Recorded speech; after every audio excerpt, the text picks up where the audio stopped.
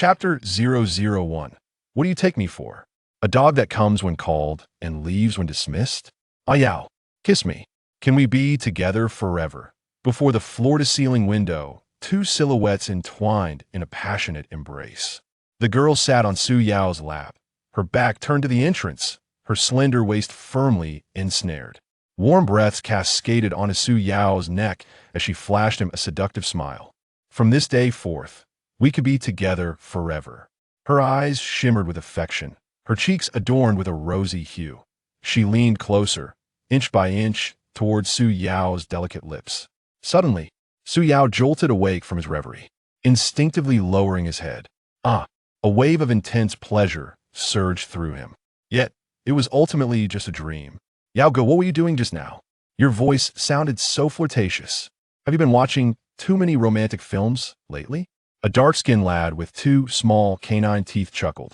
By the way, aren't you supposed to be proposing today? Are you all set? Su Yao sprang out of bed. Of course, and prepared. It's a must-win. I'll treat you all to a wedding feast. Su Yao had fallen in love with a girl online named Lin Yi, the Belle of Jinghai University. The leading lady of his dream was none other than her. For 4 years in university, she had kept him hanging, though he remained oblivious on the tree-lean path of the campus. Su Yao donned casual work attire, his handsome visage strikingly noticeable as he held a bouquet of vivid roses beneath her dormitory. Su Yao's intention was simple. He aimed to surprise Lin Yi, fully expecting her to be overwhelmed with emotion. Simultaneously, at the dormitory entrance stood a girl, her long hair cascading down, her fair skin radiant, clad in a white French dress, exceptionally eye-catching. Su Yao spotted her instantly. This was the girl he had yearned for over the years. She was stunningly beautiful, exuding an air of innocence. After connecting on the campus forum, they had exchanged WeChat contacts. During holidays, Su Yao would go to great lengths to send her gifts, even ordering takeout across the city, tending to her every need. Seeing his long-cherished girlfriend after 4 years sent Su Yao into a euphoric frenzy today was destined to conclude with a perfect resolution. Just moments ago, Lin Yi had been laughing with her twin sister, but upon seeing Su Yao, her laughter abruptly ceased. What are you doing here? Didn't you invite me to propose? At this, Lin Yi seemed taken aback. Turning to her twin sister, her expression filled with confusion. While she and Su Yao had indeed engaged in an online romance, she had no intention of marrying a penniless man. Dating was one thing, marriage was another. She harbored a slight fondness for Su Yao, but she was not ready to commit herself entirely. In truth, this was merely a wager with her sister. Is this the so-called dog you mentioned? I didn't expect him to be somewhat decent-looking. However, I suggest you take a good look at yourself. Is the Belle of Jinghai University. There's no way she would marry you. Just give up on that dream. With that, she rudely rolled her eyes at Su Yao. A mere laborer aspires to court a university student. A toad wishes to feast on swan meat. That my dear is not someone just any Tom, Dick, or Harry can desire. Lin Yuan's words dripped with sarcasm, incessantly referring to Su Yao as a pauper and a working-class boy, showing no regard for him in front of so many people. To put it plainly, Su Yao was merely a backup for Lin Yi, a fact he remained blissfully unaware of. Why are you still entangled with this beggar? She continued. Today's society is brutally realistic. Without wealth, who would even consider a romantic relationship with you? Lin Yuan's words pierced deeply. She grasped Lin Yi's wrist and urged, reveal the truth to him. Otherwise, I fear he may cling to you endlessly. Lin Yi bit her lip, hesitating. Su Yao, I'm sorry, but my online relationship with you was merely a wager between sisters. Let's break up. I apologize for deceiving you. Lin Yi's voice was barely a whisper, yet Su Yao heard her clearly. Su Yao suppressed the fury boiling within him, forcing a smile at Lin Yi. After investing 4 years of his life and resources, she chose this moment to reveal it was all a gamble. Was she not blatantly toying with him? Su Yao frowned, veins bulging on his neck. In his mind, Lin Yi was an innocent and charming girl.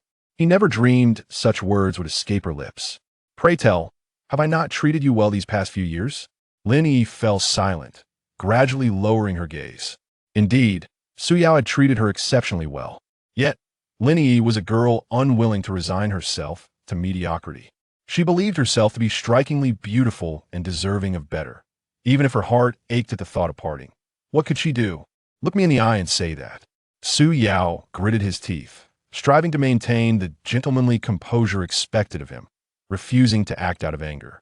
Lin Yi bit her lip, glancing at Lin Yuan. Even if she wished to stand firm, her family would not approve. Su Yao, you heard me correctly. Let's end this. My family is right. You only possess a high school diploma, while I hold a university degree. We would never find happiness together.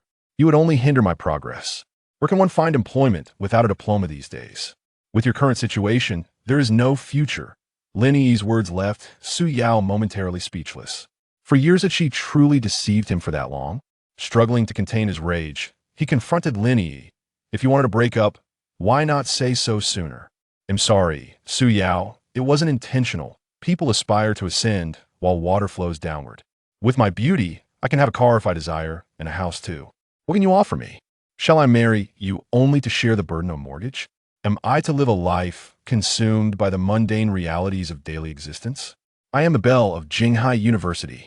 With a mere flick of my finger, luxury cars and mansions await me. Su Yao, face the facts, we are simply not meant to be. Let's consider these years as if we had never been involved. Upon hearing these words, Su Yao's expression darkened to a stormy hue. If you had no intention of pursuing a romantic relationship with me, why did you not express it sooner? Over these 4 years, how much have you squandered on her? He continued, I can overlook the trivial expenses. Each time you claimed your living expenses fell short, I promptly transferred funds to you. Whenever you lamented about lacking clothing, I would immediately purchase items for you online. Each time you spoke of your desire to travel, it was I who funded your excursions. Do you have any idea how I have endured these past years? During times of financial strain, I confined myself to the dormitory, subsisting on instant noodles and distributing flyers outside, all in the hope of affording you a better life. And now, at this juncture, you dare to utter the words breakup? Su Yao's emotions were in utter turmoil. Lin Yi, do you truly believe I am someone to be trifled with? Am I merely a dog, summoned at will and dismissed at leisure? A breakup is acceptable, but do not dare to label me as petty.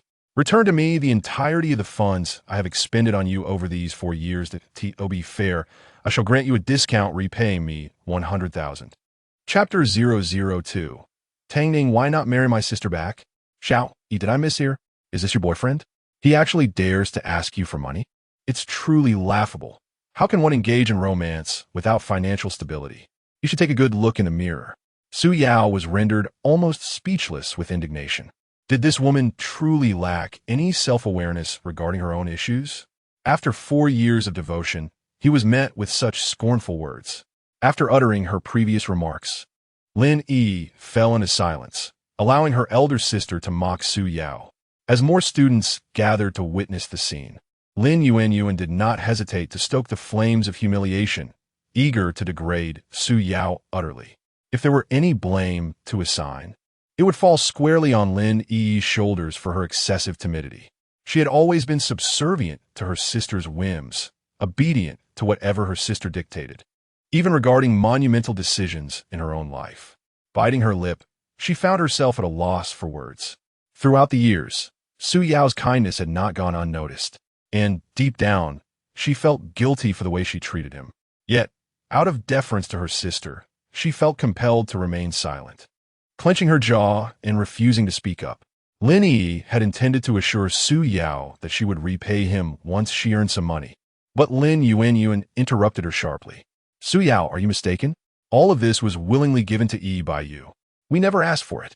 She ridiculed him further. I have seen stingy people, but none quite like you. Su Yao was nearly driven to laughter by her words. For years of his life had been devoted to her, only to be met with such contempt. Whenever he mentioned a lack of living expenses, she would demand immediate payment. When he needed clothes, it was the same. If he wished to go out, money was instantly expected. Su Yao scoffed, I doubt your parents have ever been as generous as I have been. And you dare to call me stingy? You have no shame whatsoever. Even a dog would wag its tail in appreciation. Su Yao, do not go too far. Too far? Am I more excessive than you? At the very least, I still have a sense of dignity. Not only do you trample on my feelings, but you also bite back. There are no women as shameless as you in this world. For 4 years, you never mentioned breaking up. merely wanting me to be your free ATM. I have encountered shamelessness, but never to this extent. Su Yao found himself at a loss for words to describe these two women. Lin Yuan ignored Su Yao's insults, but she could not tolerate any retaliation from him. I will repay you slowly, but marriage is out of the question unless you become wealthy. Otherwise, we shall never be together. Su Yao remained silent, listening intently to every word Lin Yi spoke. Let me ask you this. Do you truly not intend to be with me? My sister wants to marry a wealthy man, live in a grand house, and drive luxury cars, none of which you can provide. If you wish, you may continue to be her backup. Lin Yuan's words shattered Su Yao's perception of reality. He could not help but chuckle, maintaining the composure expected of a gentleman. However, once a person is pushed to their limits, who can predict their actions? Su Yao is no saint. He is a mere mortal, unable to feign nonchalance while fully aware of being manipulated. With a cold sneer, he declared, given your family's nature, the moment I become wealthy, you'll be the first to be cast aside.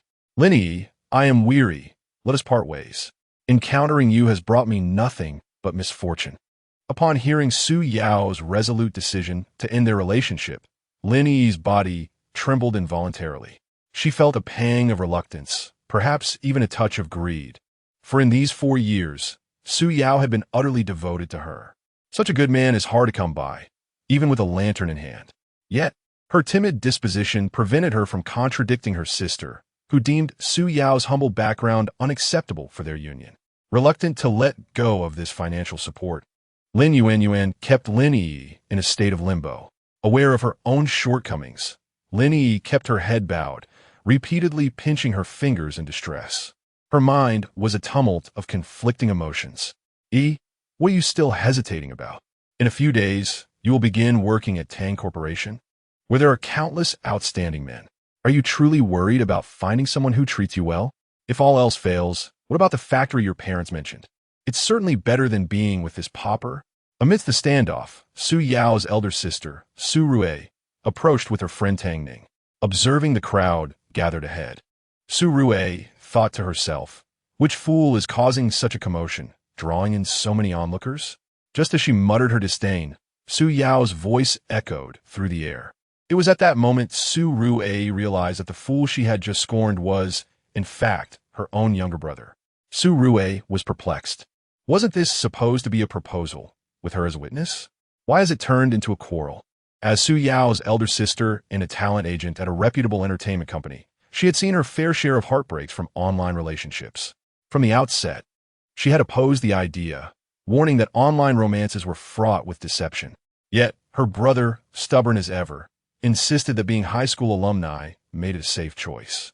People can break up even after sharing a bed, let alone in online dating. The result was a classic case of self-sabotage. With a resigned sigh, Su Rue turned to her close friend and said, Ning, how wonderful it would be if you could become my brother's sister-in-law. Have you heard of bloodline suppression? If my brother bullies you, we can team up against him. Of course, this was merely a casual remark, but unbeknownst to her, Tang Ning took it to heart. That sounds great. I like a Yao anyway. Tang Ning, the only daughter of the Tang family, possessed a grace and beauty that far surpassed Lin Yi's. With an empire worth billions, she owned hotels, shopping streets, real estate, resorts, amusement parks, an endless list of assets. However, Su Rue remained oblivious, thinking Tang Ning was merely an employee at her company. Utilizing her professional advantage, she treated Tang Ning exceptionally well, and as time passed, the two became inseparable confidants. At such a critical juncture, Su Rue was determined to take action, pushing through the crowd.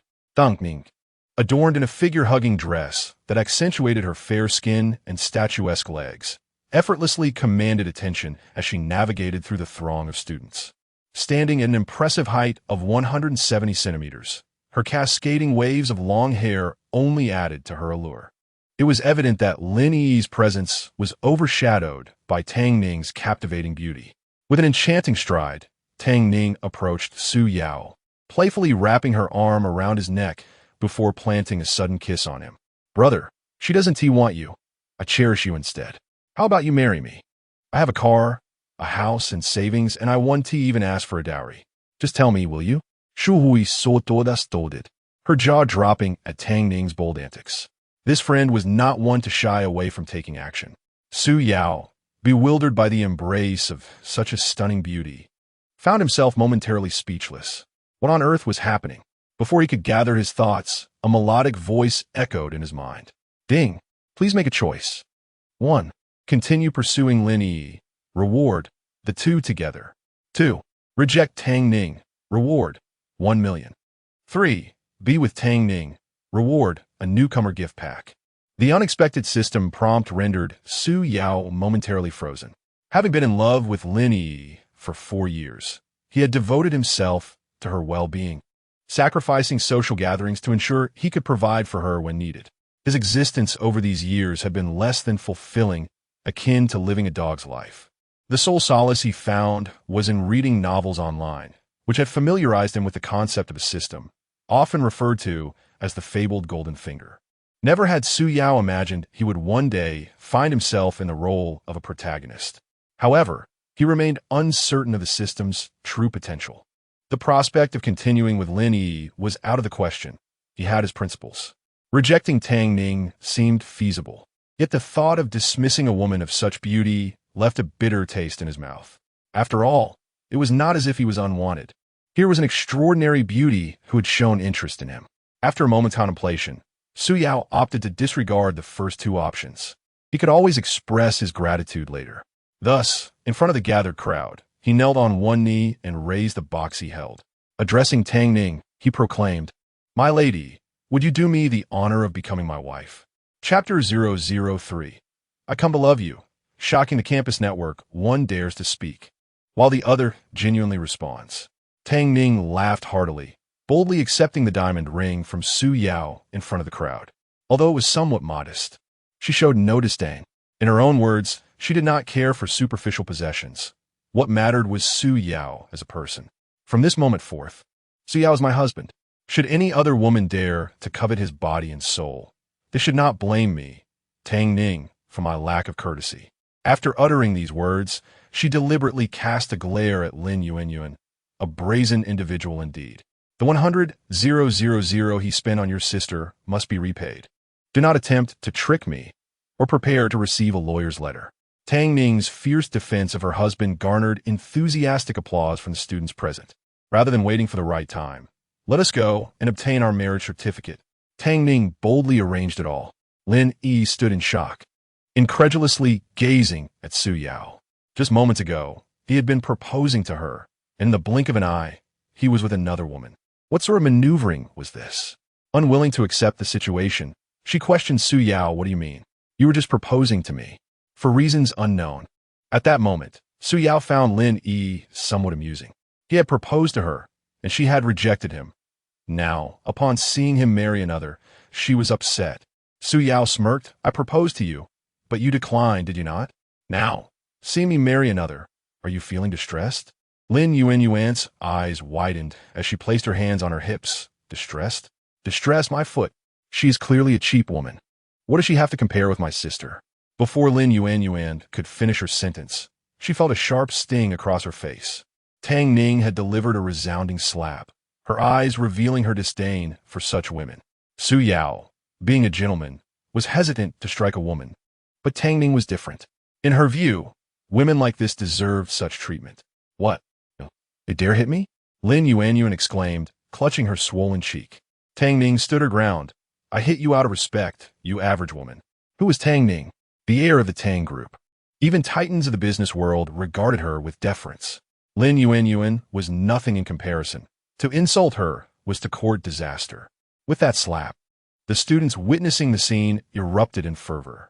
Well done. Such a woman deserves to be treated this way. The loudest cheers came from the boys, who were clearly infuriated, wishing they could jump in and deliver a few slaps themselves. At that moment, a system notification echoed in Su Yao's mind. "Congratulations, host, for completing the task selection. The sign-in system has been activated, along with a new player gift package. Note, all items within the gift package are processed in accordance with proper procedures. The host can use them with complete peace of mind and will not be sent to operate a sewing machine." In the next instant, 3 novice gift packages appear before him, visible only to Su Yao. Please open the first gift package, host. Su Yao, following the system's instructions, pressed the first button. Greetings, host. The first gift is a car key, which has been placed in your pocket. Please be reminded to use it only if you possess a valid driver's license. Otherwise, you may find yourself in trouble with the traffic police. The system's notification concluded. Su Yao reached into his pocket and indeed found a key to a LaFerrari. This was a Ferrari, famously known as the king of extremes, with only 499 units existing worldwide. Such a luxurious item surely cannot be associated with crime. Rest assured, host. Everything is conducted in accordance with protocol. It is all legitimate and compliant. You may use it without worry. Hearing the system's repetition, Su Yao finally relaxed. What about the second and third gifts? Please do not rush, host. The system will notify you automatically when the time is right. Note, the vehicle has been parked at the school's main entrance. Please depart within 3 minutes to avoid causing a disturbance. Upon hearing the system's alert, Su Yao instinctively clasped Tang Ning's hand. Accompanied by Lin Yi and Lin Yuan's comments, they walked towards the entrance. Su Rui, having watched the spectacle, hurriedly followed suit. At that moment, Lin Yi resembled a furious wildcat, stamping her feet in anger. Su Yao, Lin Yi shouted, let me tell you, once you leave, there will be no possibilities for us anymore. I will never forgive you. Su Yao, fingers intertwined with Tang Ning, deliberately raised his hand. I will never marry you, no matter whom I wed in my lifetime. Upon hearing this, Tang Ning raised her hand high, intentionally provoking the other woman. Yet, she also felt grateful to her for sparing Su Yao, or else she would not have been able to intercept such a handsome husband midway. A handsome man and a stunning beauty instantly became the highlight of the school. Watching their departing figures, Lin Yi stomped her feet in frustration. Su Yao, you will regret this. The one who should regret is you. Su Yao retorted as he walked away. Do not be disheartened. There are plenty of good men out there, and we do not lack one. Lin Yi remained silent, casting a glance at Lin Yuan, her expression reflecting discontent yet resignation. A super luxury car appeared at the school gate, instantly drawing a crowd. Even some vain girls stood in front of the car, posing for photos in the most alluring postures possible. Hey, what are you doing? Don't scratch my car. I couldn't afford to pay for it, even if I sold you all. A rather unattractive young man in his 20s spoke up. Upon hearing him, the girls trembled in fright and quickly distanced themselves from the vehicle, surrounding the young man and apologizing profusely. We are sorry. We just wanted to borrow your car for a photo. We didn't touch it, so don't worry, we won't scratch it. Hearing this, the young man not only did not blame them, but instead smiled and said, ladies, would you like to add me on WeChat? Let us gather tonight to explore some posing techniques together. Upon finishing his statement, he brazenly placed a hand on one of the girls' waists, even daring to squeeze another's behind. The girls, noticing the young man's apparent interest, were momentarily elated, imagining they might soon be entangled with a wealthy suitor. All right, I'll add you, one of them said, pulling out her phone to scan his WeChat. Just as she was about to do so, Su Yao retrieved a set of keys from his pocket. With a beep, the butterfly doors of a Ferrari swung open. Su Rui's eyes widened in disbelief. Impressive, little brother. You usually seem quite frugal. This proposal truly shows your commitment. How much did it cost to rent this car? Su Yao remained silent, merely urging Su Rui to get inside. Although both were puzzled, they complied and entered the vehicle. It was the first time they had seen such a stunning car, prompting many boys to whip out their phones to capture the moment. Once the Ferrari drove away, the boastful young man was left awkwardly standing in place, his mind racing with frustration. He had intended to flaunt the luxury car to impress a few girls and perhaps enjoy a romantic evening. Yet the owner had appeared just in time. Not only did he fail to charm any of the beautiful women, but he also received a few sharp slaps in return.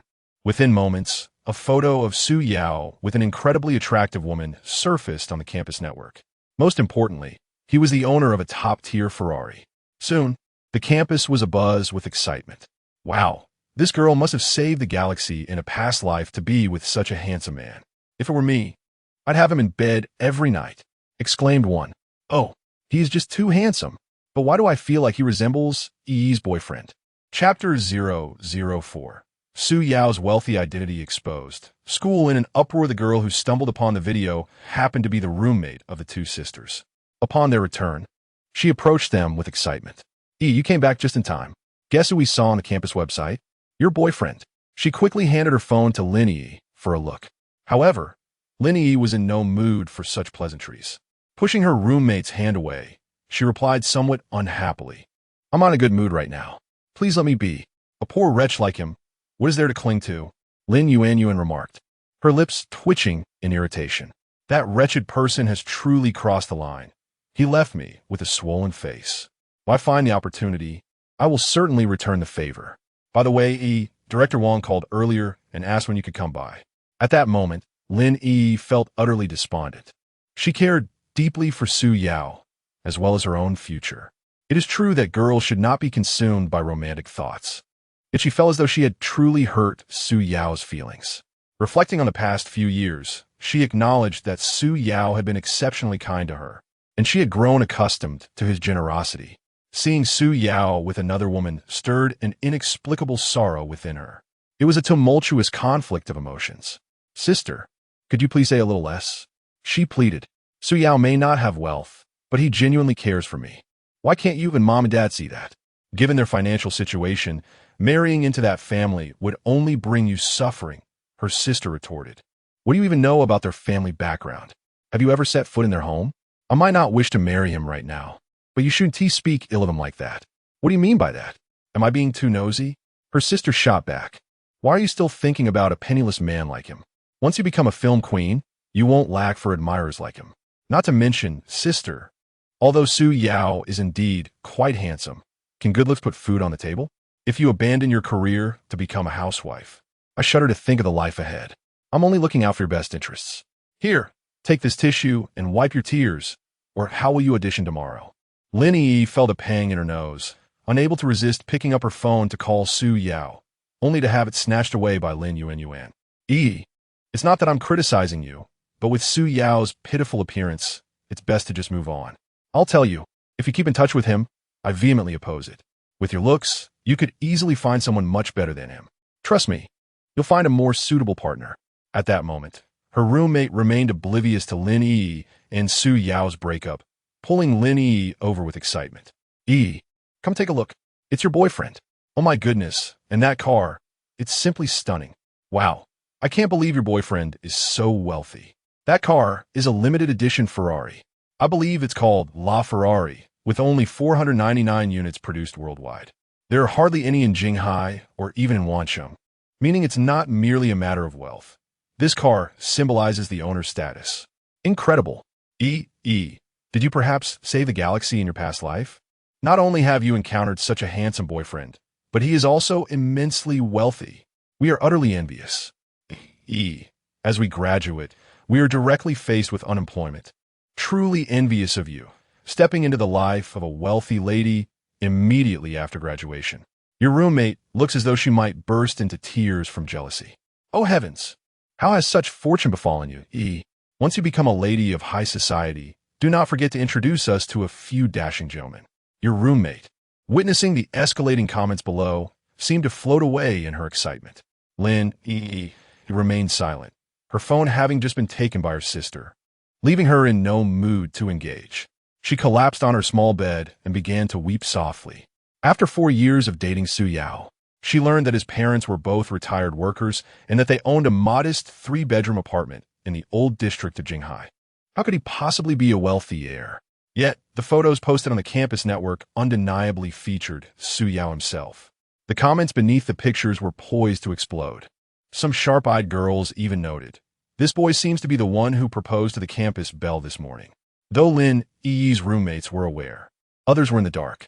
At this moment, a girl with a dog avatar posted a new comment. "I just walked past the teaching building and saw a boy holding a bouquet of flowers proposing to our campus Belle. His outfit resembles that of the car owner." This statement solidified the belief that Su Yao was indeed the extravagant tycoon. "Isn't that the same boy?" "Yes, I saw it too. He was publicly rejected by the Belle. If the male lead truly is the owner of a LaFerrari, Arlin might just be devastated. It would not just be tears, it would be a heart-wrenching despair. In mere minutes, This photograph became a sensation on the campus network. I am not deceiving you. This truly resembles your boyfriend. If you don't believe me, I will forward it to you. Seeing her roommate's enthusiasm, Lin Yuan directly swiped open Lin Yi's phone and opened the forwarded webpage. The homepage boldly displayed a title, "Who has a frontal view of the LaFerrari owner?" The back view looks so handsome. I desperately want to see the front. Upvote. Everyone, let us elevate this to the homepage. Soon, the comments flooded in. Upvote. Let us push it to the limit. Once we achieve this, each person shall receive a cup of milk tea. This milk tea is not just any milk tea. You know what I mean? A biting lip emoji accompanied the comment. Immediately following, a swarm of freeloaders appeared beneath this comment. Remarkably, this comment proved effective within seconds. A profile with an anime avatar shared a photo along with a video. The video captured Su Yao closing the car door, revealing his face towards the camera. Oh my, this truly is your boyfriend. Wow, I am so envious of you. You are about to become a wealthy lady. This is something we can only dream of in our lifetime. Lin Yuan also saw this message and, unable to contain herself, tremulously handed her phone to Lin Yi. Although she found it hard to believe that Su Yao was indeed the affluent individual in question, the evidence was irrefutable. He was the owner of the LaFerrari. Goodness. Her heart nearly burst at the revelation. Xiao, weren't you contemplating a call to Su Yao? Perhaps there is still time. If she hadn't persuaded Xiao Yi to decline Su Yao's proposal, she could have been the sister-in-law of a wealthy man. With Su Yao's connections, she could have access to any desirable suitor. Witnessing this scene, Lin Yuan felt an overwhelming urge to slap herself in regret. Oh, how she lamented. Why are you still dawdling? Quickly call Su Yao. Tell him that your previous remarks were merely a test. As long as they could win Su Yao back, everything else could be negotiated. She incessantly urged Lin Yi to make the call, believing that once her sister entered high society, they wouldn't need to worry about jobs at all. Lin Yi remained silent, her eyes reddened, wearing an expression of despair. Unfazed by her sister's feelings, Lin Yuan forcefully shoved the phone into Lin Yi's hands. Hurry and call. The longer you wait, the more likely your chance will be seized by another. We must reclaim Su Yao. Chapter 005. I will slowly warm your heart. Chasing someone is easy to say. How does one truly pursue?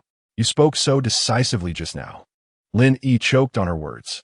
Lin Yuan wore an expression of exasperation, as if lamenting her sister's foolishness. Money, luxury cars. What's wrong with indulging a little?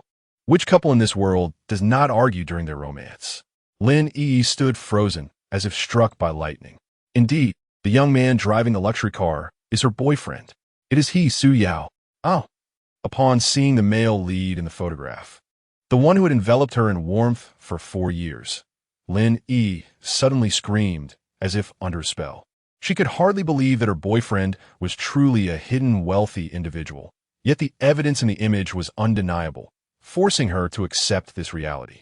And yet, just moments ago, she had heeded her sister's advice and rejected him in front of everyone. At this moment, Lin Yi was filled with regret. Everything was over. She had single-handedly destroyed her dreams of marrying into wealth. Now, she regretted it deeply, as if the rumors had come to fruition. It was too late, wasn't it? In that instant, Lin Yi could no longer conceal her emotions, collapsing on her bed, burying her face in her pillow, and sobbing uncontrollably, her voice hoarse from crying. However, all of this was of no avail. Lin Yuan felt no remorse. On the contrary, she scolded Lin Yi for her weakness. Why are you crying? Su Yao loves you so much. If you just humble yourself, this matter can be perfectly resolved. Hand me your phone.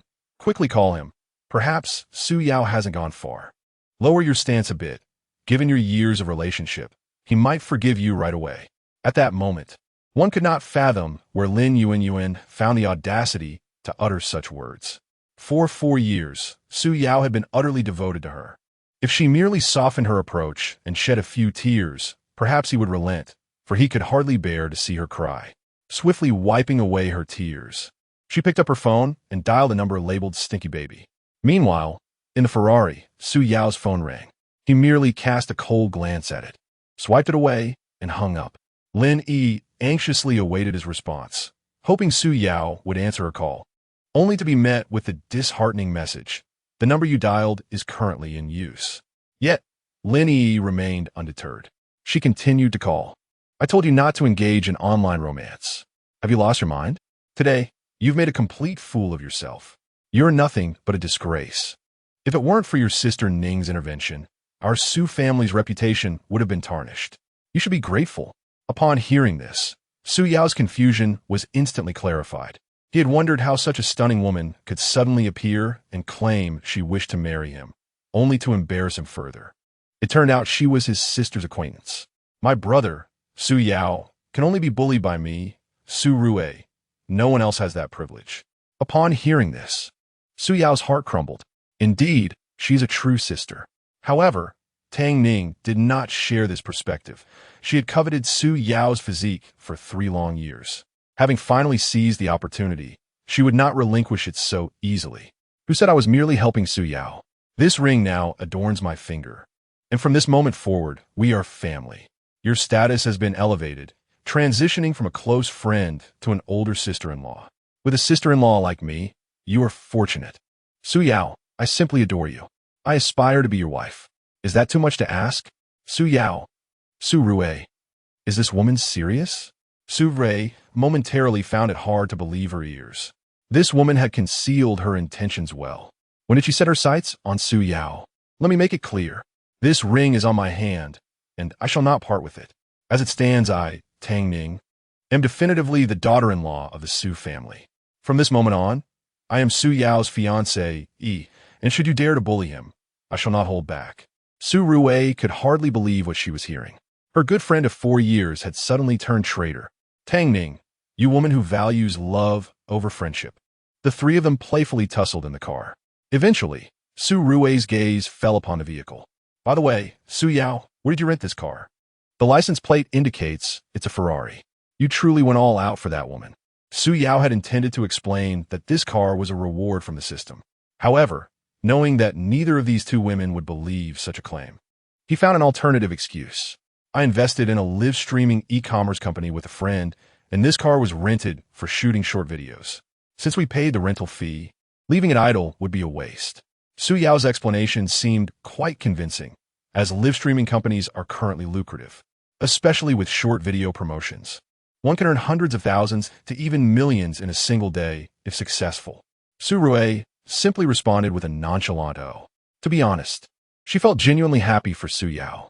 She had seen him eating instant noodles in the dormitory on several occasions and had even tried to send him money, which he refused. Lost in thought, her lips quivered and tears unwittingly streamed down her cheeks. Su Rue discreetly wiped away her tears in the back seat and smiled as she spoke. "All right, I entrust my brother to you. I have faith in you. However, he is only 21 years old and cannot yet obtain a marriage certificate, so you can only get engaged for now. Let me clarify, my brother is still young, and you are not permitted to bully him." Tang Ning pouted, gazing affectionately at Su Yao. "Bully? I can barely stand to see him hurt, let alone bully him. You're overthinking it, all right? By the way, isn't it delightful to train your husband from a young age? Can these 2 women still be any more suggestive?" Su Yao felt utterly awkward and could hardly bear to listen any longer. The reason Tang Ning had set her sights on Su Yao was because of Su Rue. From her lips, she learned how amusing and considerate this younger brother was. Gradually, she found herself enamored with the boy. Speaking of which, she must express her gratitude to Mr. Lin for allowing her to have such an admirable young man. Once he was caught in her grasp, there was no way she would let go. Even though Su Yao was merely 21 years of age, it mattered not. She could afford to wait. In the beginning, he might find it a tad uncomfortable to be with her, but that was perfectly all right. They could take their time. Tang Ning understood that Su Yao had cherished Lin Yi for 4 years, and it might take some effort to penetrate his heart. Nevertheless, she was confident that she could warm this young man's heart. After all, love is something that can be nurtured gradually. She possessed that charm and self-assurance. Being under the same roof, with him in the throes of youthful exuberance, she was convinced that she could win him over. Noticing Su Yao's silence, Tang Ning bit her lip. "I know you have feelings for that girl from earlier. Rest assured, I will not pressure you. I shall remain by your side, patiently waiting until your heart warms to me. At that moment, Su Yao's mind was once again filled with the system's notification sound. Congratulations, host. You have successfully formed a bond with the secondary female lead. You may now open the second gift package. Chapter 006. A few drops of tears will melt Su Yao's heart following the system's instructions. Su Yao opened the second gift package, pondering what it might contain. Suddenly, a touch screen appeared before him, visible only to himself. Congratulations, host. You have activated the check-in system. The system will automatically check in for the host at designated locations, providing corresponding rewards. Note, this system is quite casual. The host may check in at will. If forgotten, the system can take care of it as well. Would you like to activate it now? Upon hearing such an exhilarating prompt, Su Yao felt a surge of joy. Internally, he mused, no need for formality. Please do indulge my ears. The voice was reminiscent of something. It had a rather flirtatious tone.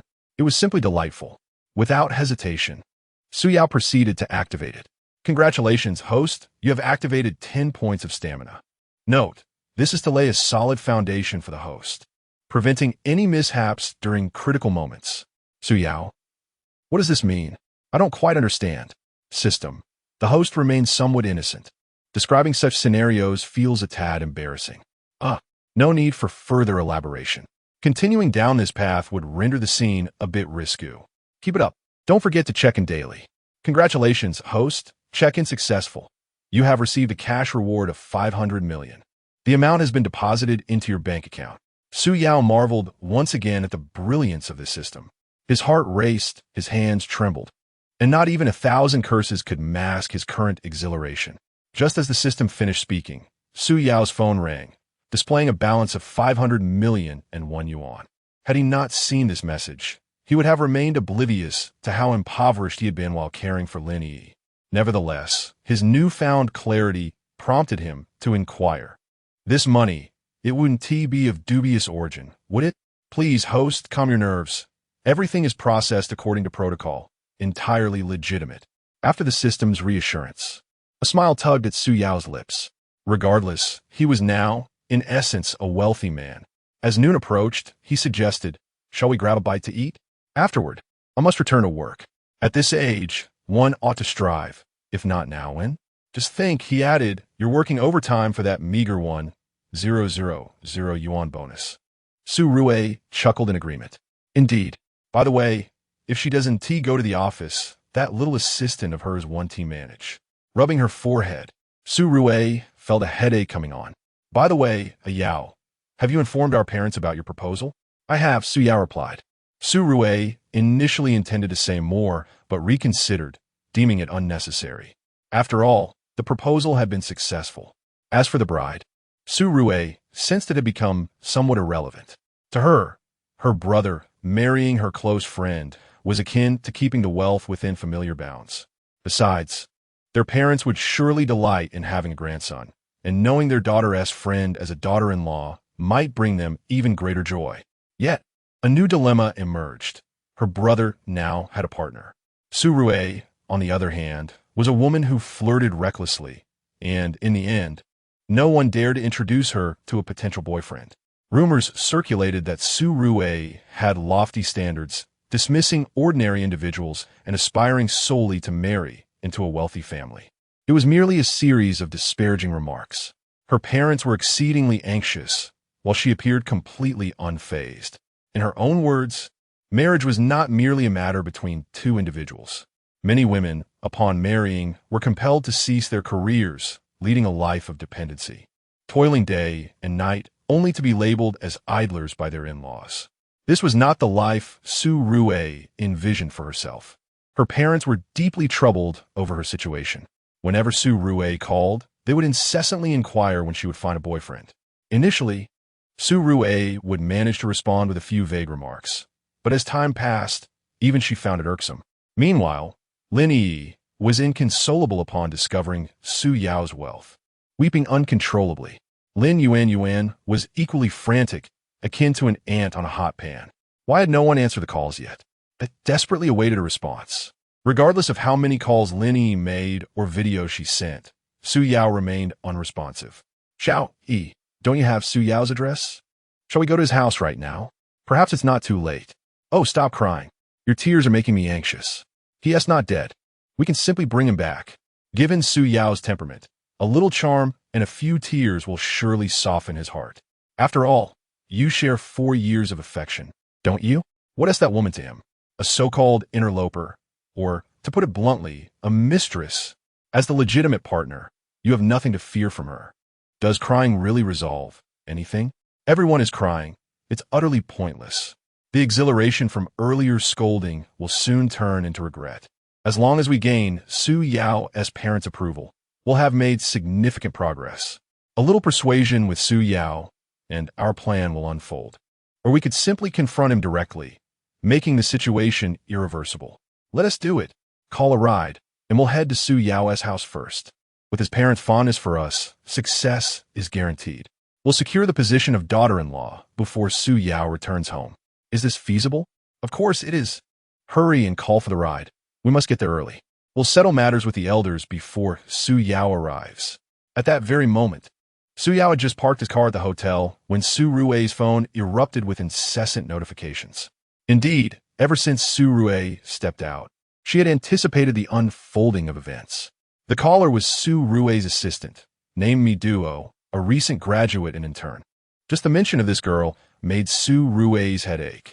Not only was she foolish, but she was also a habitual crybaby. Yet, what truly vexed Su Rui was not just this girl. A new artist had joined the company, young and yet a source of numerous troubles. Originally assigned to Old Wong, it was unclear what this individual had communicated to the boss, but as a result, they ended up in Su Rui's group. All day long, they behaved as if they were royalty. As soon as Su Rui is absent from the company, this fellow begins to wail incessantly. If this continues, she fears he may suffer lasting repercussions. Nevertheless, let us first indulge in a meal. The three ascended the elevator directly to the second floor, where this establishment, frequently patronized by Su Rui, offers both economical and delectable fare, making it a favored choice among the working class. Once seated, Tang Ning and Su Rui placed their orders, while Su Yao took out his phone to update his parents on the situation. Initially feeling quite despondent, he now found solace in the system and the substantial sum of 500 million, realizing that women would merely impact the pace of his financial gains. During the call, Su Jigua and his wife were overjoyed to the point of elation. What did you say? The proposal was successful? Indeed. Upon hearing this, Su Jigua joyfully slapped his thigh. At long last, the Su family had someone who could successfully negotiate a relationship.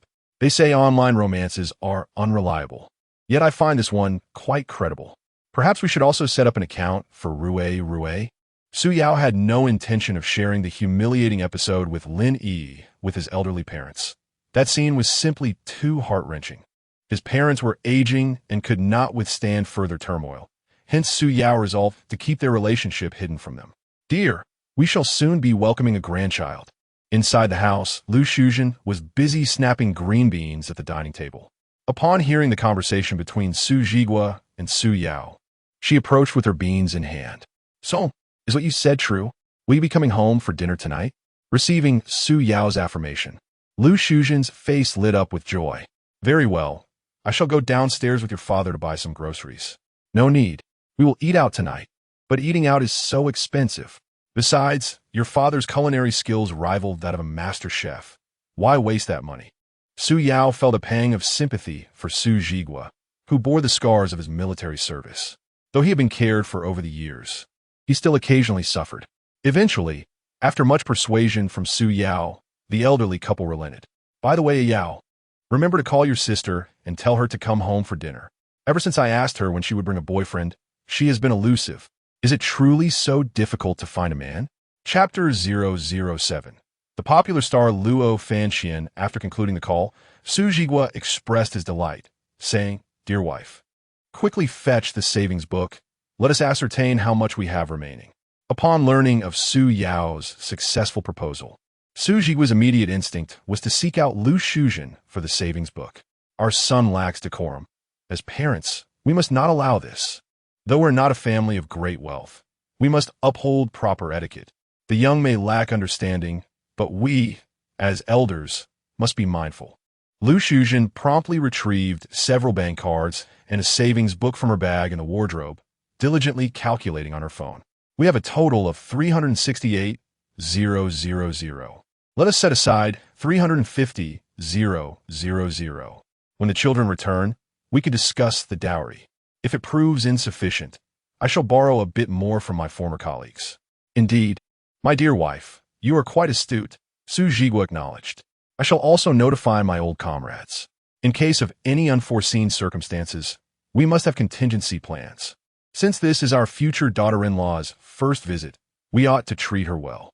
After dinner, let us venture to the supermarket downstairs to purchase some seafood and fine fruits. My memory is not what it used to be, so do jot it down. With that, Lu Shuzhen set aside her green beans, and Su Zhiguo paused his handiwork. The elderly couple busied themselves preparing snacks, recognizing the importance of this occasion. Tang Ning, seasoned by the tumult of corporate life, felt an unexpected wave of nervousness as she prepared for her first visit to her in-laws. She turned to Su Rui and asked, "What do you suggest I bring for your parents?" The way she addressed them as parents was endearing, even making Su Yao feel a twinge of envy.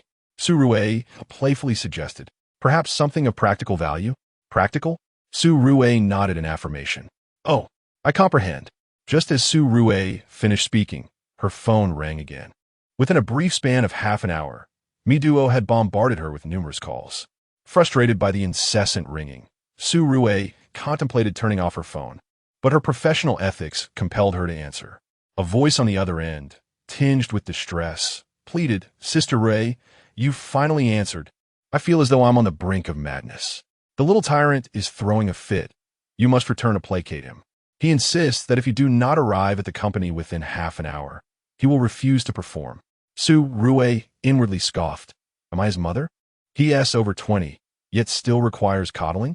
The little tyrant Mi Duo referred to as Luo Fanxian, a prominent star under Su Rui's management. It baffled her why he would forsake a lucrative partnership with a major company to join their modest agency, specifically requesting Su Rui as his manager. Hearing his name made Su Rui's head spin, and she rubbed her temples. "Understood. I shall return after dinner." "Oh, Sister Rui, may I implore you to come back immediately? I cannot endure this any longer. If you delay further, please prepare to collect my remains." "Sister Rui, my dear sister, saving a life is worth more than building a 7-story pagoda." Su Rui felt a surge of frustration. If she didn't return soon, she would tear up the script and refuse to take on any roles, leaving him unable to earn a living. Gritting her teeth, she thought, this young man was truly squeezing her lifeblood. "Fine, I shall return immediately." After hanging up the phone, Su Rui let out a resigned sigh. "You all go ahead and eat. There are some matters at the company that I must attend to. By the way, please inform my parents this evening that I'll be home for dinner. It has been a while since I last visited, and I miss them dearly. Were it not for her parents incessantly urging her to marry, she wouldn't be hiding away in her apartment." Su Yao nodded in agreement. With that, Su Rui hastily grabbed her bag and called for a ride to rush back to the company. The most troublesome aspect of the entire firm was undoubtedly Luo Fanxian. Just the mention of his name made Su Rui feel overwhelmed. Difficult, troublesome, and temperamental. If she could avoid doing business with him, she would gladly do so, feeling an almost overwhelming urge to strangle him. On the way to Su Yao's home, Lin Yi felt as though she were on pins and needles. Beside her, Lin Yuan remained silent, lost in her own thoughts. After a moment of silence, she advised, "Once we arrive there, you must be sweet-tongued. Do you understand? Here are the gifts I bought for Su Yao's parents. There's a saying, one does not strike a smiling face. I remember his parents are kind-hearted folks. You are the Belle of Jinghai University, possessing both beauty and credentials. Moreover, our family runs a processing factory, so our circumstances are quite favorable. Most importantly, you are beautiful. Do you realize that? You must learn to leverage your advantages. If Su Yao's parents discover your refusal of marriage, simply tell them it is a test for Su Yao. Isn't it perfectly reasonable to assess the prospective groom before the proposal? A little charm and cuteness. And I refuse to believe they would turn down such a lovely daughter-in-law. If Su Yao has not mentioned your situation to his parents, all the better. Proximity often yields favor. Elder sister, I find this rather inappropriate. This isn't charming. It's deceitful, Lin Yi protested. Lin Yuan slammed her thigh in exasperation. At this point, what does it matter? Do you have any idea how much Su Yao's car is worth? Its starting price is 50 million. Just that one car could sustain a family for generations. In the face of wealth, what is dignity worth? I also heard that this is the only luxury car in Jinghai. It isn't something that can simply be bought with money. Consider Su Yao's status. He has been deceiving you all along. You two are now even. But the words spoken this morning were truly harsh. Do you think Su Yao will really forgive me? Why do you still care about that? I ask you, do you want to become a wealthy lady? Lin Yuan pressed. Lin Yi nodded, her heart set. She didn't want to be Su Yao's woman, for she genuinely liked him. Then you must heed my advice. Once you marry into wealth, do not forget to introduce me to a few handsome men. Shortly thereafter, Lin Yuan turned to the driver and implored, Sir, could you please drive faster? We are in a hurry. From the dialogue between the two individuals, the driver discerned the essence of their conversation and let out a disdainful grunt. Casting a contemptuous glance at the rearview mirror, he retorted with irritation, Miss, if you're in a hurry, perhaps you should have left earlier. This vehicle has 4 wheels, not wings. Besides, it's rush hour. I wish I could speed up, but my capabilities are limited. Lin Yuan, incensed by the driver's words, felt a surge of anger rise within her. She snapped back, Do you believe I'll file a complaint against you? It was already irksome to deal with the shift change and new passengers. The driver, a rugged man, met her challenge head-on. I've had my fair share of complaints. Yours won't make a difference. If you keep nagging, I'll have you exit the vehicle. You, what did you say? She stammered. I've encountered many like you before. Get out. I have no desire to transport you further. You just bad luck. This was the first time they encountered such an arrogant driver. Before Lin Yuan could retort, the driver abruptly swerved the steering wheel and halted by the roadside. Get out now. I truly do not wish to take you on this journey. Fine, I'll get out, she replied defiantly. Who cares? He dismissed her with a wave and pressed the accelerator. It was midday in June, with the sun blazing down mercilessly. As students, they were not accustomed to such exposure and soon felt dizzy from the heat. Lin Yuan, fuming with rage, stood her ground and began to shout profanities. How dare you leave us here like this? I will definitely file a complaint. Yet, even a complaint would not alter their predicament. At that hour, it was precisely the time for taxi shifts, and everyone was preoccupied with heading home, leaving no one willing to pick up the two of them. With no other option, they begrudgingly steeled themselves and trudged towards Sue's home under the relentless sun. Chapter 008. At my age, I lack everything except virtue in the old district. On the 6th floor, an elderly couple beamed with delight upon hearing that their son was bringing his wife home. They often watched their neighbor, old Wang, cradling his grandchild, which left them yearning. Yet, they feigned indifference, for if asked why their daughter, Xiaowei, had yet to marry at her age, they would feel the sting of embarrassment. As societal whispers suggest that women over 30 face a bleak matrimonial future. Now, hope flickered anew. With marriage this year, they could anticipate a grandchild to boast about next year.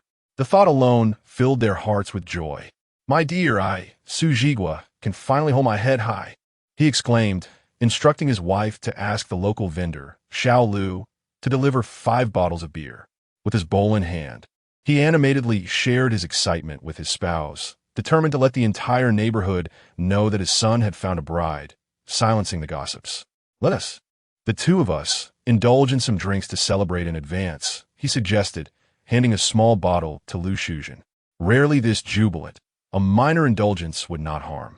As he spoke, Su Jigua wiped away a tear, overwhelmed by the realization that he was to become a father-in-law. But when will I become a father-in-law? Just a sip will suffice, his wife replied. I'm simply overjoyed, he replied, taking another sip before setting the bottle back into the cupboard.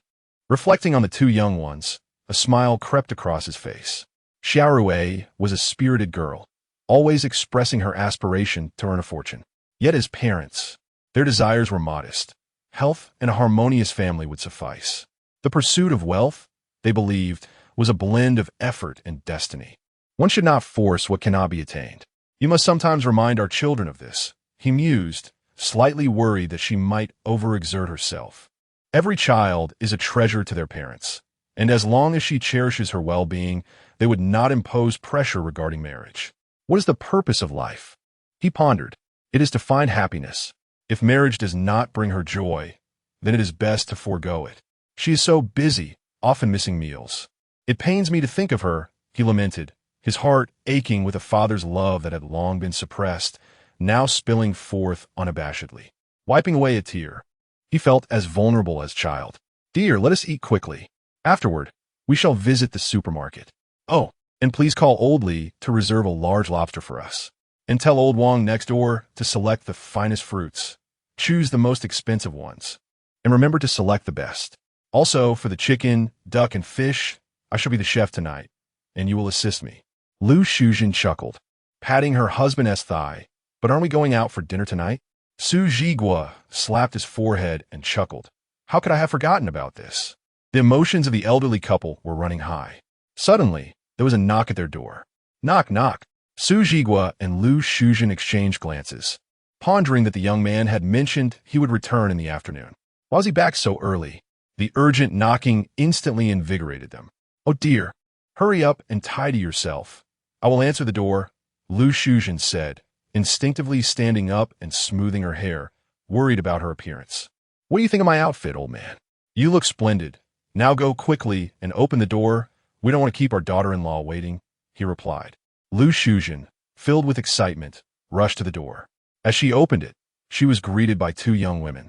She recognized Lin Yi, the girlfriend of Su Yao from online. She warmly ushered the sisters into the house. Yi, where's Su Yao?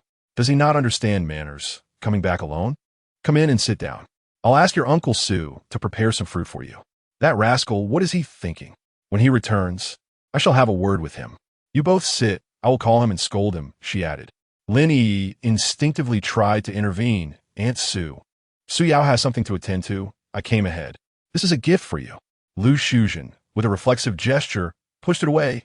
We are all family now. There is no need to waste money on such things. Upon hearing this, Lin Yi's spirits lifted, thinking she might have found her place. A few minutes later, Lu Shuzhen emerged from the room. Her expression markedly altered. Aunt Su, I can cut the fruit myself. Please don't call me Aunt Su. I cannot bear that title. Moreover, you've come to the wrong place. With that, Lu Shuzhen shoved the gift into Lin Yi's hands and directly ushered the sisters out. Aunt Su, I truly love Su Yao. Can you allow me to wait for him to return? Lin Yi pleaded. What happened this morning was my fault, but I only wanted to test whether he loves me sincerely. Initially, Lu Shuzhen was not so enraged, but upon hearing that, her temper flared. Regardless of the nature of your feelings, you should never humiliate Su Yao in front of so many people. Did your mother not teach you that respecting others is a form of self-respect? Su Yao loves you deeply. He has secretly given you all his savings. Do you know how he has lived these past few years? The thought of her son's suffering over the years extinguished any remaining patience in Lu Shuzhen. And you think a mere test suffices? What did you discover? The ugliness of the human heart? Or your own greed? Leave. Our family does not welcome you. Go. Did you hear me? Faced with Su Mama's expulsion, Lin Yi was at a loss, her gaze inadvertently shifting to Lin Yuanyuan beside her. Who knows what is amiss with this woman? She approaches with an air of arrogance, hands on her hips, and angrily exclaims, What is your attitude? Hasn't he merely spoken a few harsh words? Is Su Yao not being overly petty as a man? After all, Yi has accompanied Su Yao for 4 years. How should we calculate the compensation for her lost youth? Lu Shuzhen nearly laughed in disbelief. For years with Su Yao, did he bed her or leave her a child?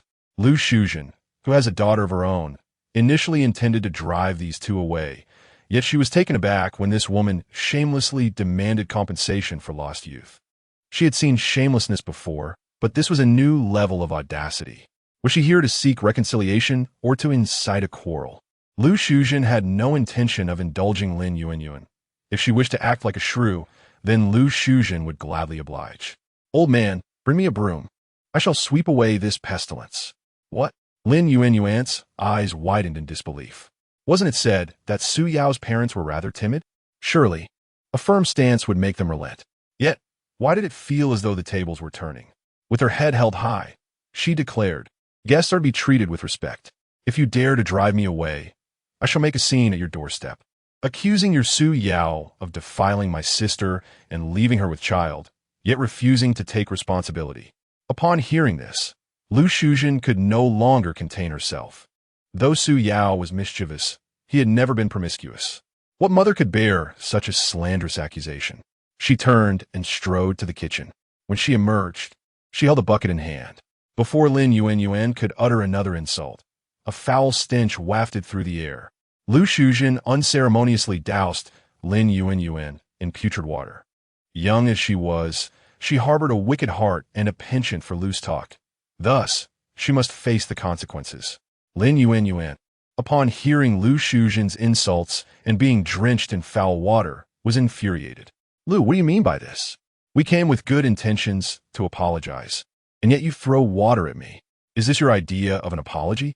Or have I misunderstood the concept? Furthermore, let me make it clear, at my age, I lack nothing but virtue. If you do not leave, I shall retaliate with excrement." Chapter 009. The $1 Million Welcome Gift. Initially, one might have assumed that Su's mother was a person of integrity. However, after this confrontation, Lin Yuan truly grasped the disparity between the ordinary and the extraordinary. "Child, considering your relationship with my son, I advise you to leave promptly, lest you find yourself in an embarrassing predicament. Your sister is hardly a paragon of virtue. If you continue to heed her words, your downfall is inevitable." "You," Lin Yuan seethed, her teeth clenched. "You wretched old hag. Watch your tongue." A resounding slap echoed through the corridor. Lu Shuzhen delivered the blow with considerable force. The sudden sting caused Lin Yuan to instinctively recoil. Covering her face and shouting in fury, "You truly dare to strike me? Believe me, I could collapse right here and claim you harmed me. Come on, let us see who can outwit whom." The battle of wills escalated. Lin Yuan, in disbelief at Su Yao's mother's ferocity, found herself momentarily at a loss. Lin Yi, standing nearby, was taken aback. By nature, she was not ill-intentioned and felt a twinge of guilt toward Su Yao. Witnessing Lin Yuan's confrontation with Su Yao's mother, she bit her lip and attempted to pull Lin Yuan away. Yuan, what are you doing? Let us go." Lin Yuan, fueled by anger, brushed Lin Yi aside, ready to confront the situation head-on. "I will not rest until there is an explanation for this. You old crone, you dare strike me? I will retaliate. Is it such a crime to have humiliated you? What of it? Your son has been a sycophant to Yi for 4 years. What shame is there in that? Slap, slap, slap. I never raise my hand to women, but do you even have a shred of humanity left?" Those slaps were merely a gift from Su Jigua. As a man, he holds the power to speak. Have you no awareness of how my son has treated you over the years? He has cared for you, cherished you, and provided for your living expenses, tuition, and leisure activities. What part of this was not funded by him? If loving you is a mistake, then it can only be said that my son's genuine affection has been squandered. A woman who lacks respect and moral integrity should not expect to enter the Su family. Furthermore, you will never have that opportunity again. Su Yao has already proposed to another. Upon hearing that Su Yao intended to marry another woman, Lin Yi's first reaction was disbelief. Su Yao is simply too kind-hearted, allowing you to manipulate him. Have you not drained him enough over the years? And yet you dare to cause a scene in my home? It is a disgraceful display. You will eventually reap what you sow. Mr. Su, that is not the case. I genuinely come to apologize. Apologize? Is this how you offer an apology? Lin Yi, aware of her own shortcomings, felt her face pale as her sister's outburst escalated the tension. Suddenly, everything before her darkened, and she nearly collapsed in the corridor. "Sister, can we cease this commotion? We have spent 2 hours for what purpose? I merely wish to seek an explanation from Su Yao. Could you refrain from complicating matters further?" Lin Yuan seethed with frustration, casting a resentful glance at Su Yao's parents. "Understood." Just then, a familiar laughter echoed in the corridor. It was Su Yao. Indeed, her gaze instinctively drifted towards the corridor, meeting Su Yao's eyes in a fleeting moment. Their gazes locked. The brilliance that once illuminated Su Yao's eyes for Lin Yi had long since dimmed. Almost immediately, Lin Yi's attention shifted to Tang Ning's hand. a pang of regret gripping her heart. Had she not rejected him, Su Yao's arm would now be hers. Tang Ning shot a disdainful smile towards the Lin sisters, purposefully leaning closer to Su Yao. Husband? ISNT, this your ex-girlfriend? The weight of the term ex-girlfriend hung heavily in the air. Indeed, Tang Ning was asserting her claim. As they ascended the stairs, they were met with the sight of Lin Yuanyuan standing helplessly in the corridor, a puddle of foul water at her feet. The realization of what had transpired dawned upon her. The water must have been thrown by their parents. This woman deserved it. Ayao, I was wrong. Will you forgive me? I promise to accept your proposal. Shall we start anew? Lin Yi implored, her voice laced with desperation as she reached out to grasp Su Yao's arm, only to be repelled by his disdainful gesture. He retorted, how could you presume that if you turn back, I will still be here waiting for you? Lin Yi, you have trampled our love underfoot with your own hands. I was prepared for marriage, and now, at this moment, you come seeking reconciliation. Do you not find it absurd? Ayao, I was wrong, truly wrong. Please, cast aside this older woman. Hearing Lin Yi's words ignited Su Yao's fury. What older woman? She's my rightful wife. Were you? Merely an ex-girlfriend. Step aside. Do not obstruct our path home. Lu Shuzhen, encountering her daughter-in-law for the first time, surveyed Tang Ning from head to toe with a smile. This girl is truly beautiful. How fortunate we are, old man, to have such blessings from our ancestors. Upon witnessing Su Yao escorting an exceptionally lovely girl, Lu Shuzhen's demeanor underwent a complete transformation. It must be Ning Ning. Come in and have a seat. Tang Ning, meeting her in-laws for the first time, felt a twinge of nervousness. Shyly, she greeted Dad, Mom. The affectionate address filled Su's parents with joy, and they hurriedly took her hands. How sweet. Be careful not to dirty your feet. Let us sit inside. Dad, Mom, since it's my first visit, I wasn't sure what to bring. Here, as a small token of appreciation for you. I hope you will accept it. With that, she presented her gift. Tang Ning withdrew a bank card from her bag. At that moment, when Su Ruwei suggested something more practical, Tang Ning's first thought was money. It was not a substantial amount, merely 1 million. This display of ostentation truly astonished everyone present. Lin Yuanyuan nearly gasped in disbelief upon hearing those words. Su Yao. It must be Su Yao who provided this woman with such funds. If Xiao Yi were to accept Su Yao's proposal, wouldn't this money then belong to them? Oh my! In that instant, Lin Yuanyuan felt utterly despondent. Tang Ning's actions were nothing short of a severe slap in the face to the Lin family. In the face of such blood-sucking creatures as the Lin sisters, this was undoubtedly the utmost humiliation. If they had any semblance of dignity left, they would hardly be able to endure a moment longer. Witnessing Su Yao holding Tang Ning's hand, Lin Yi's heart ached painfully. She felt regret, profound, irrevocable regret. Clinging desperately to the last shred of hope, she threw herself into Su Yao's embrace, refusing to let go. Ah Yao, I'm sorry. If it truly erred, please forgive me. I shouldn't have spoken such harsh words in front of so many people. I should never have hurt your feelings. I realize my mistakes now. Can you find it in your heart to forgive me? Just this once, the last time. Tell me, your relationship with her is a facade, isn't it? Lin Yi's voice trembled, her eyes and lips filled with desperation. She believed that if she merely humbled herself, Su Yao would return to her, willing to beg for her affection once more. However, this time, she had truly lost. Chapter 010. Reward of 100 luck points. Io, I am truly sorry. I love you deeply. Please pretend that what I said this morning was never uttered. Let us start anew, and from now on, I shall only treat you with kindness. Upon hearing Lin Yi's words, Su Yao furrowed his brow, nearly unable to suppress a laugh. Was this woman out of her mind? Her words seemed as trivial as flatulence. Is love merely an excuse for casual humiliation? Or does her lexicon possess a fundamentally distorted interpretation of love? Lin Yi, are you lost in a daydream? I, Su Yao, am human, not a dog for you to summon or dismiss at will. I have already decided to marry Ning Jie, and we shall commence cohabitation tomorrow. You have no chance left. Lin Yi felt as if struck by lightning upon Su Yao's declaration. The last remnants of hope on her face were extinguished by his words. In that moment, she nearly shattered, clinging desperately to Su Yao, pleading with him not to abandon her, attempting to evade the topic through tears. Io, what you just said was out of anger, wasn't it? Are you joking with me? Io, you never treated me this way before. You once loved me so dearly. Indeed, Su Yao had once been enamored with her, to the extent that he would have gladly sacrificed his life for her. What did he receive in return? Su Yao offered a cold smile. You are aware that was in the past. From now on, I, Su Yao, shall love only Ning Jia. You will not find happiness. She is significantly older than you. Su Yao scoffed. Have you not heard the phrase, height is not distance, and age is not a barrier? And let me clarify, Ning Jia is merely 3 years my senior. Older women bring fortune.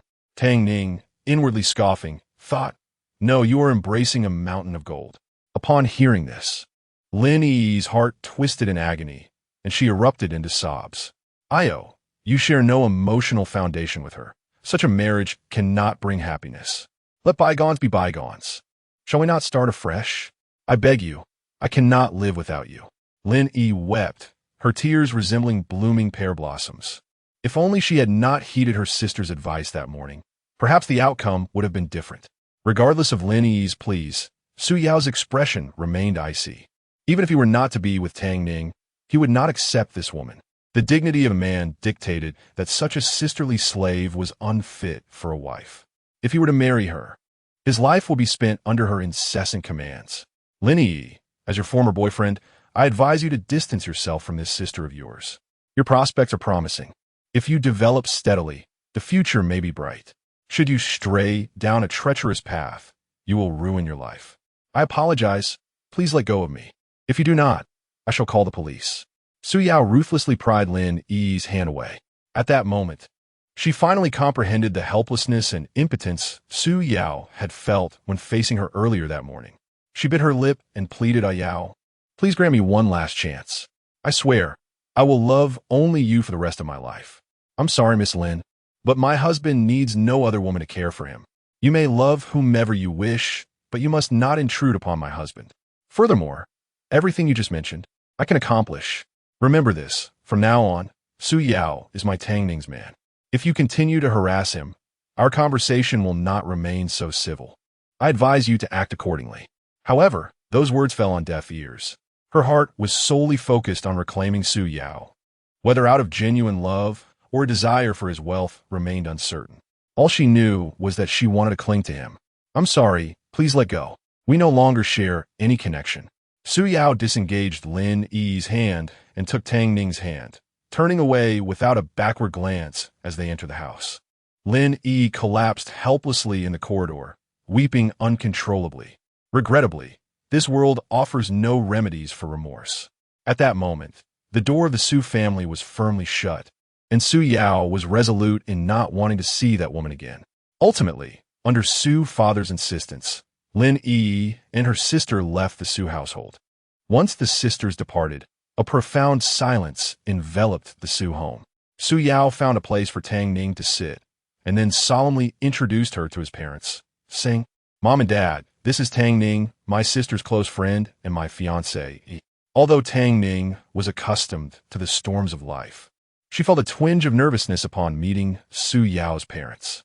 After all, they were to be her in-laws. She politely greeted them, Hello, Mom and Dad. I look forward to your guidance in the future. Su father and Su mother wore smiles of approval. Oh, how beautiful our daughter-in-law is, they exclaimed, showering Tang Ning with compliments, especially given her remarkable poise. You two sit comfortably. Your father and I will fetch some things from downstairs. Tonight, you are in for a treat, as your father will be cooking. Before leaving, Su Jigua gave Su Yao a thumbs up, saying, Not bad, my son. You have inherited your father's charm. As the elderly couple descended the stairs, they caught sight of a Ferrari parked at the entrance. Su's father remarked, Whose child is so successful that they can drive such a fine car? I would be thrilled for half a year if my Yao could afford a single wheel. Old man, life is sometimes fated. When luck arrives, it cannot be resisted. Can it? You must believe in Yao. He works hard, and he will surely buy a wheel. Just as the couple departed, Su Yao heard a system notification in his mind. Ding! Due to the host's lack of sentimentality, the system will reward an additional 100 fortune points. May I ask the host to whom these fortune points should be bestowed? Su Yao was taken aback. Could this thing even be gifted? Of course, the act of bestowing luck points is indeed limited, as it can only be given to direct relatives by blood. Su Yao's thoughts immediately turned to his parents. Throughout their lives, they have toiled tirelessly, dedicating decades of labor to nurture him and his siblings. They have always refrained from indulging themselves, reserving the best for their children. In their earlier years, life was fraught with hardships, and their family often struggled financially. Whenever a delectable morsel was presented, the first words from his parents were always about their own disinterest in it. In truth, it was not a lack of desire, but rather a reluctance to indulge. Contemplating this brought a lump to Su Yao's throat. He decided to transfer the entirety of his 100 luck points to his parents. They had endured a life of hardship. It was time for them to relish the fruits of their labor. Just as Su Yao completed the transfer, the door swung open, revealing his parents, beaming with joy and carrying an abundance of items. They entered with exuberance, exclaiming, "Son, we have wonderful news. Our community is set to be redeveloped." Chapter 011. Even the top stars cannot handle a Su Rue. Given the dimensions of their residence, they would have to compensate at least 5 million. The relocation has been discussed for several years, and Su Jigua had almost given up hope, only to find that it has finally been confirmed today. 5 million. This bodes well. Combined with our savings, it will suffice to purchase a home each for you and your sister. Subsequently, your mother and I will acquire a smaller place for ourselves. Whenever you need us, we shall lend a helping hand for a few days. Today is a rare occasion for celebration. Let us dine out this evening. By the way, call your sister and inquire about her return time. Lu Shuzhen busied herself in the kitchen, washing fruits, while Tang Ning, as the prospective daughter-in-law, naturally assisted her. Su Jigua was preoccupied with booking a restaurant. Thus, the arduous task was reluctantly entrusted to Su Yao. As soon as Su Rue arrived at the office, her ears were inundated with noise. Mi Duo wept as she recounted how Luo Fanxian had scolded her mercilessly, causing a ruckus even now in the office. Having to deal with Luo Fanxian was already a challenge, but now there was also a weeping companion by her side. Su Rue rubbed her aching temples and sighed in resignation. "Where's he?" "In your office." Upon hearing the name Luo Fanxian, Su Rue felt a shiver run down her spine, her body involuntarily reacting.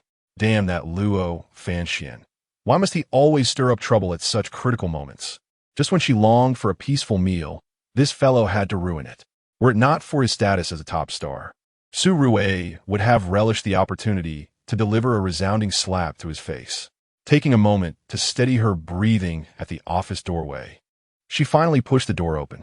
As Su Rue entered, one would expect a cordial demeanor from her, given her role as his manager. However, the moment she stepped inside, she was met with a scowl, as if she owed him millions. "Who did you have lunch with? Why didn't you answer my calls? Or were you afraid to see me?" Su Rue immediately spotted Luo Fanxian sulking on the sofa, his eyes fixed on her with intensity. "I'll remind you, you are currently under my charge. Don't think you can just abandon responsibility after a fleeting encounter. My reputation has been tarnished by you, and you must be accountable." Su Rue's eyes nearly bulged at his words. "You came to my apartment, stripped down, and occupied my bed, leaving me to sleep on the sofa, and now you dare demand responsibility?" She had encountered numerous shameless individuals, but never someone as brazen as him. Su Rue, exasperated, retorted Luo Fanxian. "Let me clarify. Last night was a misunderstanding. Do you believe I would claim you barged into my home and stripped down?" "Of course I believe it," he replied, as if it were the most natural thing. He had deliberately intoxicated himself and shed his clothing. With his perfect physique, any other woman would have been utterly captivated. Yet, this one remained as unresponsive as a block of wood, leaving him alone on the bed. In August's sweltering heat, she refused to turn on the air conditioning, relying solely on a fan that pointed away from him. Luo Fanxian was left speechless. Was this even a sane person? Sometimes, he doubts that Su Rue is akin to an iron tree. His affections have been so overt. Could this woman truly be oblivious? Goodness, to say Su Rue is lacking in intelligence is absurd, for she is a graduate of a prestigious 211 university. As for emotional intelligence, She navigates effortlessly between the company and clients. Yet, when it comes to love, she is utterly naive. No, more than naive. He has bared himself completely, yet she remains unmoved. This leaves Luo Fanxian questioning his own worth. It is well known that the women vying for his affection could encircle the globe. Yet here is a prime specimen of manhood before Su Rui, and she does not even cast a glance. Luo Fanxian feels his pride wounded. The sight of Su Rui fills him with exasperation. He finds himself in a state of yearning to pin this woman down and indulge in passionate embraces. Alas, he sighs deeply. Not only has he failed to win her over, but he also wakes up with a rash encircling his neck. And that is not all. He had intended to prepare breakfast, only to discover the refrigerator emptier than his stomach. Is she even a woman? Does she typically subsist on air in the mornings? In truth, Su Rui did not intentionally leave the air conditioning off. It merely malfunctioned, and the repairman had yet to arrive. She had planned to send Luo Fanxian on his way after he had warmed up, but unexpectedly, she fell into a deep slumber. The following morning, due to electrical maintenance in the apartment, she noticed Luo Fanxian sleeping soundly and chose not to wake him. Little did she know that such a night would lead to his unfortunate plight. No wonder me Duo cried over the phone, stating that Luo Fanxian arrived at the office like a powder keg, shouting at everyone. Yet, he is the company's golden goose, even when berated. They must smile and endure. Frankly speaking, who wouldn't he be enraged? That she didn't throttle Su Rui on the spot is a testament to her restraint. Though Su Rui did not intend any harm, she feels a twinge of guilt over the incident. In reality, the rash is insignificant to Luo Fanxian. A simple application of ice would alleviate it within the morning. However, he chooses to keep it visible, hoping it will evoke a sense of remorse in Su Rui, urging her to treat him better henceforth. Truth be told, he is not upset about the air conditioning issue itself, as it was broken. The real concern is that it is August. Not only was there no fan, but he was also covered with a blanket. Where is my cool comfort? To be frank, this matter from last night is far from over. If she continues to upset me, I might just have my assistant withdraw from the script we discussed yesterday, leaving her to face the financial repercussions. Shui, 1,000 curses race through her mind. It is often said that one should not touch the tail of a tiger. Her hands have indeed strayed. In truth, Luo Fanxian has never harbored any blame towards Su Rui. He is merely frustrated. A man of both looks and wealth like himself should surely elicit some interest from her. Sitting back in his chair, arms crossed, he scrutinizes Su Rui from head to toe, though the woman is already 27 years of age. The passage of time has left no marks upon her visage. Rather, her maturity has only enhanced her allure. Su Rui, like Su Yao, has inherited the striking beauty of Lu Shuzhen. The siblings share a notable trait. They possess exceptionally long legs and stunning looks. Otherwise, Luo Fanxian would not forsake his affluent lineage to join a modest company as a so-called top-tier talent. Whenever he desires, the resources at his disposal are seemingly endless. At this moment, Su Rui's gaze fortuitously met that of Luo Fanxian. This individual is notoriously difficult to handle, and now he is in a particularly irritable mood. His face dark enough to draw water. Just as the tension between them reached its zenith, Su Yao's phone call providentially rescued Su Rui. Hello, sister. When do you finish work? Dad has reserved a table at the hotel next door and wants you to come back for dinner tonight. All right, I'll return once I handle matters here. Okay, I'll inform Mom and Dad. As Su Rui ended the call and turned around, she found Luo Fanxian standing directly before her. With a firm grip, he pinned her against her desk. Standing at 1.9 meters tall, he towered over Su Rui. Their proximity was palpable. What do you intend to do? Su Rui's eyes darted away, fearing this young man might erupt once more. At this moment, Luo Fanxian simply fixed his gaze upon Su Rui. After a brief pause, he declared, I want to go too. Just try to leave me behind. Chapter 012. The unexpected emergence of a film emperor's son-in-law near Su Rui's residence.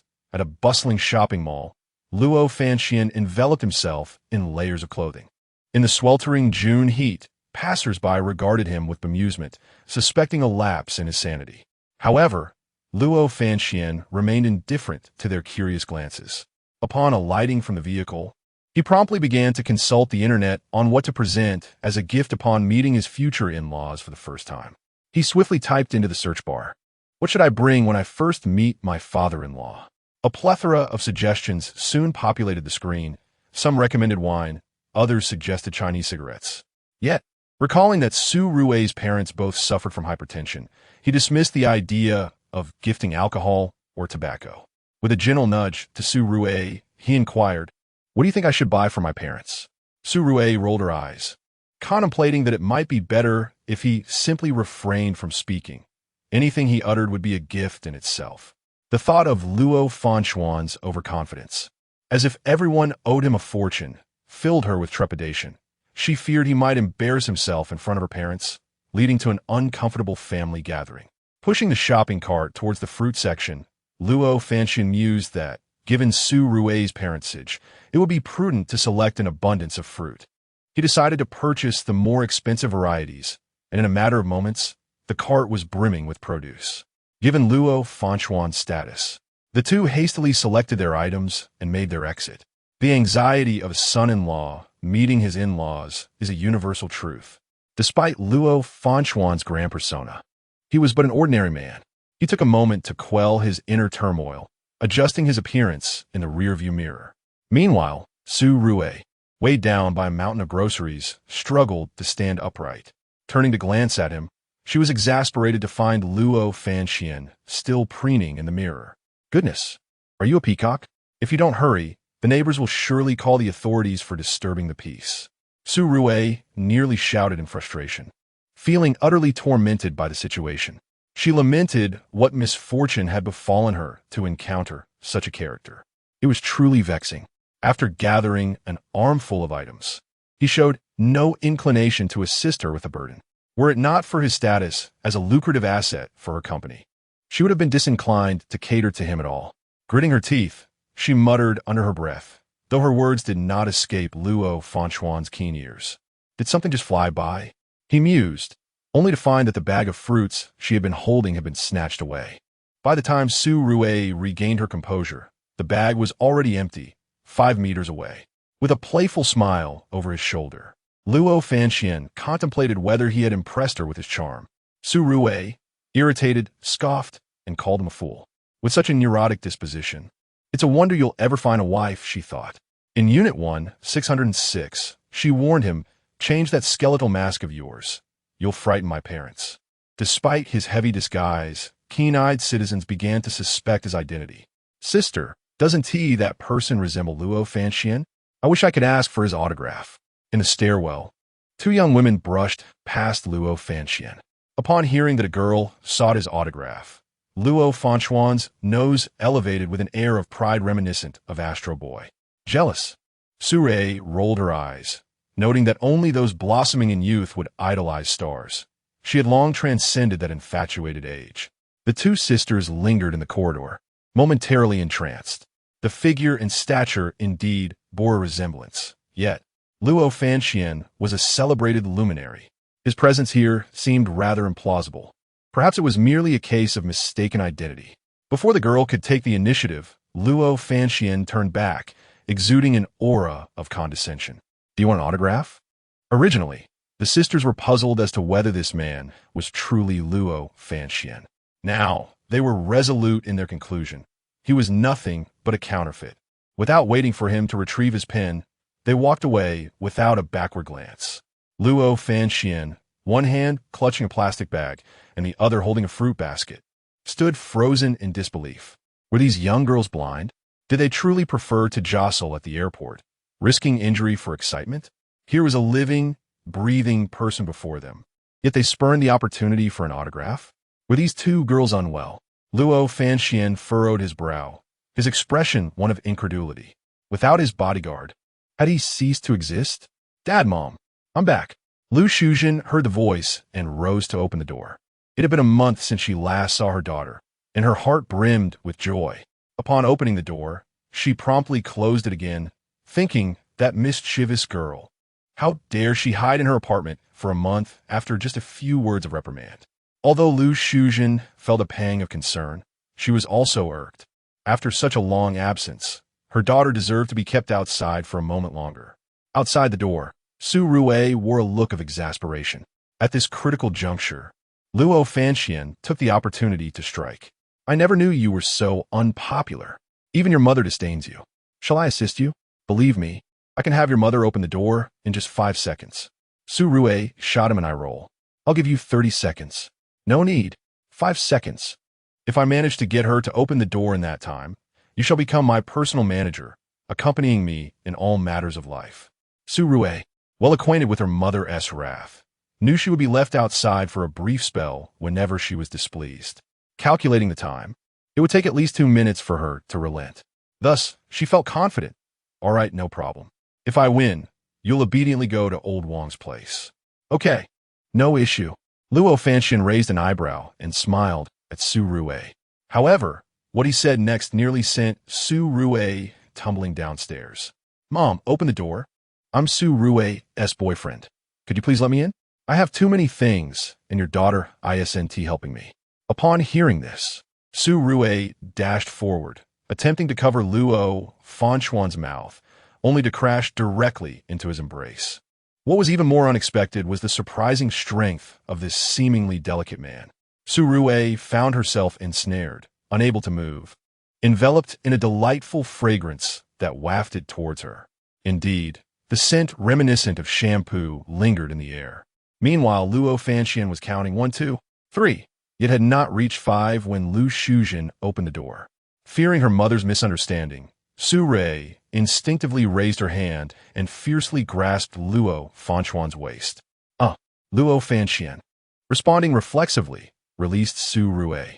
However, this scene was fortuitously witnessed by Su's mother, who mistakenly assumed Su Rui was bullying someone. She cast a sharp glance and then turned her attention to Luo Fanxian, her expression instantly brightening. Lu Shuzhen scrutinized Luo Fanxian from head to toe, noting he was slightly taller than Su Yao. Mom, I wasn't sure what you would like, so I brought some fruit, he said. Very well. Luo Fanxuan's unexpected display left Su Rui utterly astonished. How unappreciated she felt. There's a saying that a son-in-law is essential for a mother-in-law to feel secure. What a fine young man, Su Rui thought. How could she have the audacity to ask him to bring so many things? Come in and sit down quickly, Lu Shuzhen urged, taking the fruit basket and leading Luo Fanxian into the house, as if her own daughter were a mere invisible presence. Had she become so disregarded simply for being unmarried at her age?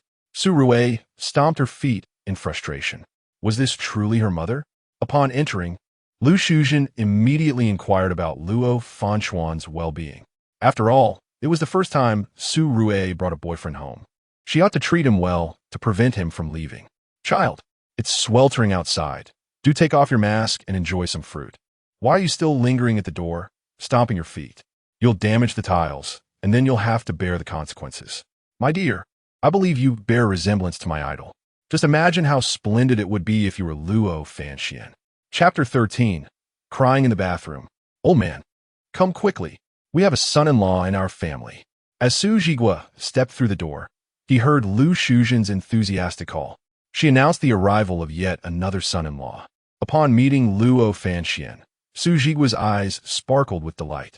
Are you the one they call that, Xian? Indeed, I am at Xian. Their exchange resembled a riddle, though Su Jigua, despite rarely watching variety shows, was familiar with television dramas. You are the lad from Rejected by the School Belle, proposed by the stunning CEO.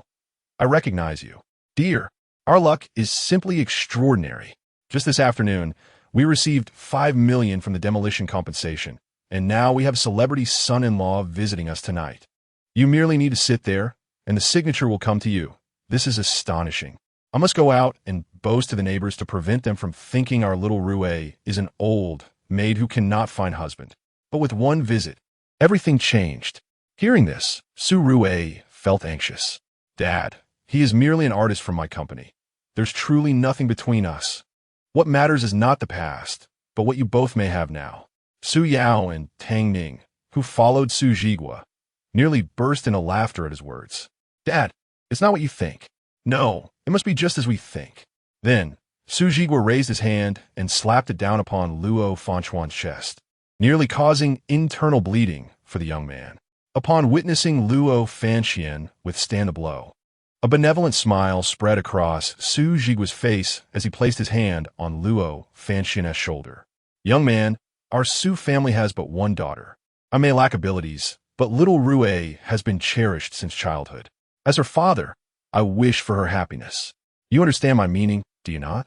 Su Jigua was acutely aware of the chaos within the entertainment industry. Young men, often drawn to beauty and wealth, might find relationships with older women amusing and refreshing.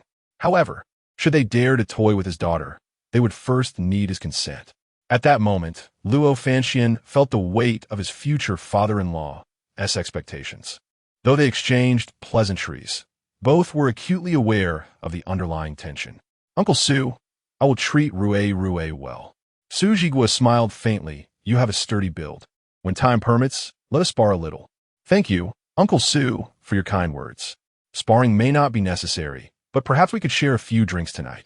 Very well, Su Jigua replied cheerfully. It's about time we head downstairs for dinner. The family exited first, with Su Yao lagging behind to lock the door. Su Rue returned home only to be met with her mother's various complaints, understandably dampening her spirits. Meanwhile, Luo Fanxian shamelessly endeavored to impress her parents, showcasing his talents. After all, this was a man who had won the title of Best Actor. Previously, Su Rue faced criticism for being single, but now, out of nowhere, she found herself with a boyfriend. How does one feel like an extraneous being? Is it truly deserving of disdain simply for being an aging single woman? Su Rue has consistently struggled to comprehend the profound bias against women in contemporary society. In the corporate world, unmarried women, barring those in government positions, often find it challenging to ascend to executive roles in private enterprises. Despite the rhetoric of gender equality, do men and women genuinely enjoy equal standing in reality? Even a slight increase in age subjects women to the scrutiny of society. Is it truly a mistake for women to delay marriage in pursuit of their careers? Su Rue released a long sigh. Yao, do you think I'm truly in the wrong? Su Yao shook his head. You are not at fault. Everyone has their own perspective. The beliefs of our parents' generation are quite simplistic. They perceive marriage as a source of security. However, Su Rue understands that in today's world, true love is a myth, as is the notion of unwavering devotion. Thus, her self-reliance is not a fault. Su Yao patted his elder sister's shoulder, aware of her thoughts. No one is at fault here. The divergence lies in our differing viewpoints. Do not dwell on it. Our parents genuinely wish you well. As the siblings conversed, they made their way downstairs, only to be astounded by the scene that greeted them. A throng of neighbors surrounded a Ferrari, each one visibly astonished. Goodness, what kind of car is this? It looks incredibly cool. I reckon it must be worth hundreds of thousands. Indeed, it should cost that much. Who could afford such a luxurious vehicle? Ah, Lao Su, you arrived just in time. You have broader knowledge. Come and assess the value of this car. If the price is right, I might encourage my son to purchase one too. It looks so impressive. The common folk often gather to engage in casual banter. Su Jigua, having driven countless vehicles during his time in the military, recognized the car's silhouette as a Ferrari. He knew it was valuable, with a starting price of $3 million. Estimating its worth based on its design, he gestured with 5 fingers. 500,000, he estimated. The crowd gasped. I can't be mistaken, can I? It's 50,000. Su Jigua shook his head. 50,000 wouldn't even buy a wheel. Then what was your earlier estimate? 5 million. At this revelation, everyone was left speechless, hastily pulling out their phones to capture the moment. Such an expensive car was certainly worth documenting. Just as they were posing for photos, the Ferrari's butterfly doors opened. Su Jigua's gaze, mirroring that of the others, eagerly sought to identify the fortunate owner of such a remarkable vehicle. His heart swelled with envy as he soon spotted Su Yao, Tang Ning, Su Rue, and Luo Fanxian approaching. The neighbors noted that the Su children bore a striking resemblance to Lu Shuzhen, remarking on their beauty. Unexpectedly, when Tang Ning and Luo Fanxian emerged, all the neighbors were taken aback. In disbelief, Su Jigua tugged at his sleeve and remarked, Indeed, old Su, no wonder you asked me to select lobsters for your household today. It turns out you have guests. Tang Ning graciously greeted all the neighbors. Good day to you, uncles and aunts. I am Tang Ning, the fiancé of Su Yao. I look forward to your kind guidance in the future. Luo Fanxian, exuding familiarity, took out a pen, eager to sign autographs for these local residents. Given his current stature, his signature could easily fetch a five-figure sum. However, he typically refrained from signing. The uncles and aunts, lacking any subtlety, merely scoffed, "What's the point of signing? It'll just stain my clothes, which I rarely have the chance to wash." Luo Fanxian had never felt so awkward in his life. It was the first time he encountered someone who resisted monetary gain. Fortunately, the tension was alleviated by a small child with a runny nose, who innocently suggested, "Big brother, my clothes are dirty. Why don't you draw on them? They're already stained, and my mom won't mind after a couple of smacks." Luo Fanxian crouched down, gently ruffling the little one's hair. "Don't worry, your mother won't punish you." "Why not?" the child asked, curiosity gleaming in their eyes. "Because this could be worth quite a bit of money." "Sure. Let us keep this our little secret." Chapter 14. The Goddess and the God Indeed.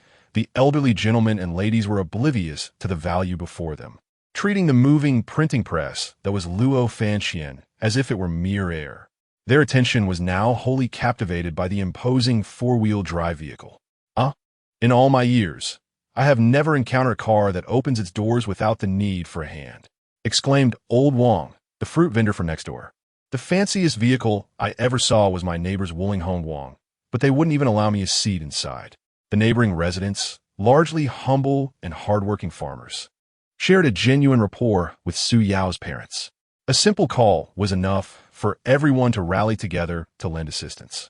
Su Yao and his sister Su Rui were well looked after by these kind-hearted neighbors during their childhood. Upon witnessing such an extravagant car, these earnest individuals were filled with trepidation, hesitant to even touch it. "Old man, don't touch it. What if you damage someone else's vehicle? We certainly cannot afford to compensate for that." Old Wang halted his hand midair. His wife was right. If anything were to happen to the car, not even the sale of his fruit stall would suffice for restitution. Yet, the glimmer in his eyes betrayed a longing that surpassed even that of Su Jigua. "So, my friend, whose child is this that has achieved such success?" Su Jigua concurred indeed, but we can only admire from afar. "Dad, Uncle Wang, what are you discussing?" Su Yao inquired, noticing their earnest conversation. "We were just talking about which family's child has done so well as to acquire such a luxurious vehicle." Su Jigua chuckled. Su Yao smiled and beckoned Su Jigua closer to the car door. In their impoverished past, his father had left the military bearing numerous wounds, unable to undertake strenuous labor. Due to a bureaucratic shuffle, his father's military quota was replaced with a position as a doormat. Despite the deep-seated grievances harbored within him, the lack of communication channels at the time forced his father to swallow his pride, lest he lose even that modest employment. Meanwhile, his mother toiled in a restaurant, washing dishes for an entire year just to afford one child's tuition. Su Yao had excelled in his college entrance examination, yet out of consideration for his parents' sacrifices, he felt compelled to forego his studies. He recalled how his father had pursued him for 5 streets, not stopping until he could run no more. It wasn't that he wished to abandon his education. As a son, he could not bear to see his parents suffer. In the end, he felt like a fool. Fortunately, today he had come to a realization. With that, he grasped Su Jigua's hand and placed the Ferrari key into his palm, smiling gently. "Dad, you understand cars. Why not give this one a try?" Su Jigua glanced at the key in his hand, identical to the emblem on the luxurious vehicle before him. Overwhelmed with joy, tears welled in his eyes as he inhaled deeply, unable to contain the profound happiness that enveloped his face. After a brief moment of shock, he turned away to wipe his tears. Su Jigua felt immense pride as his son had achieved great success, a joy that surpassed even that of marrying off a daughter. To conceal his overwhelming emotions, he jokingly attributed the tears to something in his eye. He then cautiously remarked, "Your father has never driven such a fine vehicle. I fear it might be damaged." "So what if it gets damaged, Dad? You once drove a tank. Are you truly afraid of this car?" Su Jigua, of course, was not afraid. His concern lay in the potential cost of repairs that would burden his son. He quickly handed the car keys back to Su Yao. The neighbors, upon learning the car belonged to Su Yao, enthusiastically applauded him. "Old Su, you're quite the trickster. We were wondering for ages. And you didn't even mention it was Yao's car. Were you afraid do you want to take a ride? Given their camaraderie, Su Jigua recognized the jest in their words. I honestly didn't know this was my son's car. Well done, child, we are proud of you. The older neighbors shamelessly sought to bask in the glow of his success. Tang Ning stood amidst the crowd, quietly observing Su Yao. She realized her fondness for this spirited young man was greater than she had anticipated. Let us celebrate this rare moment of joy. I'll treat everyone to a meal, so my future daughter-in-law and son-in-law can get acquainted. Even when I'm no longer around, I hope everyone will lend a hand. Su Yao felt a lump in his throat upon hearing his father's words, and Su Rue bit her lip in response. Initially intending to clarify matters with her parents after dinner, she reconsidered, thinking to herself, I might as well go along with it. Although he was somewhat insufferable, he often stood up for her in public, which revealed his fundamentally decent nature. If Luo Fanxian was sincere, then perhaps it was worth a try. Shall we return to our usual spot? Yes, the usual place. You all go ahead. We'll head back to change our clothes. The other neighbors nodded in agreement. Indeed, it would be rather embarrassing to show up in slippers. You all go ahead, we know the way. Just order the dishes, and we'll be there shortly. The neighbors were perceptive. It was clear that the car could only accommodate 4 passengers. Though intrigued by the luxurious vehicle, they felt it was too much to ask Su Yao to make multiple trips. Being longtime neighbors, there was no need for such awkwardness. And Su Yao driving them would simply be a matter of courtesy. In the old neighborhood, there weren't many residents left, counting Su Yao's family. There were only 3 tables of people. The younger generation had mostly gone to work elsewhere, leaving behind students and retired elders. As the gathering drew to a close, most neighbors had departed, leaving only those with a close bond to the Su family. Amongst these familiar faces, conversations flowed freely without pretense, with everyone praising the 2 siblings for their good fortune. Su Yao, slightly inebriated, appeared to have reconciled with Lin Yi on the surface, yet deep down, he felt a pang of regret. He had been utterly captivated by a woman like Lin Yi, which he now recognized as a grave mistake. Fortunately, he had been rejected today. Otherwise, he would have lived a life fraught with turmoil. At this moment, Su Rue felt a slight intoxication. Having spent several years with Tang Ning, she was well aware that Tang Ning was a wonderful girl. She firmly grasped her brother's hand and advised him, Yao, Ning Ning is truly a remarkable girl. It is not merely because she is my close friend that I sing her praises. She genuinely possesses exceptional qualities. Rest assured, her character is splendid, and she will never join me in troubling you. You can be completely at ease regarding this matter. Upon hearing these words, even Tang Ning could not suppress a laugh. Su Yao quietly pondered to himself, if I cannot contend with one woman, how would I fare against 2? Would they not be aiming for my very life? He mused, once I become an uncle, I shall bestow upon you a generous red envelope. As time pressed on, they decided it was best to take their leave. Su Rue leaned into Luo Fanchuan's embrace, and a few close relatives exchanged knowing glances. Being adults, they all wore expressions that conveyed their understanding. At this hour, it was best not to delay the young couple's intimate moments. Those who needed to depart should do so promptly. Chapter 15. The couple's first intimate encounter. Su Yao was inebriated, supported by Tang Ning as they entered the door. The elder couple, sensing the atmosphere, tactfully excused themselves to send their daughter away. Now, the room was left with only Tang Ning and Su Yao. Yao, do you know which room is yours? Under Tang Ning's assistance, despite his intoxication, Su Yao still remembered his room. He opened the door, and with some effort, Tang Ning helped him back onto the bed. Seeing you drink without a hint of blush, I thought you were a champion, but it seems you are merely a novice. After laying Su Yao on the bed, Tang Ning stood to step outside, returning with a towel in hand, preparing to wipe his face. However, she was suddenly pinned down on the bed by Su Yao. The room was dimly lit, with the 2 of them almost face to face. Tang Ning initially attempted to struggle and rise, but to her surprise, the drunken Su Yao possessed unexpected strength. With a gentle embrace, he confined her, rendering her immobile. Tang Ning's face flushed crimson. Having agreed to try marriage with Su Yao, she had braced herself for this moment.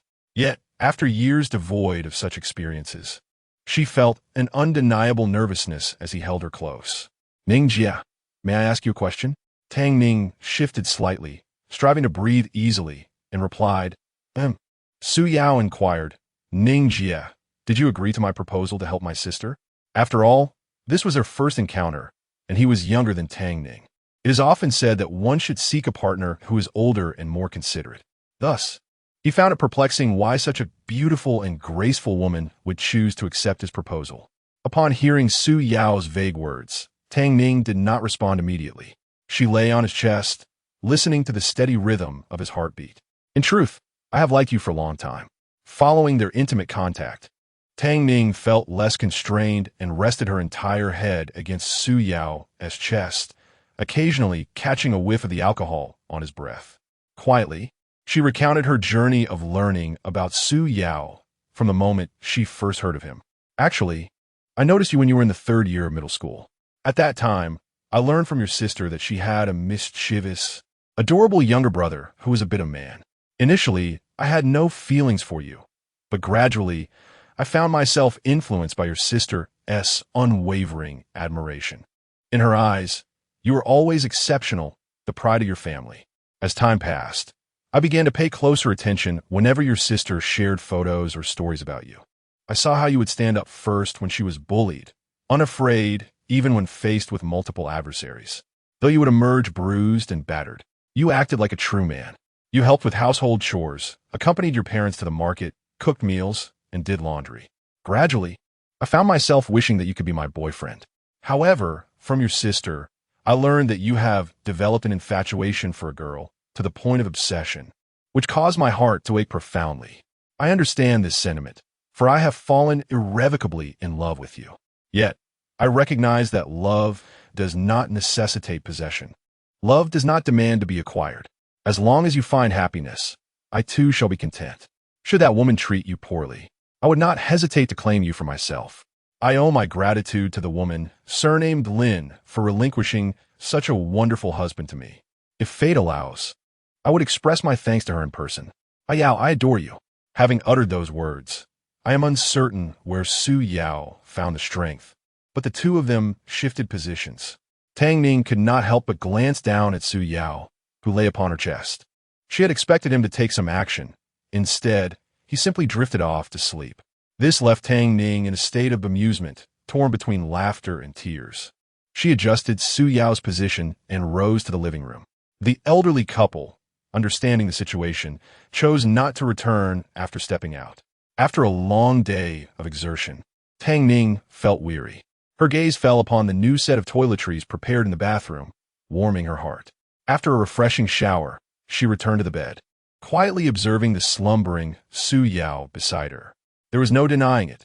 Su Yao was undeniably handsome, captivating to the point of obsession. Tang Ning's affection for him was pure and unadulterated. She softly murmured, "After all, you will be my husband. Your chest and abs are mine. A discreet glance should pose no issue." Tang Ning bit her lip, her heart racing with excitement. In the past, she had harbored feelings for him while he was with another girl. But now, as his fiancée, it was her duty to protect Su Yao. Su Yao, I love you. Whether it was Su Yao in his dream or a reaction to Tang Ning's touch. A faint smile graced his lips as he grasped her hand and pressed it firmly against his chest before drifting back into slumber. Tang Ning found a comfortable spot beside him, free from familial deceit. In that moment, she felt an overwhelming sense of security. That night, Su Yao's parents did not return home. The elderly couple spent the night at a hotel, declaring that they had not experienced romance in their youth and wished to rectify those regrets before the end of their days. This seemingly tranquil night stirred unexpected waves beneath the surface as the couple slept. Upon returning home, a child from the neighboring house, who worked part-time in social media, created a video of their dining experience as a blessing and posted it online. To her surprise, it was directly shared by Luo Fanxian. Within 10 minutes, it went viral. Oh my, is this the male lead of today's campus network? What's the follow-up? Who is he with? Am I seeing this correctly? It's the super popular Luo Fanxian. I heard his autograph can sell for at least 100,000. I told you, campus tycoons are no ordinary folks. See, I was right. In less than an hour, the girl's video spread like wildfire across major websites, quickly surpassing 1 billion views. her heart racing with excitement and hands trembling. Upon preliminary calculation, a sum of 30,000 has been credited, marking the first instance in 2 years that she has garnered income from her part-time role in social media. Indeed, a top-tier influencer is a top-tier influencer. Suddenly, the girl's mother recollected something and sprang to her feet in alarm. "Oh no, where's Xiao Bao's clothing?" she exclaimed, nearly frantic. At that moment, her heart was in turmoil. Her son had claimed that the name held significant value, yet she had dismissed it, believing he was merely fabricating an excuse for soiling his clothes, which led her to chastise him quite severely. "It's worth at least 100,000.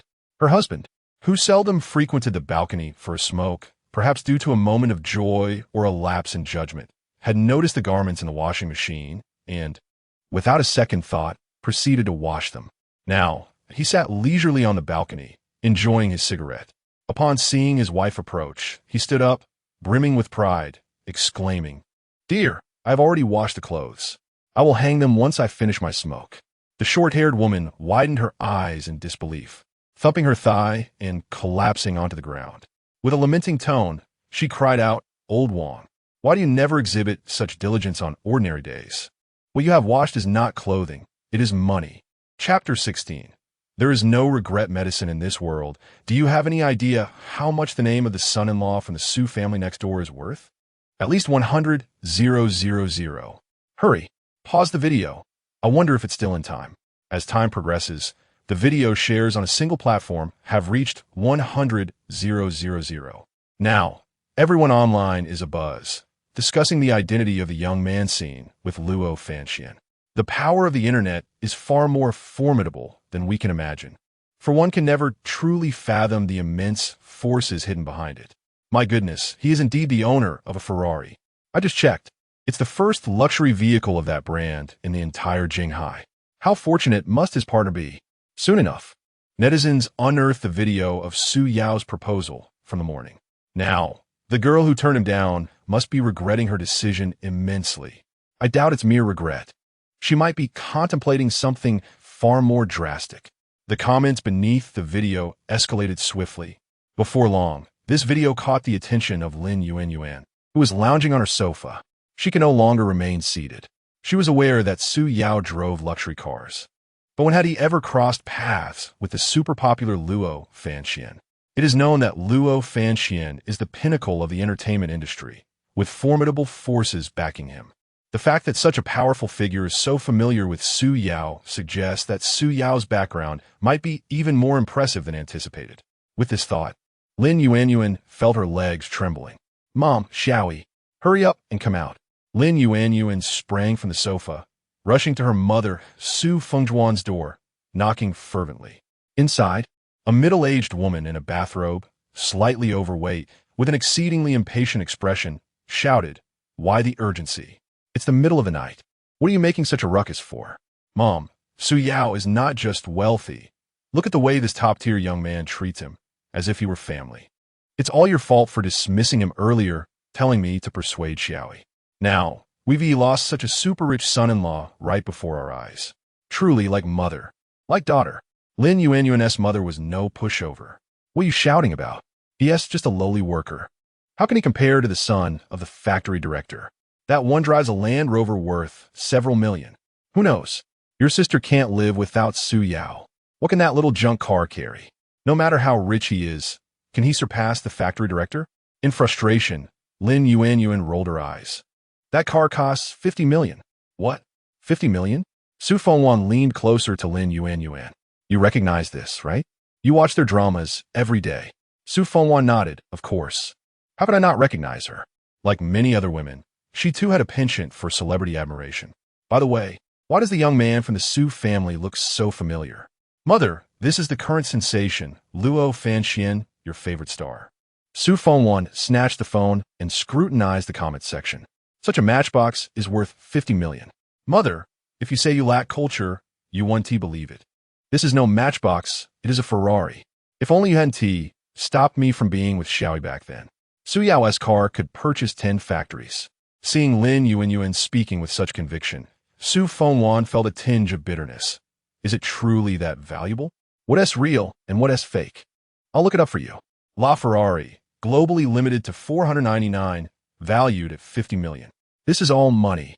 He is on an entirely different level than your factory director's son. It's all your fault. If you and T urged me to do everything possible to prevent E from dating, would you be satisfied now? Hey, why are you blaming me? You said Su Yao was broke. That's why I said that. Who would T want a good match for their daughter? With that meager amount. How could he compare to Su Yao? Not only is he unattractive, but he also looks scruffy. Is this your idea of a super handsome guy? Mother, I truly doubt the aesthetic standards of your generation. Upon hearing this, Su Fengwan stood there in a daze. Although she was reluctant, she found herself unable to refute. She had spoken those words, but how could she have known the other person was so unattractive? Su Yao must be deceiving you. After all, there's much embellishment on the internet, like that so-called mountain, looking like a way the beautiful faces change daily. And wasn't it later revealed to be a company's packaging? Impossible. Su Yao is definitely not a wealthy man. This must be fake. It has to be fake. Fake? What are you talking about? The facts are right before your eyes, and you still don't believe it. That's just blindness. After this exchange, the mother and daughter began to quarrel in the living room, the commotion akin to an earthquake. A sharp scream suddenly erupted from Lin Yi's room. Lin Yi flung open the door, disheveled and with bloodshot eyes, glaring at the two pulling each other's hair, and shouted, "Are you two done yet? What time is it? And you're still arguing? My happiness has been ruined by both of you. How can you still have the face to argue here? I'm utterly fed up with you two." Both mother and daughter were already furious, and Lin Yi's outburst only fueled their anger. They turned on her in unison. "I told you not to be with that Su fellow, but you could have held on a bit longer. Isn't it common for daughters to quarrel with their parents over men?" Upon hearing this, Lin Yi was left speechless. Her anger had reached its peak, causing her to tremble with rage. Su Yao is truly wonderful. As he said, he is far more willing to send her money than her own parents. He genuinely cares for her. She was ensnared by her own delusions. Otherwise, the object of envy today would undoubtedly be Lin Yi, not the woman named Tang Ning. Yet, all of that has vanished. Truly, it is gone. Regret gnawed at her. A torment so profound it felt as though her heart might shatter. Yet, what could she do? Su Yao despised her, perhaps to an unimaginable extent. Otherwise, she would not have wept so heartbreakingly today. His heart was consumed by another woman. He did not cast a single glance in her direction throughout. Lin Yi covered her ears and howled in despair, tears streaming uncontrollably down her cheeks. At that moment, she felt as if her heart was about to explode, not for any other reason, but because she realized how deeply she cared for Su Yao. Tears cascaded from the corners of her eyes, her cries resonating with heart-wrenching sorrow. In her final moments of breath, she succumbed to unconsciousness, her vision fading into darkness. Chapter 17. Su Yao. It's not a fever, it's a fever for love. Upon witnessing Lin Yi collapse, both mother and daughter were utterly alarmed. After calling out for some time with no response from Lin Yi, Su Fengwan shouted at Lin Yuan, "What are you still standing there for?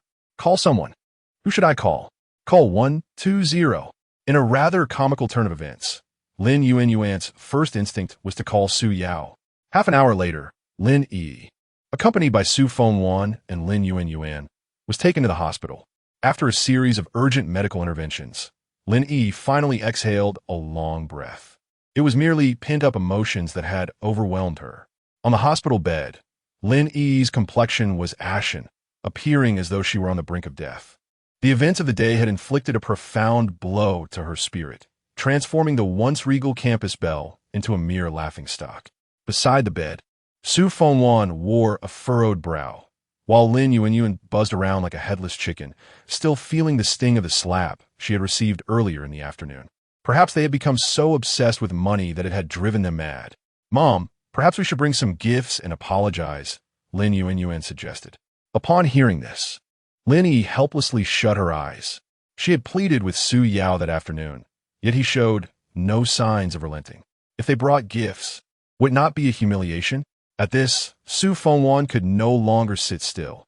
She sprang from her chair in a fit of fury. "Apologize? You want me to go with you to apologize? He has caused my daughter to be hospitalized, and I had every intention of holding him accountable. Yet you suggest we apologize? Lin Yuanyuan immediately protested, rising in indignation. Su Yao and Xiaoi have been together for 4 years. He is an emotional being. I refuse to believe that Su Yao could truly forsake Xiaoi. It must be that woman who is meddling in their relationship. Otherwise, it would have been me in that luxurious car today. Mom, I believe seeking out Su Yao is futile. We must address the root of the issue. That woman by Su Yao's side is clearly a seductress. She relies on her looks to steal men from Xiaoi. How outrageous! With a fierce determination, Lin Yuanyuan declared, I will enlist friends to investigate her, and I will not let her off the hook. Thus, mother and daughter reached a mutual understanding. As the lively night waned, tranquility returned. Everyone resumed the daily grind of earning a living. It was not that they did not desire sleep, but rather that financial constraints kept them awake. The next morning, Su Yao slowly opened his eyes. The events of the previous day felt like a vivid dream, and he wished he could linger in that dream forever. As he opened his eyes, he beheld a woman, both alluring and innocent, peacefully lying beside him, her lips curving into a gentle smile, suggesting she had enjoyed a restful night. Perhaps by some unspoken connection, just as Su Yao turned to gaze at Tang Ning, she also opened her eyes. With long eyelashes, porcelain skin, a delicate nose, and sensuous lips, she was indeed a sight to behold, one that stirred a deep appetite within him. Upon opening her eyes, Tang Ning found Su Yao gazing at her, causing her delicate face to flush. The faint blush on her fair skin rendered her particularly enchanting. Su Yao, being a normal man, found it impossible to remain unaffected, especially with such a stunning woman in his embrace. However, he was not a man driven solely by primal instincts, particularly since this woman was his sister's closest friend. He inhaled deeply, withdrawing his arm in preparation to rise, only to be tightly held back by Tang Ning, who insisted on not letting go. Initially, he believed yesterday to be a mere beautiful dream. However, it was indeed a reality. He had not only acquired a wife, but one of goddess-like stature. Meanwhile, Su Yao lay in bed, quietly absorbing the system notification resonating in his mind. Ding! Congratulations, host, on successful sign-in. You have been awarded 10 charm points. Note, charm points are divided into 6 tiers: bronze, silver, gold, platinum, diamond, extraordinary master, and supreme king. The higher the charm points, the more attractive one becomes to women. The rewards have been successfully issued and can be absorbed by your body. As the system's notification concluded, the rewards were promptly credited. The previous day's comforting sensation enveloped Su Yao once more. He could distinctly feel enhancements across various aspects of his being. An indescribable sense of comfort flowed from his sea of consciousness throughout his body. Su Yao's heart could not help but exclaim, "What an exhilarating experience!" At this moment, his physical desires intensified. Seeing Su Yao in a daze, Tang Ning curiously touched his forehead, wondering if he had fever. Su Yao shook his head. It was not a fever. It was a different kind of heat. Their eyes met, and while one might expect Tang Ning to feel shy, she boldly leapt towards him, catching Su Yao off guard. Having consumed alcohol the previous night without bathing, he was conscious of the unpleasant odor emanating from him and wished to avoid leaving a bad impression on Tang Ning. Soon, he felt a sticky sensation on his skin, undoubtedly from impurities within his body. There's no rush, he thought. However, Tang Ning's words made him believe he had misheard. He was momentarily at a loss for words. "I will take a shower first," he declared. "All right, I'll wait for you in bed," Tang Ning responded, deliberately adjusting her strap to reveal a glimpse of her snowy skin. This woman was nothing short of a siren.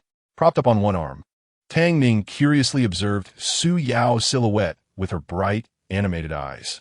Although she had indulged herself the previous evening, she felt it was still insufficient. She yearned for more, and even more.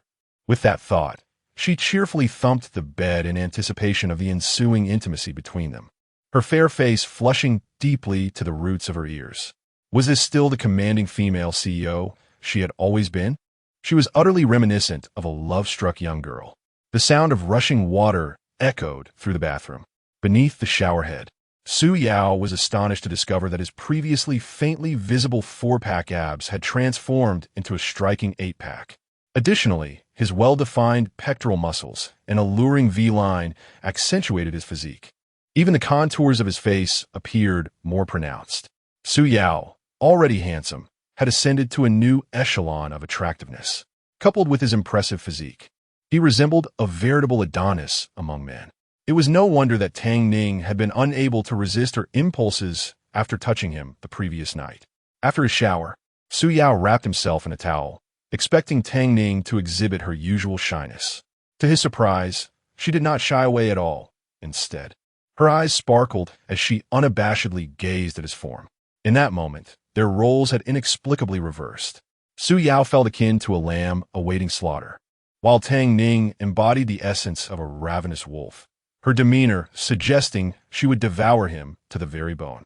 Su Yao watched as Tang Ning gracefully rose, playfully biting her finger in a teasing manner. The strap of her dress slipped from her delicate shoulder, revealing her flawless, alabaster skin. Su Yao was overwhelmed with desire, a primal force surging within him. To his astonishment, this audacious woman approached him without hesitation, swiftly pulling away the towel that shielded him. Su Yao's mind raced. What on earth? Chapter 018. Cohabitation. Initially, I anticipated that Tang Ning would scream in fright. However, the reality diverged completely from my expectations. In television dramas, young women often react bashfully in such situations. Yet in real life, Tang Ning was eager to undress Su Yao completely. Upon encountering a man in his natural state for the first time, she was momentarily stunned by Su Yao's endowment, exclaiming in disbelief, "How utterly miraculous! It even grows longer." In the room, the atmosphere became palpably tense. Tang Ning found herself unconsciously swallowing hard. There's a saying that when a woman becomes desirous, she can outdo any man. Before Su Yao could respond, Tang Ning forcefully pushed the man, who towered over her, against the wardrobe. Su Yao, looking down, inadvertently met her gaze, which was as pure as snow. Unable to resist, he cupped Tang Ning's face and kissed her passionately, completely lost in the moment. Just as their fervor reached its peak, a series of urgent knocks echoed from outside the room. Yao Gu, Yao Gu, it's me, Xiao Hu. Su Yao initially intended to ignore it, but the persistent knocking was too insistent. He suppressed his irritation, nearly cursing the intruder who dared to interrupt their intimate moment. Sister Ning, wait for me. I'll be right back, he said reluctantly, extricating himself from Tang Ning's embrace, begrudgingly grabbing a towel draped over the headboard. Tang Ning bit her lip, feeling a sense of longing, her eyes reflecting a hint of disappointment as she pulled the blanket over herself and nestled in. Hey, Yi, what are you doing in there that's causing such a commotion? As Su Yao opened the door, a mischievous young man with a round face suddenly poked his head in, grinning at Su Yao while his eyes darted to the gap in the door. Given the boy's nature, it was evident he was intentionally causing mischief. Su Yao seized Wang Xiaohu by the arm and dragged him into the living room, scolding, "What are you staring at? Do you want me to take your eyes out?" Wang Xiaohu flashed a toothy grin, revealing two small canines. "Yao Go, I'm sorry. Please, treat me like a mere fly. I truly didn't know sister was here. Had I known you two were engaged in such activities, I wouldn't have dared to disturb you. Not even with 100 lives. You're just asking for it," Su Yao retorted. Wang Xiaohu chuckled innocently, teasingly remarking, "Yao Ge, in the past, you would stand by your brother through thick and thin, but now, it seems you're wielding your loyalty for your wife instead." With a dramatic sigh, he added, "Oh, my poor heart aches."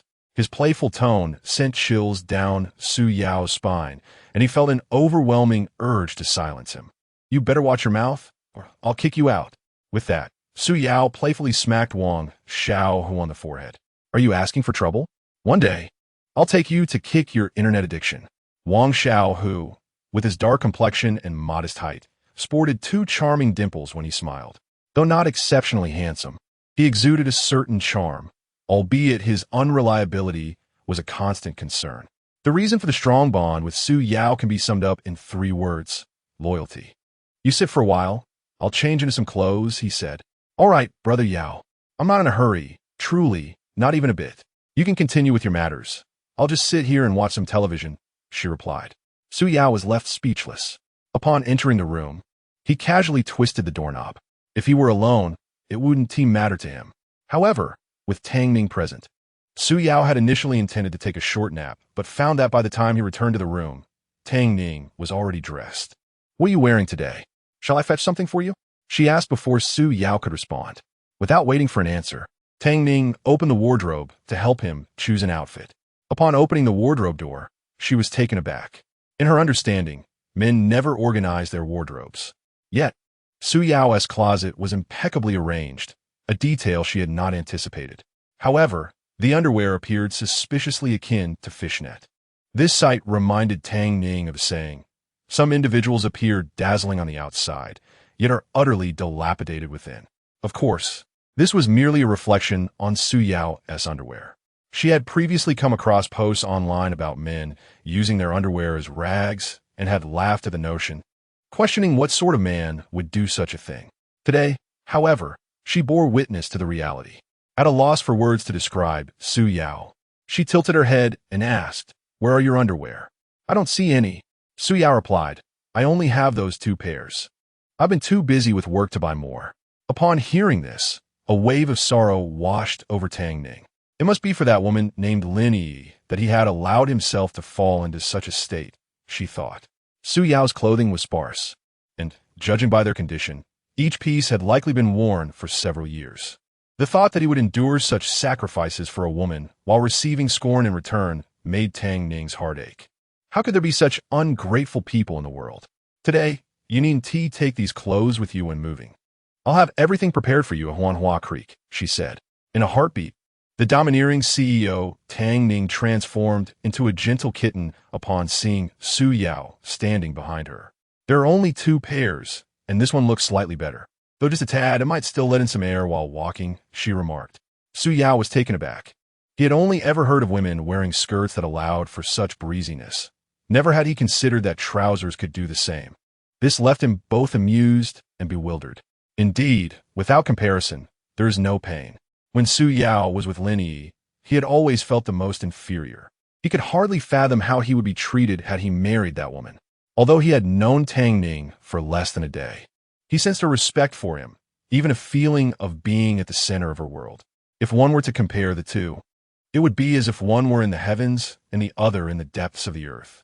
As they stepped out together, Lu Shuzhen and Su Jigua had prepared a lavish spread, eagerly awaiting their daughter-in-law's arrival for dinner. "Come, Ning Ning, have a seat here. Try this dish. It was freshly ordered yesterday. See if it pleases your palate." Lu Shuzhen picked up the serving chopsticks and offered a piece of the finest lobster meat to Tang Ning. "And do sample this, hairy crab. Please help us assess the quality of the cooking." In the Tang household, such delicacies were commonplace for Tang Ning. Yet for some reason, today's flavors seemed particularly exquisite. Delicious. Perhaps this is the essence of home. Lu Shuzhen enthusiastically served her daughter-in-law the best dishes. This daughter-in-law, in their eyes, was 100 times more favorable than the likes of Lin Yinyan. After Lin Yinyan's outburst, the elderly couple's impression of her family had plummeted to the lowest depths. Should either of those women dare to visit again, they would be met with utter disdain. "Mum, this is absolutely delightful. Perhaps the best meal I have ever had." Lu Shuzhen's eyes sparkled with joy at the compliment. "Enjoy it a bit more." Meanwhile, Su Yao seemed almost invisible, a mere specter in the warmth of familial affection. Was this truly the same mother who had once cherished him? As the meal drew to a close, Tang Ning wiped her mouth and addressed the elderly couple. "Mom, Dad, this afternoon Su Yao and I will be moving to Wanawaxi to live together. Here is a spare key for you both." Chapter 019. It is a blessing not to have been beaten to death. I have purchased a residence over there, conveniently close to the office. Yao can reach work in just a few minutes on foot. Lu Shuzhen took the keys and nodded repeatedly. "Very well, very well. This afternoon, your father and I will join you for a visit. Should you desire anything to eat, please inform us in advance. After all, we are retired now and have little to occupy our time." "Wait a moment." With that, Lu Shuzhen rose and returned to the house. Upon her return, she held a bank card in her hand. "Ning Ning, taketis. It is a modest token from your parents, meant to assist you with a mortgage. The compensation from the relocation amounted to 5 million. Lu Shuzhen and Su Jigua had agreed to divide it equally among their children. The remaining 1 million would suffice for the elderly couple to purchase a small dwelling. After all, the youth deserved to live their own lives. They were accustomed to rising early, and any noise in the house would disturb their rest. Having experienced a similar situation herself, Lu Shuzhen understood the generational gap that could arise. "Mother, I cannot accept this card. If we truly find ourselves in need, we shall speak to you then." Tang Ning insisted. This left Lu Shuzhen somewhat troubled. "Child, please do not refuse any longer. Su Yao may be ignorant of customs, but we are not. Raising a daughter is no easy task for your parents. Though we hail from the countryside, we comprehend the ways of the world. Consider this money as our betrothal gift to you. The funds you possess are yours, but this is merely a token of our affection." Upon hearing this, Tang Ning was deeply moved. She sniffled and accepted the bank card. "Mother, you should eat too. Father's cooking is truly exceptional, better than that of any 5-star chef. I say this without a hint of exaggeration." Su Jigua beamed at her words. "Let me tell you, the owner of the hotel we dined at last night has invited me to become their chef. He has asked me several times. I thought to myself, since I am idle at home, I might as well find something to occupy my time. If I do not keep busy, I fear I might succumb to dementia." Su Jigua's culinary skills were indeed remarkable, evoking a sense of home. Coincidentally, their family-owned agritourism business was seeking a chef, and his flavors would surely attract attention. Moreover, being on their own turf meant there would be someone to watch over him should any issues arise, especially considering Su Jigua was now 65. Tang Ning tentatively suggested, "Father, if you genuinely wish to find work, I can refer you to a position. It includes meals and accommodation, with a monthly salary of 20,000. You could go there to work, and Mother could accompany you, so you would have company." 20,000? That salary seems excessively high. Su Jigua exclaimed. "I am merely at the level of a small hotel chef. Asking for 20,000 is rather flattering." He was aware of his own capabilities. "Indeed, 20,000 is far too much. If your father's skills do not meet expectations, it could reflect poorly on you." Lu Shuzhen expressed her concerns. "Tang Ning merely smilet faintly. I asserted that the price set by my father was indeed justified. Initially, she was apprehensive about frightening the elderly couple with an excessively high figure, thus deliberately kept the salary slightly lower. However, to their astonishment, even this amount appeared astronomical to the old couple. "Father, Mother, there's no need to consider other restaurants. If you truly wish to dine out, it must only be at the establishment I previously mentioned." Tang Ning's tone brooked no dissent. "Moreover, regarding the matter of the betrothal gifts you mentioned earlier, it suddenly came to my mind that it would be prudent to bring all available assets from the family." Upon hearing this, the individuals at the dining table were momentarily taken aback. Tang Ning, sensing their bewilderment, quickly elaborated. "In our Tang family, there exists a custom. If the groom's side offers 1 million, then the bride's family must present 2 million in return. This means that the greater the contribution, the more substantial the amount I will bring along." After Tang Ning's explanation, Lu Shuzhen felt a sudden clarity. The Su family must have accumulated considerable virtue in their previous lives to be blessed with such a treasure of a daughter-in-law. Even before the marriage, she was already contemplating financial matters from her natal family. Such daughters-in-law are indeed rare. One wonders what the Tang family would think upon discovering this. After lunch, the group initially planned to visit the new home together, but the elderly couple had other matters to attend to. Following their farewells to their parents, Su Yao and Tang Ning decided to proceed directly to Huanhua Creek. Wang Xiaohu, a close friend of Su Yao, listened intently to Tang Ning's words. The young couple intended to visit their new residence in the afternoon. As Su Yao's good friend, Wang Xiaohu had a straightforward thought. Since it was a new home, they would undoubtedly need to move items. Although he had little money to offer Su Yao as a proper gift, he possessed ample strength. Despite his lack of wealth, Wang Xiaohu was indeed a loyal friend, a fact evident in his manner of speaking. Though he appeared somewhat rustic, Tang Ning did not disdain him. Rather, she found his simplicity endearing. Over the course of a night, the Su family became the talk of the entire neighborhood. Just when everyone anticipated that they would adopt an aloof demeanor, Su Yao cheerfully greeted the community. "Auntie, out for a stroll again? Brother Lu, Are you off to deliver some goods? Uncle Wong, what happened to your eyes? As usual, Su Yao warmly engaged with the neighbors, displaying no airs of superiority. Tang Ning followed suit, nodding and smiling as Su Yao greeted others.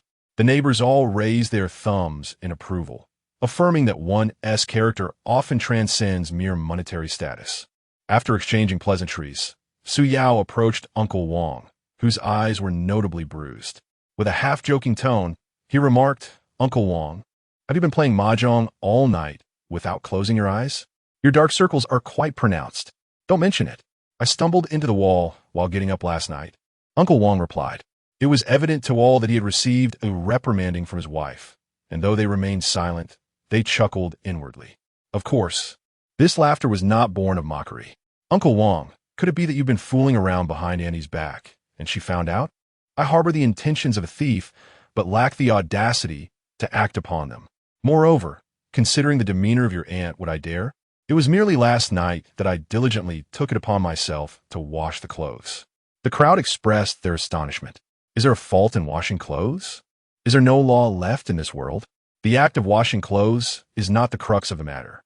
The crux lies in the fact that I inadvertently laundered the name of Xiaorui's boyfriend. The expressions on the faces of the crowd shifted dramatically. That I was not met with violence is a stroke of fortune. Uncle Wong, it seems your wife's affections for you run deep. How so? Given her frugal nature, the fact that she did not strike you down is nothing short of a miracle. It is well known that Wang Digui's wife is quite stingy. She would not spare even a dime, let alone $1. The starting price for Lu Fengshuan's name is a staggering 100,000.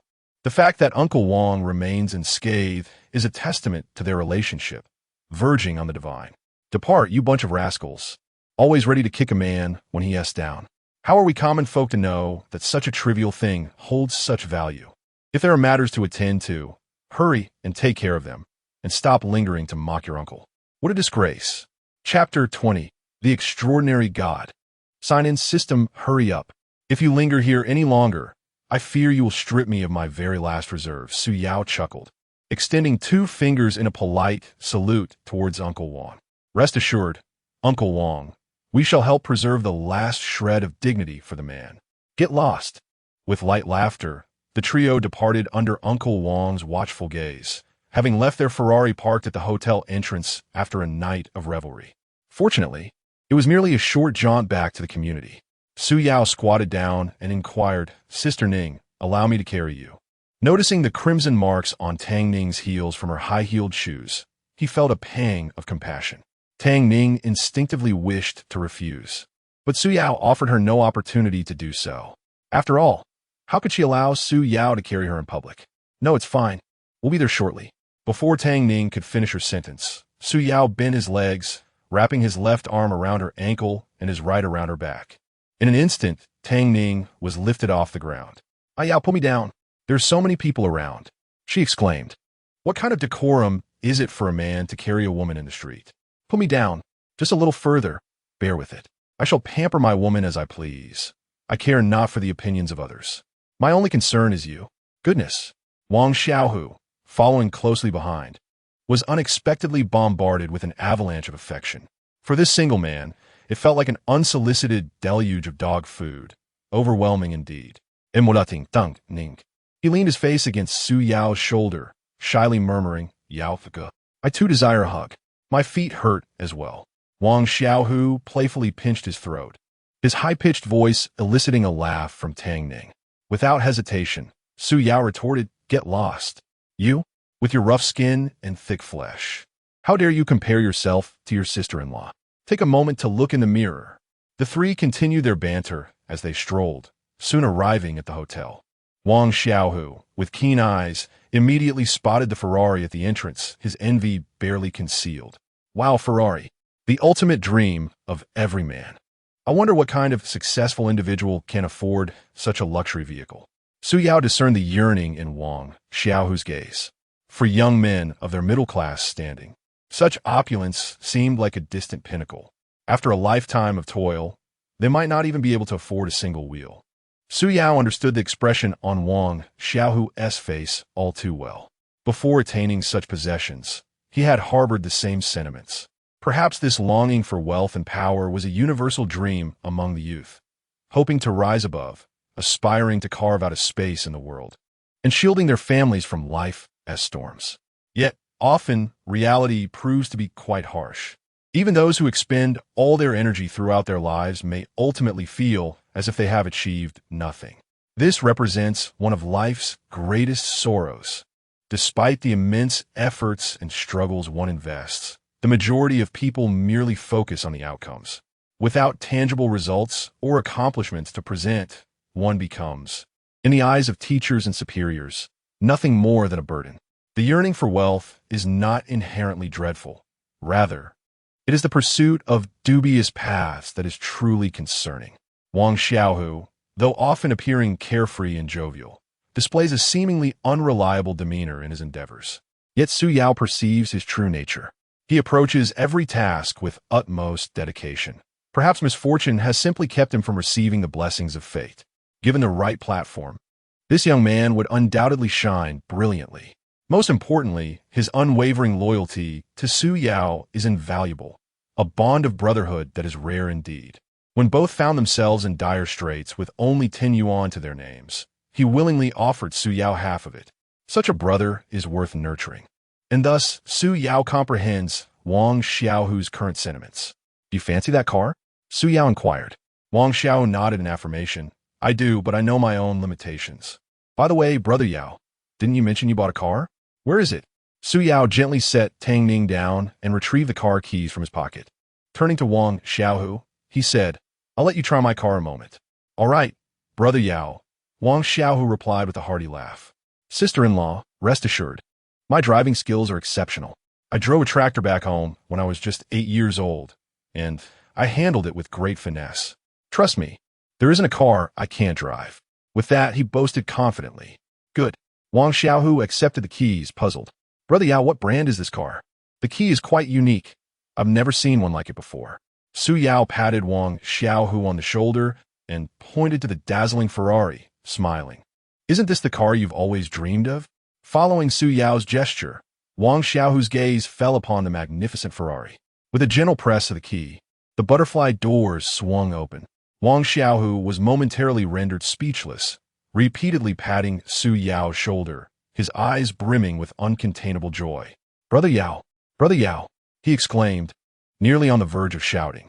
His heart raced, unsure of how to respond. He stared at Su Yao in disbelief. Rubbing his eyes to dispel the notion that this might be a dream, he excitedly circled the car, repeatedly exclaiming, "It's stunning, simply breathtaking." He reached out to touch it, but instinctively withdrew his hand. This car was exceedingly expensive, far beyond his means. Aware of Su Yao's financial background, he understood that he could not afford such a luxury. Thus, it was likely that the car belonged to Tang Ning. To spare Su Yao any discomfort, Wang Xiaohu merely brushed his fingers against the surface. Knowing that many wealthy individuals, despite their seemingly generous appearances, could be begrudging to the core. Although Tang Ning may not appear to be that kind of person, she is acutely aware of her own worth. At this moment, dignity seems exceedingly fragile in the eyes of capitalism. After circling around, Wang Xiaohu's face clearly lost the excitement he had just displayed, and he became cautiously apprehensive in the blink of an eye. Having spent many years alongside Su Yao could discern his thoughts. He patted Wang Xiaohu on the shoulder, reassuring him, "Don't worry, this car belongs to your brother Yao."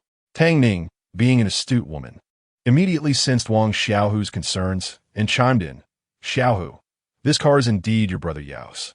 You need not ponder too much. Give it a try. If your skills are adequate, you could come to the Tang Group to drive for the president." The mention of skills instantly invigorated Wang Xiaohu. "Sister-in-law, you can rest assured about my abilities in this regard. I may lack many talents, but my knowledge of cars is no exaggeration. As long as I am permitted, I would dare to drive a tank." This remark elicited laughter from those present. Indeed, this lad possesses considerable driving prowess, effortlessly handling even a Ferrari he had never encountered before. One cannot deny that he is truly gifted. Half an hour later, Wang Xiaohu navigated the Ferrari to the Wanawaxi parking lot. As the vehicle came to a halt, Su Yao's mind was suddenly filled with the system's melodious notification. Ding. Successful check-in at Wanawaxi property. Reward includes ownership of the Wanawaxi development and all shares therein. Chapter 021. My wife is actually the CEO. My husband is surprisingly the big boss. The sudden system notification startled Su Yao, who was about to alight from the car, nearly causing him to stumble. Fortunately, his quick reflexes spared him the embarrassment before Tang Ning. At that moment, Su Yao realized that this so-called sign-in system did not merely allow for a single daily check-in, but rather facilitated check-ins in specific scenarios. One could only describe its attentiveness as akin to that of a super nanny. Life was indeed remarkably pleasant. Meanwhile, Tang Ning received a call from her assistant, informing her that several old-timers at the company were scheming during her brief absence, causing disruptions in the board meeting. They audaciously declared that if Tang Ning could not secure the development rights for Wanawaxi, she was unworthy of her position as CEO. They boasted that even with Tang Batian present, they dared to openly target Tang Ning. Upon hearing this, Tang Ning's exquisite face darkened slightly. Noticing her change in demeanor, Su Yao, concerned, inquired, "What is wrong? Are you feeling unwell?" Besides the real estate, Wanawaxi had a vacant lot nearby, owned by the leading construction firm, Jinghai Group. Securing the land, let alone renting it, would be exceedingly challenging. The bidding proposal submitted by the company days ago had yet to receive a response. These old geezers were merely taking advantage of her youth to bully her. Tang Ning understood that discussing company matters would be futile and would only serve to trouble Su Yao further. The gravity of the situation was evident in her troubled expression. Ultimately, after much coaxing from Su Yao, she revealed the details. The development rights for Wanawaxi? Was it that the reward just obtained from the system sign-in? Seeing Su Yao frown, Tang Ning assumed he was upset. Yao, I'm sorry, I didn't mean to deceive you. She bit her lip, feeling a pang of guilt for not disclosing her identity as the president of the Tang Group. She feared that revealing her status would impose undue pressure on Su Yao, making him reluctant to marry her. I truly apologize, Yao. I did not intend to. Su Yao smiled gently at Tang Ning, placing his hands on her shoulders. There's no need for apologies regarding this matter. My wife is the CEO, and I take great pride in that. With such an extraordinary wife, I should wake up laughing in my sleep. However, regarding the matter you just mentioned, perhaps your husband can indeed assist you. Tang Ning's eyes widened in confusion. Her eyes, already large and beautiful, appeared even more so in her surprise. Yao, Jinghai Group is quite formidable, and this piece of land is not as easy to manage as you might think. Even my grandfather might not sway them. This is precisely why these old fogies dare to create obstacles for me. Over the past few days, Tang Ning had gathered some knowledge about Su Yao, realizing he was merely a shareholder in a tech company, and even if he wished to help, he might not be able to do so effectively. Yao, please don't involve yourself in this matter. I will find a way. Just as Su Yao was about to respond, his phone rang with an unfamiliar number. He swiped to answer, and a deep male voice resonated from the other end. Hello, is this Mr. Su?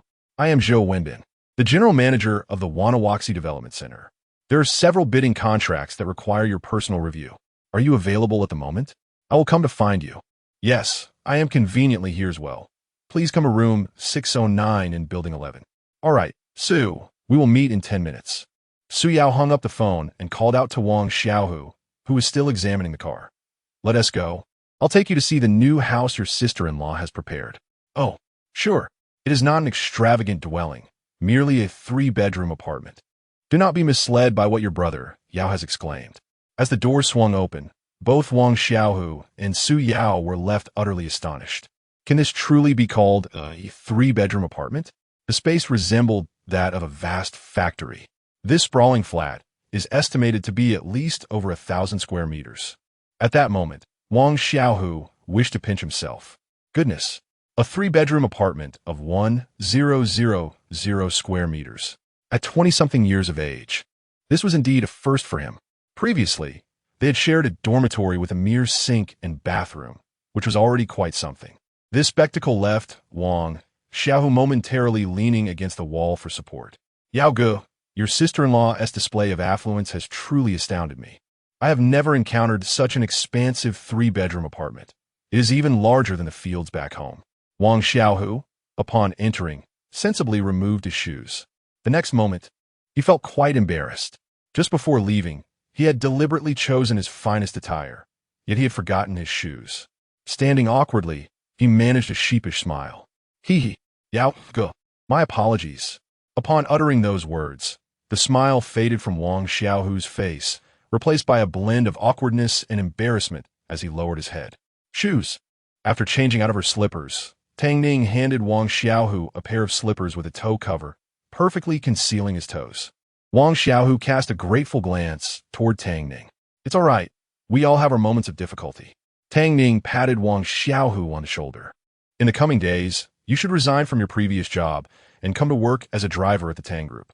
The monthly salary is 8,000. 8,000. Wang Xiaohu was utterly astonished. Sister-in-law, I must have misheard. Is 8,000 not too generous? Previously in sales, he worked tirelessly and barely earned 4,000 a month. A driver earns 8,000? In this world, connections truly dictate everything. Do you not wish to go? I do. This one word articulated the sentiments of countless individuals. With a smile, Wang Xiaohu felt tears welling in his eyes. Thank you, sister-in-law. Thank you, Yaoge. I will certainly work hard and not let you down. All right, stop with the sentimental talk. Wealth will come, and luxury cars will follow. As my brother, Su Yao, I will ensure you do not live in poverty. Wang Xiaohu's eyes glistened with emotion. This incident would remain etched in his memory for a lifetime. In less than 10 minutes, Zhou Wenbin followed the address provided by Su Yao and arrived at Building 11, room 609. Outside the door stood a man clad in a black suit, adorned with golden-rimmed glasses. He appeared youthful, likely around the age of 35. The man adjusted his appearance before pressing the doorbell. Upon the door's opening, he was greeted by an exceptionally handsome face, strikingly youthful, causing him to momentarily pause in surprise. The next instant, he exhibited the professionalism expected of a skilled manager. Good day, Mr. Su. Am I correct? I am the head of the Wanawaxi Development Department. You may call me Xiao Zhou. Here's several bidding contracts. I kindly ask you to sign them. Su Yao immediately spotted the project bidding document from the Tang Group. Please keep this one. The others can be returned. Understood, Mr. Su. Please review it at your leisure, and feel free to call me once you have signed. After Zhou Wenbin departed, Tang Ning stood in a daze, her eyes wide with disbelief as she gazed at Su Yao. Yao, you are actually the owner of the Wanawaxi developer? Chapter 022, New Rewards for Check-ins. How deep is this water hidden? After Zhou Wenbin departed, Tang Ning leaned against the wall with her arms crossed, her alluring eyes seemingly eager to undress Su Yao. Noticing the perplexity in Tang Ning's gaze, Su Yao chose not to conceal anything. He reached out, wrapped his arm around Tang Ning's slender waist, and playfully tapped her nose. Sister Ning, please refrain from looking at me like that. I could spend a lifetime explaining these matters to you. As Su Yao uttered the most charming of rustic flirtations, combined with their intimate posture, one could easily imagine them engaging in more passionate pursuits if a bed were nearby. At a crucial moment, Wang Xiaohu unexpectedly appeared, exclaiming, Brother Yao, I just took a stroll around and discovered that this house is truly splendid. The floor-to-ceiling windows in the front offer a perfect view of the swimming pool below, and the location allows one to see everything. Isn't that delightful? Furthermore, right behind us lies Nanshan of Wansheng, with exceptionally fresh air. Indeed, it's a prime location with excellent feng shui. Upon seeing the couple in their flirtatious exchange, Wang Xiaohu quickly retreated. Oh dear, I just got something in my eye. I didn't see anything. You two continue, Brother Yao, sister-in-law. The couple found Wang Xiaohu's antics amusing. Teasing him, even if you had seen something, it wouldn't matter. We could just consider it feeding the dogs. Wang Xiaohu squinted his eyes into slits, glaring at Su Yao with a hint of grievance. Brother Yao, that's not fair. You know I'm single, yet you say such things. It's disheartening. What is there to be disheartened about? You're still young. You can find a girlfriend eventually. Su Yao deeply. Wang Xiaohu was left speechless, responding, Brother Yao, you're just speaking from a position of comfort. You can enjoy your family life, while I'm still a lonely bachelor. Please don't throw such cold remarks at me. I might take them seriously. Wang Xiaohu stayed at Wanawaxi until 1:30 p.m. before taking a taxi back to the company, where he boldly submitted his resignation. However, according to protocol, he would remain employed for another 2 weeks. As for Su Yao, he had arranged to meet Zhou Wenbin at the Tang Group at 2:30 p.m. Coincidentally, Tang Ning was also summoned back by the board, so Su Yao went along to support his wife. The Tang Group is a Fortune Global 500 company. Founded in the 1960s by Tang Batian and a group of brothers, it emerged from humble beginnings. In an era where opportunities were ripe for the bold and adventurous, the Tang Group transformed from a small workshop into a large corporation in under 5 years. Under Tang Batian's guidance, the company has endured through the decades. Today, the once small enterprise has evolved into a global powerhouse, rightfully earning the Tang family the title of the wealthiest in Jinghai. However, a new competitor, the Jinghai Group, has recently emerged, stealing much of their limelight. At this moment, Tang Ning remains unaware that her husband, Su Yao, is the largest shareholder of the Jinghai Group. The Tang Group's office building is quite imposing, boasting 33 stories, each floor exceeding 2,000 square meters. In Jinghai, only the Tang family exudes such dominance. As Tang Ning stepped through the entrance, the security guards stood a fraction taller than usual. President, President, President. The employees who passed by bowed deeply in reverence to Tang Ning. Within the expansive workspace, one could see Tang Ning striding with an air of authority. Was this truly the same petite woman who had just nestled in Su Yao's embrace? Su Yao, possessing both striking good looks and an undeniable charm, entered the Tang Group with an aura befitting a protagonist. Particularly the beautiful female employees, if not for Tang Ning's presence, might have rushed to him without hesitation.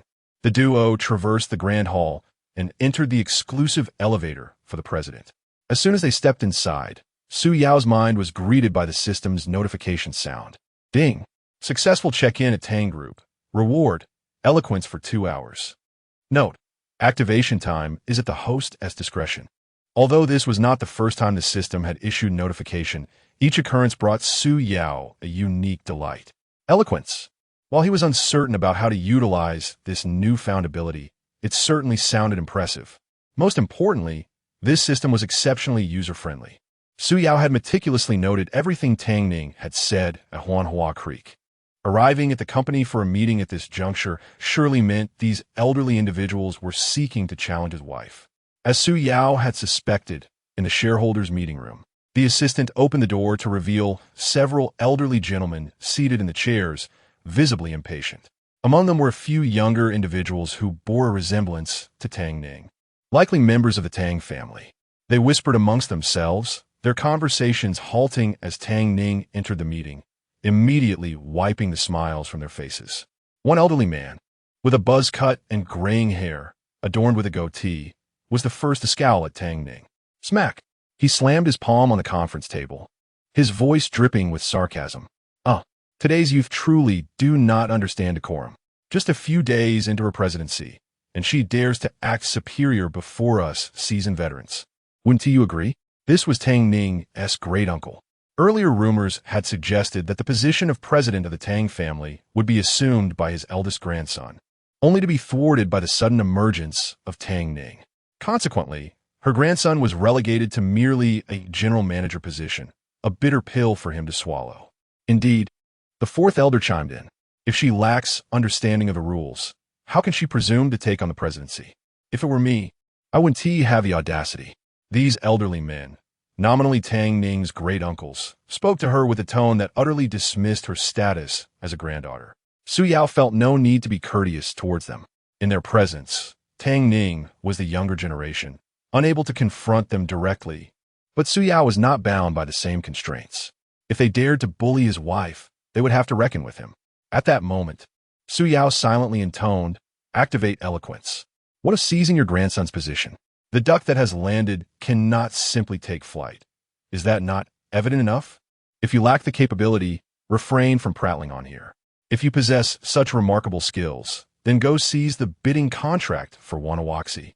Should you succeed, I shall gladly relinquish the position of president to you, dear Ning. You, one and all, possess the audacity to target a young lady here. Yet you should exhibit your prowess elsewhere. A group of cowards who only bully young women. Scoundrels! If you are so adept at chattering, why not ascend to greater heights? Collectively, These elderly gentlemen exceed 5 centuries in age, and they hold esteemed positions in Jinghai. Today, they have been shamefully berated by an outsider. The upper echelons of the Tang Group are acquainted with them. There is simply no such person as you claim.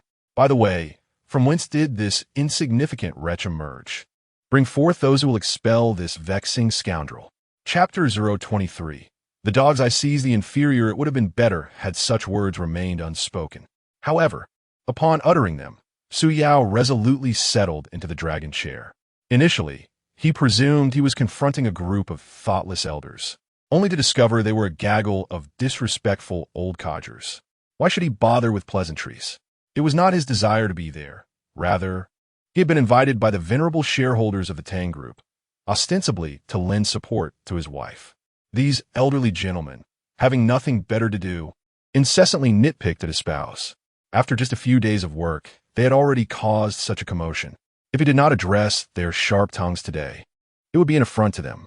To his surprise, these old men, despite their advanced years, were rather dull-witted. He pointed a finger aggressively at the third elder of the Tang family and declared, "Old man, remember your words. You will bear the consequences of what you say." As brothers of Tang Batian, none of these men had ever endured such indignities. Who did he think he was?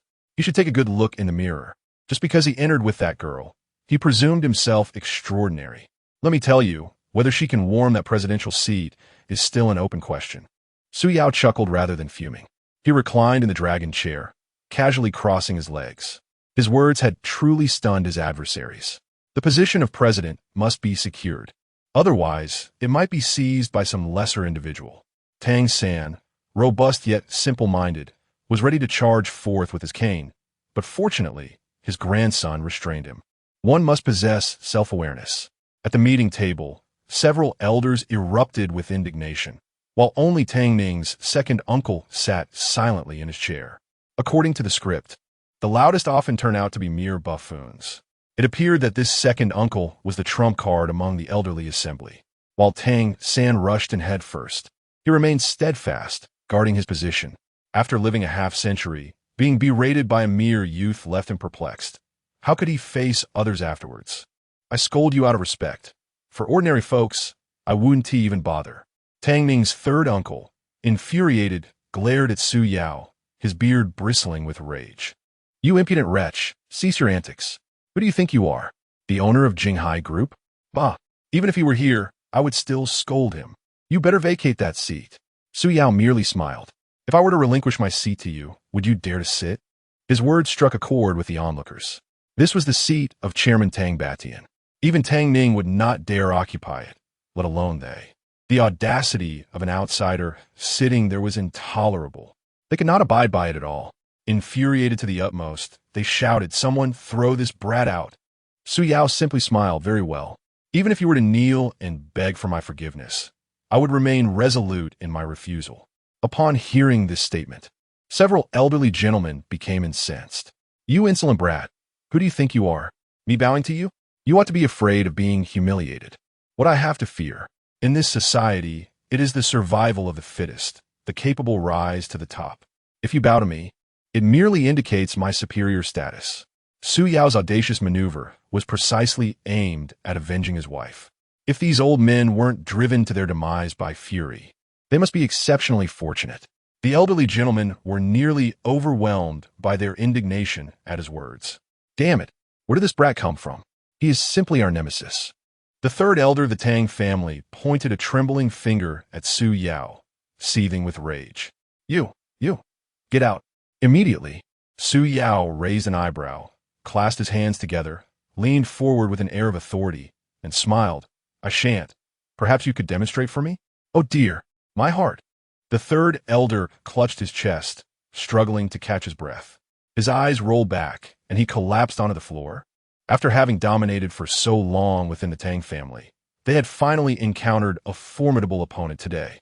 It was unclear where Tang Ning had unearthed such a character. He was utterly infuriating. Su Yao timed his movements perfectly, placing his hands on the oval conference table and rising gracefully. "Since your esteemed company does not welcome me, I suppose I must take my leave. I trust you won't regret this decision. Get out. Leave at once. I wish to see no more of you." The third elder of the Tang family, having just regained his composure, erupted in a tirade. Su Yao chuckled. Please, take your time, but do not resort to petty insults. Just as Su Yao faced the security personnel rushing to expel him, he fortuitously encountered Zhou Wenbin entering the room. At the conference table, the second elder of the Tang family quickly rose upon Zhou Wenbin's arrival, bowing respectfully. Yet, this was met with a chilling glare. After all, how could one expect to receive a warm reception after treating their employer so poorly? They were not seeking humiliation. Ordinarily, the two groups were considered equals. But now they found themselves in desperate need of the land owned by Zhou's company. It is worth noting that acquiring the development rights to this land could yield a profit of 1.5 billion, even if it meant playing the subordinate role. They had to secure this land. Upon witnessing Zhou Wenbin's entrance, everyone's demeanor underwent a dramatic 180-degree shift. Throw him out. At this moment, the third elder of Tang Ning remained oblivious to the gravity of the situation, shouting at the security guards once more. This prompted Zhou Wenbin to choke back laughter. Third Master Tang, are you here to amuse us? Who is it that pleaded for our boss's presence? And now you wish to expel him? What is the purpose of this? Xiao Zhou, let's depart. We have no need to linger here, Su Yao stated, refusing to indulge them any further. Since the Tang Group is so unwelcoming, I cannot in good conscience remain. Furthermore, that bidding contract should be torn up immediately. It serves no purpose to keep it. In the domain of Wanawaxi, I have preserved the land even to the extent of withholding it from mosquito breeding. The elderly gentlemen, who were once so arrogant, are now experiencing a swift downfall. Since the inception of the Tang Group, no woman has held the position of president. Tang Batian has only one granddaughter and no grandsons, leading many to believe that their own grandsons had a chance.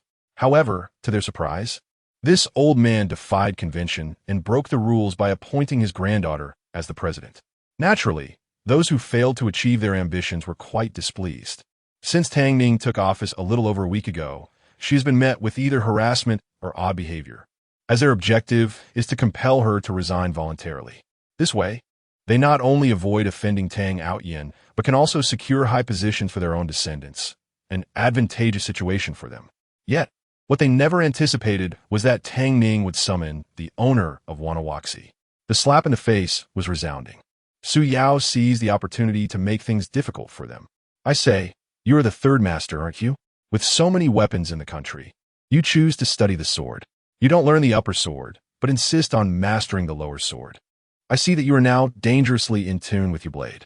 The third master, illiterate, could not grasp Su Yao's meaning after a long while. Zhou Wenbin could hardly believe that this young owner could deliver insults with such refreshing eloquence. After holding back his laughter for so long, he finally succumbed.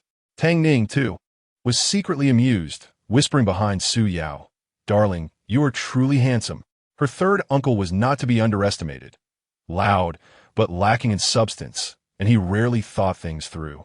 Third master, apologize to General Su. Second brother, did you hear me? I command you to apologize. Chapter 024, The Impressive Psychic System, a remarkable windfall. Under the oppressive gaze of the second son of the Tang family, the third uncle of the Tang family reluctantly acquiesced. Mr. Su, I merely spoke in jest. Why are you so sensitive to humor? Su Yao noticed a young man standing behind the third uncle, presumably the grandson, vying for his wife's position. Without a moment's hesitation, he retaliated with a swift slap. Instantly, 5 blood marks appeared on the young man's face, which swelled visibly before their eyes. Before the young man could react, Su Yao feigned an apology. I merely swatted you lightly. Why are you so fragile? Look at your handsome face now. It's quite a sight to behold. Truly a tragic state. Su Yao's remarks stemmed from the earlier words of the third uncle. After all, this old man had been too imposing. It would be remiss not to temper his arrogance. You, Su, do not overstep your bounds. The third uncle seethed with fury. Is this overstepping? I call an eye for an eye. Apologies, but I have matters to attend to this afternoon. As for our collaboration, we shall discuss it another time. Sister Ning, did you not say you would take me to meet grandfather this evening? Let us leave. There's no need to linger and bother others. Regardless of the second uncle's attempts at diplomacy, Su Yao chose to disregard them. His purpose for being there was solely to support Tang Ning. With the theatrics concluded, he saw no reason to remain. After their departure, the second uncle sat at the conference table, silence engulfing him, his expression dark as storm clouds. They had prepared for this day for 6 months, only to be outmaneuvered by this young man. The indignation was palpable. The third uncle, oblivious to the tension, continued to stir the pot. Second brother, look, Quan has been struck. You must take action. At this moment, the second uncle was also seething with frustration. After all the preparations, this fool had ruined everything. In a fit of anger, he delivered a resounding slap to Tang Quan's face, leaving the third uncle dazed. His grandson had seemingly done nothing wrong, merely attending an entirely ordinary meeting. Tang Quan could hardly fathom why he had suffered such an unprovoked assault. In Su Yao's words, if you lie in the wrong position, even in repose, you may be caught in the crossfire. Clutching his battered face, resembling a swollen pig, he was utterly aggrieved. No matter how hard he tried to comprehend the reason behind the blows, he could not. Ultimately, the meeting concluded amidst this uncomfortable atmosphere, leaving much to be desired. It must be said, Su Yao possessed an uncanny knack for inciting animosity. In a mere short time, he had managed to instill deep-seated resentment among this group of elders. It would take considerable skill to navigate such treacherous waters. Having vented his frustrations on behalf of his wife, Su Yao took Tang Ning's hand and exited the Tang Group building, watching as Zhou Wenbin departed. Tang Ning and Su Yao entered a Ferrari, with Tang Ning seated in the passenger seat. She voiced her concern. Wait, you can't possibly intend to visit my grandfather, can you? Su Yao remained silent, merely tilting his head to regard her. What? Are you afraid that if I take care of those old men earlier, my grandfather will retaliate? Tang Ning resolutely shook her head. Not at all. I'm more worried about you. At that moment, in a high-end villa district, an elderly gentleman with a head of silver hair, clad in a Tai Chi outfit, was practicing in his yard. Suddenly, he was caught off guard and sneezed. An elderly butler rushed over with a towel in hand. Sir, please take a moment to rest. The old man seemed oblivious, closing his eyes and leisurely continuing his movements, his techniques flowing effortlessly. It was evident he was a seasoned practitioner, which explained why Tang Ning remarked that her grandfather was not to be trifled with. Su Yao learned that Tang's grandfather had few pastimes. He enjoyed collecting antiques and calligraphy, and occasionally practiced Tai Chi. He took Tang Ning to the largest antique market in Jinghai.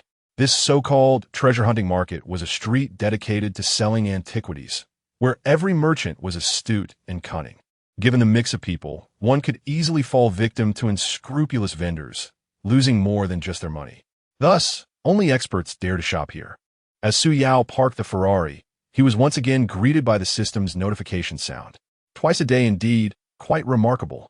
It was evident that the system was bestowing him a boon. Ding. Successful check-in at Antique Street. Reward. X-ray vision. Valid for 2 hours. In 2 hours, vision will revert to normal. For him, 2 hours was more than sufficient. As he listened to the melodious notification, he held Tang Ning's hand and entered an antique shop that appeared to have some age. After several rewards, Su Yao had thoroughly grasped the system's capabilities. What he did not expect was such a delightful surprise from the system. The X-ray vision was merely a subsidiary feature of the system, adjusting its duration based on Su Yao's level. For someone who had just begun to explore its capabilities, 2 hours was indeed ample. Upon entering, Su Yao was astonished to find that a verification frame appeared around every item. Name, era, craftsmanship, value, name, spring outing picture, Sui Dynasty hand scroll, replica, era, modern, craftsmanship, imitation, value, extremely low. To Su Yao's astonishment, this modern replica was brazenly displayed in the most prominent position of the shop. Was the owner so desperate for money to dare such a thing? In other words, while laymen were drawn to the spectacle, connoisseurs discerned the intricacies. Indeed, such a large piece displayed at the entrance was undeniably eye-catching. Had he not possessed X-ray vision, he might have been deceived, for it appeared convincingly authentic. If such an item were to be presented to my wife's grandfather, the Su family would undoubtedly suffer a great embarrassment. Upon entering, a youthful lad approached them. Noticing Su Yao admiring the earlier spring outing painting, he immediately began to extol its virtues. This esteemed patron possesses truly discerning taste. This is the prized possession of our humble establishment, the spring outing painting. It was crafted by the renowned Sui dynasty artist, Zhang Ziqian, and it stands as the sole surviving piece of his oeuvre, possessing immense collectible value. Despite the lad's lofty praises, Su Yao remained unfazed. For a counterfeit is but a counterfeit. With a gentle smile, he replied, "I'm not particularly interested in paintings." Upon hearing this, the young man inquired, "Then what does our esteemed patron prefer?" "Our selection is quite extensive. Item, bloodstone, crystalline stone, era, modern craftsmanship, none value low. Item, Wuchangshuo inscribed carved patterning stone, fine imitation, era, Republic of China, craftsmanship, handmade, value low." After perusing the offerings, Su Yao found nothing that caught his eye. Chapter 025. Su Yao. I possess even greater capabilities, and I hope to try them out with my sister. Just when the young man thought his efforts for the day had gone to waste, Su Yao unexpectedly spotted a ring amidst a pile of inconspicuous scraps. It is worth mentioning that after perusing so many items, none were genuine. They were either defective or counterfeit. Su Yao was perplexed as to how these individuals conducted business, brazenly displaying fakes in the most prominent spots. In such a vast store, there wasn't a single decent item to be found. Previously, an elderly uncle from his hometown, who specialized in antiques, had mentioned that the antique trade is rife with complexities and its depths are unfathomable. To make a name for oneself in this field, one must possess a certain knack. Otherwise, it is best to steer clear of such endeavors. Seizing an opportunity, one or two pieces could lead to prosperity, yet misjudging could result in devastating losses. To put it bluntly, one might end up with nothing but the clothes on their back. Had it not been for the system's sudden activation of the auxiliary clairvoyance, he would have undoubtedly been taken for a fool today. It was unclear whether the young man earlier was genuinely inexperienced or simply deceitful, as every item he introduced was a fake. Su Yao picked up the ring and focused his gaze.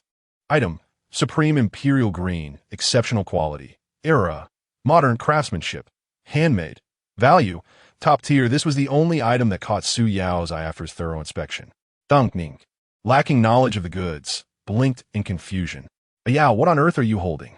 It looks rather filthy. You can't possibly be considering purchasing that, can you?"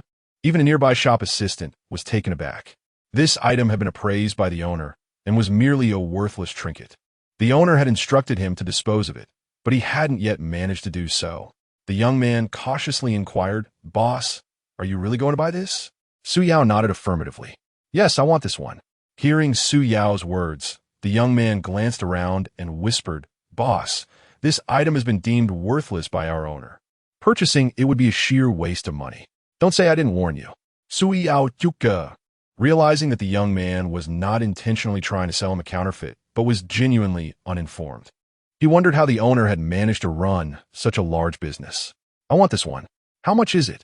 The young man awkwardly scratched his head. "Boss, you should really think this over. This is just a worthless ring with no collectible value. Perhaps you should consider something else. It truly isn't worth much. To be frank, the boss told me to treat it like garbage." Su Yao smiled. "I appreciate your concern, but I will take this one. Please give me a price." The young man held up 5 fingers. 50,000? Su Yao was astonished. How could such a worthless item demand 50,000? The young man hesitated. 500 is sufficient. Upon hearing this, Su Yao nearly burst into laughter. This was exquisite imperial green. Despite its small size, it held great value. Its estimated value starts at a minimum of 10 million. If the boss were to find out that this young man sold this premier imperial green for a mere 500 yuan, one can only imagine the fervent exclamations he might direct at his entire family. This is easily understandable. The ring, based on the young man's initial offer, inexplicably appreciated by a staggering factor of 20,000. It was akin to a windfall from the heavens. Naturally, Su Yao would not let such an extraordinary opportunity slip away. Delightful. It was simply exhilarating. Without a moment's hesitation, he whipped out his phone and made the purchase on the spot. Although Tang Ning was quite affluent, she sincerely felt that spending several hundred yuan on a worthless stone was unwise. Moreover, The object appeared rather unsightly. If she found it distasteful, her grandfather would likely be even more disapproving. Though she pondered this internally, she refrained from voicing her thoughts. At worst, she could later present her grandfather with the antique she had previously commissioned someone to procure. Sister Ning, please take good care of this item. Be sure not to damage it. Despite her ignorance of Su Yao's thoughts, Tang Ning diligently assisted him in safeguarding the purchase. After obtaining the receipt, Su Yao intended to leave with Tang Ning. To his surprise, in the most inconspicuous corner of the door, there hung a hand scroll titled Tang Yin's Pine Cliff Retreat. Item name: Tang Yin's Pine Cliff Retreat Hand Scroll, Premium, Era, Tang Dynasty, Craftsmanship, None Value, Superior Quality. Upon seeing this information, Su Yao immediately took out his phone to check the selling price. This single painting had sold for 71.3 million in 2013. Su Yao was astounded by this astronomical figure. He stood frozen in place, speechless. Noticing Su Yao's gaze fixated on the painting, the young man quickly smiled and said, "Boss, let me be honest with you. This painting is a forgery. If you truly wish to acquire it, I can let it go for 5,000. A piece valued at over 70 million was merely worth 5,000 in this young man's eyes. If the boss were to discover this, would he not curse him to the ends of the earth?" Seeing that Su Yao showed no inclination to negotiate, the young man gritted his teeth and said, "How about this? I'll give it to you for 4,500. I can't go any lower, or I'll be in trouble with my boss." Su Yao sighed deeply. This was not merely about being cursed or not. If he were to learn that this painting was an authentic masterpiece, it would likely result in a more severe fate for the young man. After paying and securing the receipt, Su Yao swiftly returned to the LaFerrari with Tang Ning. Throughout the ordeal, Tang Ning wore a bewildered expression. Once back in the car, she could no longer contain her curiosity. "Ayo, why did you buy these two worthless items? A lump of stone and a fake painting. If you truly intended to gift these to my grandfather, you might as well not bother." She decided, "Let us just go to Wanhua Creek. By chance, I recently had someone procure 2 pieces of bloodstone for my grandfather. You can bring those over tonight and say they are from you." Su Yao found Tang Ning's words amusing. "Is my sister genuinely concerned for me? Let me be honest with you. These 2 items are indeed treasures. Do not be deceived by their appearance. This is a fine piece of imperial green, valued at no less than this amount." Tang Ning asked, "Is it 100,000? Su Yao shook his head. "Tang Ning, don't tell me this ugly stone is worth 1 million? Su Yao shook his head. "No, at least 10 million. And this authentic piece by Tang Bohu, at least that much." Tang Ning, 700,000? "No, it's 70 million. We only spent 5,000 to unearth something valued at 80 million. Upon hearing this, Tang Ning's eyes widened in disbelief. "Yao, are you serious about what you just said?" Su Yao nodded. "This is merely an estimated price. It's possible that the 2 items could be worth several hundred million." Tang Ning nearly gasped in astonishment. At that moment, her heart surged with excitement, leaving her at a loss for words. She suddenly cupped Su Yao's face and kissed him fervently. "Yao, you are amazing." In response to Tang Ning's praise, "Su Yao Godin Mitstievo, I have even more astonishing qualities. Perhaps we can explore them together sometime." Chapter 26. The Art of Fortuitous Discovery. Upon hearing Su Yao's words, Tang Ning's face flushed a deep crimson, leaving her momentarily at a loss for words. Noticing her expression, Su Yao discerned her thoughts and teasingly remarked, "Sister, don't tell me your mind has wandered astray." It was needless to say, her thoughts had indeed strayed. After her initial embarrassment, Tang Ning's eyes sparkled with excitement. She could scarcely believe that Su Yao was so extraordinary, managing to outsmart those seasoned executives at the company, and even unearthing such treasures while merely browsing antiques. If this trend were to persist, what marvels would unfold? Never in her wildest dreams did Tang Ning anticipate that the young wolf dog she had inadvertently intercepted was a prodigy in commerce. With a mere 5,000 yuan, he had unearthed 2 items valued at over 80 million, an inconceivable feat lacking expertise in antiques. She examined a scroll for an extended period yet gleaned no understanding. As for the stone, it resembled yellow clay, and she remained equally perplexed. "Trust me, Grandpa will surely appreciate the gifts I present, she assured herself. Despite her lack of knowledge, Tang Ning felt reassured by Su Yao's confidence, considering the items to be of great value.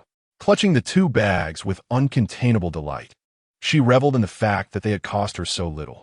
After fastening her seatbelt, she began weighing the bags in her hands. Ayo, I made up my mind. Let's present this tonight, she declared, handing Su Yao the bag containing the imperial green item. The painting is too expensive. I can't bear to part with it. This one is cheaper, so we'll gift this instead. Yes, this is the one. We can hang the expensive one ourselves. I've even envisioned the perfect spot for it, right on the wall as we enter. After hearing Tang Ning's words, Su Yao couldn't help but chuckle, bemused by her domestic inclinations even before they had crossed the threshold of their home. Was she planning to empty the Tang family estate upon marrying in? Yet, he found himself genuinely fond of such a wife. Following their visit to the first shop, they meandered through several others. To Su Yao's discerning eye, none of the ostensibly high-end products were genuine, failing to capture his interest. As they prepared to return to their car, they passed a jade stall surrounded by a throng of onlookers.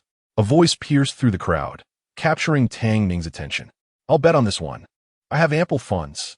A young man, clad entirely in designer labels and exuding an air of bravado, stood with his hands on his hips, seemingly ready for a confrontation. It appeared he was overly eager in his pursuit of jade. Are you certain about this piece? A voice queried. Absolutely this one, he asserted. I have plenty of money.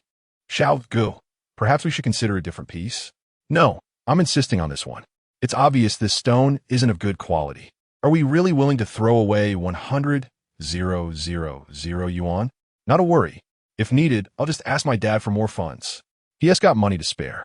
It was the first time she had encountered someone so unabashedly reliant on parental support. Furthermore, he remains oblivious to my intentions for this money when the time comes. I shall merely claim it was for the company. My father, who rarely steps beyond the threshold of our home, would have no inkling of my actions. Of that I am certain. Therefore, refrain from your incessant prattling in my presence. At this moment, the young man appeared as if confronted by a monster. His eyes wide with astonishment, his mouth agape as though it could accommodate an egg. He tugged incessantly at Tang Xiao's sleeve, exclaiming Xiao Gu, Xiao Gu. Meanwhile, Tang Xiao, consumed by fervor, retorted, What are you pulling at? Can't you see I am occupied? Soon, you shall witness the splendor of imperial green. At this juncture, a familiar voice pierced through, startling Tang Xiao. Uncle, no wonder Grandpa has been unable to find you these past few days. You are here. Though Tang Xiao was young, he possessed the wisdom of one far older. He was momentarily taken aback upon seeing Tang Ning in such a place. Dear niece, what brings you to this locale? Before she could pose her inquiry, he turned the question back to her. This idle uncle, despite being summoned multiple times by Tang Outyin to assume a position within the company, refused to comply. It was not due to a lack of intelligence or capability. Rather, his keen intellect led him to avoid such murky waters. It is far more agreeable to lead a leisurely existence. Hey girl, at this hour, you ought to be at the company. Though Tang Xiao indulged in merriment, he was indeed suited for business. Had he chosen to join the Tang family enterprise, Tang Ning's burdens would have lightened considerably. Alas, he steadfastly declined. Now, here he was, caught up in gambling stones, with Tang Ning poised to hold him accountable. Uncle, have you given any thought to what I mentioned last time? What matter? I cannot recall. Tang Ning smilet. Then I shall inform Grandpa of your stone gambling escapades upon my return today. At this, Tang Xiao's countenance darkened instantly. Tomorrow, then, will suffice. If the old man discovers my reckless behavior, with his skills, he would surely beat me to a pulp.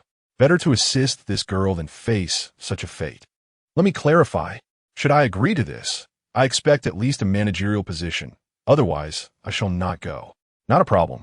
The general manager's position has been reserved for you. It was said that your assistant was a great beauty. Upon hearing the phrase, great beauty, Tang Xiao's eyes sparkled with excitement. He harbored no other passions but an admiration for beautiful women, promptly nodding in agreement. Very well, it is settled. Now, dear girl, assist me in determining which piece is worthwhile. Tang Ning, lacking expertise, turned to the side and beckoned Su Yao. Ayo, Help my uncle discern which stone is of value. Su Yao activated his perceptive abilities and scanned the array of stones. In a corner, he spotted the most unassuming stone. Name: Supreme Imperial Green. Era: modern, craft, raw stone. Value: exceptional quality. Indeed, this piece of Imperial Green far surpassed the value of the ring previously considered. Uncle, that one appears promising. Out of politeness, Su Yao also called out Uncle. Tang Xiao first glanced at Su Yao, then at the stone. Are you certain, kid? Dan Xiao Inguit pulled out. Absolutely. All right, I shall wager on this stone. How much? The stone gambling owner, a lean man with a face that exuded righteousness, looked back at the neglected stone in the corner and then at Su Yao. Young man, are you sure you want this stone? It's not exactly a gem. If you wish to cut it, I can offer you 500,000. What? This stone is so hideous, its quality so poor, and you dare to ask for 500,000? Why don't you just rob me instead? 500,000 it is. Just cut it for me. Su Yao asa. Tang Xiao, resting his chin on his hand, scrutinized Su Yao, thinking to himself that the lad must be wealthy, not even blinking at the 500,000 mark. Could this money have come from his niece? He mused curiously. Niece, where did this fellow emerge from? We've known each other for decades, and I've never heard of you having a boyfriend. Is this a miraculous occurrence? Just then, the owner's voice interrupted. Young man, are you really willing to spend 500,000 on this worthless stone? Whether it's worthless or not will be revealed once it's cut, Tang Xiao remarked, casting a glance at Su Yao and then back at the stone, shaking his head in resignation. With a long sigh, he lamented the waste of 500,000, exclaiming that truly foolish people have an abundance of money. Before he could finish his thought, he was met with a sharp glare. Isn't it rather hypocritical of you, uncle? Didn't you just squander quite a bit yourself? Tang Xiao found himself at a loss for words, glaring angrily at Tang Ning. All these years, it seems I've spoiled you for nothing. He then turned to the stall owner. Hurry and cut it. Let my niece see if she has indeed thrown her money away. All eyes were fixed on that stone. Chapter 027. The Emperor Green worth 100 million. Amidst the crowd, discussions erupted. Was it foolishness to spend 500,000 on such a worthless stone? Those conversing possessed varying degrees of experience in assessing stones. In their eyes, the stone chosen by Su Yao exhibited uneven coloration and an odd shape, clearly indicating it was of inferior quality. Everyone shook their heads in disapproval. Who gave this young man the audacity? This was clearly a piece of waste rock. Indeed, 500,000 seemed destined to vanish into thin air. Was he not a fool? Clearly, he was a novice in the realm of stones. Su Yao, however, paid no heed to their chatter. Having examined the stone earlier, he was aware that despite its unappealing exterior, it was undoubtedly a premium specimen. In his view, advanced technology proved far more reliable than mere experience. He smiled silently, contemplating the moment of revelation that lay ahead, eager to blind these skeptics with the brilliance of his find. Tang Ning, noticing the crowd's scrutiny of Su Yao, grasped his hand, offering words of encouragement. Do not mind them, I believe in you. Her faith was unwavering, a belief that persisted even if the stone yielded nothing of value. Su Yao patted her hand reassuringly, signaling her to rest easy. Then, in an instant, everyone was rendered speechless. My goodness! The master cutter's first incision revealed a vibrant green surface, shimmering with a rare luster. This hue was exceptionally rare, a prime example of Emperor Green. Incredible! This seemingly worthless stone could yield such exquisite material. Utterly astonishing. Indeed, it was hard to fathom. The stone was pockmarked and appeared substandard. Had they known, they would have acted sooner. Who had been the most disparaging just moments ago? It seemed luck had favored Su Yao. With each subsequent cut, the second, third, and fourth, the revelations grew increasingly delightful. The master cutter, a seasoned artisan, demonstrated remarkable skill, producing jade of rich color and natural patterns, a breathtaking sight to behold. Even the waste material yielded exquisite jade. Remarkably, after years in the jade business, this was the first time such exceptional quality had emerged from a single stone. The seller of the raw stone was equally astounded. After years in the trade, He had never encountered such a remarkable find. Although the stone was modest in size, its quality warranted an estimated value of at least 100 million. One extraordinary return. The crowd gasped in astonishment. Just as they assumed Su Yao would claim the raw stone for himself, his next action left everyone in disbelief. "Uncle, I have no interest in this stone. You, as a connoisseur, deserve it." Although Tang Ning's uncle appeared rather carefree, Su Yao's experience suggested that this individual possessed remarkable abilities. If he genuinely wishes to assist the Tang Group, then Tang Ning would undoubtedly thrive within the company. With his presence, those old-timers would likely refrain from brazenly bullying others as they do today. A sum of 500,000 as a mere token of goodwill is indeed a worthy transaction. Tang Zhao's smile conveyed a hint of disbelief. After all, this is no trifling amount. "What? You mean this imperial green is a gift for me?" Su Yao nodded affirmatively. "Yes, it is yours. No regrets." Tang Xiao expressed skepticism. In earlier times, 500,000 was indeed a significant sum for Su Yao, but now it seemed like a drop in the ocean. After all, he was merely offering a flower to present to the Buddha. From Tang Zhao's tone while conversing with Tang Ning, it was apparent that this somewhat cheap uncle had a decent relationship with Tang Ning.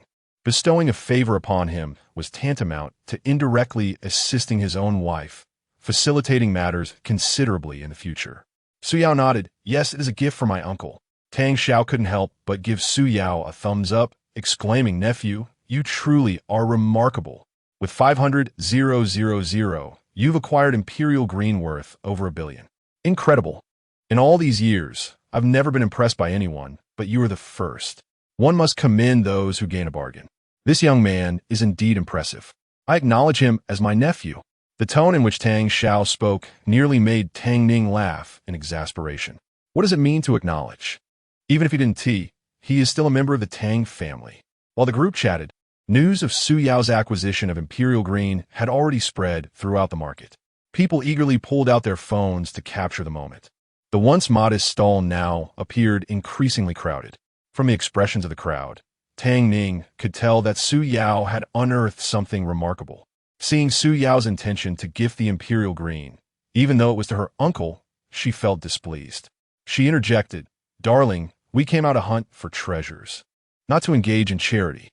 Moreover, my uncle isn't exactly in dire need of money, is he?" Tang Xiao, upon hearing this, nearly choked in disbelief. "What do you mean he isn't in need of money? He is currently quite strapped for cash. Ironically, your uncle is hoping that wealthy individuals like you will engage in some philanthropic endeavors. Come on, use your imperial green to crush me." At that moment, the onlookers were utterly astonished. This was worth over 1 billion, and he was giving it away so casually. Even among relatives, such gestures are rare. Who on earth is this young man? The crowd's initial skepticism transformed into profound envy. Over 1 billion, a sum that ordinary people would take lifetimes to exhaust. Tang Xiao chuckled and handed the stone to his accompanying subordinate. After years of playing with stones, he had given away at least several million without yielding any profit. Unexpectedly, today, without effort, he stumbled upon a treasure worth 1 billion. He mused that perhaps fortune was indeed favoring him. "Nephew, from this day forward, feel free to ask your uncle for any assistance within my capacity. I shall do my utmost to help." Su Yao had been waiting for these words. "Then I must thank you on behalf of my sister." Sister? Upon hearing the term sister, Tang Zhao's immediate reaction was to acknowledge that his niece indeed had an impressive taste. However, this young man, with his appearance, demeanor, and poise, was undeniably remarkable and well-suited for his niece. Within just a few minutes, the news of Jinghai auctioning off an imperial green jadeite worth over 100 million took the headlines by storm. One should not underestimate entertainment videos. The comments below were truly a gathering of talent, showcasing an array of creativity. Just as Su Yao and Tang Ning were preparing to depart, a resonant voice of a middle-aged man echoed from behind. Turning towards the sound, they beheld a man clad in a traditional Zhongshan suit. Though his attire was simple, his commanding presence indicated he was no ordinary individual. The atmosphere became palpable, and the previously bustling stall fell into a profound silence. Everyone instinctively parted to create a pathway for the middle-aged man. This imposing figure was none other than Shi Quan, the proprietor of the entire antique street. "Please, gentlemen, stay a moment," he called out. Chapter 28. From now on, walk proudly in Jinghai. For the first time in decades, he encountered such a lucrative venture. As the proprietor of the antique street, it was imperative for him to take action. As the saying goes, there can be no commerce without deceit. The cost of polishing such a substantial piece of jade alone would amount to several $100,000. Not to mention the intricacies of carving. How could Shi Quan allow this opportunity to slip away? If he could acquire this imperial green jade and subsequently refine it, he could turn a profit of several times over. This was indeed a foolproof business proposition. Boss Shi, the middle-aged man who had just cut the raw stone, greeted Shi Quan. He was about to say something when he noticed Shi Quan signaling him to stop, and thus fell silent. Shi Quan approached the two, scrutinizing Su Yao from head to toe. He then glanced at Tang Xiao, feeling a sense of familiarity with the young man, though his attention remained on Su Yao. "You're quite fortunate, young man," he remarked, his previously stern demeanor softening. "It's not luck, it's genuine skill." Su Yao Vito Gandhi Li. Shi Quan was momentarily taken aback, but quickly regained his composure. Given Su Yao's bold response, it was evident that the young man possessed some talent. Shi Quan's tone grew increasingly courteous. "Young man, I am Shi Quan, the owner here. Would you be interested in?" "I'm afraid, Boss Shi, I'm not interested," Su Yao interjected, anticipating the direction of Shi Quan's proposition. "Let's not be so definitive. Perhaps we might indeed have an opportunity to collaborate in the future. Wouldn't you agree?"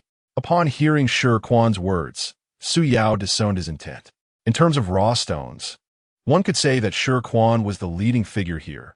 Less charitably, he was a local tyrant in a black market. After decades, it was rare to come across such a fine specimen, and naturally, he wished to keep it for himself.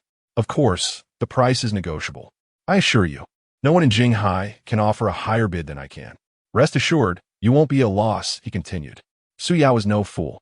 While jade was indeed valuable, once processed into decorative items, its worth could increase tenfold or even several dozen times. In other words, if Shi Quan were to purchase it and then have it refined, the jade's value could multiply significantly. It was akin to a windfall. "I'm sorry, Mr. Shi, but I've already gifted these raw stones and do not intend to sell." Having reached this point in their conversation, Shi Quan was not naive. With a smile, he replied, "Well then, since you do not wish to sell, have you considered having a designer process them into finished products? Of course, I can offer you the best rates on design and polishing costs." It must be said, Shi Quan was indeed a shrewd businessman. Even without purchasing the raw stones, he could still earn substantial profits from the design and processing fees, potentially amounting to hundreds of thousands. He was adamant about not engaging in a losing deal. Su Yao, not lacking in funds, was resolute in his decision not to part with the jade. With the addition of this piece of jade, he has already given it away, making it inconvenient for him to respond. Tang Xiao stood by, contemplating for a long time. He had heard of Shi Quan's name, but it was the first time he had encountered him in person, a local tyrant of Jinghai. Aware of Shi Quan's methods, he feared for Su Yao's safety. Thus returning the raw stone to Su Yao. "Dear nephew, this item belongs to you. Handle it as you see fit. My previous words still hold true. A gentleman values wealth obtained through honorable means.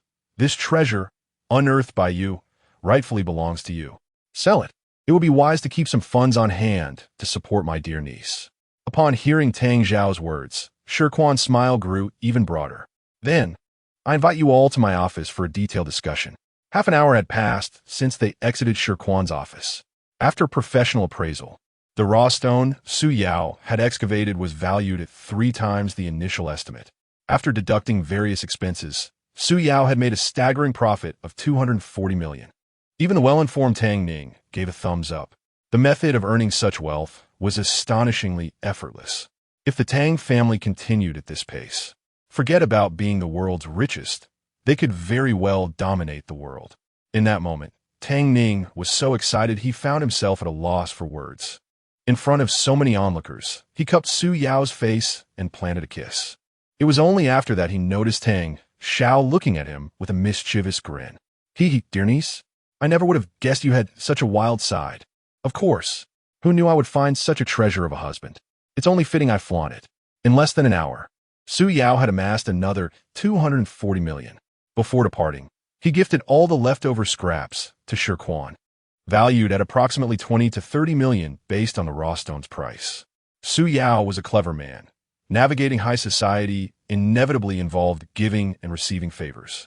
Individuals engaged in such business knew all manner of characters.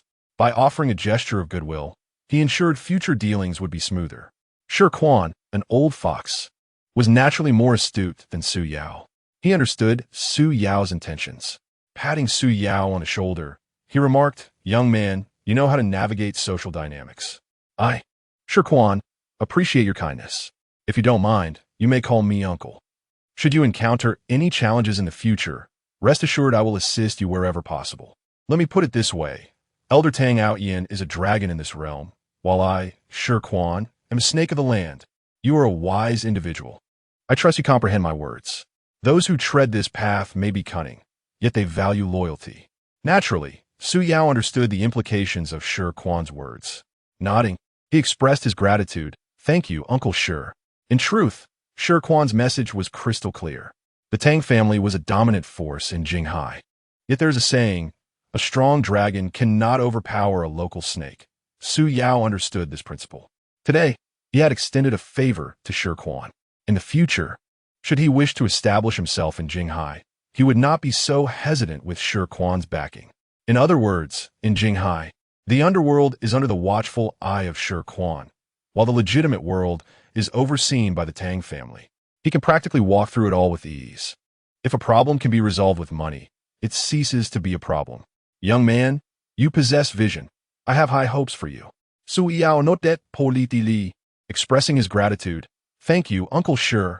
No need for formality. From now on, we are family. If you need anything, just let me know. Now, you go ahead with your business. When you have time, let's share a drink together." "Of course, Uncle Shi. I still have matters to attend to, so I'll take my leave." "All right, I have things to handle as well." After bidding farewell to Shi Quan, Su Yao and his companions returned to the Ferrari. The Tang family possessed many luxury vehicles. However, when Tang Xiao caught sight of Su Yao's ride, he couldn't help but display a look of astonishment. "Impressive. My dear niece, as far as I know, this is the first of its kind in Jinghai, and most people can't even acquire one. Who exactly are you, young man?" Tang Xiao's curiosity about Su Yao began to pique. Meanwhile, on their journey back, the video of the original stone purchase began to gain traction online. With the power of the internet and the fervor of netizens, Su Yao's video, showcasing the extraction of several billion worth of imperial green, soon spread throughout the entire Jiangxing. Even Tang Yin, who was practicing Tai Chi nearby, caught wind of the video. Chapter 29. The little cabbage at home is about to be trampled by a pig. In the pavilion, Tang Yin was fixated on the photographs displayed on his phone. A gasp escaped his lips. Why did these two individuals seem increasingly familiar? Had he encountered them before? At that moment, the steward leaned in to take a look, expressing his astonishment. "Master, is that not our esteemed young lady and young master?" Upon hearing this, Tang Yin felt a wave of dismay wash over him. Bringing the phone closer only intensified his unease. His expression grew markedly more somber. "Pray tell, who is the young man accompanying Our Lady?" Tang Yin stroked his graying beard in contemplation. Su Yao was tall and striking, a visage that pleased him greatly. However, the thought of the delicate flower he had nurtured for decades being so brutally mishandled was indeed a heavy blow to his heart. He then commanded, "Place a call to Tang Ning. Inquire about her whereabouts. That rascal dares to pursue my granddaughter. Does he think Tang Yin is a pushover?" Meanwhile, in the hospital, Lin Yi and Su Fengwan simultaneously laid eyes on the message, their expressions transforming into sheer shock as they began to count the zeros on the screen. They exclaimed, "Heavens! Several billion." The mother and daughter duo instantly felt a wave of despair wash over them. "Mother, what shall we do now?" Su Fengwan fretted anxiously by the bedside. After a moment of contemplation, a nefarious thought began to brew within her mind, and she addressed Lin Yuanyuan. "We shall expose him. If he cannot have him, no other woman shall lay claim to him. By any means necessary, I will ensure Su Yao's reputation is irrevocably tarnished. Yuan, did you not know an entertainment journalist previously? Our E's hospitalization is indeed a fact. Capture it on camera. Find a right angle. The more feeble she appears, the better. I refuse to believe that we cannot bring him down through the force of online outrage. That wretched woman struck you. She must pay a price. Given Su Yao's wealth, we ought to extract a hefty compensation from him. Su Fengwan articulated her plan with fervor, and Lin Yuan chimed in with agreement. Exhausted, Lin Yi had succumbed to slumber upon her hospital bed. Her plight could only be summarized in 2 words. Deserved it. Yuan, hurry and take the photographs. The larger the commotion we create, the better. We must ensure there is no resolution for him, that he is thrown into chaos. Su Fengwan gritted her teeth. If not for that woman, the 240 million would have belonged to her, Su Fengwan. The thought of such wealth slipping away into another woman's grasp was intolerable. Overwhelmed with unexpressed fury, Su Fengwan's hands trembled as she spoke. It was as if all of Su Yao's riches had been plundered from the Lin family. We shall release videos and enlist some online support to bolster our claims.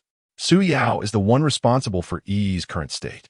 Until I see Su Yao utterly disgraced, I shall not be called Su Fengwan.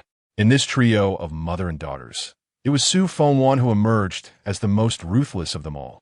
In a luxurious vehicle, Tang Ning received a phone call from the family butler. Hello, Uncle Zhong, is there something you need? At the Tang family villa, Tang Outyin lounged in a pavilion, squinting at the screen displaying Tang Zhao's name. You little rascal, I sent you to the company to assist. Yet you squander your time gambling on stones. When you return, I shall break your legs. Tang Outyin's words echoed through the phone to Tang Ning's ears. The master is on the line. Do you wish to convey a message to the young lady? Tang Outyin wiped his face with a towel, suppressing his anger. Inquire if they will be home for dinner tonight. As he spoke, Tang Outyin furrowed his brow. Also, ask who that young man accompanying Xiao Ning is. If he wishes to become my son-in-law, he better possess some abilities. After all, Tang Ning was the cherished treasure of Tang Outyin since childhood. The thought of his precious little cabbage being taken away by a pig filled him with distress. Oh dear, Zhong, why do I feel that something is amiss? I feel uneasy, my heart is heavy. In contrast to Tang Zhao's lack of ambition, Tang Outyin was even more sorrowful about his beloved being whisked away. At this moment, Zhong hastily ended the call, patting the elder's back to ease his discomfort. Although the young master was prone to mischief, he was not a bad person. He possessed a sharp mind that, if directed properly, could turn him into a business prodigy. Tang Tian sighed deeply. Prodigy? I would rather call him a fool. Does he not learn from his elder cousin's fate? It was gambling on stones that cost him his life. Zhong, make a call to the bank. No, do it now. Freeze all of this young man's credit cards. Without money, let us see how he continues to gamble. Moreover, he should earn his keep of the job. It's disgraceful for someone his age to behave like a giant infant. Tang Ning ended the call abruptly, having heard only Tang Outyin's scolding of Tang Xiao. After putting away her phone, she turned sympathetically to the back seat. Uncle, do you know who called just now? Tang Xiao shrugged. I am not a mind reader. How would I know who called you? It was Uncle Zhong. Tang Zhao's demeanor shifted, sensing an ominous premonition. He quickly inquired, what did he say on the phone? I told the old man that I've been at the company lately. With so many people posting videos of the gambling event online, could he have seen them? Tang Outyin opposed Tang Zhao's gambling habits vehemently. His elder cousin had lost his life due to a dispute with the gambling den owner. Wasn't Tang Xiao knowingly courting danger? If Tang Outyin discovered his deception, he would surely face severe repercussions upon his return. Oh no, I need to find a place to pull over. I must lay low for a while. Before Tang Xiao could finish his words, a message from the bank arrived on his phone. Dear user, your credit card at XX Bank has been frozen. Please contact the bank promptly. The message repeated itself, leaving Tang Xiao utterly stunned. He muttered a curse under his breath, feeling exasperated that even the bank would conspire against him at such a moment. With no money at hand, he found himself unable to go anywhere, forced to return home to face the inevitable reprimand. Dear niece, do you have a place for me to take refuge? He lamented, I shall remember this favor, dear niece. I implore you, even if it means I must accompany you to work tomorrow. In comparison to the prospect of work, The wrath of his father was truly fearsome. "Are you certain you won't return home tonight?" he inquired. "Absolutely. In light of financial concerns, I value my life more." As Su Yao drove, he listened to the two generations, both of similar age, share a silent laughter. From Tang Zhao's words, Su Yao gleaned insights about Tang Outyin, recognizing that his intentions to take Tang Ning away were far from straightforward. However, he found excitement in challenges. After all, he was not short on funds, but rather in need of expanding his business. Just as Tang Ning concluded her argument with Tang Xiao, Su Yao's phone rang. Noticing it was Su Rui calling, he answered, "Ah Yao, it's bad news. Do you have a moment to check the headlines?" Chapter 030. The radio intern beauty, Su Xiao. Headlines? There are countless nonsensical matters up there. What is there to see? Su Yao held no interest whatsoever in these so-called headlines.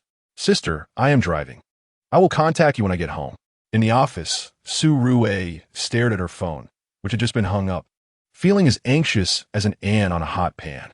The video of Lin Yi collapsing due to illness had sparked a tremendous uproar in the comment section. Coupled with the orchestrated online frenzy, Su Yao found himself mercilessly ridiculed by mindless netizens, to the point where even a fool could not bear to watch. Some even threatened to expose Su Yao, labeling him a heartless scoundrel. In this world, there are all kinds of people. Some cannot bear to see others flourish. Under the manipulation of online trolls, Su Yao once again found himself trending, but this time the situation was drastically different. The cacophony of insults was deafening. "There's no use in being anxious. Your brother is clearly being led astray by others." Su Rui shot a glance at the smirking Luo Fanxian. "I'm quite vexed right now. Kindly keep your distance." Su Rui hung up the phone and paced back and forth in the office, contemplating how to assist Su Yao in resolving this predicament. One should never underestimate the power of online harassment. For those with fragile mental fortitude, it could prove fatal in an instant. Luo Fanxian observed Su Rui's restless pacing and raised an eyebrow. "Let's strike a deal. I will help you manage your brother's affairs, and you might consider your parents' suggestions. Of course, there is no rush for your response. I am not pressed for time." At that moment, Luo Fanchuan's demeanor shifted from playful to remarkably serious. Su Rui, unsure whether it was her imagination, sensed a trace of maturity in him during their conversation. Meanwhile, the instigator of the online chaos reveled in Su Yao's suffering, her delight evident on her face. This was precisely the outcome she desired. Su Fengwan gazed at the comments on her phone, her expression exuding malicious satisfaction. She felt immensely pleased, finally releasing a pent-up frustration. Yet, she knew Su Yao must pay a price. Observing the escalating public outcry, Su Fengwan devised a wicked plan. "Rest assured, this matter is far from over. Yes, you will be utterly disgraced. Let us go, Yuan. We must seize the momentum and pay a visit to the Su family. Yes.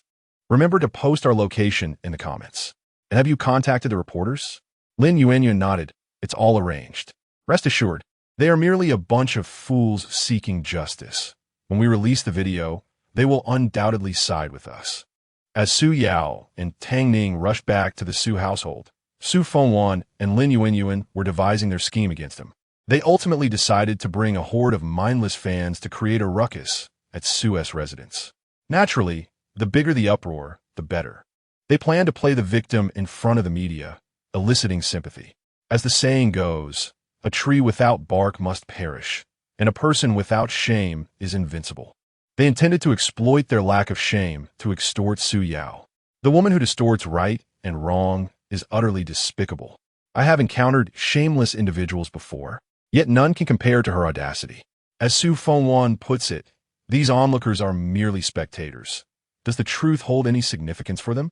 Certainly not. To be frank, they're simply reveling in the spectacle.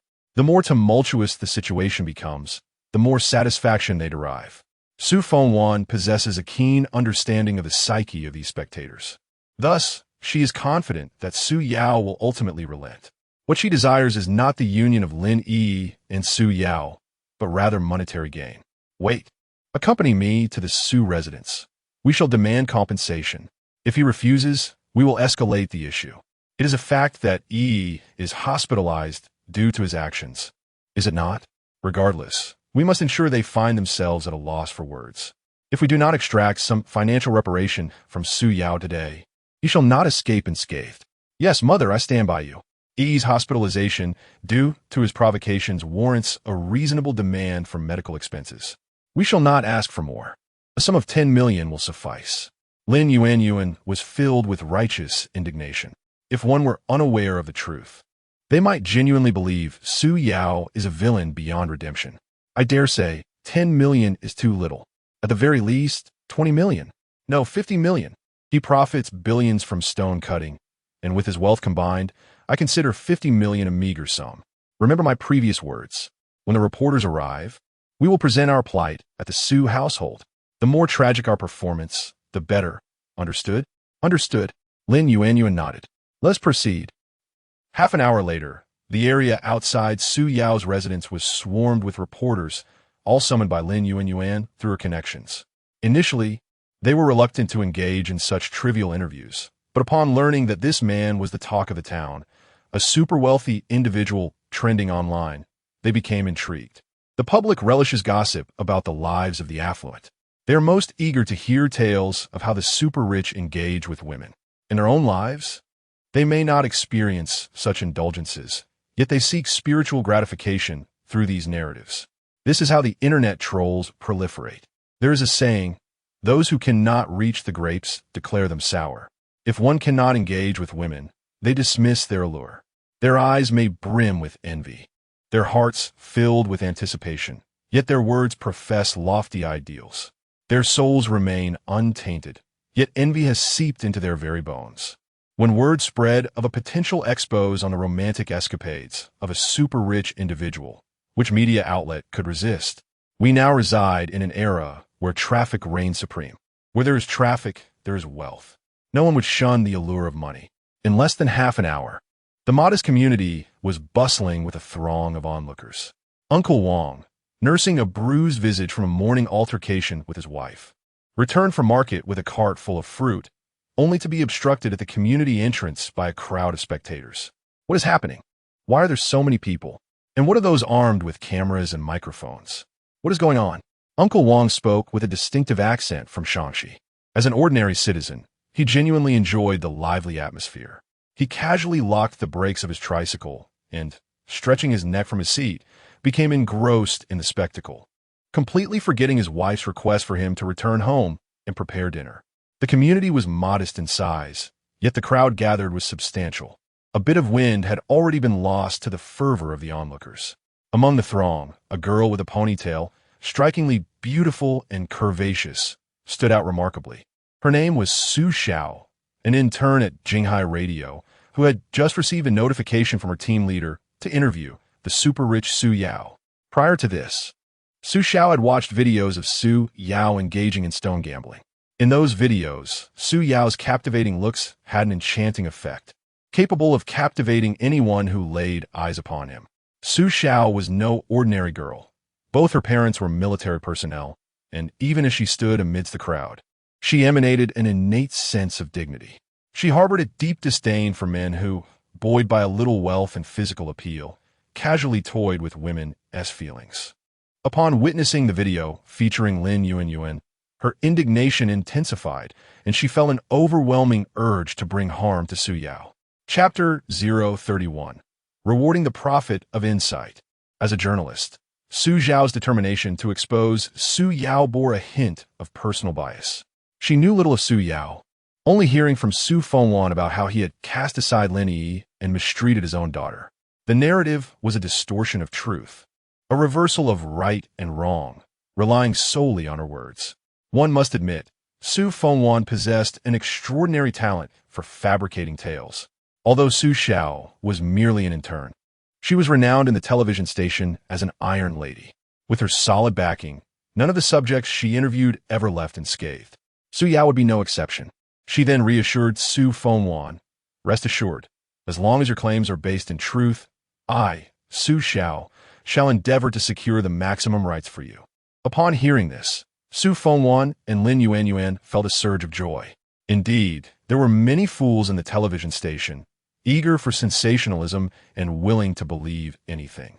Su Fengwan feigned victimhood, as though Su Yao had desecrated their ancestral grave. Ah, the depths of human depravity when one chooses to be shameless. Meanwhile, oblivious to the manipulation, Su Xiao fervently vowed to confront Su Yao, seemingly intent on extorting millions from him. This fortuitously played into Su Fengzhuan's scheme. As they lay in wait at the entrance of the community, in the sweltering heat, they soon found themselves drenched in sweat. Nearby, a watermelon vendor provided a perfect excuse to buy a watermelon and sit on the steps of the community, munching away as they waited. Initially, Uncle Wong worried about selling his truckload of watermelons, fearing a lecture from his wife upon returning home. To his surprise, within 10 minutes, his entire stock was sold. While Uncle Wong sat on his tricycle, merrily counting his earnings, a rough hand suddenly pinched his ear. "You, Wong de Gue, here I am, toiling away at the stall while you lounge about watching the spectacle. My life is truly miserable. I must have been bewitched to have chosen you. Tell me, have we ever had a good day together in these years?" With that, Aunt Wong burst into tears, her grief palpable. Yet, upon catching sight of the large bills and the small change in Uncle Wong's WeChat account, her expression shifted. "What are you still dawdling for, my dear? Look, this is what I earned by watching the commotion. Quickly, check how many watermelons we have left in stock." With this heat and such a crowd gathered, it's a golden opportunity. Let us seize the moment and sell out our inventory. Who knows, we might recover some of our losses today. With that, the couple sprang into action. In less than 10 minutes, their stock was nearly depleted, even leading to a situation of supply not meeting demand. As Aunt Wong lamented why Uncle Wong did not stock up on more watermelons that day, a flash of light flickered in the distance.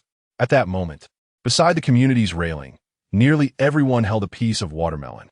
Some squatted, others sat, all eagerly awaiting the unfolding drama. Lin Yuan recognized Su Yao's car. When the vehicle approached the neighborhood, both mother and daughter immediately perked up, exclaiming, "Mom, he is here. That Su fellow has arrived. Dear reporters, you must stand by us today and expose him," Su Fengwan thought with a smirk, as if the money had already been deposited. Ignoring the car's speed, she dashed out recklessly. Although Su Yao was not driving fast, his view was obstructed, and Fengzhuan's sudden lunge resulted in a near miss. Fortunately, Su Yao was quick-witted, slamming on the brakes just in time. Fengwan merely experienced a momentary scare. She initially thought she could rise unscathed, but the next move she made left Su Yao utterly astounded. Seizing the opportunity, while no one was watching, she attempted to crawl beneath Su Yao's car. However, due to the low chassis, she could not fit entirely, ultimately managing to wedge one leg underneath. Her intent today was to extort money, and this seemed fortuitous. Su Yao, unfamiliar with Su Fengwan, promptly exited his vehicle to assess the situation. Her foot remained beneath the car, untouched. With genuine concern, he inquired, "Auntie, were you frightened just now?" Su Fengwan scoffed and immediately demanded money. "Listen here, Su. If you don't give me 10 million today, I'll make sure you regret it." At that moment, the crowd of onlookers quickly converged on the scene. Fengwan, shedding her earlier bravado, dramatically clutched her chest, feigning vulnerability. "Oh, my leg," she wailed, her cries so heart-wrenching they could move mountains. Were Su Yao a judge, he might have awarded her an Oscar right then and there, her performance eclipsing that of any contemporary star. Among the crowd, Lin Yuan rushed forward. Seeing her mother on the ground, wailing, she immediately lashed out. "Su Yao, not only did you abandon my sister, but now you've run over my mother. How could you be so cruel?" With Lin Yuan's arrival, Su Yao quickly grasped the situation. These two women had come seeking trouble. Confident in his driving skills, he knew he'd stopped in time and had not struck this older woman. Clearly, they were attempting to pull a scam. Without 10 million, "You shall not drag me from beneath this wheel," he thought. If they were so blatantly obvious about their intentions, only a fool would fail to recognize it. "Su Yao, get my mom out from under there. Everyone come and see. This is the man who abandoned my sister. Not only did he forsake her, but he also ran over my mother. Fellow reporters, come quickly. This man is Su Yao. He plays both sides, causing my sister to be hospitalized. Expose him." Su Yao stood to the side, observing as if he were watching a monkey show. The ability to distort truth and reality is something that most individuals would shy away from. as Lin Yuanyuan shouted at the top of her lungs. Su Yao's ears were met with the sound of a system notification. Ding! Please make a choice, host. A. Settle the matter peacefully and let Su Fengwan go. Reward of 20 million renminbi. B. Remain aloof and uninvolved. Reward of a stunningly beautiful secretary. C. Retaliate fiercely. Reward of 1 lottery draw. D. Sever ties with the Lin family and have Su Fengwan receive a lawyer's letter. Reward of foresight. Weighing the 4 options, Su Yao contemplated briefly. He was not in need of money, and a beautiful woman would likely be snatched up by Tang Ning. A lottery draw depended on sheer luck. Ultimately, after a moment of reflection, Su Yao made his decision. He would sever ties. Otherwise, he would be endlessly entangled with this calamity. Without hesitation, Su Yao got into his car and started the engine. Su Fengwan became anxious. Chapter 032. This sister is fierce, yet she still feigned calmness. She was convinced that Su Yao would not dare to crush her underfoot. After all, it was a matter of human life. However, she underestimated the depths of capitalism in today's society. In their eyes, as long as one does not break the law, anything is permissible. Su Yao shared this belief. Su Fengwan's actions had already crossed legal boundaries. Was there any need for politeness towards someone attempting to defraud? She audaciously demanded 10 million. What audacity did she possess? To say that Su Yao had enjoyed a physical relationship with Lin Yi for years, he could somewhat justify it in his heart. The issue was, damn it, they hadn't even held hands or shared a kiss. To demand compensation? That was clearly a scam. In the next moment, Su Yao intended to teach Su Fengwan a lesson in morality. Vroom vroom. The Ferrari's engine roared. A plume of black smoke billowed from behind the vehicle. At that moment, the Ferrari resembled an arrow poised on a bow, ready to soar away at any instant. Su Fengwan was astonished. He truly dared. Su Yao revved the luxury car, slamming the accelerator. The thunderous sound startled Su Fengwan, causing her to hastily withdraw her foot from under the car. In her haste, the strap of her high heel scraped a significant mark on Su Yao's car hood. This was likely to cost her dearly. Observing Su Fengwan crawling out from under the wheel, Su Yao couldn't help but chuckle. If one intends to defraud, a little intelligence is required. Due to her excessive force, Su Fengwan lost her balance and twisted her ankle. Lin Yuanyuan quickly rushed to steady her. Their purpose for coming today was solely to extract money. They would not relent until their goal was achieved. Seeing that Su Yao was truly prepared to retaliate fiercely, Lin Yuanyuan unleashed a torrent of curses. Su Yao, you are truly ruthless. I never imagined you to be such a person. My mother was just beneath the car, and you dare to drive. Are you even human? Initially, Tang Ning was leisurely recording a video for evidence. However, upon hearing Lin Yuanyuan insult Su Yao's humanity, she felt displeased. Her husband, whom she cherished, was not to be insulted by this meddlesome woman. She put away her phone and delivered a resounding slap across Lin Yuanyuan's face. Tang Ning exerted all her strength. The impact left 5 distinct finger marks on Lin Yuanyuan's slightly puffy face. Before Lin Yuanyuan could recover, Tang Ning struck again, then seized her hair and rammed her head against a nearby utility pole. This scene astonished even Su Yao and Tang Xiao. While ramming her head, Tang Ning berated, "You wretched woman, how dare you insult my man? Do you believe I won't have you rot in prison?" Tang Ning's strikes were swift and fierce, leaving Lin Yuanyuan with no opportunity to retaliate. Even Su Fengwan, standing nearby, was rendered speechless. Lin Yuanyuan was notorious for her arrogance in the neighborhood. Yet this unknown woman's ferocity made her question her very existence. There is always someone stronger, always someone more formidable. By the time she regained her composure, Tang Ning was already casually leaning against the Ferrari, unreservedly declaring, "Since your family is so shameless." Today, Tang Ning firmly declared her stance. Should there be any further harassment of Su Yao, she would ensure that their family would face dire consequences. With a graceful yet fierce demeanor, she pointed a slender finger at Lin Yuanyuan, exclaiming, "You wretched woman. After draining Yao's finances, you turn your back on him, claiming he is unworthy of your family due to his poverty. Now that he has acquired wealth, you seek to ingratiate yourself once more. If you dare to beg, perhaps you might receive a few coins. Otherwise, prepare for imprisonment and restitution. After delivering her scathing remarks, Tang Ning elegantly turned away and entered her Ferrari, leaving onlookers in awe. They had witnessed many striking women, but none as captivating as her. This matter would not conclude here. She was determined to reclaim every cent owed to her. Moreover, unless they experienced a few days in detention, they would continue to believe that the law favored them. Inside the car, Tang Ning expressed her frustrations vehemently. Was this still the esteemed president they once revered? Whatever happened to the genteel lady they spoke of, the paragon of sophistication? Su Yao turned to observe Tang Ning, who remained animated in her tirade. He had witnessed many men engage in brawls, but this woman's ferocity was unparalleled and utterly terrifying. How dare anyone insult her husband? Tang Ning, having vented her anger, turned back to Su Yao, who was staring at her in disbelief.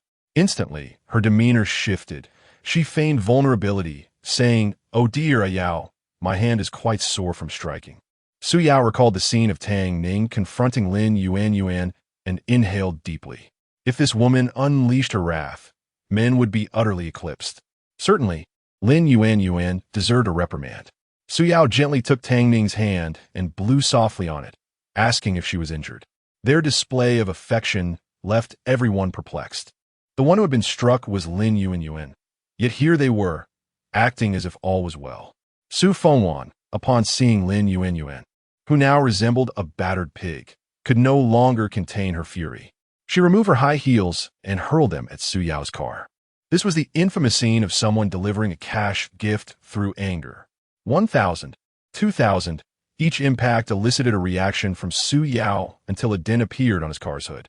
Look at that woman. She is the mistress stealing men. Su Fengyun. The moment the word mistress escaped her lips, Su Xiao immediately joined the fray, thrusting a microphone towards Su Yao. Indeed, Su Yao was strikingly handsome, a sight that could be described as breathtaking.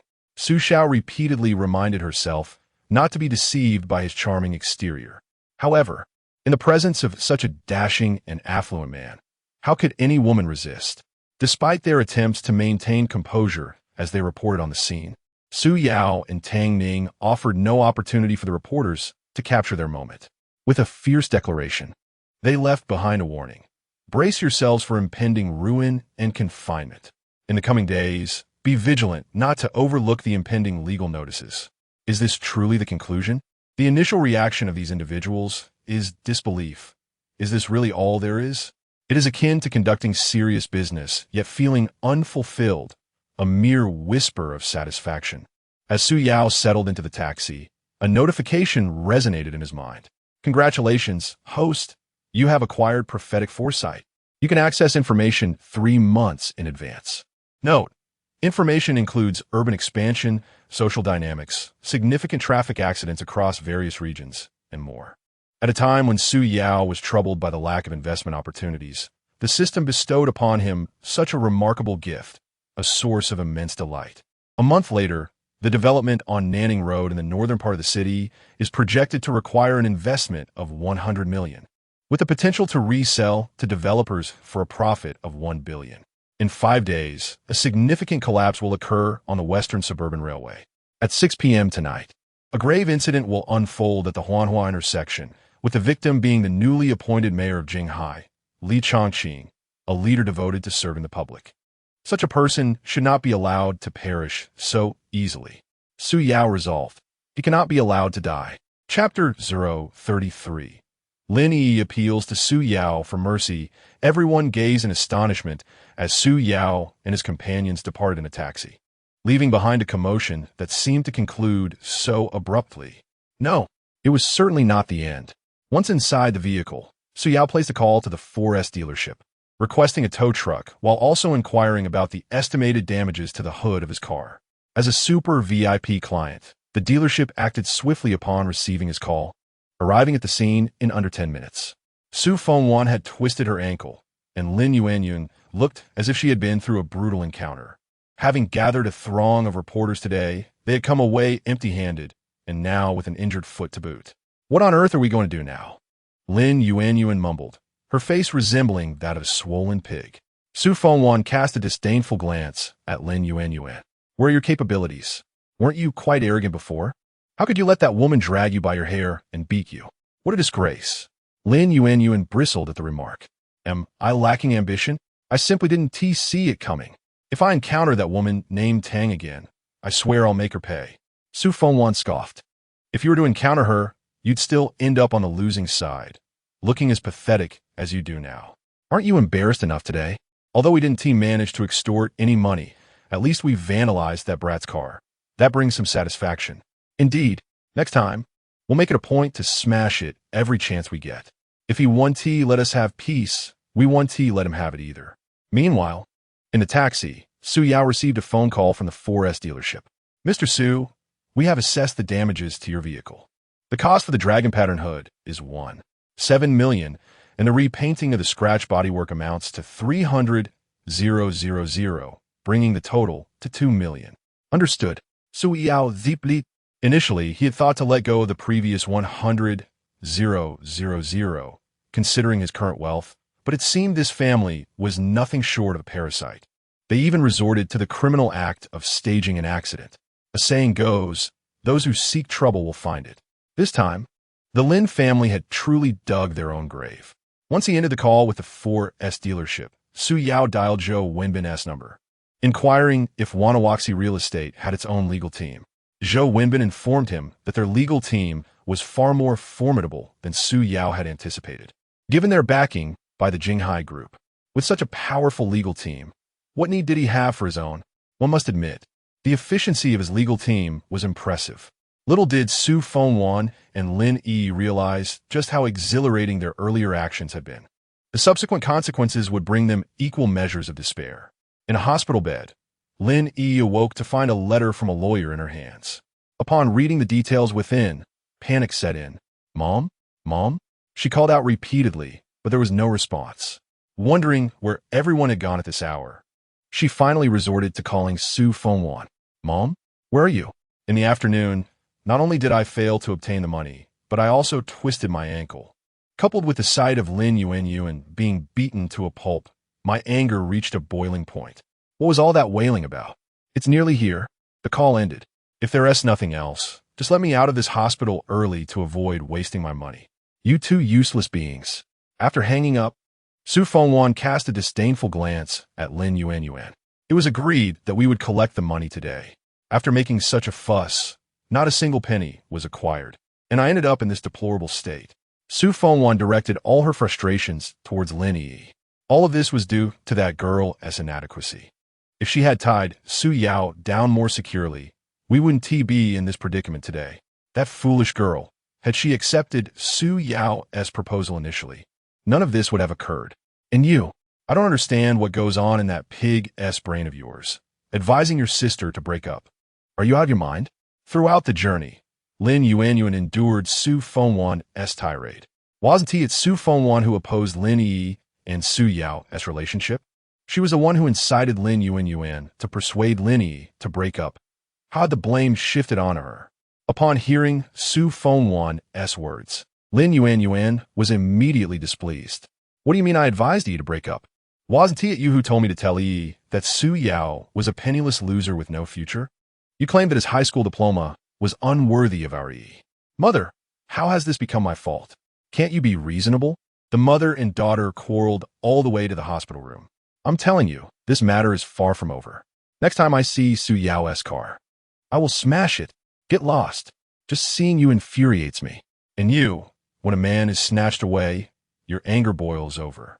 How is it that I bore two such useless children? Lin Yi, at least, is a high achiever. All of Su Fengwan's earlier remarks resonated in Lin Yi's ears.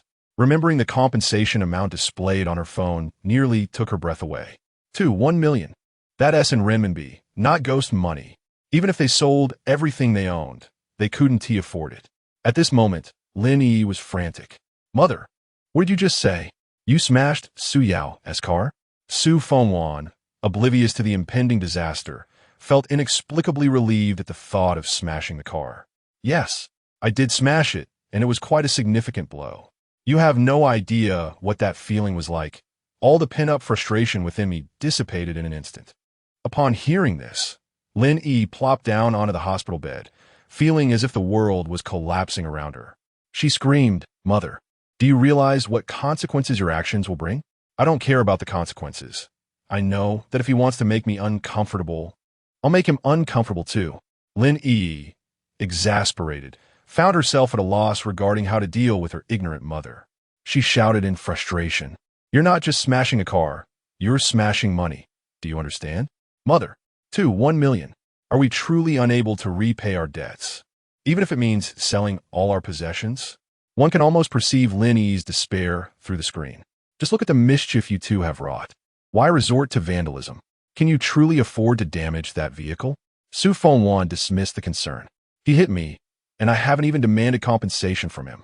Lin Yi regarded her with an expression of incredulity, an ineffable sense of helplessness washing over her. If one possessed even a modicum of legal understanding, they would never contemplate such reckless actions. "Sister, why don't you counsel mother while you're by her side?" "Counsel? Nonsense."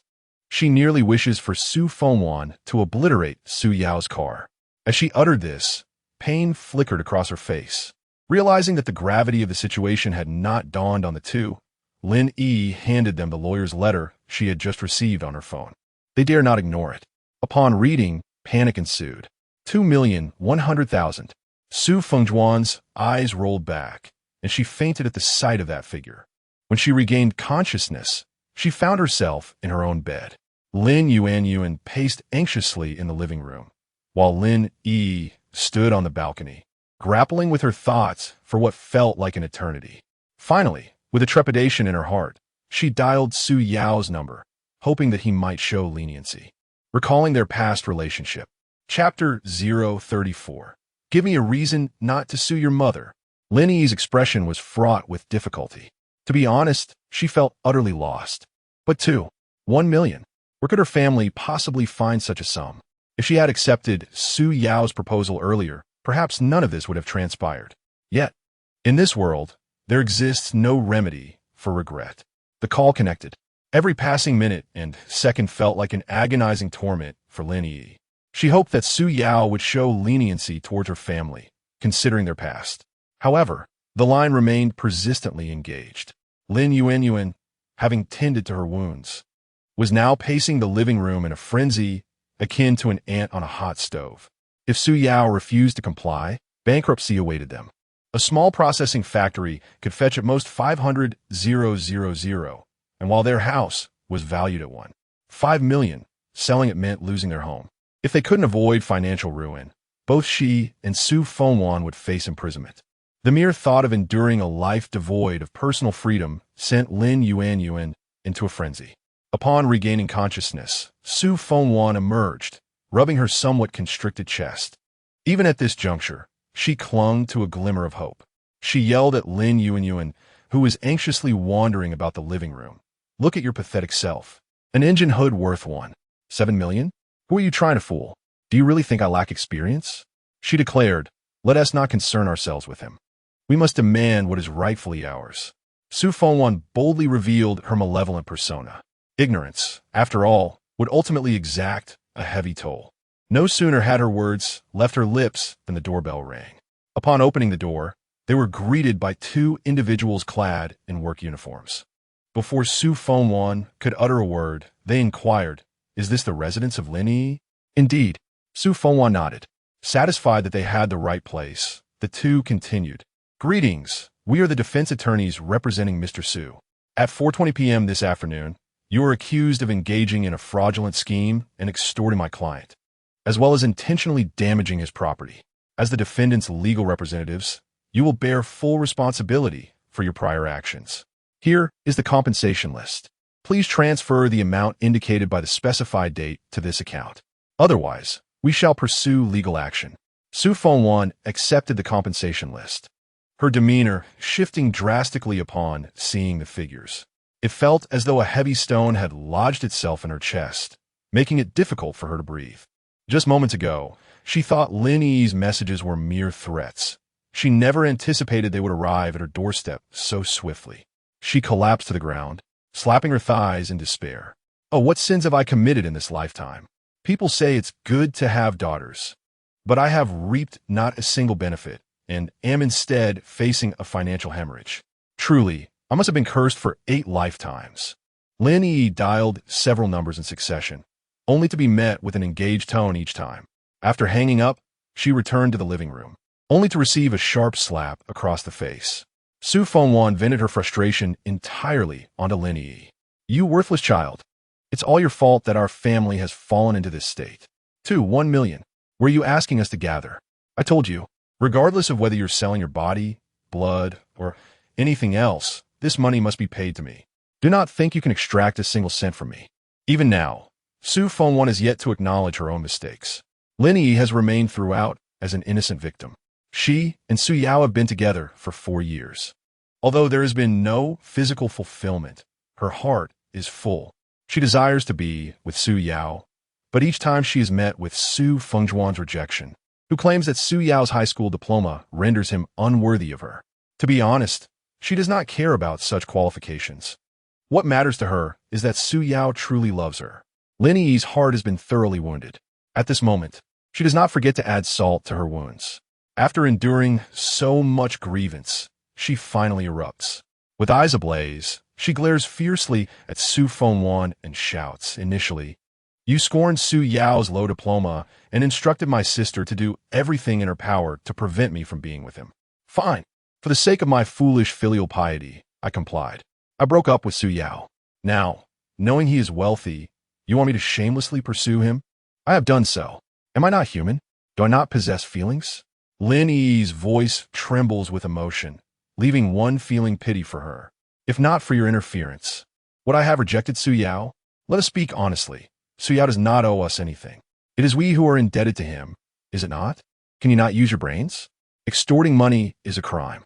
Who concocted this scheme to vandalize the car? Does anyone not know the worth of this vehicle? Now, a minor issue has escalated to this. Greed must bear consequences. The typically gentle Lin Yi suddenly erupts, startling the usually domineering Su Fengwan, who stands frozen with eyes wide in shock. They forced Lin Yi to break up with Su Yao, and now they urge her to reconcile with him. They themselves created this trouble by vandalizing the car, and now they are blaming her for the financial repercussions. At this moment, Lin Yi feels helpless and powerless. We are all adults now, no longer children. Mistakes cannot be resolved by shifting blame. If this continues, this family will inevitably disintegrate. Can we not simply return to being decent people? I am exhausted. Once this matter is resolved, you all can live well. Although Lin Yi wishes to help, she cannot produce such a substantial sum of money. Her only hope now rests on Su Yao, praying that he will be magnanimous and refrain from pursuing legal consequences. 2,100,000 may be merely a number to the wealthy, but for families like ours, it may be a sum that takes a lifetime to earn.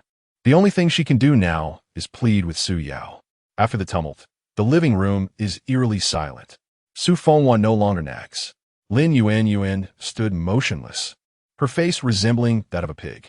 She gazed at Lin Yi's slender and fragile silhouette, lost in thoughts unknown. Lin Yi was not mistaken. While the act of smashing the car felt exhilarating, their family would inevitably bear a tremendous cost, one that was beyond the means of an ordinary person to endure. Clinging to her last shred of hope, Lin Yi dialed Su Yao's number once more. Moments latte. A cold and indifferent voice emerged from the other end. What do you want? Such a simple phrase, coupled with Su Yao's frigid tone, plunged Lin Yi into the depths of despair. Previously, his voice would be filled with warmth and concern, his gaze entirely focused on her. The stark contrast was nearly unbearable. The chilling tone left her gasping for breath, as the tenderness that once belonged to her seemed to be bestowed upon another woman. Truthfully, she felt an immense ache within. However, this was not the time for such reflections. She cut to the chase. Su Yao, could you, for my sake, refrain from suing my mother? On the other end, Su Yao chuckled. Give me a reason not to sue your mother. Chapter 035. Secretary Li Chongqing of the Municipal Committee, I am very busy. I am hanging up. Su Yao's icy voice plunged Lin Yi into despair. Initially, Lin Yi harbored a flicker of hope that Su Yao might still harbor some feelings for her and intended to appeal to his emotions. However, she was unprepared for the chilling indifference that cascaded over her like a merciless downpour. This was a consequence of her own actions. Lin Yi's heart ached with silent tears. The man who once showered her with warmth and concern was nowhere to be found.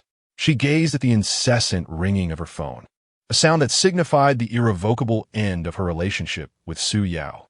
In the taxi, Su Yao brusquely terminated Lin Yi's call. He had no desire to squander precious moments on this woman. Initially, he had contemplated overlooking the 100,000 he had lent her.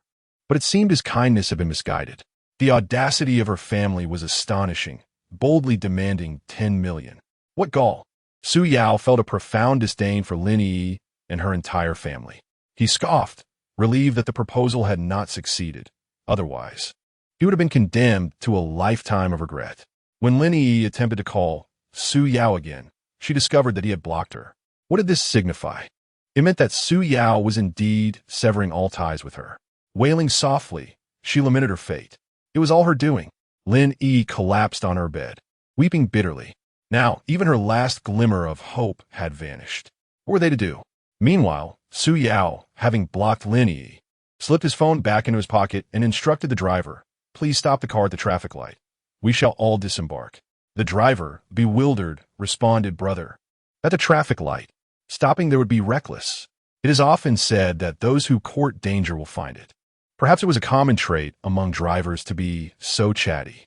As time ticked away, Su Yao decided not to waste further words. "Stop the car at the traffic light, and I will give you 500,000. Upon hearing this, the driver slammed on the brakes, incredulous. 500,000? It seemed too good to be true. However, he quickly reminded himself that opportunities like this rarely fall from the sky. If he were to stop on the pedestrian crossing, it would surely be against the law. He could not afford to jeopardize his livelihood after already accumulating numerous penalties for previous infractions. Shaking his head, he replied, "Brother, that's not feasible. I would be fined by the surveillance cameras. Why obstruct the road when we can proceed? Listen to me, dear driver. If the car breaks down, I will buy you a new one." Have you ever heard the saying, "Saving a life is worth more than building a 7-story pagoda"? As the clock approached 5:10, Su Yao grew impatient with the driver's hesitation. He exhaled deeply. "You must trust me. What grounds do I have to trust you? In this world, it is not that drivers distrust people, but rather that many individuals make promises beforehand, only to vanish afterward." It is understandable that the driver is skeptical of Su Yao's words. Just at that critical moment, Tang Ning spoke up. "I am the president of the Tang Group. Here's my business card. Following my husband's instructions, I will add another 100,000 for you, which should be sufficient to purchase 2 vehicles.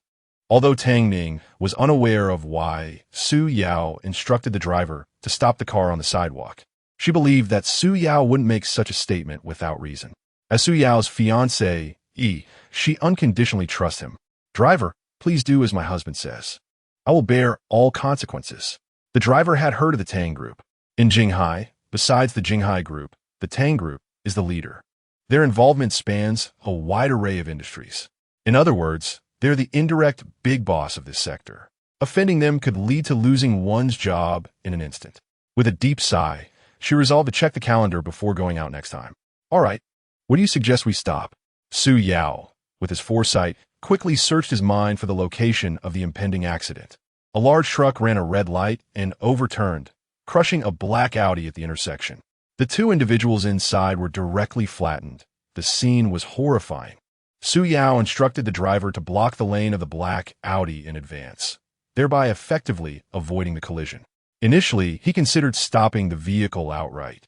But after some contemplation, he realized that if he only halted this car, the next one would become the victim. That would be unfair to everyone involved. After much deliberation, he decided to have the driver place the empty vehicle on the sidewalk. If the truck did indeed overturn, it would only crush an empty car, reducing it to rubble. Of course, he would not voice this now. He simply informed the driver to act heroically and prevent the accident.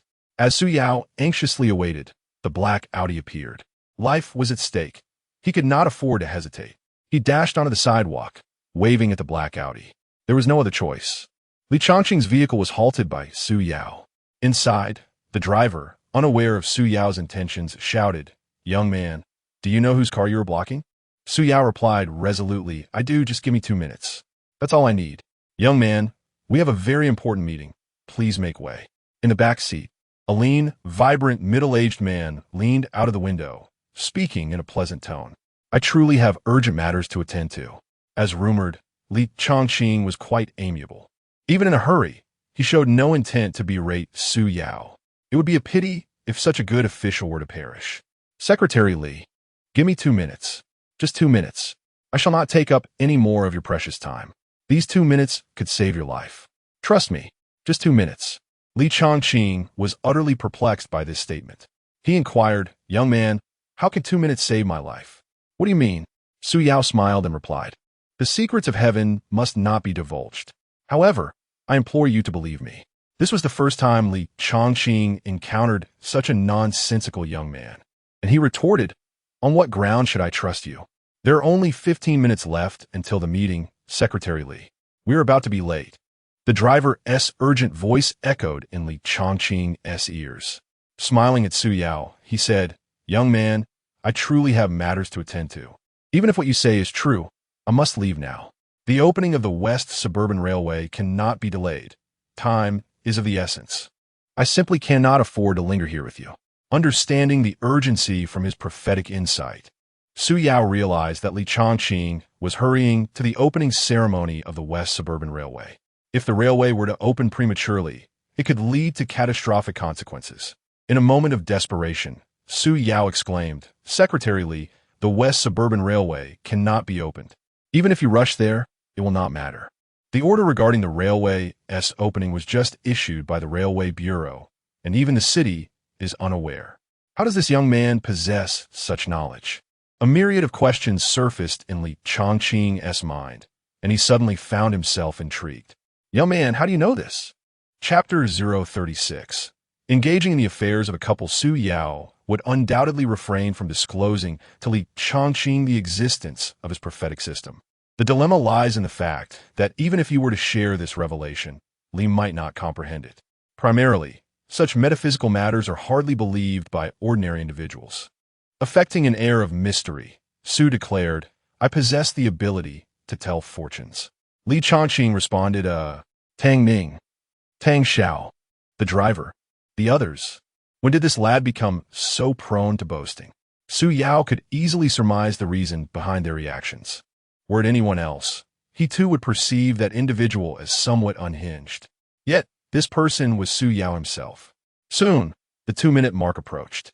A silver-white truck laden with cargo emerged into view. This vehicle bore an uncanny resemblance to the one associated with the incident. It was likely the very driver responsible for the mishap. To ensure their safety, Su instructed Li Chongqing and the driver to exit the vehicle and stand behind the protective barriers, just in case. Although both were puzzled, they complied. For life is singular and precious. Should anything untoward occur, it would be catastrophic. Li Chongqing, though skeptical of such supernatural claims, perceived a sense of urgency in Su Yao's demeanor that suggested he was not jesting. Most notably, the stranger seemed to possess knowledge of his identity. Nodding towards the driver, they disembarked and retreated to the safety of the barriers. Initially, all appeared normal. However, as the truck rounded a corner, possibly due to its excessive weight, the entire vehicle tilted precariously. The rear wheels visibly lifted off the ground. In the next instant, the truck's steering failed, careening directly towards Li Chongqing's black Audi. With a thunderous roar, the collision occurred, enveloping the scene in a cloud of dust. Over 1,000 bottles of beer were scattered across the ground. The primary cause of this accident stemmed from the truck's considerable weight, compounded by the presence of the beer and, most critically, the driver having consumed a bit of alcohol. The force of the impact, coupled with the inertia of the cargo, crushed Li Chongqing's Audi into a mere crumpled shell. Had he been inside, he would not have had even a moment to draw breath before meeting his demise. In that moment, outside the barriers, Li Chongqing's eyes widened in disbelief. He instinctively placed a hand over his heart, taking a considerable time to regain his composure. The thought of what might have befallen him had he been seated within the car was utterly harrowing. The shocking spectacle left him trembling. Fortunately, he had heeded the young man's warning.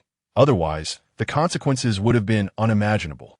Within mere seconds, Li Changqing felt a wave of perspiration soak his back and chest. Indeed, he was shaken. By the time he regained his senses, Su Yao and the others had vanished into the flow of traffic. Inside the vehicle, Su Yao meticulously organized his thoughts from the recent events. According to the location of the accident described in the prophetic foresight, the position of the large truck should have crushed the vehicle of the Didi driver. Yet, inexplicably, after the vehicle spun around, it still ended up on top of Li Changqing's car. This perplexity left Su Yao in a state of contemplation. Could it be that the events that transpired within could not be altered? If this line of reasoning holds, does it imply that the collapse of the Shijiao Railway could also be unchangeable? Inside the vehicle, Su Yao, ruffling his soft, short hair, leaned against the window in silence. The Shijiao incident could result in over 2,000 casualties, which translates to profound trauma for countless families. The rescue efforts had already been made, and Su Yao saw no need to linger any longer. This was an intersection equipped with surveillance cameras on either side. As long as Li Changqing sought him out, he would not be hard to find. What is this called? Fishing with a long line. Given Li Changqing's character, Su Yao was certain he would come looking for him. After recovering from the shock, Li Changqing composed himself and instructed the nearby driver to call the 4S shop for a tow truck. Also, find that young man from earlier. He is quite remarkable. We must locate his address within 3 days. If it weren't for Su Yao, I might have met my demise today. Such a tremendous debt of gratitude is unforgettable. In that grave accident, Su Yao saved not only me, but also 3 families. Soon, the traffic police arrive at the accident-prone area to direct the scene and clear the roads. Li Changqing hailed a taxi and followed the driver directly to the city. Meanwhile, Su Yao accompanied Tang Ning back to Huanhua Creek. As for Tang Xiao, Tang Ning preferred he did not come to their new home. With that little uncle around, she and Su Yao could hardly attend to their private matters, as the presence of an outsider would hinder her performance. At Huanhua Creek Commercial Street, Su Yao and Tang Ning booked a luxurious suite for Tang Xiao. In Tang Xiao's words, having a room without a beauty is utterly dull. To which Tang Ning replied, I am only responsible for securing the room. Everything else is beyond my concern. Finding someone to keep you company for the night is your affair. It was evident that this fellow was becoming increasingly restless. Grandfather was not mistaken. Despite being a good son, he was somewhat driven by base desires. Spending an entire day without any endeavor, he seemed solely focused on women. Oh, what a headache this must be for grandfather. Before departing, Tang Xiao pulled Su Yao aside, and they engaged in a secretive discussion for a while. Once Tang Xiao's arrangements were in place, Su Yao and Tang Ning returned to Huanhua Creek. After a long day, they finally had some time alone together. Upon entering the door, Su Yao placed his shoes on the rack, and likewise helped Tang Ning do the same. Turning on the lights, he noticed a bouquet of vibrant red roses adorning the dining table. With 2 transparent goblets on either side and a bottle of 1982 Lafite in the center, Tang Ning bit her lower lip, extending her finger to hook Su Yao's belt, shyly planting a kiss on his face. You should take a shower first. Later, we shall enjoy a candlelit dinner together. Then, we can engage in some activities that couples typically partake in. Although we are merely trying out marriage, I would not mind anything as long as it is you. Su Yao, a perfectly normal man, found himself tempted by the allure of Tang Ning, an exceptionally beautiful woman. If he were to remain unresponsive in the face of such exquisite temptation, it would hardly befit his masculinity. Sister, are you planning to do something meaningful with me tonight? Su Yao teased, his charming appearance lending him an air of roguish handsomeness. This statement caused Tang Ning's cheeks to flush. It takes immense courage for a young woman to utter such words, and she was taken aback that this rascal was deliberately provoking her. He truly was incorrigible. Faced with Su Yao's handsome visage, Tang Ning's fair complexion blushed slightly. If a man is not handsome, a woman will not love him. Tonight, I shall ensure that my sister is enraptured, transcending into a realm of bliss. You will remember me forever. This I am confident of. Chapter 037. Tang Ning's ultimate temptation. Tang Ning never imagined that this seemingly righteous young man would possess a tongue as sharp as hers. She found herself scrolling through her phone for quite some time, searching for strategies to entice men. In retrospect, all her efforts seemed in vain. Before Tang Ning could fully comprehend the situation, Su Yao's next move left her utterly startled. His powerful arms ensnared her slender waist, a sensation he relished, as if he had grasped the entirety of the world. In the face of such boldness from a young woman, Su Yao felt compelled to respond in kind. After all, a man ought to reciprocate. One arm encircled Tang Ning's waist while the other supported the back of her head. Although Tang Ning was relatively tall among women, standing next to Su Yao highlighted a noticeable difference in height, making her feel slightly strained even on tiptoes. Their heated kiss, infused with a hint of tobacco, sent Tang Ning's heart racing. After an intense exchange of kisses, she found herself dazed, her mind clouded, and her body limp in Su Yao's embrace. A faint blush crept across her fair complexion, rendering her even more enchanting in Su Yao's eyes. After what felt like an eternity, Su Yao reluctantly released Tang Ning, though his hunger for her remained insatiable. He longed to immerse himself in her completely. "Sister, wait for me a moment. I'm heading to the supermarket downstairs to grab a box of essentials." To be honest, Su Yao initially intended for them to explore their surroundings a bit longer. Yet, under the circumstances, any man would find it hard to resist. Tang Ning was breathtakingly beautiful, unforgettable with her long, fair legs and delicate limbs, but it was her simultaneously seductive and innocent visage that truly captivated him. Su Yao prided himself on not being a cad, striving to maintain his composure.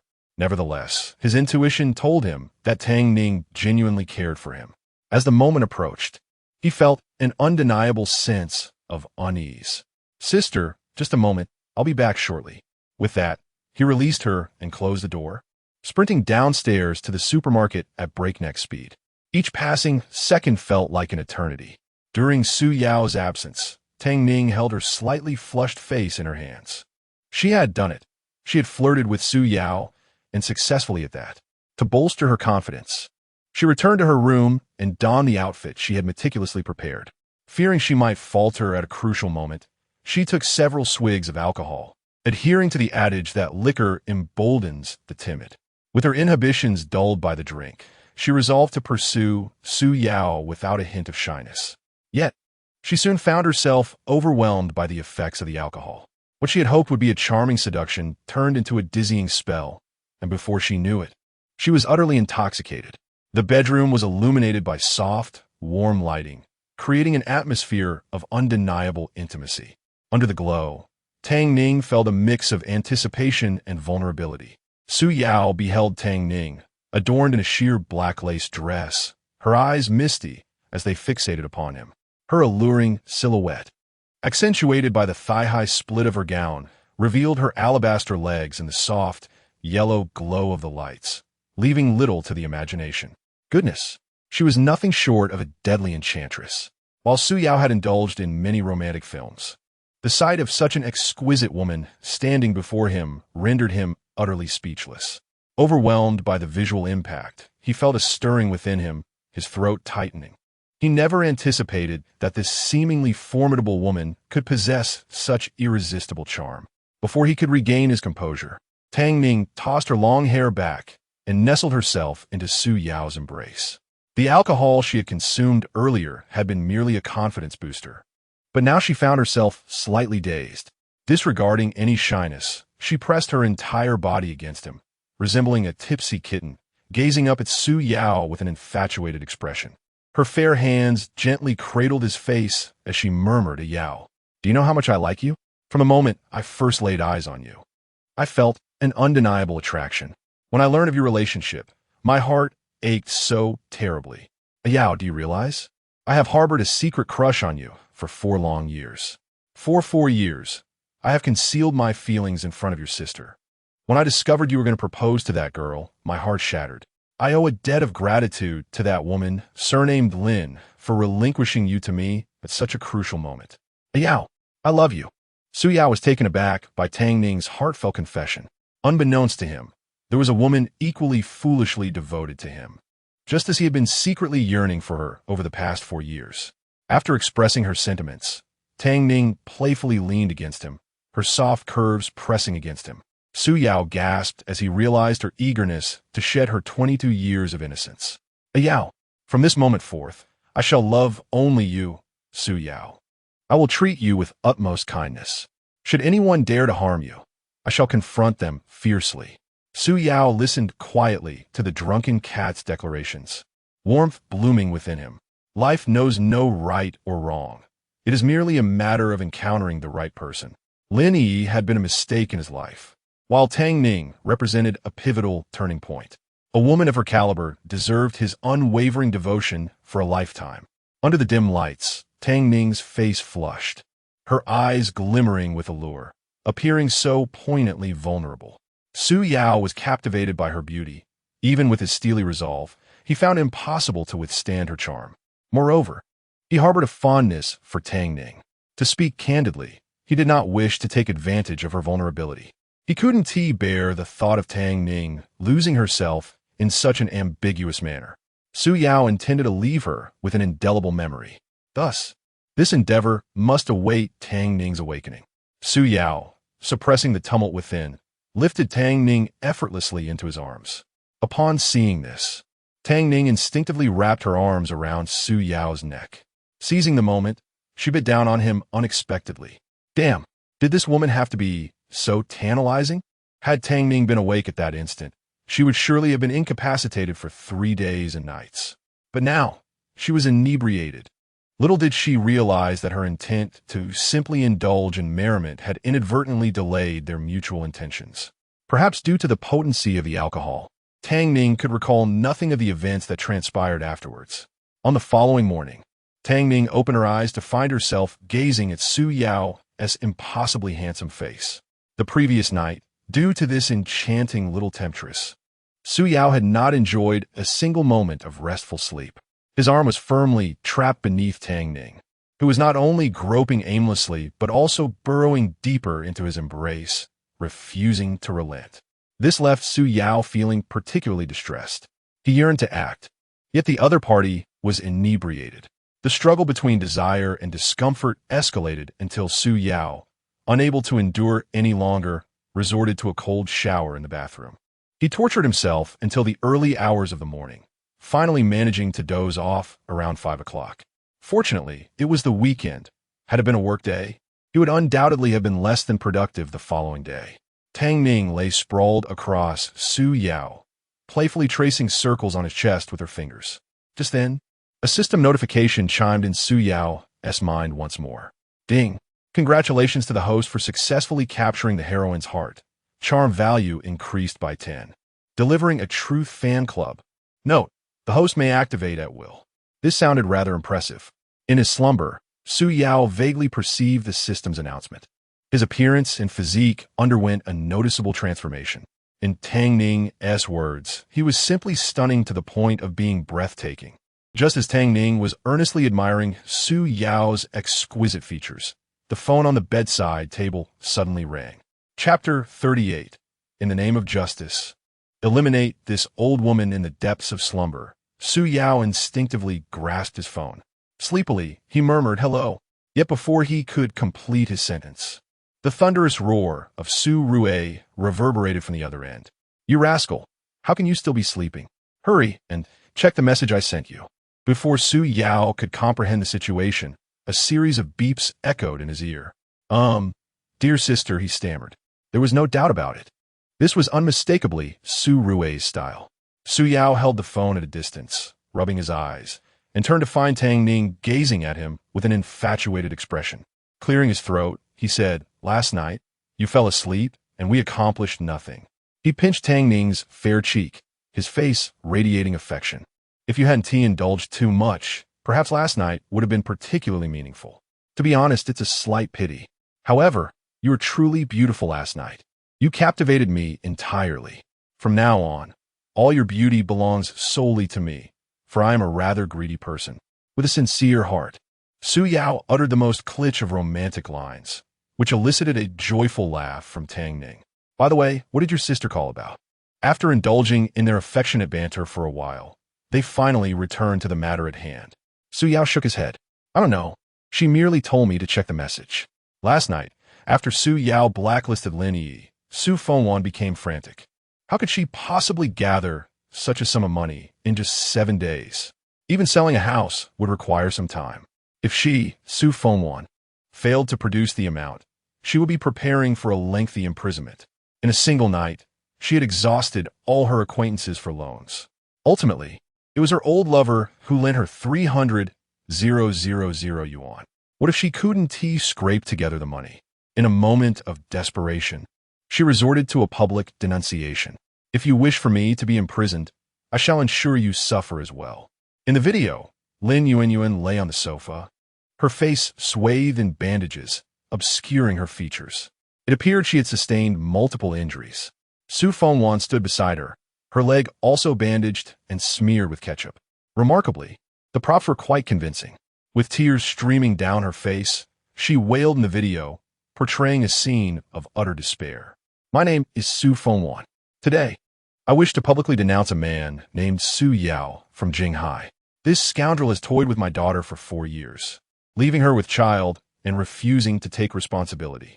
He even came to our home to confront us, resorting to violence. I am a single mother, struggling to raise 2 daughters while running a small processing factory. Never did I expect this scoundrel to ruin my daughter's innocence and even covet our family fortune. Where's the justice in this? Is there no law left in this world? 1 million yuan. Are they trying to drive us to our doom? How can a destitute family like ours possibly raise such a sum? This scoundrel not only wronged my daughter, but also resorted to violence and extortion. He is the epitome of moral decay. I merely wish to express that we are an ordinary family, unable to endure such torment. I implore you to show mercy and spare us. In the video, Su Fengwan not only fabricates facts, but also deliberately conceals the truth. After glancing at their phones, Su Yao and Tang Ning exchanged a knowing look. Had they not been directly involved, they might have genuinely believed the narrative. It must be acknowledged that Su Feng's ability to incite outrage is truly remarkable. As a single-parent family engaged in small business endeavors, raising a daughter is no easy feat. With just a few words, she evokes immense empathy. The internet is a vast cesspool, populated by all manner of individuals. Some mock Su Fengwan, laughing at her daughter's plight, while the majority still possess a sense of justice. Swiftly, this video escalated from a few thousand views to tens of millions. The comments flooded in, "My goodness, this kind of scoundrel I've only read about in novels. I never imagined such a character existed in reality. It is astonishing how today's youth can be so audacious, exploiting someone else's daughter and attempting to extort money from her. Such shamelessness is beyond belief. Calling the police is imperative. This is fraud. This is a crime. We must have the authorities apprehend him and lock him away alongside Wu to toil at the sewing machine." At this moment, the video's popularity surged visibly. In this world, where clout reigns supreme, once this trending topic is dissected by the masses, the ensuing public outcry will be as unstoppable as a torrential flood. Online, many rallied in support of Su Fengwan, condemning Su Yao for his lack of integrity. Some even posted a photograph of Su Yao in the comments. Upon seeing the image, Su Yao was subjected to even harsher vitriol. Labels like pretty boy and young master were hurled at him. One could sense through the screen that these individuals were even angrier than Su Fengwan herself. This world is a patchwork of decay, yet there are always those who attempt to mend it. In an instant, Su Yao became the target of universal scorn, labeled as a despicable rogue. Faced with these mindless detractors, Su Yao remained remarkably composed. What nonsense! To exploit another's daughter while coveting their family's wealth. What audacity! I thought myself shameless.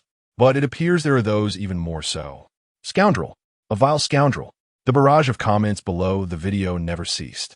If Su Yao were to engage with these fools, it would surely lead to his demise, for they possess only a fraction of the truth, oblivious to the full story.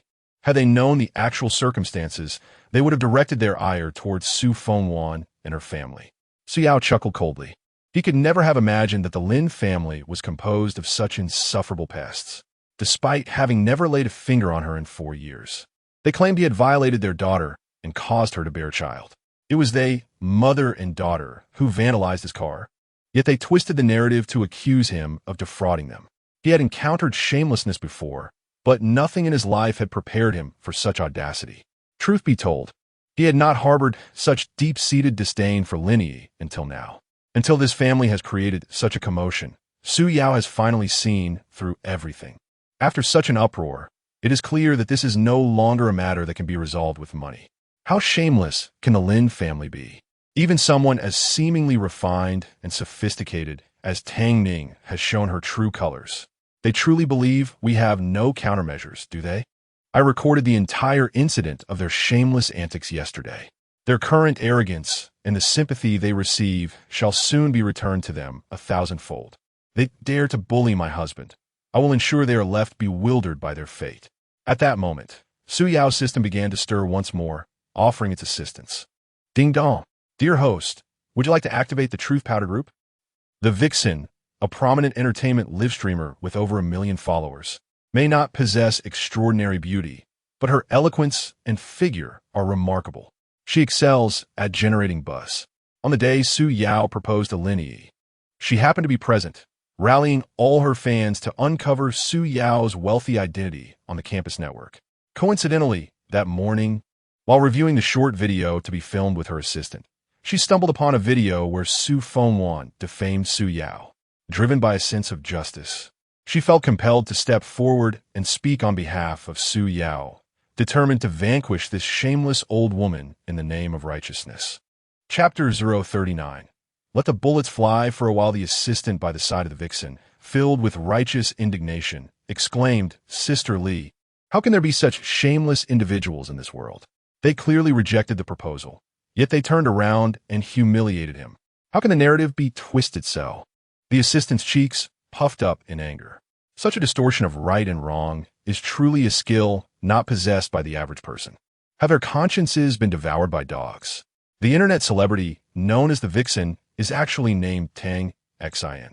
She shares an alma mater with Lin Yi, having graduated from the Performing Arts Department. On the day of Su Yao's proposal, she happened to be at school for some matters and witnessed the entire ordeal. Tang Ning possesses a distinctive appearance. Her features are alluring, standing at 168 centimeters with an admirable figure. She exudes an undeniable charisma. During live broadcasts, she is particularly uninhibited. With her straightforward personality, she has garnered a significant following among netizens. She speaks her mind and does not shy away from confrontation, often reprimanding those who invade her live stream with impunity. She is a highly positive influencer, known for her candidness. It is precisely this character that allowed her to amass over 1 million followers within just 2 months of entering the industry. Beyond her live streams, she also takes on minor roles in various scripts, as one would expect from a graduate of the performing arts. Her dream is to one day become a celebrated film queen renowned across the land. Dreams are essential. What if they come true? As a broadcaster brimming with a sense of justice, she is determined to expose this matter. Otherwise, society would descend into chaos. All right, I know how to craft the narrative now. Let us write diligently. Such shameless women deserve to be unveiled. Those who spread rumors must face consequences. Upholding justice can also yield a surge in viewership. Meanwhile, Tang Ning, despite feeling a surge of rage upon reading the messages on her phone, maintained her composure.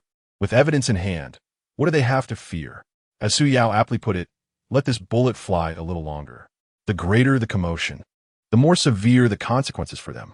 What began as a mundane breakup had been turned into a circus by Su Fengwan. To be frank, if this woman were sent abroad, she might still serve a purpose. At least she could disturb the peace of others. One must apply their intellect and schemes appropriately. At that moment, the system notification chimed once more. Ding! Please decide whether to use the truth powder. Enable or not. Without hesitation, Su Yao chose to enable.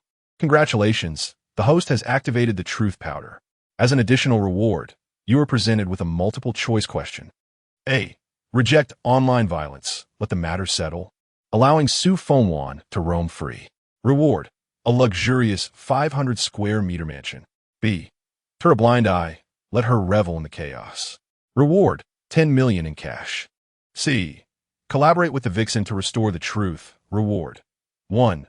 5 million in true love powder. Su Yao raised an eyebrow. He had no need for a house, nor did he lack for money. His thoughts were quite simple. Restore the truth of the matter. Let justice be served. and let the true nature of the Su family be unveiled for all to see. Su Yao is no saint. If one were to receive a resounding slap to the face, would they greet the offender with a smile? Absolutely not. Respect begets respect. If Su Yao's reputation is marred by Su Fengwan, he will ensure that she pays the price.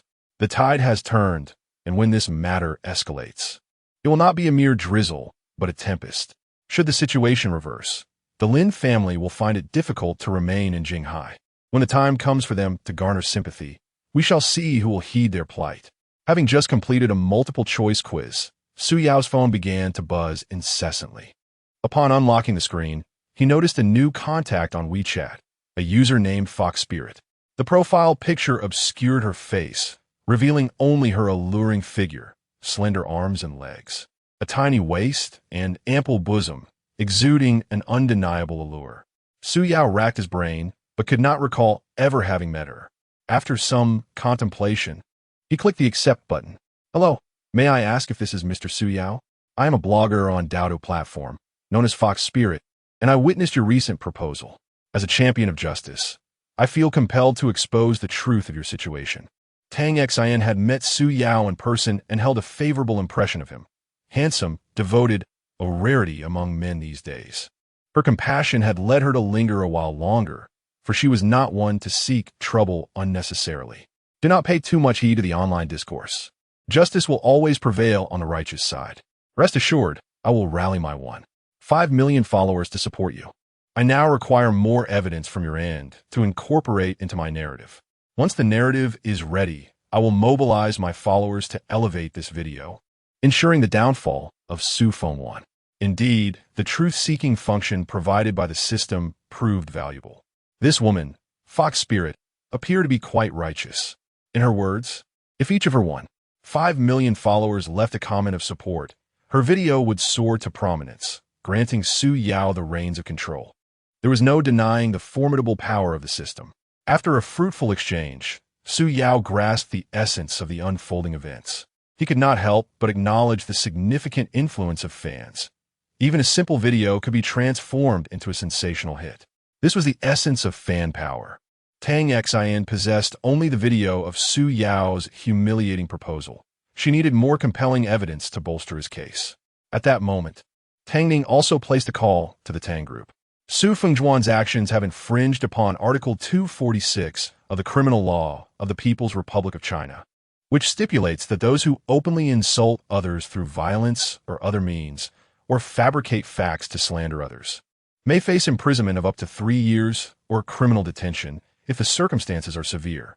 In other words, Su Fengjuan's conduct has significantly tarnished Su Yao's personal reputation, and should Su Yao choose to file a lawsuit, it could result in several years of incarceration for her. Yao, I have inquired thoroughly.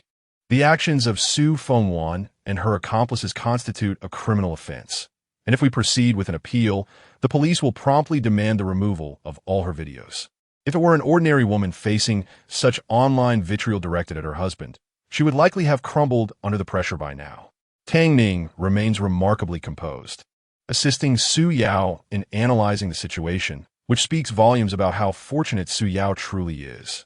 His wife is not only beautiful and intelligent, but also affluent. Do you need me to call the police right now? Su Yao chuckled and shook his head. It's all right. Let her and her daughter revel in their moment. The pleasure they experience now will soon be replaced by profound sorrow. Just wait, and I will show you a splendid performance.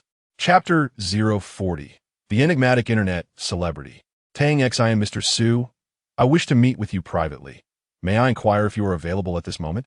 Please do not misunderstand. I merely seek to delve deeper into the particulars. It would be disingenuous to claim that Tang Ning harbors no ulterior motives. Su Yao is not only handsome, but also affluent. Having gained his esteem, it is only natural for her to foster a closer connection through this opportunity. Typically, individuals of exceptional merit are surrounded by equally commendable companions. Even if she cannot win Su Yao's heart, she may still glean valuable contact from his social circle. It is prudent for a woman to embrace a degree of realism. When the prospect of securing a wealthy husband arises, one should seize it wholeheartedly. If fate denies such a fortune, it is merely destiny as decree. After a moment of contemplation, Su replied, "Very well. Where shall I find you? I will come to you." After Tang Xin disclosed her location, they arranged to meet at a nearby CF. In his Ferrari, Tang Xin fastened her seatbelt and inquired with curiosity, "Ah Yao, where are we headed now?" Initially, Su Yao intended to go alone, but after some reflection, he deemed it inappropriate. Given that the other party was a woman, he feared that Tang Ning might misinterpret the situation. Thus, he decided to bring her along. With Tang Ning present, even if the other party had ulterior motives, a comparison would be inevitable. They arrived at the CAF Tang Xin mentioned, which was conveniently located near Huanhua Creek, just a 5-minute drive away. After disembarking, they spent a few moments savoring a bowl of congee, each enjoying a fried dough stick to appease their hunger, mindful of the detrimental effects of skipping breakfast. One can forego many things, but not the well-being of one's stomach. Having had a light breakfast, they exited the establishment and turned the corner into an upscale CF. "Welcome. How many in your party?"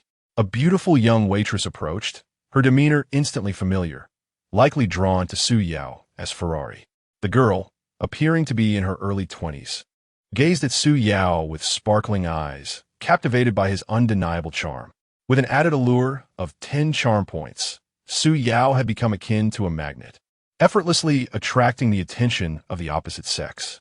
At that moment, Tang Ning glared at the girl, her expression resembling that of an irate frog.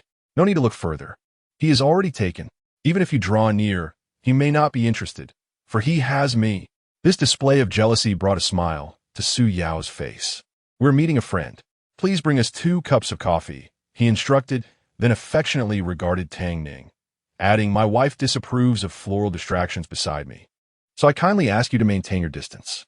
With that, they ascended the stairs, leaving the waitress momentarily disgruntled but ultimately powerless to contest their departure. As they climbed, Su Yao recounted to Tang Ning the details of his communication with Tang Xin. Su Yao opted not to pursue legal action immediately, holding back in reserve, intending to ensure that this family would not rise again in Jinghai. His motivations were not rooted in cruelty, but rather in response to the egregious behavior of Su Fengwan and her family. In a private room, Tang Xin adorned herself in a striking black, form-fitting qipao. Fair skin, a slender waist, and long legs, especially those alluring black heels, which could captivate any onlooker. Tang Xin Faigo, in reality, far surpassed her photographs. If a comparison were to be made, her physique was on par with Tang Ning's, yet there remained a distinct disparity in their visages. After all, Tang Ning was the foremost socialite of Jinghai, embodying both beauty and intellect. Thus, Su Yao's association with Tang Ning was not without intention. The world was rife with alluring butterflies, and even if he remained passive, women would inevitably pursue him. With Tang Ning by his side, those women should ideally recognize their futility. Following the address provided by Tang Xin, Su Yao arrived at the private room. Upon opening the door, he was greeted by an exquisitely enchanting face. Tang Xion's visage was petite, and she appeared far more captivating in person than on video. Upon seeing Su Yao, uncontainable joy adorned her features. At last, she had the opportunity to spend time alone with this affluent individual. Though elated within, she maintained a facade of calmness. "Mr. Su, you're even more handsome in person than in the videos. May I ask who this is?" Tang Ning's sudden appearance rendered Tang Xin slightly uneasy, yet she could not suppress her curiosity. "This is my fiancé, Tang Ning." Tang Xin smiled. "What a coincidence. I also believe in fate. Perhaps this is it." Tang Ning scrutinized the girl named Tang Xin for a moment, feeling an inexplicable familiarity. "I am a small-time internet influencer. Miss Tang may have come across me while scrolling through Douyin. It's not unusual." After Su Yao and Tang Ning took their seats, Tang Xin outentili seto a good film Su Yao. Though she was not extraordinarily beautiful, her figure and poise were indeed remarkable. Su Yao cast a brief glance at Tang Xin. Both she and Tang Ning shared a common trait. They were tall and possessed striking physiques. "Mr. Su, let us return to the matter at hand. I am currently working on a short video concerning Su Fengwan. May I inquire if you possess any substantial evidence, such as photographs or videos? This is the draft I prepared earlier. You may take a look." Su Yao accepted the notebook handed by Tang Xin, which contained her meticulously crafted script. One must admit that to achieve internet fame, one must possess considerable talent. Tang Xin's writing was exceptionally well articulated, capturing attention instantly. In this section, I intend to include the video of your proposal being insulted, and in this part, I wish to insert information regarding their fraudulent activities. As Tang Xin elucidated the script to Su Yao, they found themselves in close proximity. Under the allure of the moment, she found Su Yao's scent quite appealing. However, her rationality reminded her to respect the sanctity of others' relationships. Her greatest disdain in life was for homewreckers. Regaining her composure, she continued to explain the script to Su Yao. I have the video of Su Fengzhuan's fraudulent encounter. Please add me on WeChat, and I will send it to you. Beep. Tang Xin and Tang Ning added each other as friends, and she promptly forwarded the video from the previous afternoon's incident. Upon witnessing the situation, Tang Xin could hardly contain her outrage, her reaction surpassing even that of the parties involved. With exclamations of indignation, she lamented the existence of such shameless individuals in the world. Not only did they distort the truth, but they also wrongfully accused others. Such despicable people must be brought to light. Moreover, she insisted on reporting the matter to the authorities, seeking compensation for emotional distress. The sheer audacity of it all infuriated her. Such a contemptible person should not exist in this world. Mr. Su, I appreciate the information you have provided. I must take my leave now. Please grant me half an hour. I will collaborate with other users to expose her. Tang Xin was no fool. A figure like Su Yao, a veritable tycoon, was already a topic of conversation, with the recent scandal involving Su Fengzhuan escalating to such proportions. The entire internet was condemning Su Yao. The release of her video would undoubtedly attract countless viewers. This surge of attention could potentially garner a significant following. Thus, the beneficiaries of this incident extended beyond Su Yao. Tang Xin stood to gain as well. In this era where influence reigns supreme, having an audience translates to acquiring fans. And with fans, the live broadcast would generate revenue. Therefore, Tang Xin was not merely assisting Su Yao. She was also seizing the opportunity to promote herself, fostering a mutually beneficial arrangement. Su Yao was no simpleton. He was well aware of Tang Xin's intentions, as he too was a businessman. Chapter 041. The scoundrel Su Yao, ruining innocence and coveting wealth. As Tang Xin departed, a whimsical lightness enveloped her steps, her heart brimming with uncontainable joy. Once this matter is resolved, she could, with rightful justification, extend an invitation to Su Yao for a meal. Though she could not become his woman, being friends would suffice. As the adage goes, the more friends one has, the more paths one may tread. As for Su Yao, his meetings with Tang Xin were not without ulterior motives, for he was currently engaged in live streaming for profit. Who knows, Tang Xin might indeed prove useful in the future. In the municipal government office, a girl clad in casual attire, her crossbody bag puffed up, stormed onto the third floor. At that moment, in Li Chongqing's office, the driver was reporting the situation. Secretary Li, this is the surveillance footage I retrieved from the accident site. The driver magnified the images and presented them to Li Chongqing. Do you know this young man's name?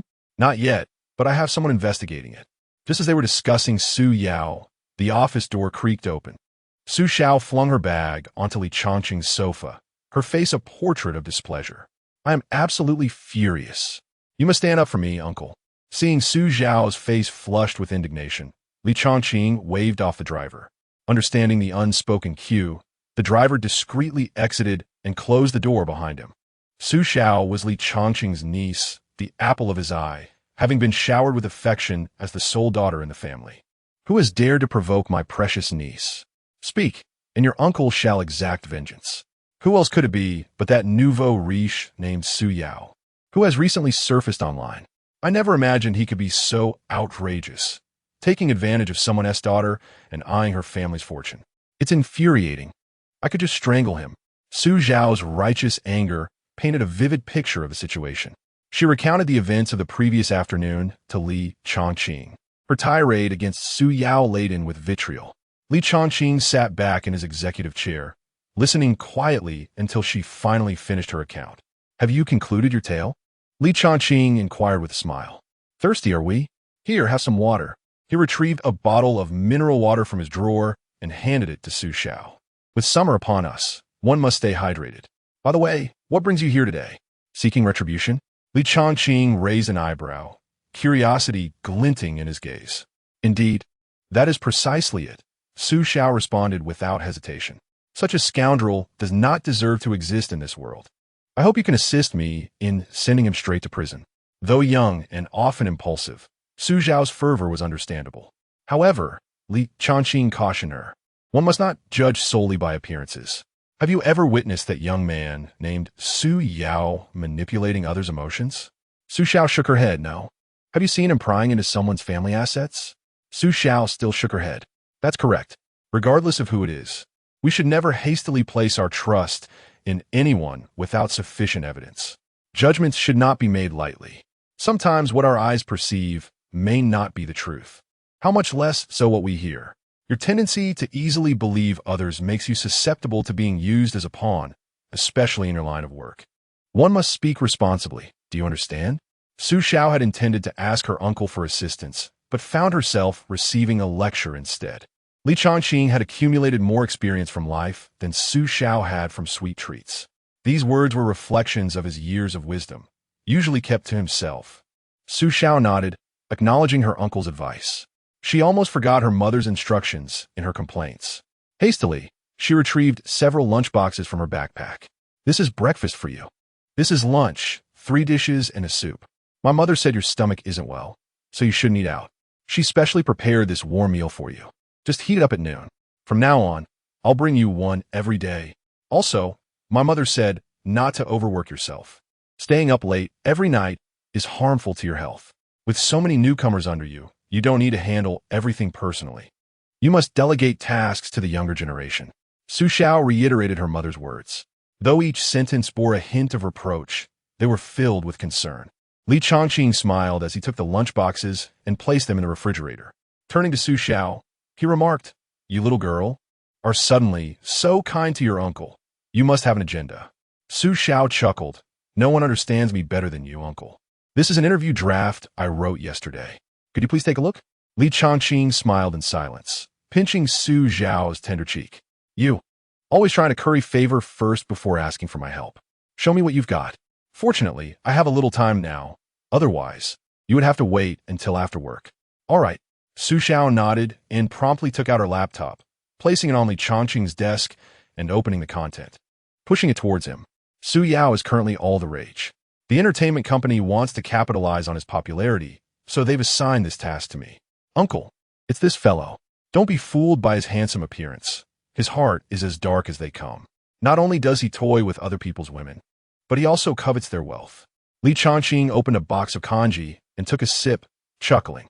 "You, always so eager to champion the underdog. Remember, if you choose the right cause, it is commendable. But if not, you might end up causing harm. One cannot draw conclusions without solid evidence. Do you understand?" After Li Changqing spoke, he took another sip of porridge and praised, "The porridge cooked by my elder sister is still so delicious. Little girl, I shall remember your words today. From now on, you will be in charge of my breakfast and lunch." Su Xiao smiled sweetly, replying, "Certainly. I will take care of it. Even if I am busy, I will pack it up and deliver it to you. After all, how fortunate I am to have such a wonderful niece." Li Changqing was amused by Su Xiao's words. "Only you could be so witty. I have a meeting in 10 minutes. Hurry and let me see that so-called proposal of yours." Su Xiao nodded. "As you wish, my dear uncle." As Li Changqing read through the proposal while sipping his porridge, he nearly spat out his food upon seeing the photographs included. Xiao, do you know this young man?" Su Xiao nodded. "Not only do I know him, but now the entire internet knows him." Li Changqing stared incredulously at the words on the screen. The notorious scoundrel Su Yao, who has tarnished others' reputations and seeks to seize their inheritance. What audacity! Li Changqing instinctively felt that Su Yao was not the kind of person depicted. There must be some misunderstanding in this matter. Chapter 042, System Reward. 9-section Golden Dragon based on Li Changqing's years of experience in discerning character. Su Yao is certainly not the avaricious individual that Su Fengwan described. Merely considering the extraordinary woman by Su Yao's side, it is evident that he would not covet mere trifles. Li Chongqing gazed at the document in silence for a considerable time before finally speaking. My dear, from what you just mentioned, do you know where this Su Yao resides? Li Chongqing inquired with a tentative tone. Su Xiao nodded. Yes, I was just lurking beneath his residence yesterday, but unfortunately, he eluded me. She stated this without a hint of remorse. However, to Li Chongqing, it sounded akin to loitering beneath her boyfriend's abode.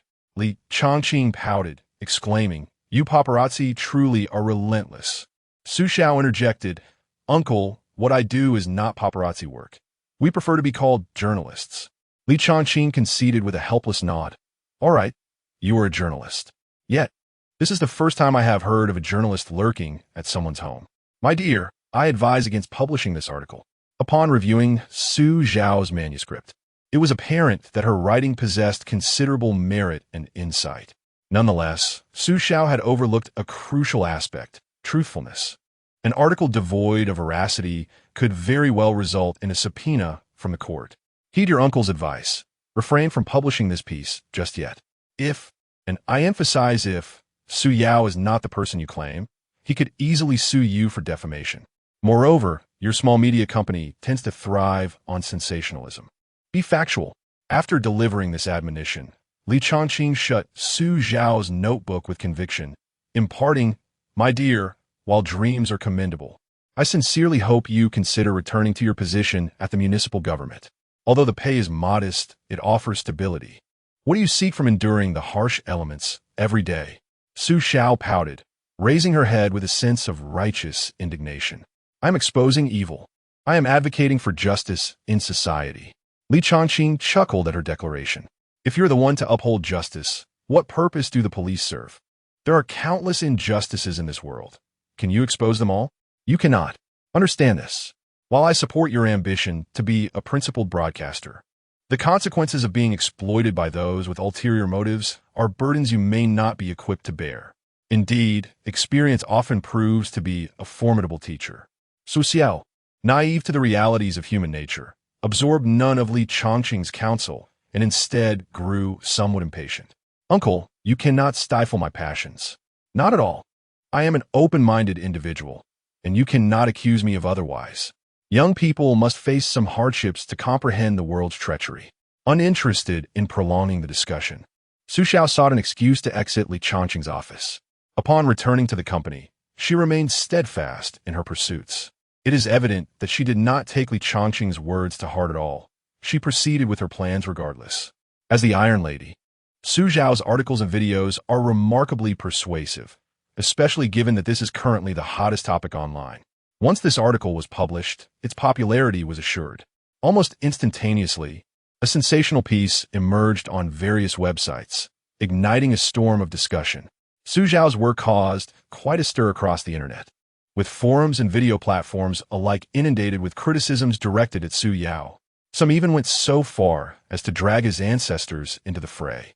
It must be said, the people online can be exceedingly trivial, showing more indignation than the parties directly involved. Previously, there was a video by Su Fengwan, and now Su Xiao's article has surfaced. With Su Xiao being verified across major platforms, her writing carries significant weight. Meanwhile, Tang Outyin, upon seeing Tang Ning in the video, was so enraged that he nearly lost his breath. He bellowed, Wang Zhong, you must send someone to bring the young lady and the young master back at once. They are tarnishing the reputation of the Tang family. This girl, rather than keeping a low profile, has chosen to become a mistress. Oh dear, my poor heart aches so. He lamented that he had never been so troubled by company affairs as he was now, with one child refusing to work properly and the other embroiling himself in chaos. In just a few days without returning home, they had created such a ruckus. Seeing Tang Batian trembling with rage, Wang Zhong hurriedly stepped forward to offer some comfort. Sir, please do not be upset. We shall get to the bottom of this when a young lady returns. The internet is rife with sensationalism.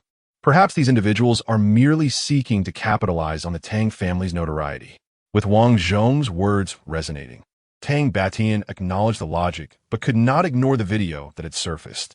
He waved his hand dismissively, saying, "Make a call and bring those two back to me." After uttering this command, he slammed his teacup onto the table, spilling tea everywhere and knocking the cup askew. It was clear that he was particularly incensed about the situation. "Very well, sir. Do not fret. I will summon the young lady back immediately." Tang Batian, in exasperation, waved his hand again. "Go on, while I'm still alive. Let us see how I will deal with that brat Tang Xiao when he returns." This is infuriating. It seemed that Tang Batian was genuinely vexed. An hour after Wang Zhong made the call, Su Yao was still at the 4S shop getting his car repaired due to a dent caused by Su Fengwan. Tang Ning's car remained at the company, and Tang Xiao typically took a taxi whenever he went out. Consequently, none of the three had a vehicle at their disposal. They had no choice but to call a taxi to Tangjia Shanzhuang. Being a person of propriety, Su Yao understood that one should bring a gift when visiting for the first time. Thus, he prepared a genuine artifact along with a piece of imperial green jade. Su Yao carried with him a lavish bride price of 100 million. At Tang Family Manor, Tang Batian sat on the sofa, his countenance exceedingly grim. An hour had passed, yet they had not returned. How long was he expected to wait? This was about marrying off his granddaughter. If this continued, would they even consider abandoning their family? The old gentleman's face was ashen with fury. Seeing the situation was dire, Wang Zhong hastily retreated to a corner to call Tang Ning. There was no other choice. They were caught in peak traffic. It was uncertain whether it was a matter of bad weather or sheer misfortune. What usually took half an hour had stretched to an hour and a half today. He had initially hoped to leave a favorable impression on the elder, but that aspiration had now vanished entirely. After navigating through the delays, they finally arrived at Tang Family Manor. As Su Yao, Tang Ning, and Tang Xiao stepped through the threshold, a system notification echoed in Su Yao's mind. "Ding! Congratulations, host, for successfully checking in at Tang Family Manor. System rewards you with a 9-section golden dragon." Immediately, an inexplicable surge of energy flowed into Su Yao's consciousness, coursing through his meridians. In that instant, an immeasurable power threatened to burst forth from within him, an indescribable sensation of euphoria enveloping him. Chapter 43. Tang Batian, "Kid, why don't you try your luck against me?" At this moment, Su Yao felt as though all his meridians had been unblocked. As for what the Golden Dragon 9 cuts entailed, he remained oblivious. "Sir, the young master and young lady have returned, and they are now at the door." Tang Batian sat with an imposing demeanor on the sofa, his countenance visibly grim. "They actually know to come back? Did you not summon them?" Wang Zhong silently scoffed, forcing a smile at Tang Batian. "Allow me to greet them," he offered, rising from his seat. Tang Batian, anticipating Wang Zhong's intentions, discerned that the lad intended to relay a message to his wayward descendants. Though Tang Batian was not one to easily lose his temper, his ire this time stemmed largely from the affairs of Tang Xiao and Tang Ning. The president of the illustrious Tang Group, insulted as a mistress. With his granddaughter's beauty and immense fortune, what sort of son-in-law could she not attract? Why resort to such indignity? The more he contemplated, the angrier he became. Should the online rumors hold any truth, he would be the first to extinguish any hopes she harbored.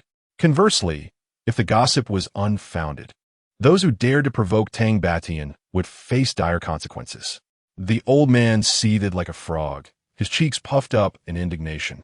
As he sat quietly on the sofa, fixating on the entrance, he vowed to reprimand these wayward children upon their return. "My dear niece, I have business to attend to and shall retreat to my chamber. Please assist me with your grandfather," Tang Xiao declared, preparing to flee, only to collide with Wang Zhong. Though they belonged to the same generation, Wang Zhong was a decade older than Tang Xiao, his age akin to that of Tang Ning's father. Just as Tang Xiao attempted to escape, Wang Zhong caught him. "Young master, please hold on. The old master has specifically requested you to visit the back garden." Just as Tang Ning thought she might evade a scolding, Wang Zhong continued, "and the young lady as well." After delivering these words, Wang Zhong's gaze lingered on Su Yao. His inner thoughts were clear.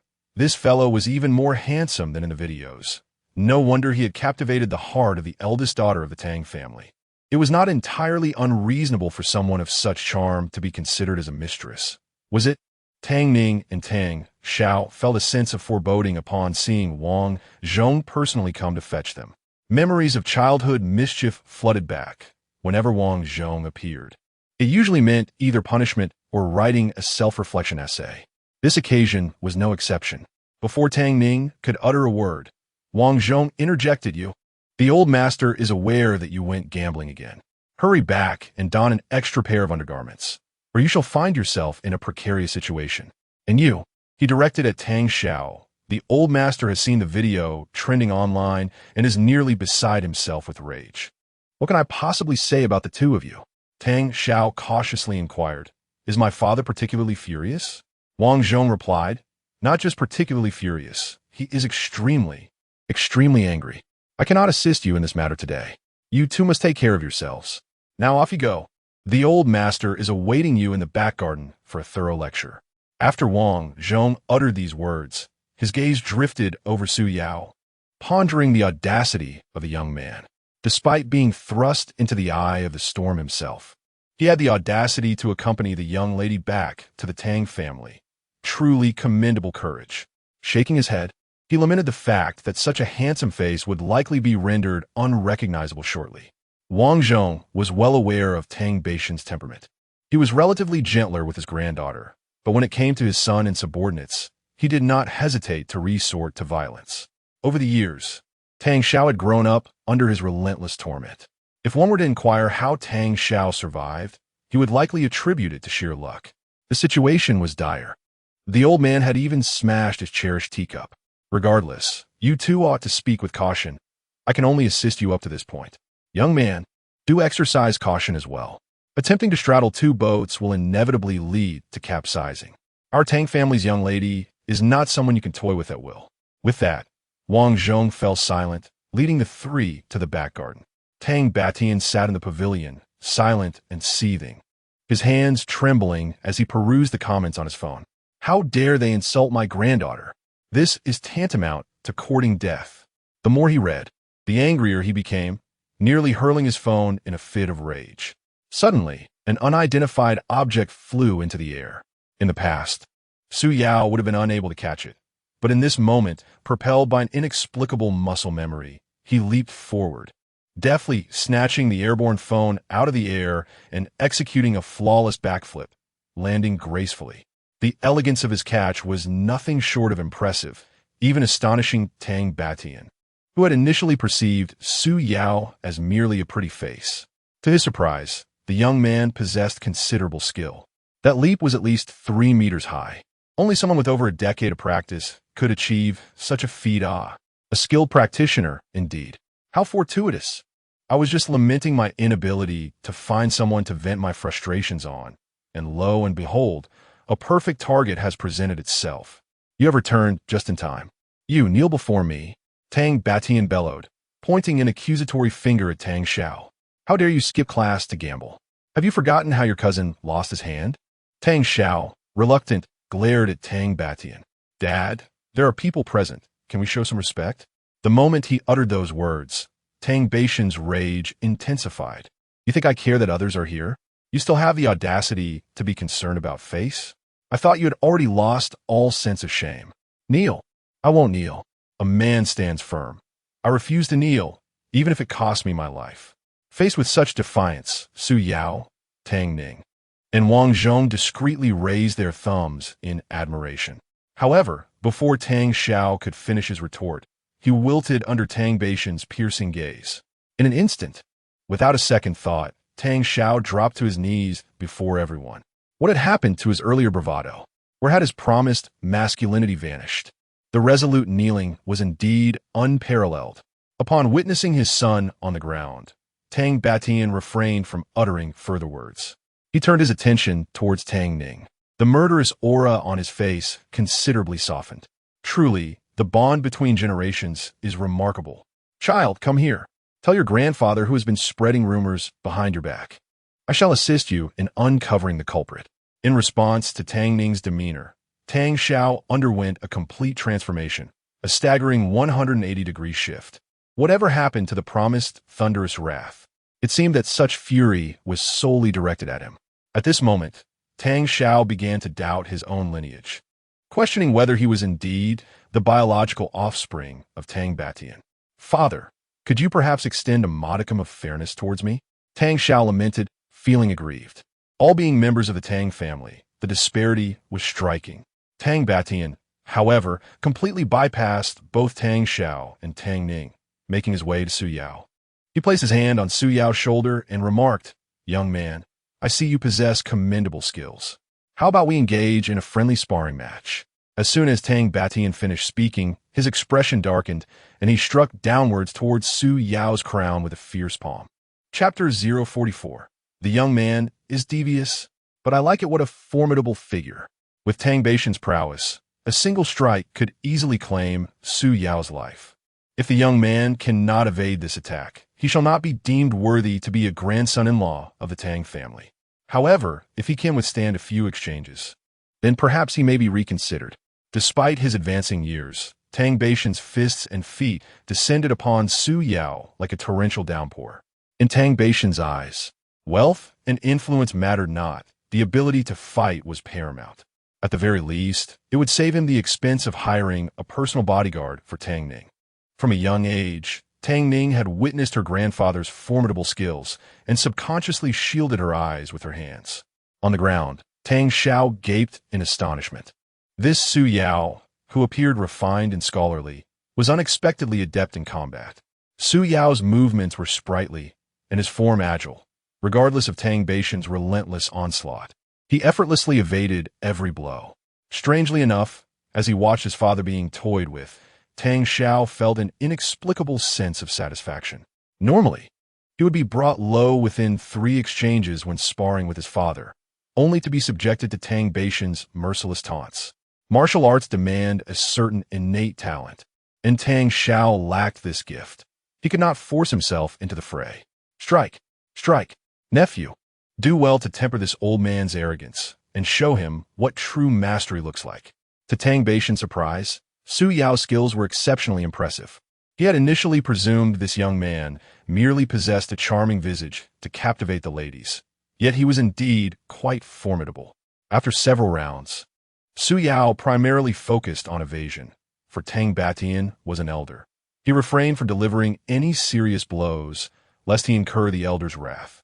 Tang Batian, with decades of martial arts experience, could easily discern Su Yao's reluctance to engage fully, and his displeasure grew.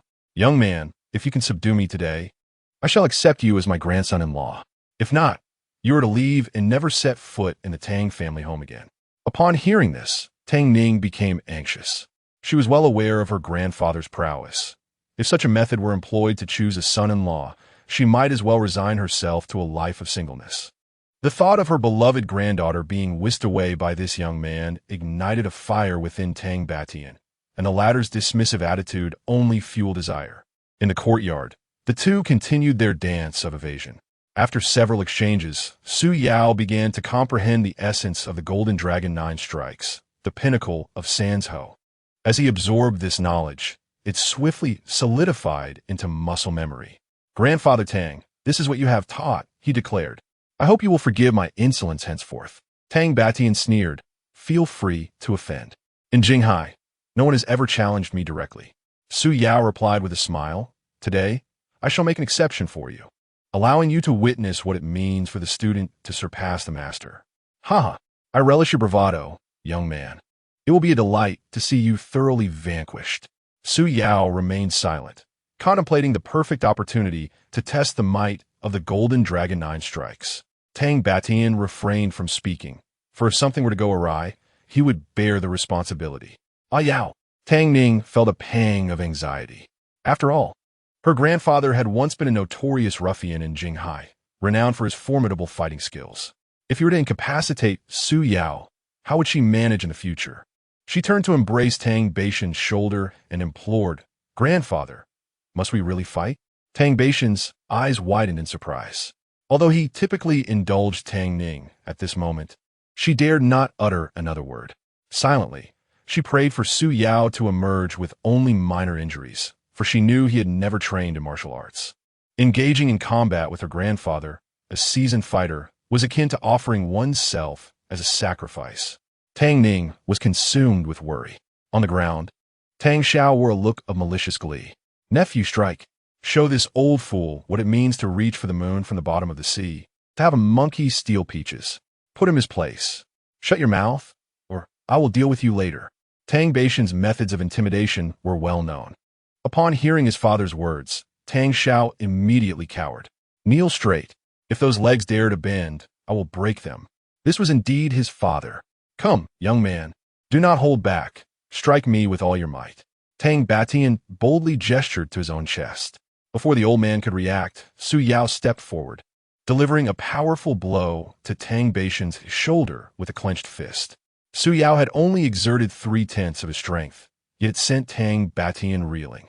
This rascal lacks martial ethics, he thought, astonished that someone would dare to ambush him.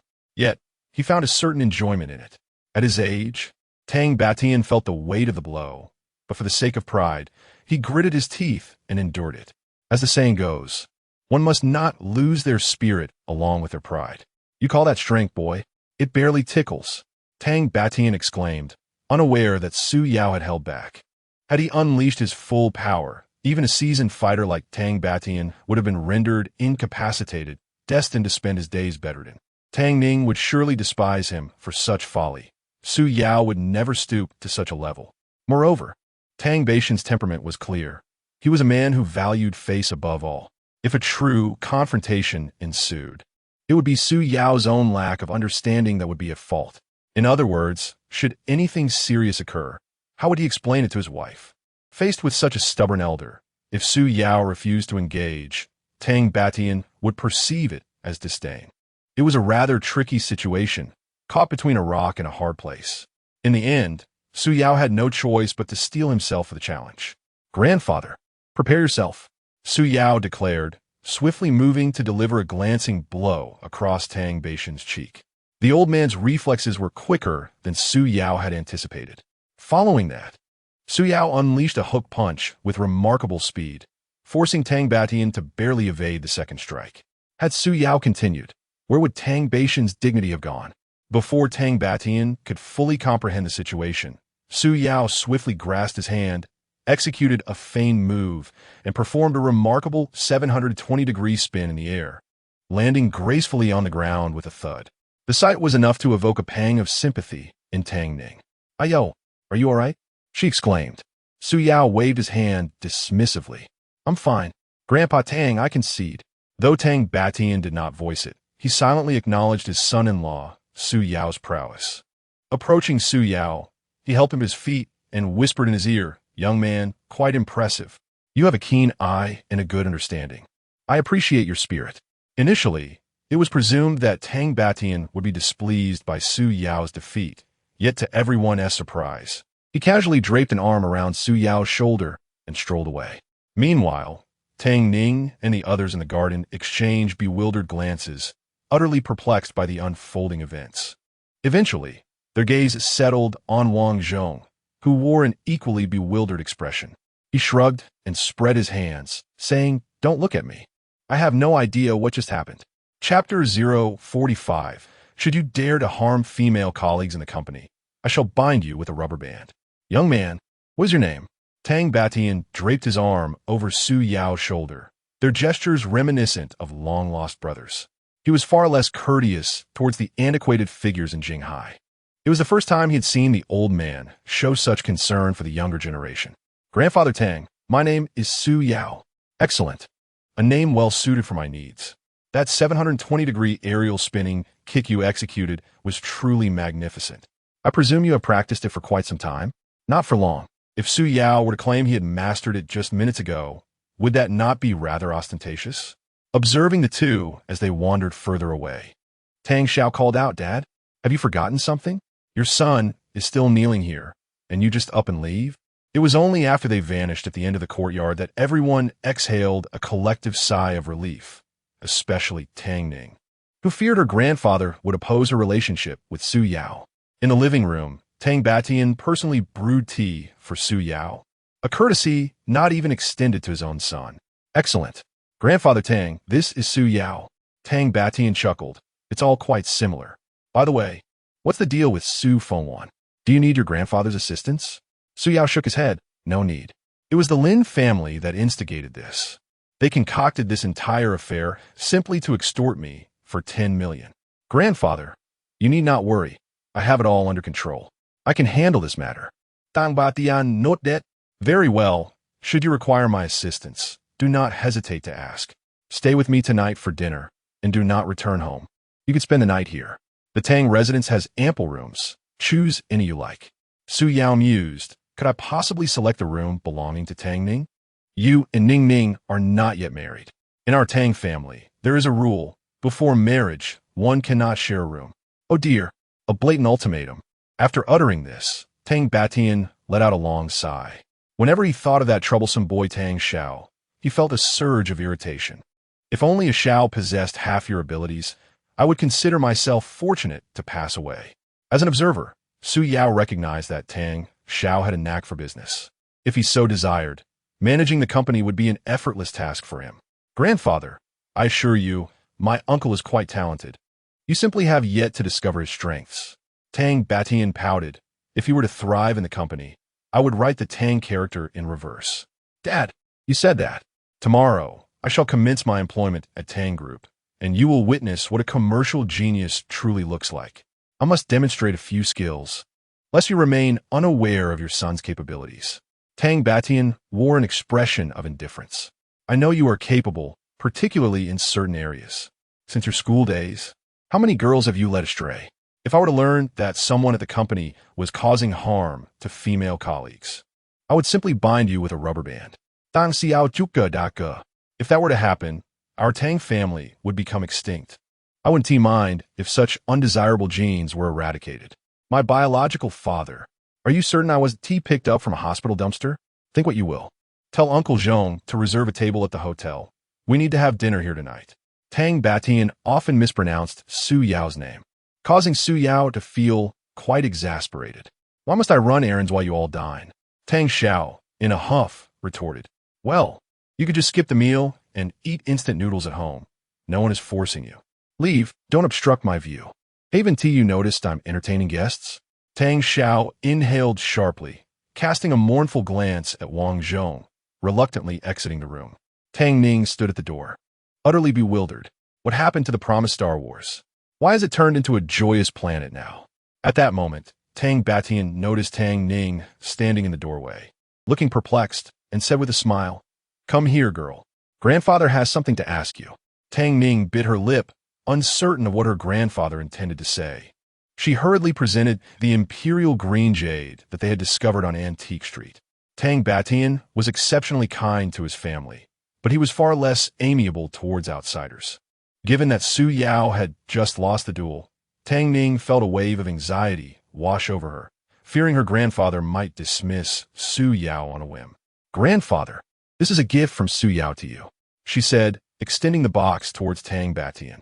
Grandfather, look, this is a fine piece that Su Yao took a long time to select. In truth, Su Yao had not spent much time selecting it. He merely picked it up on his way out. However, Tang Ning's words instantly changed the perception of the gift. Truly, as the president of the Tang Group, the ability to spin tales with a straight face is nothing short of remarkable. Tang Batian also had a penchant for collecting antiques. Upon opening the box, he found an exquisite piece of imperial green jade, translucent and cool to the touch. From a distance, the green patterns resembled a dazzling heart, indescribably beautiful. Even the well-versed Tang Batian was captivated by the jade ring. I didn't realize, young man, that not only are your martial arts skills exceptional, but your eye for antiques is also top-notch. Coincidentally, our Tang Group is planning to open a branch. Would you assist your grandfather in managing it? Tang Batian did not speak lightly. His words indicated his recognition of Su Yao, subtly reflecting the importance he placed on him. However, Su Yao declined the offer. He had enough wealth now and did not wish to flaunt it ostentatiously. As for the sales position he had previously interviewed for, it conveniently shared a building with Tang Ning, making it rather delightful to work while being close to his beloved. After a moment of silence, he politely refused Tang Batian's request. Grandfather Tang, I am grateful for your kindness, but I wish to carve out my own path for Sister Ning with my own hands. Tang Ning was aware that Tang Batian disdained those who defied him, and subtly tugged at Su Yao's sleeve, signaling him to acquiesce. To her surprise, Tang Batian not only refrained from anger, but also expressed his approval repeatedly. Ning Ning, this is indeed commendable. I'm quite fond of it. Now, go and take him to your room to change into clean attire. We shall dine shortly. After the couple departed, Tang Batian examined the imperial jade once more, pondering how his own son lacked the same level of concern as this grandson-in-law. Within the room, a servant presented Tang Ning with a designer outfit. Having just sparred with the elder, Su Yao's clothing had become soiled. It would be improper to let him dine in dirty attire. Just as Su Yao removed his outer garment, a graceful silhouette darted in. Tang Ning wrapped her arms around Su Yao's waist from behind and leaped to plant a fervent kiss on his lips, exclaiming, "Ah Yao, you are truly impressive. Aside from my grandmother, no one in our family has ever received such treatment until now." As she embraced Su Yao, her soft curves pressed gently against his chest. Had it not been for the elder's earlier remarks, Su Yao would have been tempted to push Tang Ning onto the bed without hesitation. Chapter 046. Li Chanxing takes action. Su Fengzhuan's good days come to an end well. It seems today is not the day for us to settle this, Su Yao remarked, raising an eyebrow at Tang Ning. Such words carry a rather inappropriate connotation. Su Yao playfully pinche Tang Ning check. After taking the t-shirt from her hands, he gently ushered her outside. Just a glance? Merely a glance, he said, affectionately ruffling her hair. Once we return, I shall present my bare torso to you every evening.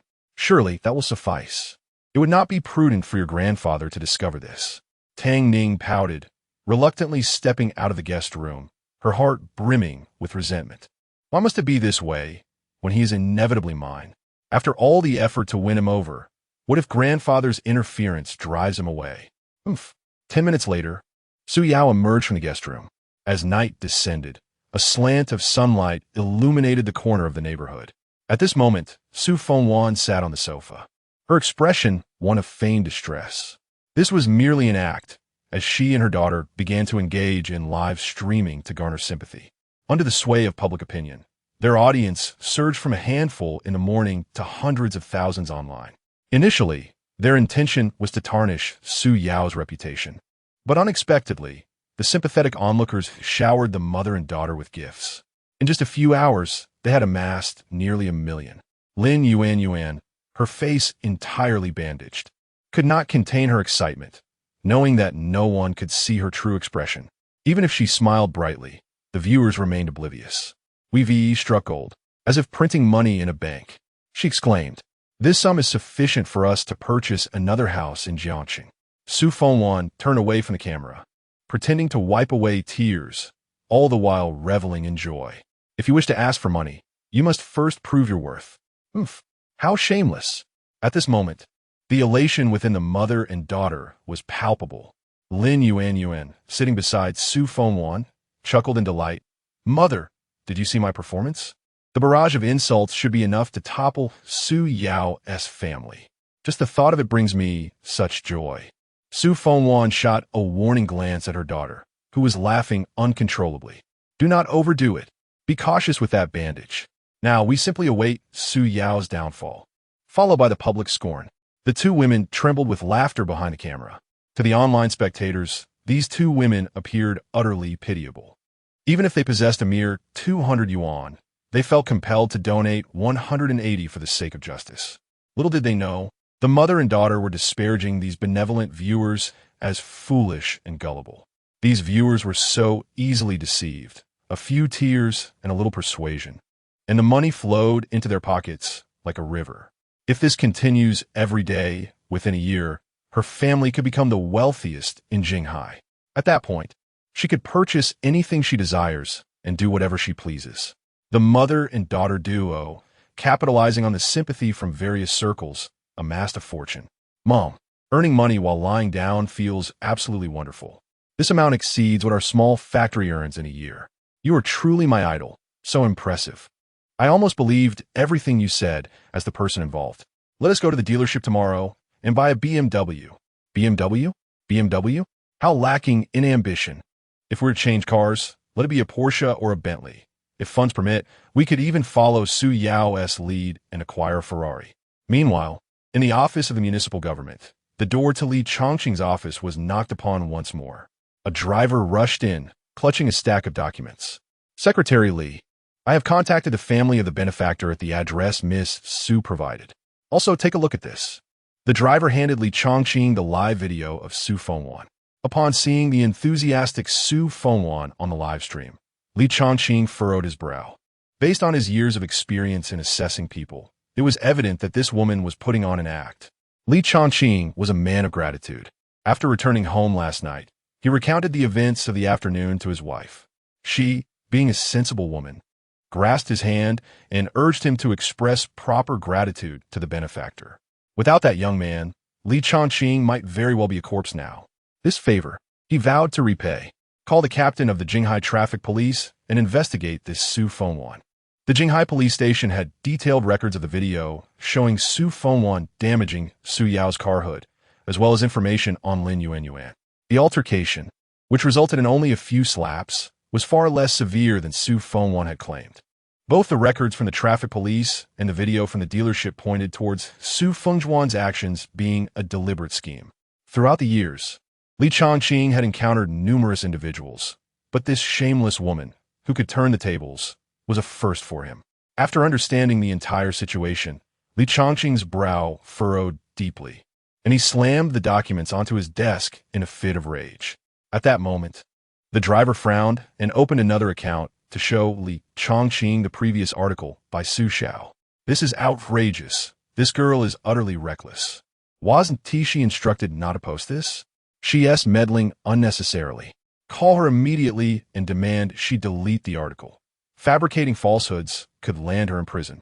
Once she removes the article, instruct the traffic police to issue a statement in the name of the municipal government. Understood, Secretary Li. I will contact Miss Su right away. The driver turned to leave the office but paused and returned to Li Chongqing, asking, what if Miss Su refuses to delete the article? Li Chongqing abruptly rose from his chair, urging, send her the video from the traffic police team. The driver smacked his forehead, realizing how he had overlooked this crucial detail. He nodded repeatedly, proclaiming, I will take care of it right away. At that moment, the online discourse had reached a fever pitch. Major forums, social media platforms, and various well-known sites were inundated with condemnatory articles directed at Su Yao. These bloggers, in their relentless pursuit of views, embellished the narrative surrounding Su Fengwan, mercilessly vilifying Su Yao. This was precisely the outcome the Lin family desired. Ideally, they wished for Su Yao to be utterly annihilated by public scorn. At this juncture, Su Yao had become the embodiment of infamy, primarily due to the vitriol directed at him. He had dared to toy with another's daughter while harboring intentions of coveting their wealth. Furthermore, his confrontational approach had resulted in a brutal beating for the family. While one might have encountered arrogance before, none had witnessed such egregious behavior. People pondered, is this even human? He was likened to a wretched creature, a beast, a scoundrel. A single spit from the masses could drown Su Yao. There was a fervent hope that the authorities would intervene and administer justice to such a disgraceful individual as Su Yao. Chapter 47. Yao. Shall we indulge in some mischievous deeds together? Su Fengwan, leveraging the sympathy of the public, exaggerated the situation immensely. Not only did she aim to evade the repayment of the 1 million owed to Su Yao, but she also sought to turn the tables on him. The well-meaning netizens, unaware of the true circumstances, became increasingly convinced that Su Yao must harbor some guilt for remaining silent. Their insults grew more vehement. In a hotel, at the dining table, Tang Batian could no longer contain himself as he watched Su Fengwan's live stream. The vitriol within was intolerable. He slammed his palm onto the table, startling those present. How dare they belittle us? Thinking the Tang family easy to bully. Wang Zhong, gather the legal team of the Tang Group. I intend to strip them of their dignity and ensure they languish in prison. Just as Wang Zhong was about to rise, Su Yao restrained him. Grandfather Tang, perhaps we should wait a little longer. Merely imprisoning such individuals would hardly suffice. Those who distort the truth must bear the full weight of legal repercussions. After this incident, it is unlikely that those two women will be able to hold their heads high in Jinghai again. Grandfather Tang, let's eat first. If I, Su Yao, cannot manage such trivial matters, how can I hope to navigate life in Jinghai and support my family? Seeing Su Yao's confidence, Tang Batian ultimately acquiesced. Very well. I shall refrain from intervening for now. Indeed, Su Yao nodded. Such splendid dishes would be a pity to let them grow cold. Tang Xiao chimed in, exactly. If we do not eat these exquisite dishes now, it would be a waste. For reasons unknown, whenever Tang Batian heard Tang Xiao's voice, he felt a surge of frustration. If only Tang Xiao were more capable, perhaps Tang Batian would not view him with such disfavor. With a deep sigh, he mused that had his eldest son been alive, he would not be so vexed. Noticing the sorrow on Tang Batian's face, Tang Ning guessed he was reminiscing about his late father and quickly nudged Tang Xiao. Uncle, you've caused enough trouble. You should make amends. Years ago, Tang Ning's father had succumbed to exhaustion while driving to pick up his wife after a performance and tragically met with an accident. This incident left an indelible mark on Tang Batian's heart. Losing such an exceptional son was a profound sorrow, especially as Tang Ning and Tang Xiao were only 12 at the time. Tang Ning's mother, burdened by guilt, believed that had she returned home directly instead of waiting for her husband, perhaps the tragedy could have been averted. Not long after, she fell into a depression and sought treatment abroad. To this day, she has consistently sent money to Tang Ning each month and written letters. Yet she refuses to engage in video calls. Although the family has never blamed her, she remains unable to overcome her inner turmoil. Dad, I have made up my mind. I will go to the company tomorrow to assist Ning, ensuring she is not left isolated there. Rest assured with my presence, I will restore the Tang family's former glory. Tang Batian let out a long sigh and addressed Tang Xiao with a somber tone. If it weren't for your extravagant ways, perhaps there would still be hope for the Tang family. With you around, I find our family's prospects rather bleak. Once I am gone, it would be a blessing if you could manage to look after yourself. He reflected on his own shortcomings, feeling the weight of responsibility since the passing of Tang Ning's father, channeling all his affection into these two children. Tang Xiao's current debauchery was undeniably linked to him. Picking up his chopsticks, he absent-mindedly placed a piece of sour bean into his mouth, muttering, "This is the consequence of one's own actions. I deserve it." As the group dined together, their conversation shifted to the development rights of Wanawaxi and the land in the western suburbs. Grandfather, there is no need to worry about the Wanawaxi development rights. As long as the Tang Group is interested, the contract can be signed at any time. Upon hearing this, Tang Batian's eyes widened in disbelief. Wanawaxi is a coveted asset backed by the Jinghai Group. Such rights are not easily obtained. Confidence is commendable, but boasting can be quite off-putting. It was evident that Tang Batian harbored doubts about Su Yao's assertion.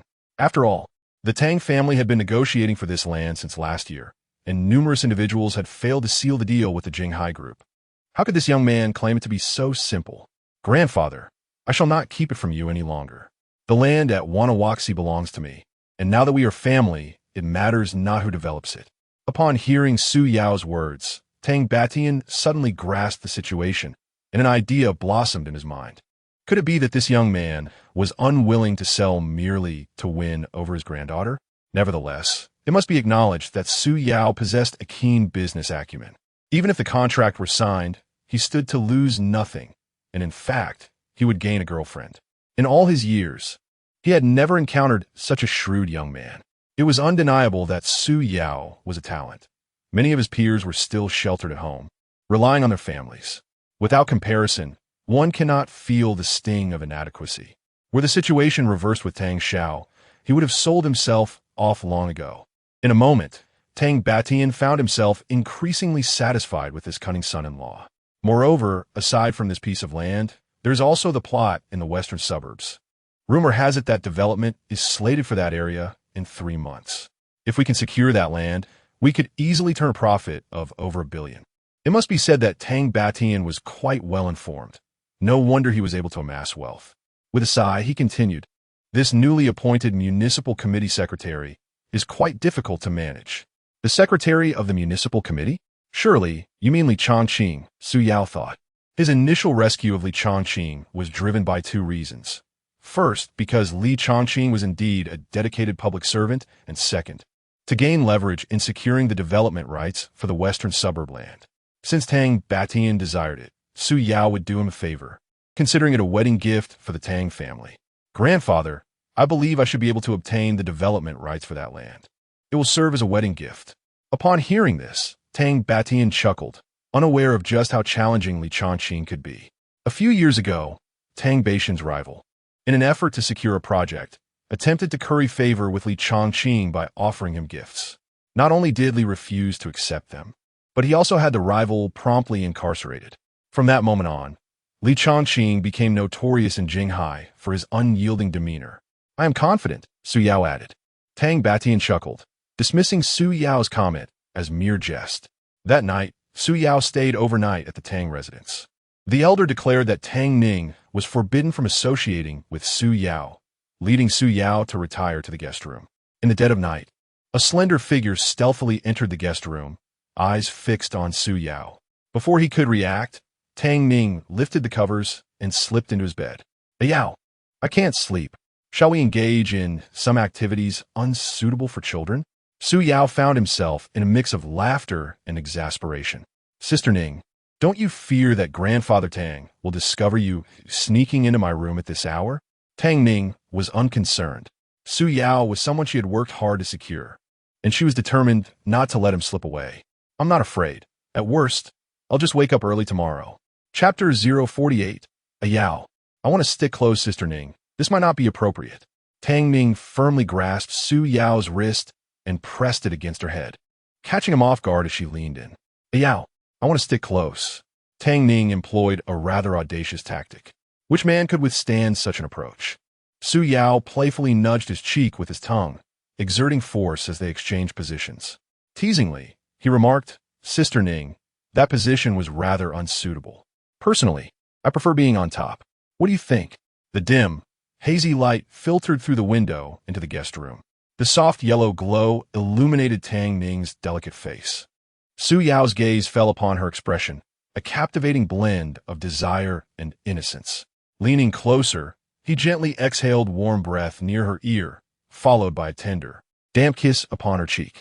Just as Tang Ning believed they were on the verge of a more intimate moment, a sudden knocking echoed from outside the door. Big nephew? Big nephew? Are you asleep? I need to talk to you about something. If you don't respond, I'll assume you're awake. Oh, the door isn't closed. So I'll just come in. The couple was at a crucial juncture when an unexpected interruption occurred. Who could remain unfazed by such an intrusion? Come in, but please, don't turn on the lights, Su Yao replied. Tang Xiao, puzzled, retorted, a grown man, and you don't want to turn on the lights at night? Are you shy? Was Su Yao shy? No, it was merely an inconvenient timing for Tang Xiao. Had this fellow bathe at the same hour every night, always so punctual? Uncle, please wait outside for a moment. I need to get dressed. Su Yao's voice resonated from within. However, there was something peculiar about his tone. What are you doing, big nephew? Why do you sound so out of breath? Tang Xiao inquired. How could you not be panting after hiding under the covers and kissing for so long? Hearing her uncle's voice, Tang Ning clasped her hands tightly to her chest, paralyzed with apprehension. Her uncle was a nosy one, and sometimes too chatty. If her grandfather discovered she had stealthily entered Su Yao's room in the middle of the night, she would surely face his wrath. Tang Ning squeezed Su Yao's arm, raising a finger to her lips in a shushing gesture. Yao, get rid of my uncle. I'll find an opportunity to sneak out. No need. If you go out, it'll be even easier to get caught. It's risky enough to engage in such antics in one's own home. What kind of person was Tang Xiao? The women he had been with could fill an entire train.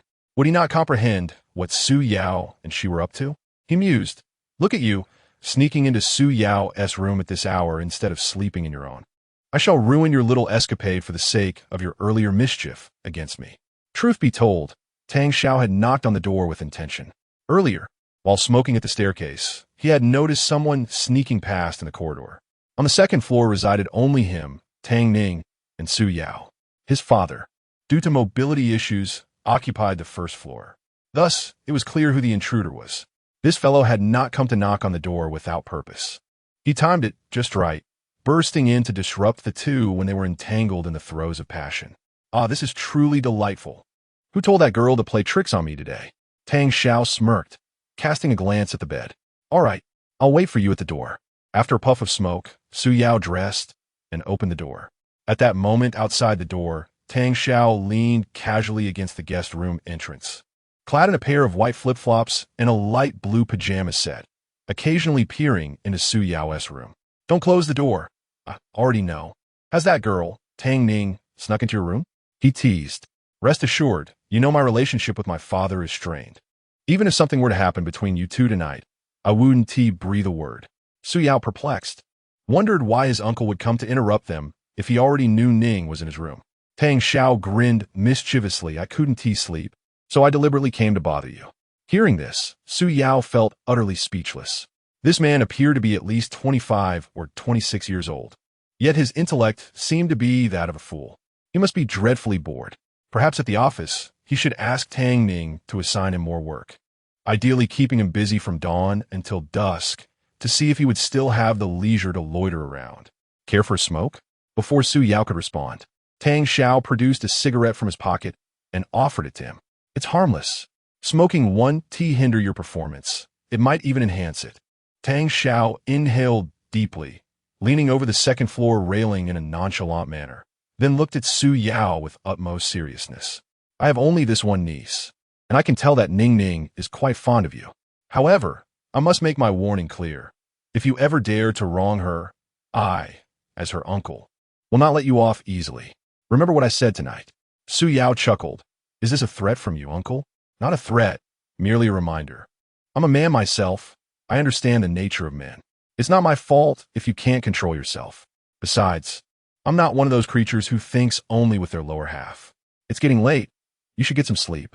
With that, Su Yao crushed the cigarette and discarded it into the ashtray on the second floor, promptly locking the door behind him, leaving Tang Xiao standing alone outside. After a while, he came back to himself. Was Su Yao just calling him a lower half animal? Back in his room, Su Yao lay back down on the bed. Just as he settled in, Tang Ning poked her head out. What did you and my uncle talk about? Su Yao affectionately ruffled Tang Ning's hair. Oh, we didn't discuss much, just some casual chatter. At that moment, Tang Ning suddenly recalled, by the way, what do you plan to do about Su Fengwan? That is not something you need to worry about. Rest assured, by tomorrow morning, everything will be resolved. Trust me. Now sleep, for I need to report to your company in the morning. Tang Ning playfully pouted, suggesting that if he wished for her to sleep, he must first bestow a kiss upon her. Su Yao nodded with a faint smile, thinking to himself that she was indeed a captivating little enchantress. He pressed a tender kiss upon her forehead. With her hand resting upon Su Yao's chest, he gently wrapped his arms around her waist. The two embraced, and before long, they succumbed to slumber. As dawn broke the following morning, Tang Ning rose early, intending not to disturb Su Yao. Before departing, she delicately pecked his lips. Then, she stealthily crouched, preparing to tiptoe back to her room.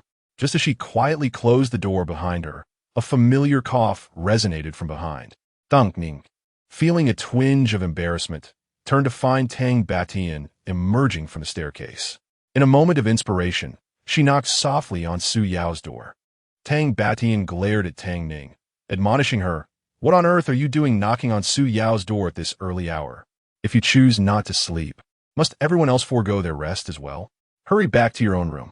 Turning away, Tang Ning patted her chest, relieved that her quick thinking had saved her from an awkward predicament. Chapter 049. I know you. The Tang Ning momentarily paused, feeling a surge of secret delight, and exclaimed, "Grandfather, I apologize. I shall return at once." With her back turned to Tang Batian, she smiled exuberantly. Phew, that was close. I almost got discovered by grandfather. After indulging in 2 days of wild revelry, everyone resumed their usual activities following breakfast. Tang Ning had no choice but to confront the elderly executives at the company. As for Tang Xiao, he reluctantly accompanied them to the Tang Group. Nevertheless, he was assured of a stable future. After all, the old man had frozen all his cards. There was no alternative.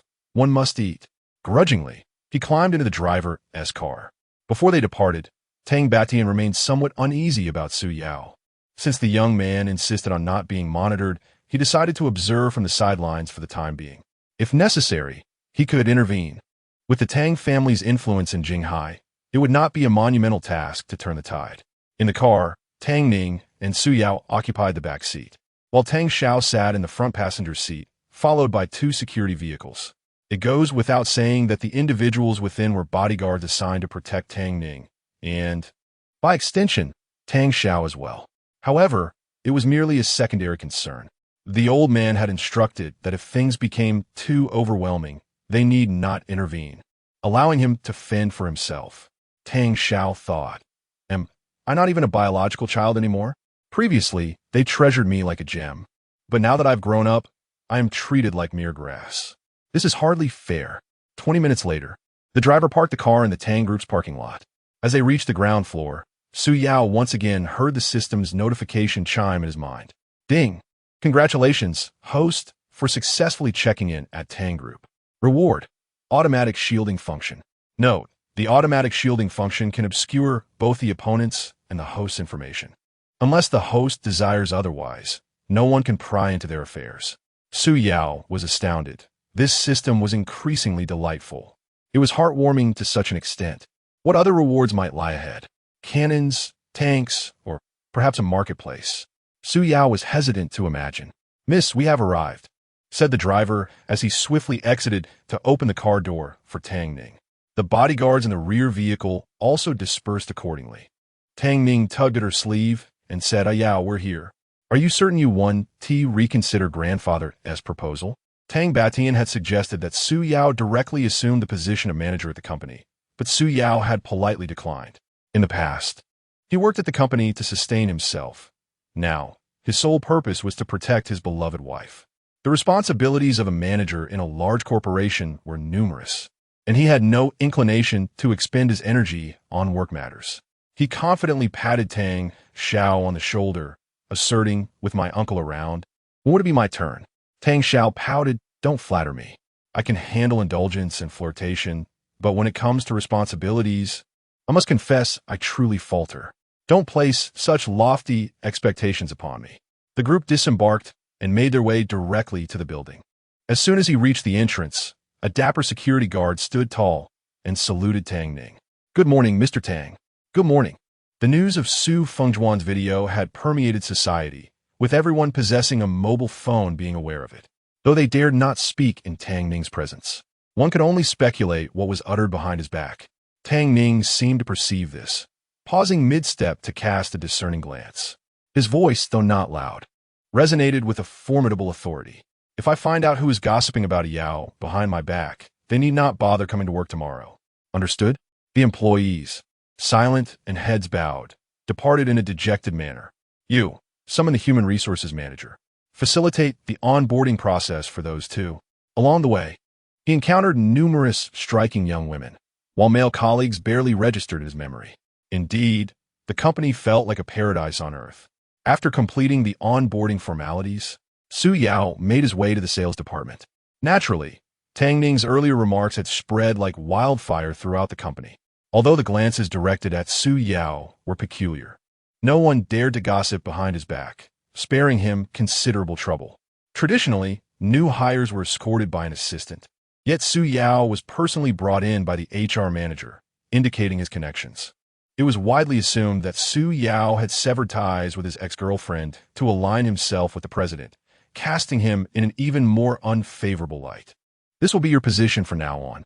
The president has instructed that you should undertake what you can, and if anything is beyond your capacity, do not overexert yourself. The weight of those words was palpable. The HR manager appeared to be advocating for Su Yao, yet, in reality, he was sowing seeds of resentment against him. Having navigated the workplace for 3 years, Su Yao was accustomed to such dynamics, merely pouting in indifference. However, just as the HR manager departed, a middle-aged man with scant hair, clad in a striped t-shirt and dress pants, adorned with a set of keys at his waist, a quintessentially greasy figure, approached Su Yao, holding a contract. This man, nominally Su Yao's superior, was essentially a figurehead. Having finally acquired a subordinate, he seized the opportunity to assert his authority, clearing his throat. Kid, since you're in my department now, let's work well together. Wait a moment. I'll take you to the municipal government to broaden your horizons. This middle-aged man's name was Ma Yu Kai, the nominal leader of Sales Division 2. He relished the art of flattery, which did not endear him to many young employees. Despite nearly 2 years in the department, no subordinate had willingly aligned with him. Now that he finally had a subordinate, he was eager to flaunt Su Yao to others, particularly to the formidable figure from a neighboring department. By the way, young man, what is your name? Su Yao, pointing to himself in curiosity, replied, Me? You don't know me? I don't know you at all. With the contract in hand, Ma Yukai declared, Let us go, old Ma. We'll treat you to a lavish time at the municipal government. Su Yao opened the contract, and the bold characters West Suburb Development resolutely caught his eye. This is indeed a hot potato. He licked his lips and handed the contract to Ma Yukai. You're the supervisor, right? I believe this contract is not worth signing. Ma Yukai abruptly halted his steps. He turned and leaned down, fixing his gaze on Su Yao, and remarked dismissively, Today's youth cannot endure any hardship. It's merely a contract. Wait, I will take you to see it. I am not boasting. Those city government officials address me as brother, especially the municipal party secretary. We are quite familiar. His bravado was reaching the heavens. While Su Yao might consider believing him about others, when it came to Li Chongqing, a member of the elite, he would hardly be swayed, let alone by a mere subordinate from a company. Men, after all, understand the significance of reputation. Su Yao was not one to belittle others. He shrugged and said, Fine, then I shall accompany Supervisor Ma to the city hall to become acquainted. On the 13th floor, as Tang Xiao entered the office, a strikingly beautiful and voluptuous young woman approached him. The girl greeted Tang Xiao enthusiastically. Hello, Manager Tang. I am your personal assistant named Xue Er. Tang Xiao scrutinized the girl named Xue Er from head to toe and retorted, How personal can you be? Chapter 050. How large is your bust? This question left Lin Xuer momentarily speechless. Previously, Lin Xuer had served as Tang Ning's assistant and was quite acquainted with the company's affairs. Tang Ning's decision to assign her to Tang Xiao was undoubtedly to facilitate his swift acclimatization to his role, particularly in a professional context. She had initially perceived the young heir of the Tang Group as a figure of considerable stature, only to discover he was merely a pretentious individual. A faint smile crept across Lin Xuer's face. Tasks such as serving tea, delivering documents, and the like were her usual responsibilities. However, the inquiry regarding her bust size caused her eyes to nearly bulge in disbelief. She had encountered suggestive remarks before, but none so brazenly explicit. This left Lin Xuer with a rather unfavorable first impression of Tang Xiao. In the words of Tang Batian, to avoid being manipulated, one must be unpredictable. It must be said, the business acumen that Tang Xiao had inherited from his father was indeed evident. Abruptly shedding his previous frivolity, he adopted a serious demeanor. Gather and organize all recent investment project reports from the company. Deliver each one to my office without exception. Lin Xuer nodded in compliance. Also, please prepare a cup of coffee for me, without sugar. Perplexed, Xuer asked, How can one drink it without sugar? Tang Xiao replied, nonchalantly, Can I just smell it? Understood, Mr. Tang. After Lin Xuer exited, she muttered a few complaints, pondering the peculiar nature of her new superior. The Tang Group primarily engaged in real estate investment, alongside ventures in garment trade and tourism, among other projects. The corporate structure was rather intricate. Most executive positions within these projects were filled by the offspring of antiquated figures. Were it not for Tang Baishan's oversight, these individuals would undoubtedly conspire to oust Tang Ning from her presidential position. It was not merely a desire. They were already devising strategies to unseat her, convinced that a woman was unfit to hold such authority. Though Tang Xiao was somewhat reckless and possessed a sharp tongue, he did not indulge in promiscuity. He never compelled anyone into compromising situations. Each of his past relationships concluded amicably, with no tears shed. Despite having had numerous girlfriends, Tang Xiao maintained an excellent reputation, distinguishing him from the typical cad. From Tang Xiao's understanding, the company's investment projects appeared lucrative on the surface, yet many were bottomless pits. He seized the opportunity to expose this cadre of parasites. All unprofitable ventures would be promptly terminated. Lin Xuer was notably efficient in her work. At only 25 or 26 years of age, she boasted over 5 years of experience, having joined the Tang Group immediately after graduation. This woman was not only beautiful, but also intelligent. Without a certain level of competence, one could hardly succeed as a presidential assistant. Lin Schwerer adeptly navigated the old guard, skillfully outmaneuvering them to secure time for Tang Ning, which showcased her remarkable capabilities. Knock, knock. The office door was rapped by Lin Schwerer, one hand clutching documents while the other held a cup of coffee. Truth be told, coffee without sugar was quite a bitter ordeal. Tang Zhao's request for coffee without sugar does not imply his aversion to sweetness. Thus, Lin Schwerer thoughtfully placed 2 sugar cubes on a saucer beside him. Mr. Tang, here are the documents you requested, along with your coffee without sugar, and sugar is separately provided for you. Seated in his office chair, Tang Xiao clasped his hands on the desk, his gaze sweeping over Lin Schwerer from head to toe. Standing at 170 centimeters, with long legs, a slender waist, and a bust that surely exceeded a D-cup, her figure was undeniably impressive. Her face exuded a fresh innocence, perfectly aligning with Tang Zhao's preferences. Tang Xiao scrutinized Lin Schwerer for a considerable duration, contemplating a strategy. Ms. Lin, I have placed the documents on your desk. There is still a portion remaining, which I shall retrieve shortly. It will not take long. Without uttering a word, Tang Xiao gestured towards the chair opposite him. There's no rush. Please take a seat. Lin Schwerer adjusted her long skirt and sat across from Tang Xiao. To be candid, from such close proximity, this woman named Lin Schwerer was indeed striking. The allure of a successful woman is distinctly captivating. Her charisma was unmatched by her peers. Tang Xiao nodded, beginning to assess Lin Schwerer further. How many years have you been with the company?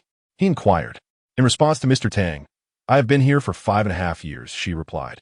I heard from the president that you rarely take time off. Don't you have a boyfriend to accompany? A flush crept across Lin Schwerer's face as she shook her head. I'm too busy with work, and Haven Tea found anyone suitable. Tang Xiao nodded in understanding. That's all right. As long as you remain with me, there will be ample opportunity for you to engage in romance. Lin Schwerer was momentarily perplexed, struggling to decipher the implications of Tang Xiao's words. Was this not a double standard? Well then, you may return to work now. I will call for you if needed.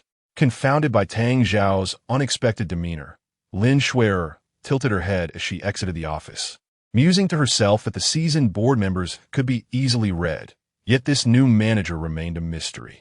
Tang Zhao's unconventional approach was beyond her comprehension. As she sashayed out of the office in her high heels, her movements graceful and alluring, a smile graced Tang Zhao's lips. He shrugged slightly, realizing that working in the company was not as dreary as the rumor suggested. At lunchtime, Lin Schwerer knocked on Tang Zhao's office door. Mr. Tang, the president has invited you to lunch. Tang Xiao set aside the documents, astonished at how swiftly time had passed while he was engrossed in work. Very well, I understand. He proceeded to gather the materials related to the loss-making projects, knowing the interests of numerous shareholders were at stake. It was prudent to consult his niece before making any decisions. Mr. Tang, if there is nothing else, I shall take my leave for lunch, Lin Schwerer said. Tang Xiao nodded. All right, you may go enjoy your meal. With a sweet smile, Lin Schwerer turned, swaying her curves as she left the office. Tang Xiao contemplated, absent-mindedly stroking his chin as he gazed upon the silhouette of the enchanting lady before him. The subsequent thoughts were rather lewd, hence they shall be omitted. Never mind. He decided to take it slow and headed off to dine with his nephew and niece. One must first satiate one's hunger to muster the energy for more pressing matters. In the morning, Su Yao accompanied Ma Yukai to loiter outside the city government. While Tang Ning was on the phone, he and Ma Yukai were idly seated in a public vehicle. They had promised to broaden their horizons, yet they had encountered a dead end before even entering. With the sun blazing at noon, remaining in the vehicle was proving to be untenable. After enduring for considerable time, Su Yao could no longer contain himself. Supervisor Ma, how much longer must we remain in this car? It seems to be mealtime. Perhaps we should first have a meal. It's rather uncomfortable to loiter on an empty stomach. Su Yao refrained from directly confronting Ma Yukai. Truth be told, it is not easy for men, especially those of a certain age, holding a middle management position within a company. Most of these individuals possess limited capabilities, and only a compassionate company would grant them nominal management roles out of goodwill. Very well, let us seek out something to eat nearby. After our meal, we shall return to continue our wait. I refuse to believe he has taken flight. Chapter 051. All of you ought to apologize to Su Yao, taking advantage of mealtime. The matters concerning Su Fengwan and her family were resolved. Ma Yukai found a modest eatery near the city government and ordered 2 dishes. After taking their seats, Su Yao casually pulled out his phone. A notification appeared. 10 million yuan deposited. Today marked the day the rental income from Wanawaxi Commercial Street was credited to his account, with Zhou Wenbin transferring all the rents directly to Su Yao. Upon hearing this, Ma Yukai couldn't help but smirk. Today's youth certainly know how to show off. They should take a page from my book. Su Yao smiled, but remained silent, gazing at the screen where Su Fengwan and her daughter appeared utterly exhausted. They must have made a fortune from today's live stream. Yet whether that money would actually be credited was still uncertain. If such vigor were channeled into legitimate endeavors, it might earn them respect. However, when misapplied, it would only invite disdain. Excessive actions invariably exact a toll. In the video, Lin Yuanyuan maintained her high-energy persona, and within a single evening, they had garnered over 3 million by playing the victim. Such a method of earning money was, indeed, thrilling. While the two were still reveling in schadenfreude, the traffic police and the city government simultaneously released an announcement on their authoritative websites, affirming Su Yao's innocence. The vixen, upon seeing the official video, promptly shared her meticulously crafted statement and video beneath her content. Within mere minutes, amidst the scorn of 1.5 million followers, it surged to become a trending topic. The unexpected twist caught everyone off guard. Su Fengwan and Lin Yuanyuan remained blissfully ignorant, lost in the euphoria that wealth brought them, completely unaware that the tide of public opinion was shifting. The mother and daughter duo were already scheming about how to spend a few days broadcasting to afford a Bentley or a Ferrari. While they fantasized about a life of leisure, waking naturally and counting their riches, the police car from the local precinct was already en route. In half an hour, they would likely receive an invitation to engage in a different kind of sowing, one that would yield consequences for their actions. They reaped what they had sown, and they had no one to blame but themselves. Goodness, how could someone be so shameless? Indeed, not only did they distort the truth, but they also slandered others. How disgraceful! Absolutely. I've seen shamelessness before, but this level is unprecedented, right? I even felt a twinge of sympathy for them. Is anyone truly fit to be a streamer nowadays? They'll do anything for sympathy. Many netizens were bewildered.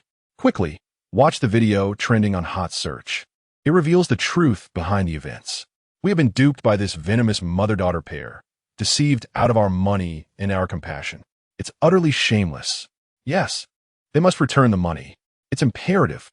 In less than 10 minutes, the reputation of Su Fengjuan's live stream had entirely reversed. Aside from the vitriol aimed at the mother and daughter, there were calls for refunds. When Lin Yuanyuan finally regained her composure and noticed that the screen was devoid of gifts, she sensed something was amiss. She hurriedly nudged Su Fengwan, who was dozing with her back turned to the screen, and whispered, "Mom." To our astonishment, no one in the audience is showering us with gifts. So what if they aren't? Perhaps they are simply dining at this hour. Su Fengwan casually remarked, not giving it much thought. I'll take a short nap. Otherwise, I want to have the strength to cry later. If I don't put in more effort, I want to be able to afford a Bentley. Mom, Lin Yuanyuan exclaimed, her agitation palpable as she shook Su Fengwan's arm. The comments are filled with insults directed at us. It's truly appalling. They even demand refunds. Upon hearing the mention of money, Su Fengwan instantly perked up. What did you say? They want us to return their money? They must be dreaming. Once it's in my pocket, there's no way I'll give it back. Scammers. Fraudsters. They're trying to dupe us out of our earnings. Comments began to flood in, with people inciting a wave of insults. They hurled every conceivable derogatory term imaginable. Lin Yuanyuan, unable to endure the barrage of insults any longer, suggested to Su Fengwan that perhaps they should end the live stream, only to be met with vehement opposition. Closing the live stream now would imply that we are guilty. Absolutely not. We shall confront them to the very end. The comments continued to be filled with vitriol. Su Fengwan, overwhelmed by the insults, decided to confront the viewers directly. Did I ever ask you to send me gifts?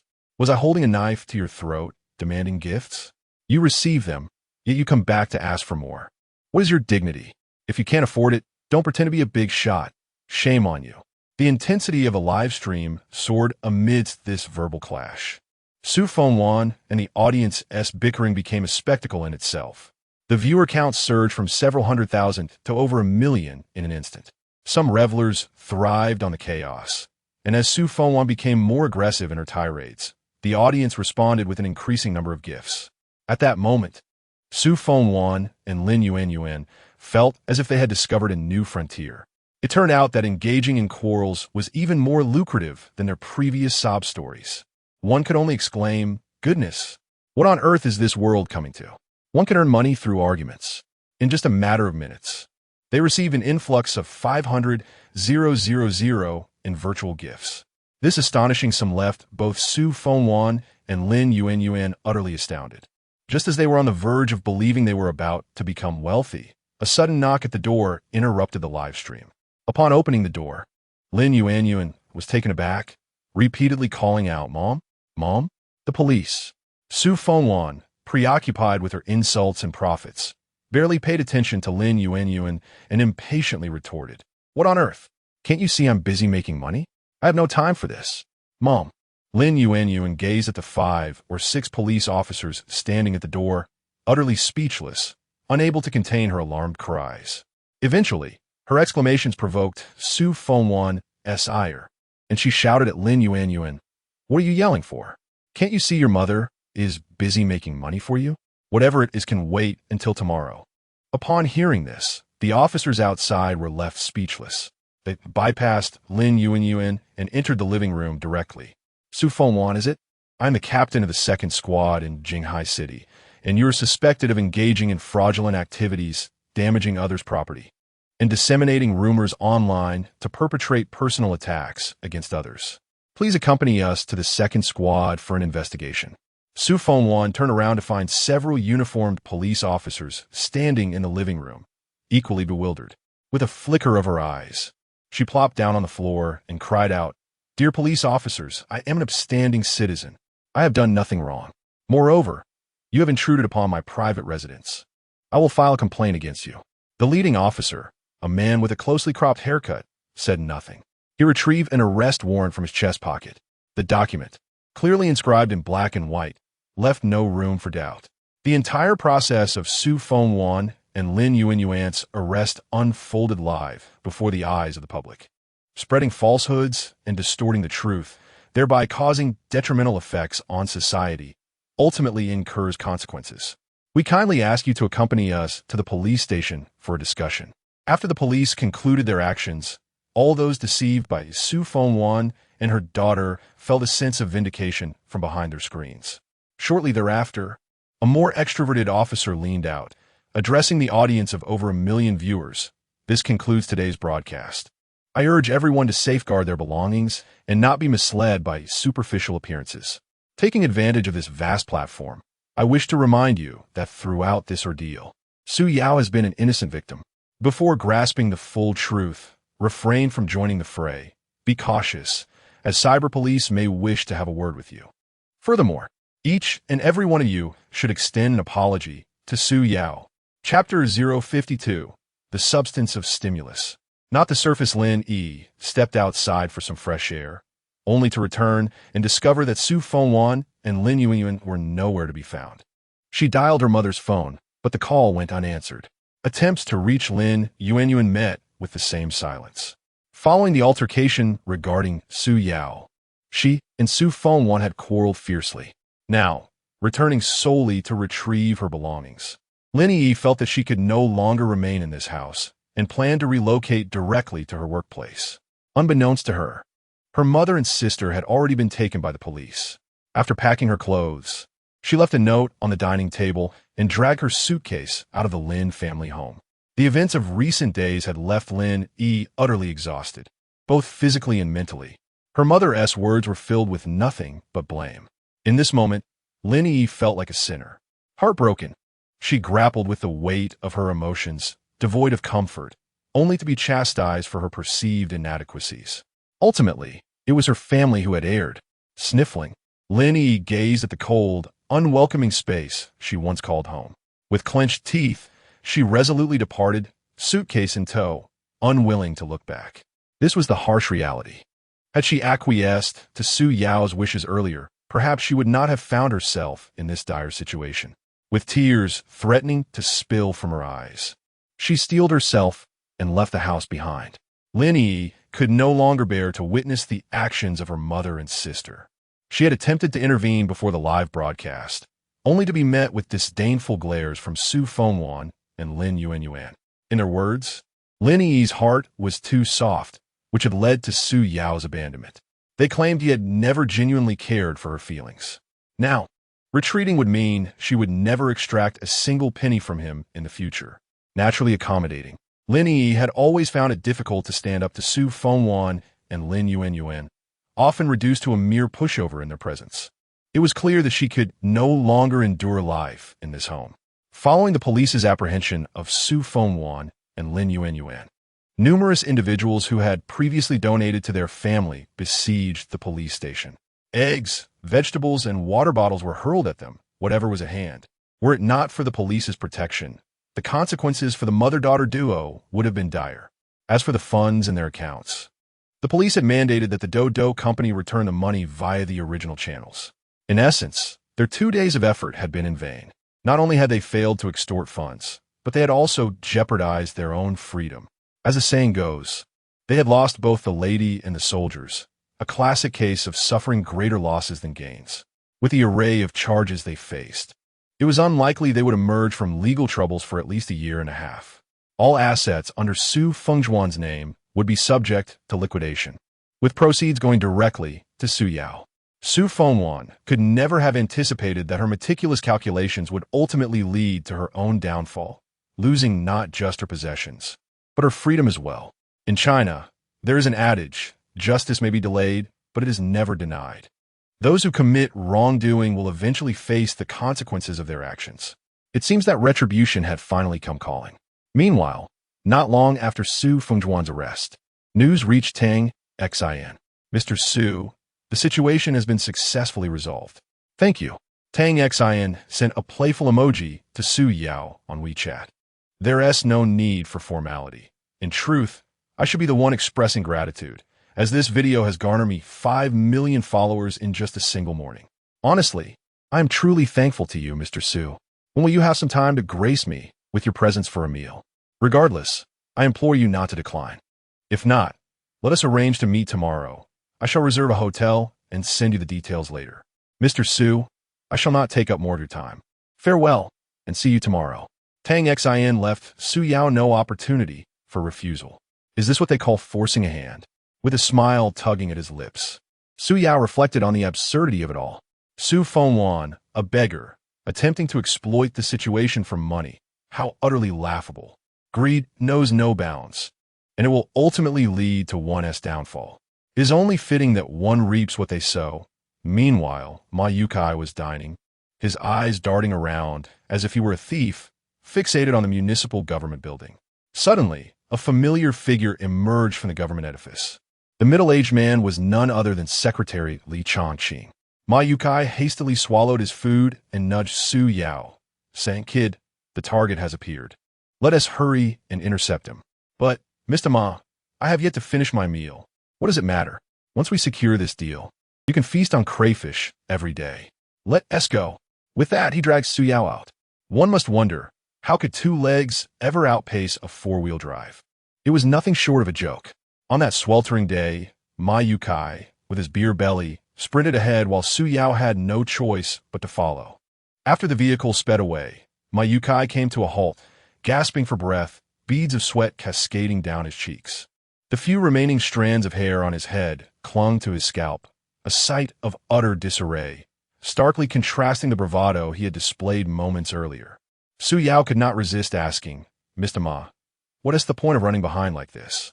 "The point is not what we are doing, but the thrill it brings," Ma Yukai replied with a wry smile, finding a step to rest his weary self. His earlier fervor had been driven by the pursuit of profit. In the world of adults, nothing comes easily. With a sigh, he patted the stone bench beside him, You are still young, and there is much you do not comprehend. When you reach my age, with responsibilities above and below, and your monthly salary barely covering the mortgage and car payments, you may find your hair thinning as well. If one does not strive with vigor, how will they provide for their family? Mayukai smiled ruefully. I hope you never come to understand such burdens. Suyao sat silently beside Mayukai. Had it been in the past, perhaps he would have been as driven as Mayukai, tirelessly toiling for a house, a car, and wealth. If Mayukai were to learn that a young man like Su Yao possessed assets worth billions, would he not be utterly astounded? Su Yao remained silent. Seated beside Mayukai in a cooperative manner. He inquired, Director Ma, what shall we do next? Mayukai slapped his thigh and replied, Aren't you still hungry? Come, let me take you out for a meal. Only when we are well fed can we muster the strength to continue our vigil here. In sales, one must embrace audacity. I refuse to believe that after lurking here for 10 days or more, we cannot catch Li Chongqing. Young man, remember, once we set our minds on something, there is nothing we cannot achieve. Perhaps it was my yacht-sized fervor that inspired Su Yao, or perhaps it was the spirit of determination that moved him. He asked, Director Ma, do you truly wish to secure this deal? Mayukai nodded affirmatively. He genuinely desired to clinch it. If he could indeed land this contract, he could pay off his mortgage early, allowing him to allocate more resources towards his wife and children in the future. But do you realize that the contract in the western suburbs is notoriously difficult to secure? Mayukai nodded again. He was well aware, and precisely because others in the company had failed to secure it, the commission was substantial. For the sake of his wife and children, Mayukai pursued this deal for 6 months. To back down now would be a tremendous pity. With a deep sigh, he said, Brother Mayukai, may lack many talents, but I excel in persistence and flattery. I know many colleagues in the company look down upon me, yet this is the only approach I have. What is face worth? Without money, face amounts to nothing, you understand? Chapter 053, Explosive Insights Inside the Sales Department. This is a principle that Mayukai has only recently comprehended after living for most of his life. Let us go. Weren't you just complaining about your hunger? Once we've eaten our fill, I shall escort you home. As a newcomer in the company, even if you secure a deal, you won't receive any commission. So there is no need for you to linger here with me. Young fellows like you, with delicate skin and little hardship, will find it sufficient just to witness this. The days ahead are long. In sales, if you achieve results, you are esteemed. If not, you are inconsequential. Mayukai took a moment to collect himself after a brief respite, then led Su Yao back to the previous restaurant, ordering 2 more dishes. During their meal, Mayukai elaborated on the current state of the sales department. The sales manager is Tang Quan, the son of Tang Ning's uncle. This individual is insatiable. Shortly after taking office, he directly slashed the commission for the sales department by 5%. Do not underestimate this reduction when dealing with even moderately sized contracts. The commission can dwindle by tens of thousands. For the affluent, this sum may be trivial. However, for those of us who rely on performance for our livelihood, it is a matter of survival. The Tang Group's sales department comprises 5 branches, totaling nearly 200 employees. While a few tens of thousands may seem insignificant per person, when multiplied by hundreds, it amounts to millions. These funds have brazenly found their way into Tang Quan's pockets. Within the company, Tang Ning, the uncle, is the most vociferous. Recently, he nearly succeeded in ousting Tang Ning to install his son as president. Should such an ignorant individual ascend to the presidency, the Tang Group might indeed face decline. Unbeknownst to Mayukai, who remains oblivious to Su Yao's true identity, he candidly shared the intricacies of the sales department and the nuances of human relationships. He cautioned Su Yao against provoking Tang Quan, for this man harbors a small mind. To offend him could lead to minor inconveniences or, in severe cases, dire consequences. Although I am unaware of your connection to the president, I must advise you to exercise caution, as Tang Quan is at odds with General Manager Tang. Be vigilant in the company. I fear he may seek to trouble you. Sometimes, one finds oneself compelled to navigate the corporate landscape with circumspection. It is essential to be adaptable rather than stubborn. Perhaps even Mayukai himself was unaware of why he divulged so much to Su Yao. In his youth, he too was a dashing young man, but the ravages of time have left him bald and portly. Reflecting on this, my Yukai offered a bittersweet smile. Have you eaten well? I suppose Secretary Lee will take his time dining as well. I will drive you home first, and I shall return later this afternoon. In truth, my Yukai is not a bad person. Rather, he is quite warm-hearted. This forms Su Yao's initial impression of him. After their meal, the two returned to the car. Just as my Yukai was about to start the engine, the system emitted a notification sound. Ding! Congratulations to the host for successfully signing in at the municipal government. Please make the following choice. A. Return with the vehicle, indifferent, reward of 10 million in cash. B. Independently secure the deal, reward of 100 million in cash. C. Contact Li Chongqing to assist my Yukai in securing the deal, thereby enhancing 1's status within the Tang Group, and earn a loyal subordinate. D. Remain uninvolved, becoming a hands-off manager, and receive an exceptional female secretary. Su Yao pondered over these options. His primary objective in joining the Tang Group was to solidify Tang Ning's position, and among the choices, C appeared most suitable. Without hesitation, Su Yao selected C. As my yacht-sized vehicle began to move, just departing from the municipal government, Su Yao's phone rang. It was a landline call. Hello, is this Mr. Su? It took quite some effort to obtain your number. I am the assistant to Secretary Lee, and I would like to inquire if you are available this afternoon. Secretary Lee wishes to invite you for tea. Yes, I happen to be at the municipal government on business. From the tone, Su Yao could sense the assistant's excitement. That is splendid. Where are you now? I will come down to fetch you. The assistant was exceedingly respectful towards Su Yao, fully aware that if it weren't for him, he might currently be facing dire consequences. I am in the parking lot of the municipal government. Very well, please wait there for a moment. I will come down immediately. After hanging up, Su Yao turned to my Yukai. Supervisor Ma, let us wait a moment. The assistant to Secretary Lee will be coming to pick us up. Upon hearing this, my Yukai chuckled. Young man, no one dares to claim the title of the best after my boasting in the company. You can learn many things, but do not emulate this. I can understand your desire to assist, but I feel a bit guilty about putting you through this ordeal. Today was merely a chance for us to test our luck, especially since you're my first subordinate. If this deal is secured, you will establish a foothold within the Tang Group, and no one will dare to gossip about your connections. Additionally, I could shed the previous criticisms against me. Little did he know, a farcical situation had unfolded. My yacht-sized, genuine emotions shone through, revealing a side of him uncharacteristic of his usual demeanor. Over the years as a solitary commander, he had borne an excessive burden, sometimes feeling alienated both within and outside. As he spoke, a bittersweet smile emerged, reflecting his suppressed grievances. The collapse of an adult can occur in an instant, and Su Yao could clearly see moisture gathering in my yacht-sized eyes. This was a stark contrast to the jovial image typically portrayed within the company. Turning to my Yukai, he asked, "Do you hold me in disdain? Perhaps once you have children, you will understand my struggles. Let us go. The sun is bright, and I can take you back, allowing you some time to rest." My Yukai forced a smile and restarted the vehicle. This was the first time Su Yao witnessed an adult man display such vulnerability before him. The pressures of house, car, and children loomed over my Yukai like three invisible mountains, suffocating him with their weight.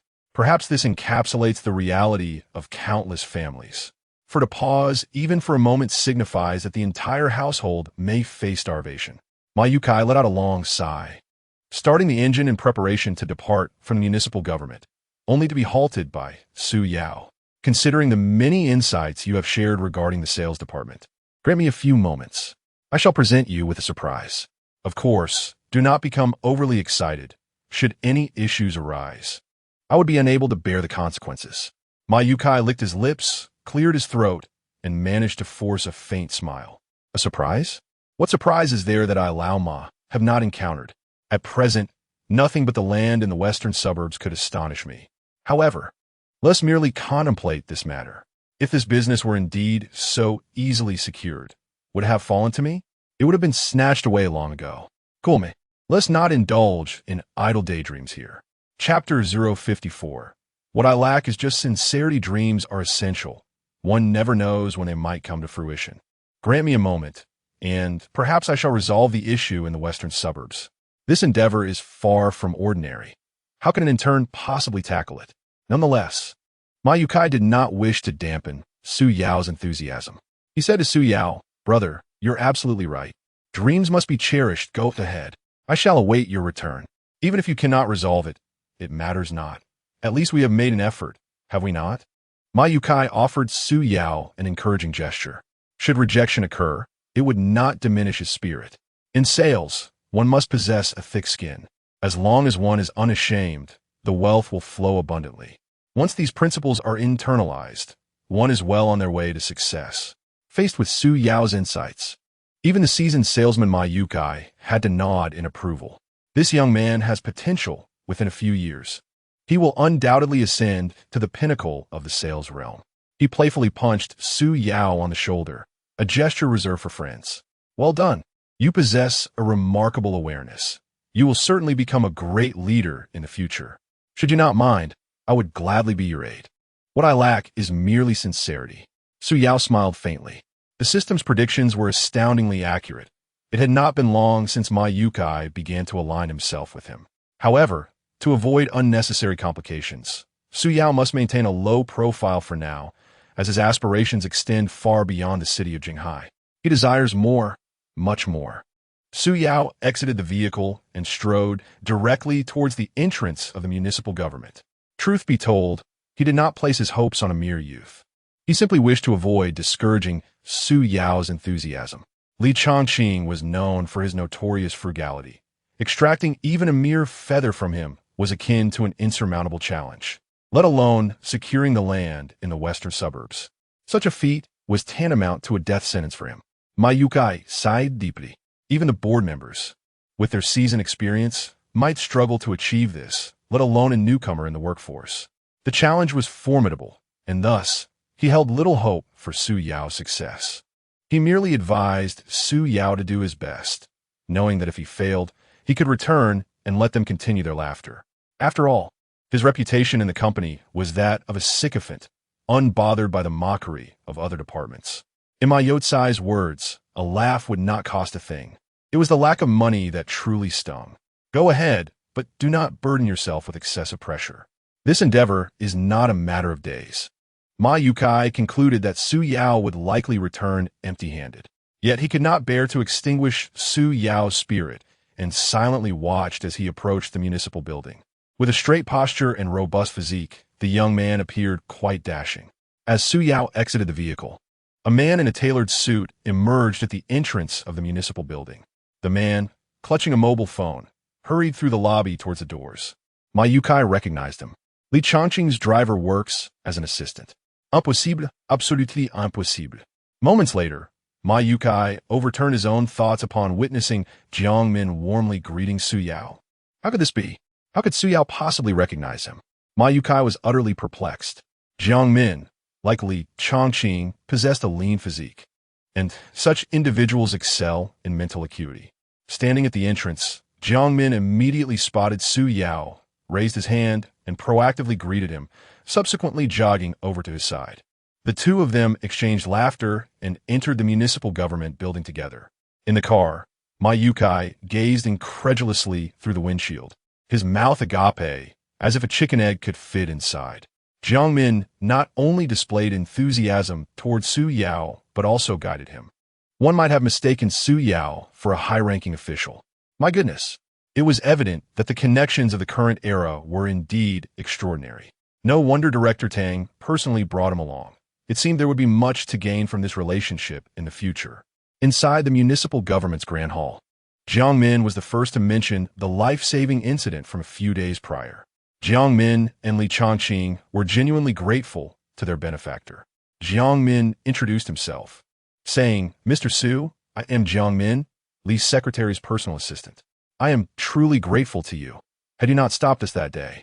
Recalling the water truck incident sent a chill down Jiang Min's spine. At that moment, had Su Yao not intervened, the consequences were unthinkable. Jiang Min, much like Li Chongqing, exuded an imposing presence, yet his demeanor towards Su Yao remained amiable. "Mr. Su, I shall refrain from excessive gratitude. I have reserved a private room in the municipal staff lounge, where Secretary Li would very much like to express his thanks in person. Furthermore, Secretary Li's niece wishes to apologize to you. She acted thoughtlessly by following Su Fengzhuan's lead before. Please do not hold it against her. As for the niece, Jiang Min mentioned, Su Yao could not recall who she was, so he chose not to dwell on it. The two conversed cheerfully in the hall, while Ma Yukai remained in a state of astonishment. According to his research, Jiang Min was also a formidable figure, aside from Li Chongqing. He was the most significant individual in the municipal government. Observing Jiang Min's demeanor towards Su Yao from the car, Ma Youtsai's mind raced with questions. Who exactly was this new intern? Assistant Jiang, I have a friend in the car. May I bring him along? Jiang Min nodded, of course, mister. Su's friend is our friend. He is most welcome. Just proceed straight through the hall, pass through the corridor, and you will find a staff lounge. You may go directly to the 3rd floor. I'll be waiting for you there. Very well, Assistant Jiang. I shall see you shortly. After their conversation, Jiang Min made his way to the staff lounge. As for Su Yao, he naturally called for Ma Yukai at the parking lot. Su Yao called out several times before Ma Yukai finally regained his senses. He excitedly exclaimed to Su Yao, "Incredible. I never imagined that Assistant Jiang was an acquaintance of yours. You should have mentioned it earlier. You've made me look foolish here." So what did Assistant Jiang say? Ma Yukai was particularly eager to learn what Su Yao had discussed with Jiang Min. If he could secure this contract, the burdens weighing on him throughout his life would finally be lifted. Without a mortgage, he could provide a better life for his children and wife. Could Assistant Jiang assist in making an introduction? From the glimmer of hope in Ma Yukai's eyes, Su Yao discerned a deep yearning. Perhaps this was the weight of responsibility a father must bear. Although Ma Yukai was not a sales elite within the company, his words conveyed a sense of duty and commitment as a devoted father. Let us go. With the contract in hand, we shall retire to the staff lounge for some tea. Chapter 54. Su Zhao's apology. Upon hearing Su Yao's words, Ma Youtsai's face blossomed into a radiant smile. Externally calm, he was internally elated beyond measure. His smile was creased with myriad wrinkles, and he nodded vigorously, exclaiming, "Tea? I absolutely adore tea. But was this truly about tea? No." This moment signified that Ma Yukai would ascend in the ranks of the Tang Corporation's 2nd Division from this day forth. How could Ma Yukai not be thrilled? He could not. Brother, what can I say? One word suffices. Impressive. The two traversed the corridor and ascended to the 3rd floor for staff. As anticipated, Jiang Min awaited them at the entrance.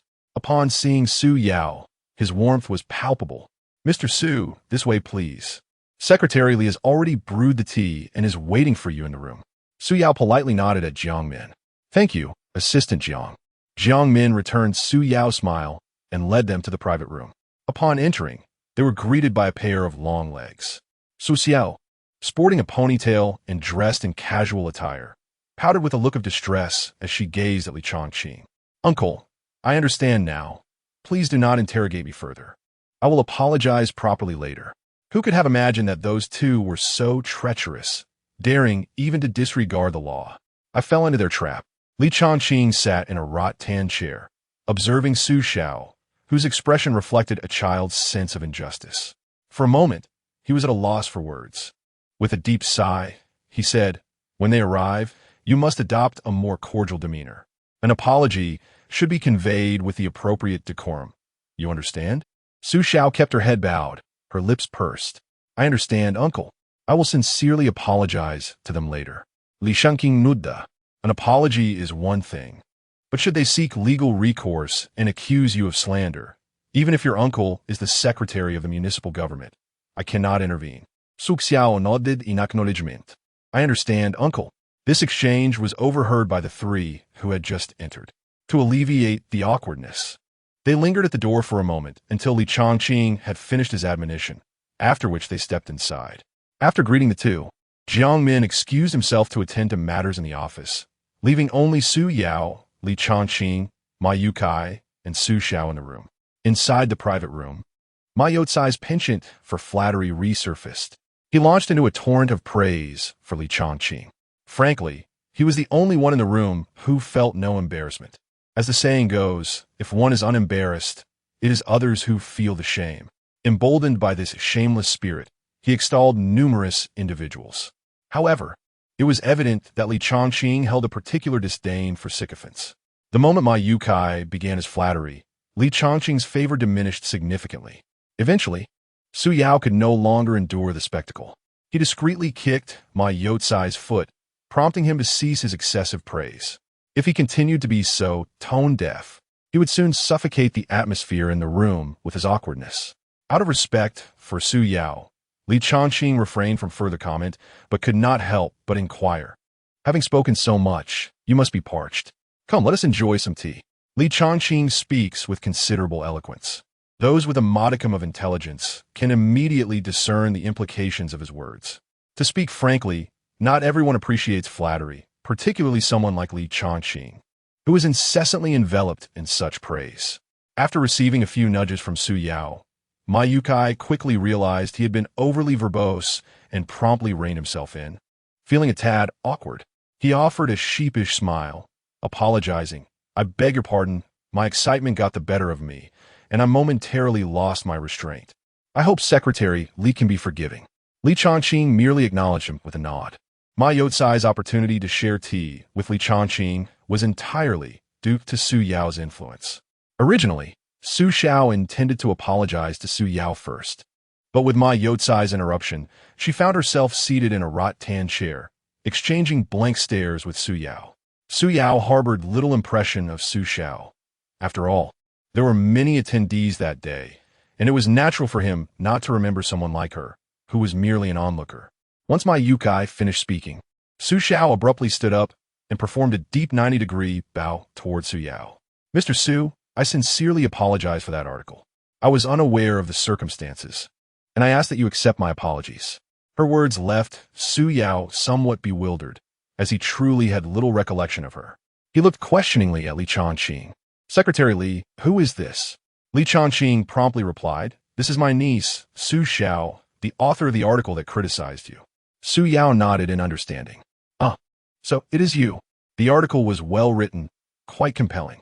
To be honest, had I not been involved in the matter, I might have believed it to be true. Su Xiao felt a pang of embarrassment. Of course, Su Yao's remark was merely intended to compliment her writing prowess. Otherwise, how could she have earned the moniker Iron Lady from the television station? Su Yao was not a petty individual and would not hold a grudge against Su Xiao. In fact, he was grateful for her article, as it had drawn significant attention to Su Fengwan and her daughter. As the saying goes, the more exhilarating the beginning, the more tragic the conclusion. Therefore, Su Yao bore no ill will toward Su Xiao. Instead, he recognized that her actions had escalated the situation to its most critical point. Li Chongqing chimed in, Mr. Su, this girl acted rather recklessly. I hope you can overlook her transgressions.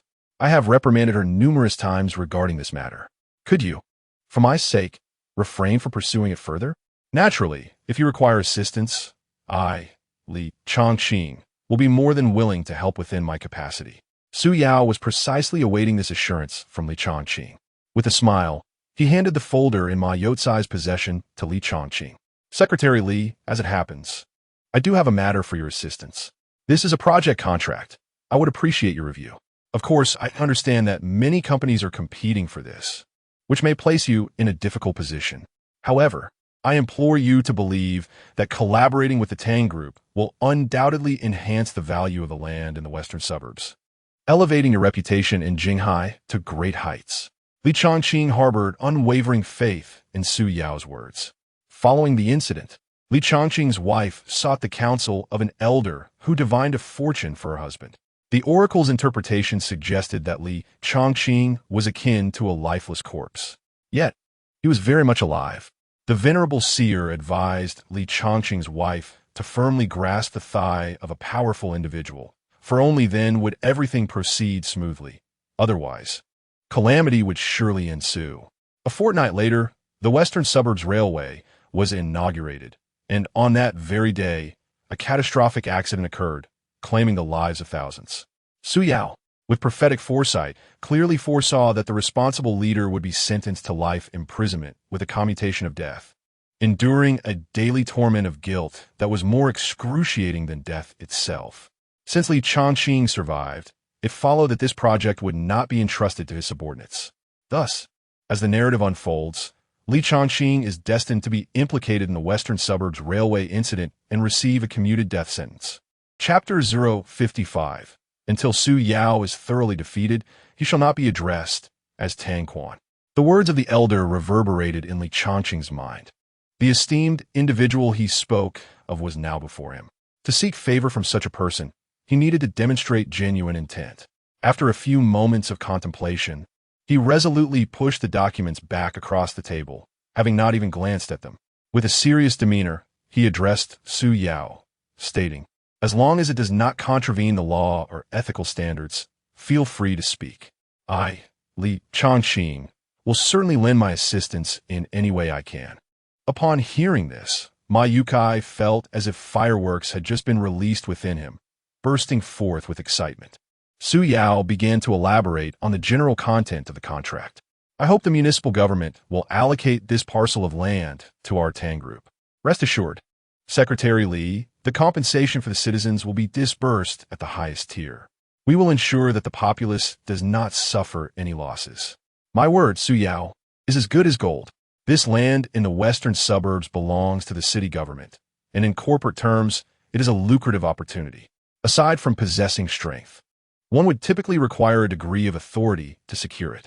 This project, with a maximum compensation, is projected to yield approximately 1 billion in profits. As for bonuses, it should comfortably amount to at least 500,000. After making this proclamation, Su Yao turned to look at Ma Yukai. With Li Changqing having spoken, Su Yao seized the moment to press forward. However, in his earlier excitement, Ma Yukai had mistakenly brought only a project introduction, lacking the actual contract. Panic ensued. In a critical moment, he faltered. He quickly rose, forcing a smile. "Please wait a moment. I will retrieve it from the car right away." As he spoke, he nodded toward Li Changqing, his demeanor strikingly servile. This is, in truth, a reflection of many salespeople in reality. As for Su Xiao, who had been instructed by Li Changqing to fetch material from Jiangmin, she would not be returning anytime soon. Now, only Li Changqing and Su Yao remained in the private room. Li Changqing wasted no time, springing up from the rattan chair, his body bending at a 90-degree angle. Being the elder, Su Yao immediately stood as well, placing a supportive hand on Li Changqing's shoulder. "Secretary Li, what are you doing? I cannot accept such deference." Li Changqing shook his head. "If Mr. Su cannot accept it, who then can? My survival this time is entirely due to Mr. Su's intervention, and I am profoundly grateful." The repeated address of Mr. Su felt somewhat awkward to Su Yao. After a while, he could no longer contain himself and said to Li Changqing, "Secretary Li, perhaps you could call me Su Yao or Yao instead. The title Mr. feels quite uncomfortable." Li Changqing straightened up, a hint of awkwardness crossing his otherwise dry face. In his 40s, with graying hair at the temples, he stood in stark contrast to the typical officials who wallow in wealth and indulgence. At this age, a man should embody the vitality of youth, yet Li Changqing had seemingly aged himself to the appearance of 60. "To be candid, my wife consulted an elder from our hometown for a divination. According to my fate, I should already be considered deceased." Li Changqing was not mistaken. Had Su Yao not intervened to stop Li Changqing's vehicle, he would indeed have met his demise. With a deep sigh, Li Changqing recalled the terrifying moment involving the water tanker. What would become of his children, his wife, or his parents if he were to perish? Such thoughts were too dreadful for him to contemplate. This gift must be accepted. Having conveyed this, Li Changqing spoke directly, recounting the elder's words to Su Yao in full. The Western Suburban Railway is scheduled to commence operations in 2 weeks, a decision long established by the Railway Bureau. However, Li Changqing bears the responsibility. Should any mishap occur on the railway, he would be unable to escape the blame as the negligent party. "Mr. Su, I implore you for your guidance." Su Yao, possessing foresight, found himself regarded as a charlatan by Li Changqing. Should he explain himself? It seemed futile to do so. In a fortnight, the railway's inauguration would most likely lead to a catastrophic accident, claiming the lives of over 2,000 people. I cannot ascertain if you will be able to endure such news. Other details I am unable to disclose. This is all I can say, for Su Yao's knowledge is limited. Yet, for Li Changqing, this information was already substantial. By the time Ma Yukai returned, Their conversation was nearing its conclusion. After signing the contract, Li Chongqing personally escorted Su Yao to the vehicle. Such treatment is not afforded to just anyone. Meanwhile, Ma Yukai was overjoyed, nearly elated to the point of flight. He felt compelled to embrace Su Yao affectionately. On the journey back, Ma Yukai, while driving, expressed his gratitude to Su Yao. Brother, I cannot thank you enough for this. I, Ma, am not one to lack gratitude. Once this bonus arrives, I propose a split of 30 for you and 70 for me. On Sunday, I shall have my wife prepare a splendid meal, and we shall celebrate until inebriated. Were it not for Su Yao, he feared he would toil for a year without securing this business. Although the intern receives no commission, he felt a personal obligation to share. No need. I am not in one of such trifles, Su Yao replied, exuding a sense of nonchalance. Such trifles? This deal is substantial, with commissions likely reaching several $100,000. What does he mean by such trifles? Youth truly blinds one to the value of wealth. Throughout the journey, Ma Youtsai's spirits remained high until they returned to the company. There, he fortuitously encountered Tang Quan. As the saying goes, enemies meet with heightened animosity. Previously, Su Yao had caused him to endure a humiliating slap in front of many, a debt he intended to settle. To his astonishment, fate had indeed smiled upon him, placing Su Yao directly in his path. It was evident that this fellow was merely an actor hired by Tang Ning. How could the land in Wanawaxi be so easily acquired? The Jinghai Group would not forsake billions in profits. They must be fools. This matter must be promptly reported to his father. Tang Ning's deceitful schemes were now laid bare. A spectacle was about to unfold. In the office, Tang Quan, clad in a striped suit and sporting a slick-back hairstyle, stood with his hands tucked into his pockets, his piercing gaze fixed menacingly on Su Yao. Ma Yukai, sensing the tension, hurriedly approached with a forced smile. Manager Tang, what brings you to our sales department? Your presence truly elevates our humble division.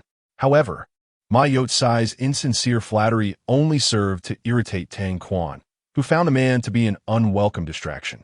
With a subtle flick of his fingers, his bodyguard immediately grasped the intent behind Tang's gesture. They meant to swiftly remove this bothersome presence to avoid any further disruption.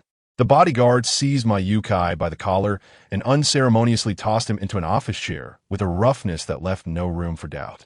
Ma Yukai had never encountered such a display of authority and was momentarily paralyzed by fear, sitting there in stunned confusion.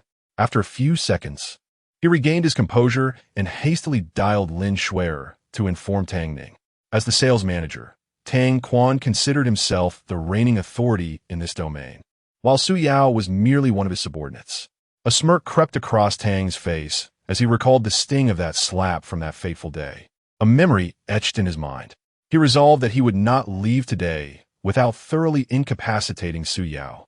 After all, he would not be called Tang Quan if he did. Chapter 056. If I refuse to go with you, are you planning to bite me? Tang Quan flashed Su Yao a smile, one that concealed daggers beneath its surface. It wouldn't be appropriate for me to drag you out in front of so many people, would it? I suggest you come with me willingly. Su Yao pursed his lips and shrugged in response. And if I refuse, are you planning to bite me? The entire sales department turned their attention to Su Yao. Everyone knew Tang Quan was the sales manager, and his father was a company shareholder with considerable influence. Crossing him could mean immediate dismissal. Who was this Su Yao, daring to challenge Tang Quan so boldly? Such audacity. The colleagues who had looked down on Su Yao earlier now regarded him with pity. Of all people to provoke, why Tang Quan? The man was notorious for his pettiness and vindictiveness. The former sales champion had been forced out of the company after a mere disagreement, and Tang Quan had even pocketed their commission. Fine, Tang Quan sneered. If you insist on humiliating yourself here, I won't stop you. But my subordinates don't hold back. Once they start, even begging on your knees won't save you. Su Yao's my. How do you know I'll be the one losing? Maybe at LLBU. The office buzzed with tension. Since Tang Quan became manager, many had suffered withheld commissions, their resentment simmering in silence. Strangely, watching Su Yao stand up to him brought them an unexpected sense of satisfaction. Did Su Yao have powerful backing? Otherwise, how could he act so fearlessly? Then again, The new generation of employees had a reputation for boldness. Su Yao fit the mold perfectly. I'm just a lowly employee. Su Yao continued. You're the manager. If you're not embarrassed, why should I be? Tang Quan's face darkened at Su Yao's blatant disregard. Do you believe I cripple you right here, in front of everyone? Cripple me? Su Yao gulped. That depends on whether you're capable. In truth, Su Yao was eager to test the limits of his newly acquired 9-stage Golden Dragon ability. Yesterday, he had held back against Tang Ning's grandfather. After all, if he married Tang Ning, the old man would become family. Hurting him would only invite her wrath, and women were not to be trifled with. But here, in his own territory, Tang Quan's pride had been wounded. Don't get cocky, kid, he growled through clenched teeth. You're the one being cocky. Su Yao shot back. Dan Guan. For once, he was a loss for words. In a moment, I shall have you enter standing and exit sideways. Ma Yukai sat anxiously in his office, fidgeting behind the glass partition. What to do? What to do? He had heard that the bodyguards of the Tang family were all mercenaries. If a fight broke out, Su Yao might not make it through the day. Ma Yukai twisted in his chair, feeling small and insignificant, like a struggling ant in the face of rampant capitalism. Engaging directly would yield no benefit, and he might even lose his job in the process. He had a mortgage to pay and children to support. He could not afford such recklessness. Think. He needed to think quickly. Yes, Tang. Only Tang could save Su Yao now. With that thought, he hastily dialed the president's office. Tang Ning's calls were usually answered by Lin Shuer. She would handle unimportant calls herself, only forwarding significant ones to Tang Ning.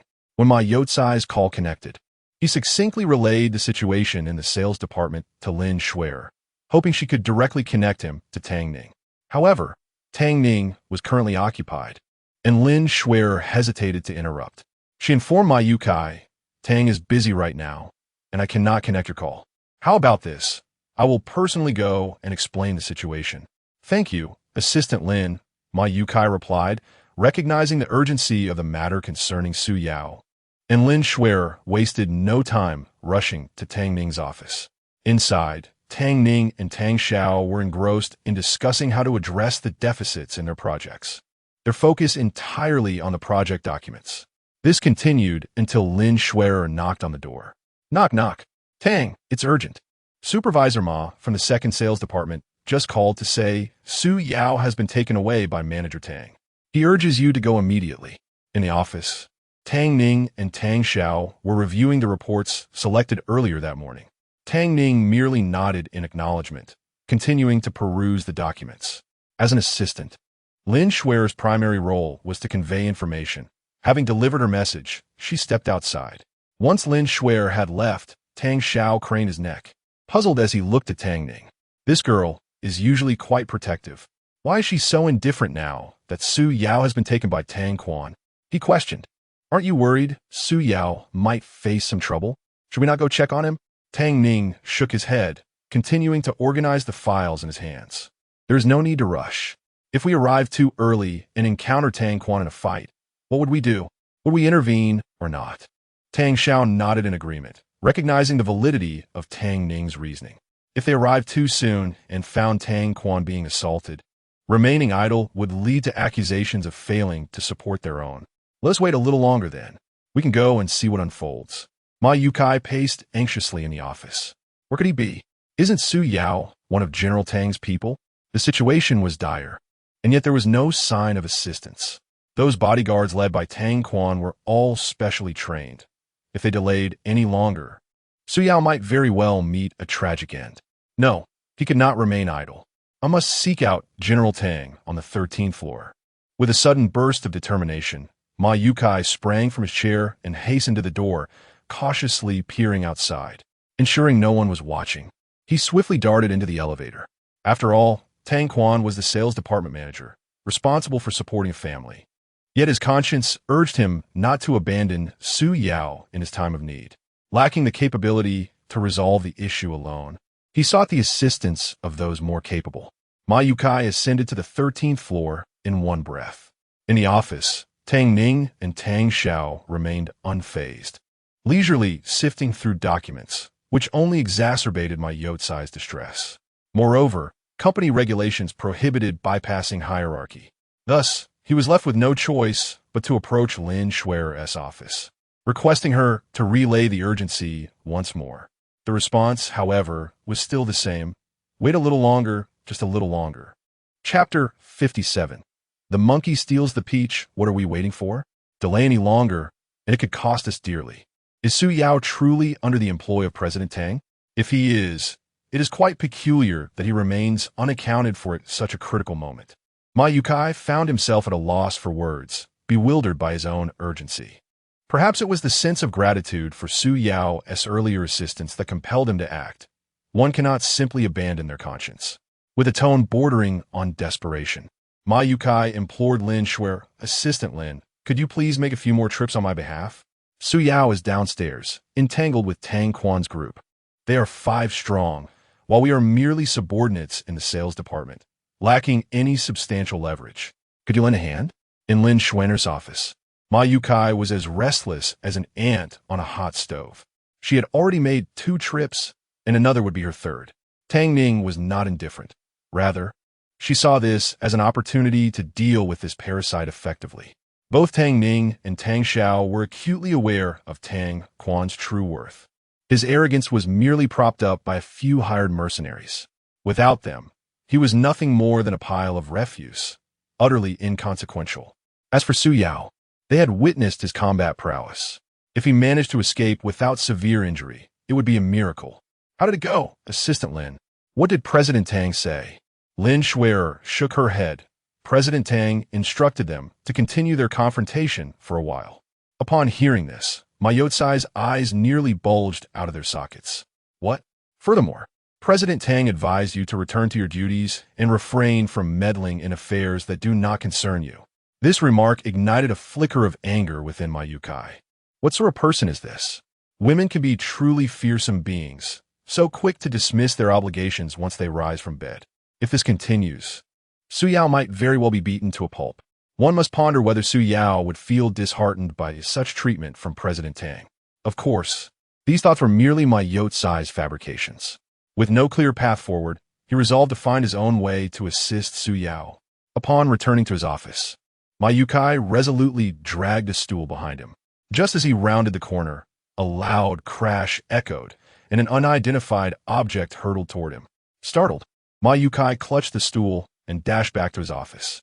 His intentions to help were noble, but facing mercenaries would only lead to his own demise. What to do? Torn between the desire to assist and the fear of being overpowered, he felt vexed. As he focused his gaze, he realized that the object which had just flown past was in fact a man, one he recognized as a bodyguard of Tang Quan. Had Ma Yukai not reacted swiftly, this 200-pound giant would have surely flattened him. In the office's smoking area, 5 or 6 individuals encircled Su Yao, while Tang Quan leisurely stood in the corridor, lighting a cigarette, a wicked grin playing on his lips. So, he dares to come prancing about under my very nose after I've taken a beating? This is akin to lighting a lantern in a lavatory, seeking filth. What audacity! Where does this kid find his courage? Did Liang Jingru grant it to him? Tang Quan let out a cold snort, leisurely inhaling his cigarette. Strike away. One less is one less. His exhilaration had yet to wane. A burly man was sent flying by Su Yao's kick, landing not far from Ma Yukai. Ma glanced around, noticing that his colleagues had vanished from the corridor as if they had conspired to do so. These sycophants had often bullied the sales department, and now that an opportunity had arisen, they were determined to retaliate fiercely. Ma Yukai lifted his gaze once more. After years of scheming and rivalry, it was the first time the several group leaders had united so cohesively. The next moment, the bodyguard attempting to rise was struck on the head, instantly losing consciousness. Ma Yukai looked up again. The office had returned to tranquility as if nothing had transpired. Everyone resumed their tasks in an orderly fashion, fetching documents and pouring water, as though the earlier chaos had been but a figment of imagination. Were it not for the unconscious figure in the office, Ma Yukai might have believed he had merely hallucinated. Since Tang Quan had taken on the role of sales manager, the 5 groups in their department had endured unspeakable hardships. What could have been a commission of 100,000 had been forcibly reduced to 50,000, all of which went directly into Tang Quan's pockets. A previous colleague had reported him to the board, but although they received their commission, they ended up in a vegetative state the very next day. Such incidents were not isolated. Even after resigning, Tang Quan would not let anyone off the hook. The entire sales department harbored a deep-seated animosity towards him. When Su Yao stood up to him, it brought an indescribable satisfaction to everyone present. Thus far, no one had dared to provoke Tang Quan. Su Yao was the first. Just as everyone leaned in with anticipation, agonizing screams erupted from the neighboring smoking area, followed by two more figures being hurled out. Ma Youtsai's eyes widened at the scene. "Comrades, grab your weapons. Another one is coming." Before the man could react, he met the same fate as the previous bodyguard. Sometimes, one must not underestimate the power of the masses. Collectively, they could indirectly take a life. Indeed, the office had already witnessed one collapse. After all, when the time came, as long as no one confessed, no one would know who was responsible. Tang Quan had consumed half of a cigarette when he turned back to see that several mercenaries by his side had been taken down by Su Yao. It was worth noting that these individuals were elite fighters hired by his father. Yet, Su Yao dispatched them as easily as one would deal with mere chickens. As Su Yao approached him step by step, Tang Quan was utterly flustered, retreating in fear, causing the cigarette but in his hand to drop onto his foot. "What do you want?" Tang Quan stammered. Su Yao smiled. "I am here to do what you wish I would." With that, Su Yao effortlessly executed a move akin to a monkey stealing peaches, leaving Tang Quan utterly bewildered. Wasn't he supposed to be the one receiving blows? Why was he targeting his most sensitive area? "Ouch, that hurts. Hitting you would be too lenient. Let me tell you from now on, if you see me, take a detour, or else your little friend may not be safe. Try me if you doubt it. Moreover, from this day forth, return the 5% commission you have withheld from your employees. Otherwise, I shall not be lenient with you. Should you dare to cause any trouble, I will not hesitate to crush your little pride. If you're unafraid of playing with fire, I am more than willing to join you in the game. Go back and inform your father that if he dares to target my sister Ning, I shall deal with him as well.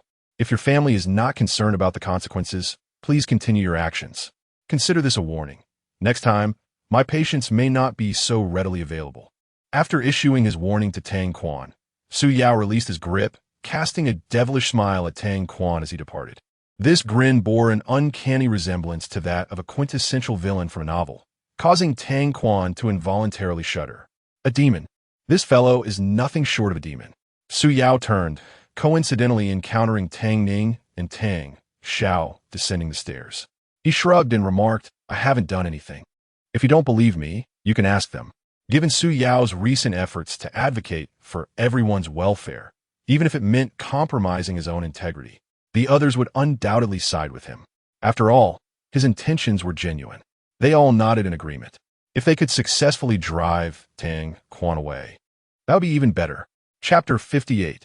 Su Yao belongs to all of us. Tang Quan, clutching his groin with both hands, appeared utterly miserable, as if on the brink of death. The pain was indeed excruciating. As for that wretched Tang Ning, one couldn't help but wonder why she had chosen this moment to emerge, as if to revel in his misfortune. By familial hierarchy, Tang Ning ought to refer to Tang Quan as uncle. However, this man exhibited none of the characteristics befitting an uncle. Not only did he constantly belittle Tang Ning, but he also schemed against her. To be candid, Tang Ning found it perfectly acceptable to disown such an uncle. With a smile, Tang Ning observed Tang Quan's pitiful attempt to shield himself. Curiously, she inquired, "Second uncle, what are you doing? Is that bird about to fly away, and you are trying to prevent its escape?" Tang Quan, already displeased with Tang Ning, was convinced that Su Yao's assault on him was orchestrated by her. The malice in his eyes intensified as he leaned against the wall, glaring at her with palpable resentment. "Tang Ning, I assure you, this matter will not conclude so easily. I intend to take this to the board of directors." He could tolerate Su Yao's threats, but he would never allow an outsider to intimidate his wife. Raising his fist, his eyes glinted with ferocity as he shouted at Tang Quan, "Dare to threaten my sister? Believe me, I could easily wallop you into oblivion." If he were to lodge a complaint, it would serve him well to expose the 5 percentage points of commission that the sales department had been denied over the past 2 years. Clutching his groin and leaning against a pillar in the corridor, Tang Quan was acutely aware that the clandestine withholding of commission points was solely his doing. His father was completely oblivious. If this escalated to the board, his position as manager would undoubtedly be jeopardized. Thus, Tang Quan had no choice but to swallow his pride, knowing that as long as he remained in his position, he would eventually have his revenge. Patience was essential for larger schemes. For now, he would endure this humiliation, planning to consult his parents and seek Tang Qiren's intervention to confront Tang Batian about Su Yao. With this thought in mind, Tang Quan gritted his teeth against the pain and, with the assistance of his bodyguards, exited the Tang Group. Once Tang Quan and his entourage had departed, Tang Ning anxiously pulled Su Yao aside, checking him thoroughly. "Are you all right? Did they hurt you?" Su Yao chuckled. "I didn't expect Sister Ning to be so audacious in taking advantage of me during the day. What will happen tonight, I wonder?" Tang Ning looked up, casting a reproachful glance at Su Yao. "You speak too freely. My sister informed me that you are not particularly eloquent, yet your tongue seems as slippery as oil. It appears those thugs Tang Quan brought along did not harm you. Since you're fine, I shall return to work," Tang Ning declared with a smile, shrugging her shoulders. "I was worried you might struggle against the men Tang Quan had with him, but I clearly underestimated you." She flashed Su Yao an approving smile. "Now that you're unscathed, my little uncle and I will head back to work. By the way, what exactly transpired with Tang Quan? Did you incapacitate him?" He looked utterly defeated. Su Yao feigned mystery, replying, "That's a secret. There will be plenty of opportunities to share the details later. Rest assured, I have leverage over him, and for the time being, he will not pose a threat to me. To challenge someone, one must first consider whether they possess the requisite capability." Tang Ning reflected on this notion and found it quite reasonable. After a thorough check revealed that Su Yao was unharmed, her mind was put at ease. Watching Tang Ning ascend in the elevator, Su Yao finally returned to his office. Upon seeing Su Yao enter through the glass doors, admiration was evident on the faces of his colleagues. There was no denying the advantage of having a powerful ally. If Su Yao's assertions proved correct, their commissions would be restored, which would amount to a substantial sum. Furthermore, with the morning's events having cleared Su Yao of the slanderous label of scumbag, all misunderstandings dissipated. Everyone eagerly brought snacks and drinks to the sales department, grateful for the benefits Su Yao had recently conferred upon them. Ma Yukai, relieved to see Su Yao return unscathed, felt the tension in his chest lift. He hurried to Su Yao's side, expressing concern. "Brother, are you all right? The commotion earlier sounded intense, and I feared for your safety." Su Yao discerned the genuine care in Ma Yotsai's voice. "Tang Zong just informed me that it was you who called her up," Su Yao said, giving Ma Yukai a reassuring pat on the shoulder. "Regardless, I appreciate your intentions. In the future, refrain from involving Tang Zong in such matters." Perplexed, Ma Yukai inquired, "Why not?" Su Yao replied, "Because I can handle it personally. In terms of strength, resources, and capabilities, I am now well equipped to confront any challenges. But why maintain such a low profile, working as a mere employee in the company? Simply because he desired to." Minutes later, the sales department was bustling with activity, overflowing with eager, unmarried women bringing gifts for Su Yao. Their primary motivation was to become familiar with him, drawn by his striking good looks. "Excuse me, make way," commanded the lead girl, shoving Ma Yukai aside. Instantly, a flurry of girls surged forward. "What are you all doing?" Ma Yukai protested, but the girls, dressed in crisp professional attire, glared at him, exclaiming, "Are you blind? Can't you see we are here to present gifts to the handsome guy? Just step aside and don't be a hindrance." This was the first time in over a decade that the various departments had united so fervently. Su Yao's charismatic presence was quickly engulfed by a throng of admirers, the mingling sense of perfume creating an overwhelming atmosphere. At that moment, Su Yao found it hard to comprehend how someone could juggle multiple romantic interests without succumbing to chaos. Raising an eyebrow, he realized that if this continued, the already compact sales department would surely be overwhelmed by the influx of admirers. Meanwhile, Tang Ning, stationed on the 13th floor, remained blissfully unaware of her little husband's remarkable popularity within the sales department. "Wow, you're even more handsome up close. I feel like I might faint from your good looks," exclaimed one girl, leaning closer to Su Yao. Clad in a form-fitting professional outfit, her movement revealed a generous portion of her figure. I would estimate she's a C cup, Su Yao mused, as the girl, undeterred by his reaction, began to inch closer to him. Having witnessed exuberance before, I have never encountered such unrestrained fervor. The scene before Su Yao left him gasping in astonishment. Who bestowed upon you the audacity to claim Su Yao as yours? None of you should dare to contest with me. I am the top sales performer here. With beauty, I possess beauty. With wealth, I possess wealth. Who among you can rival my prowess? Do not compete with me. Who declares him as yours? He belongs to us all. The young women chattered excitedly, their voices overlapping in the cramped office filled to the brim with women. Clearly, Su Yao had underestimated the formidable spirit of these women. He found himself squeezed in the center, desperately seeking assistance from Ma Yukai. Su Yao, struggling to maintain his composure as his face contorted under the pressure of their proximity, lamented, "Brother, you are blissfully unaware of your good fortune. You should understand how many men long to be enveloped by the allure of femininity." At the entrance, Ma Yukai looked on with envy, wishing fervently to be in Su Yao's position. The joys of manhood are, in essence, quite simple. Cool, allow me a taste of that joy as well. Chapter 059. Is that a D cup? This certainly left Ma Yukai envious. Sisters, let go of Su Yao, allow me. Before Ma Yukai could finish his sentence, he felt a tightening grip at the nape of his neck. Instinctively, he raised his hand to protect himself, unable to suppress a curse directed at the mother of the person behind him. In the next moment, Ma Yukai would pay a painful price for his actions. A resounding voice echoed from behind him. "Are you all idle? Do you wish for me to invite you up for tea?" The speaker, clad in a sleek black business suit with a high bun and adorned with delicate gold-rimmed glasses, was named Qin Ling. At 29 years old, she remained single, possessing a rather fierce temperament. It was often remarked that her prolonged singlehood was a result of lacking the nurturing presence of a man. "Manager Qin, what brings you here?" Ma Yukai turned around, his eyes widening in surprise. Upon recognizing Qin Ling, he began to flatter her. Not only Ma Yukai, but all the female colleagues present seemed to vanish in an instant upon hearing her voice, showcasing the stature that Qin Ling held among them. Qin Ling grasped Ma Yukai by the nape and tossed him aside with ease.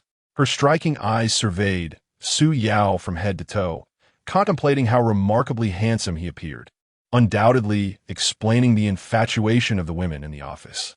Subsequently, Qin Ling leaned against the glass door of the second sales department, arms crossed. This posture was quite revealing. Her figure appeared to have more than doubled in prominence. One could easily estimate her to be a D cup, her fullness almost palpable, with long, slender legs. While not conventionally deemed a supermodel, Qin Ling was certainly exceptional. A woman of her caliber remaining without a boyfriend could either indicate personal issues or excessively high standards. In Qin Ling's case, it was the latter. Her requirements were lofty. First, height. Second, looks, preferably the type who blushes easily. As for wealth, it mattered little, as long as he could bring her joy. After exchanging glances for several moments, the sales department only resumed its vitality after Qin Ling, swaying her figure in towering heels, departed. Su Yao, unfamiliar with Qin Ling, was unaware of her formidable reputation. Had Tang Quan not intervened, she would have been the direct leader of the sales department. Qin Ling harbored some resentment regarding Tang Quan's usurpation of her managerial position. As colleagues would say, he was a blatant opportunist, abusing his status as a shareholder to dominate the sales department. With few contracts secured, he often bullied his own team, gaining notoriety for his tyrannical behavior. Though there were grievances among the staff, none dared to voice them openly. The most aggrieved party was Qin Ling, who was initially poised to earn a salary of $2 million, but had seen halved. Anyone in her position would be displeased. Subsequently, the company, aiming to appease Qin Ling's sentiments, granted her the title of deputy manager with an adjusted salary, ensuring her retention. Even though her pay remained the same, she was still relegated to a subordinate role, overshadowed by others. While Qin Ling refrained from expressing her discomfort, it weighed heavily on her heart, a sentiment well known throughout the sales department. As for why it transpired today, none could fathom the reason. Even Qin Ling himself was perplexed by the turn of events. Who was that woman just now? Su Yao inquired, His curiosity piqued.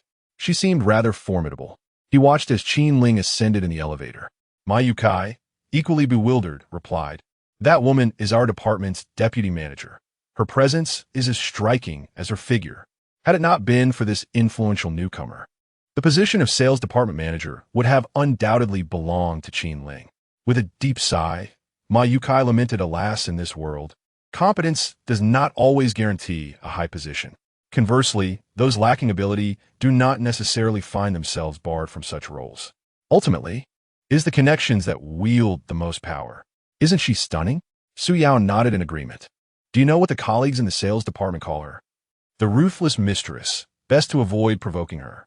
Su Yao gazed silently at the ascending elevator for a long while. The ferocity of women often stems from never encountering the right man. Should she find such a man, she would be as docile as a kitten.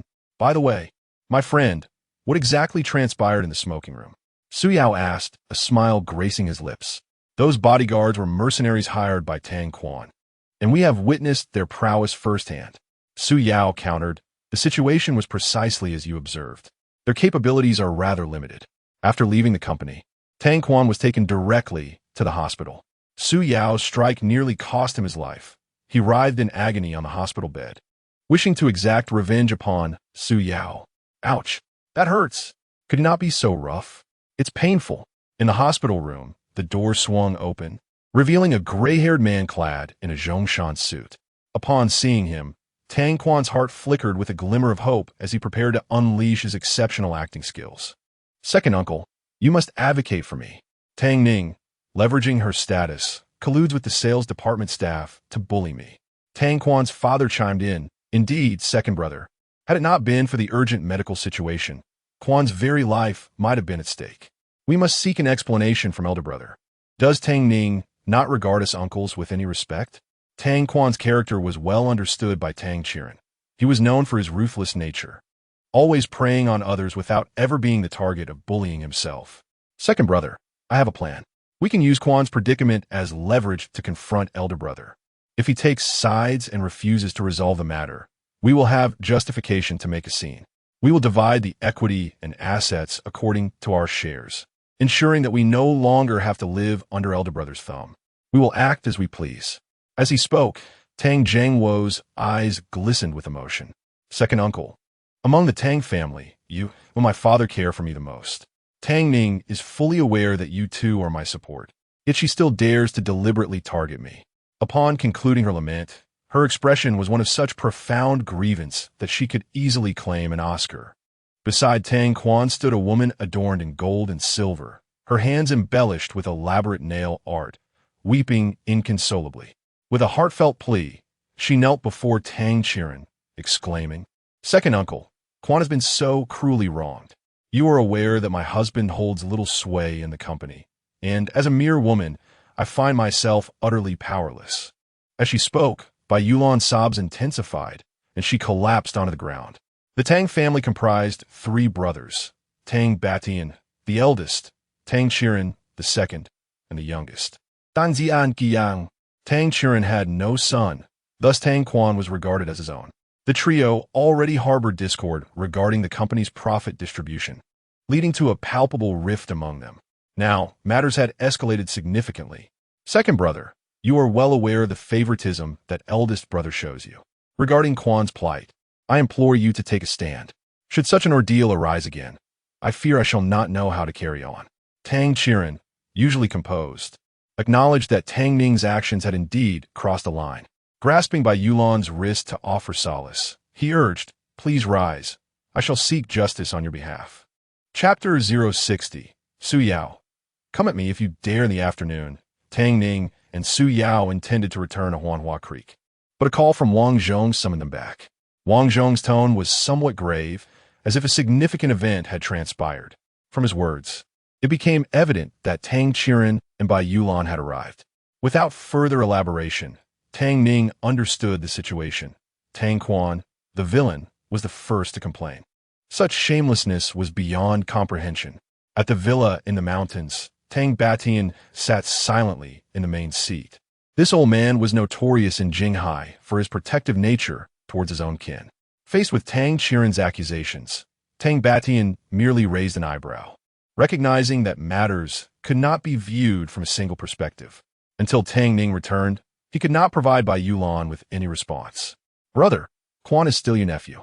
Can you believe that Tang Ning, that wretched girl, is inciting harm against his very existence? We do not even know if he can be saved. He is our only son. Brother, you cannot show such blatant favoritism. Bai Yulan lamented, her eyes streaming with tears as she sat on the sofa, akin to a mother mourning the loss of her child. Tang Churin, seated opposite Bai Yulan and leaning on his cane, remained silent, keen to observe Tang Beishan's reaction. Among the three brothers, Tang Churin was the shrewdest. His primary aim in bringing Bai Yulan was to leverage this incident in an attempt to separate from Tang Batian. After toiling for most of his life, he resented the thought of laboring for someone else's benefit while being subjected to their control. Having a daughter older than Tang Ning, he cherished her deeply, yet fate had dealt him a cruel hand. In his youth, he was so consumed by work that he neglected his family, ultimately losing both his wife and daughter for 20 long years. Despite searching tirelessly, he had found no trace of them. His protection of Tang Quan stemmed from the fact that this young man often called him second uncle. After a lengthy silence, Tang Churin finally spoke. Brother, I have seen Quan's condition. It is quite dire. If it were a mere squabble among children, it would be one thing, but today, Tang Ning has indeed gone too far. Upon hearing Tang Churin's words, Bai Yulan quickly chimed in, exactly, brother, if you do not handle this matter appropriately, this family may no longer have a place for us. We would be left with no choice but to establish our own household, and any losses to the company would not be our fault. After much deliberation, Tang Batian began to comprehend the situation.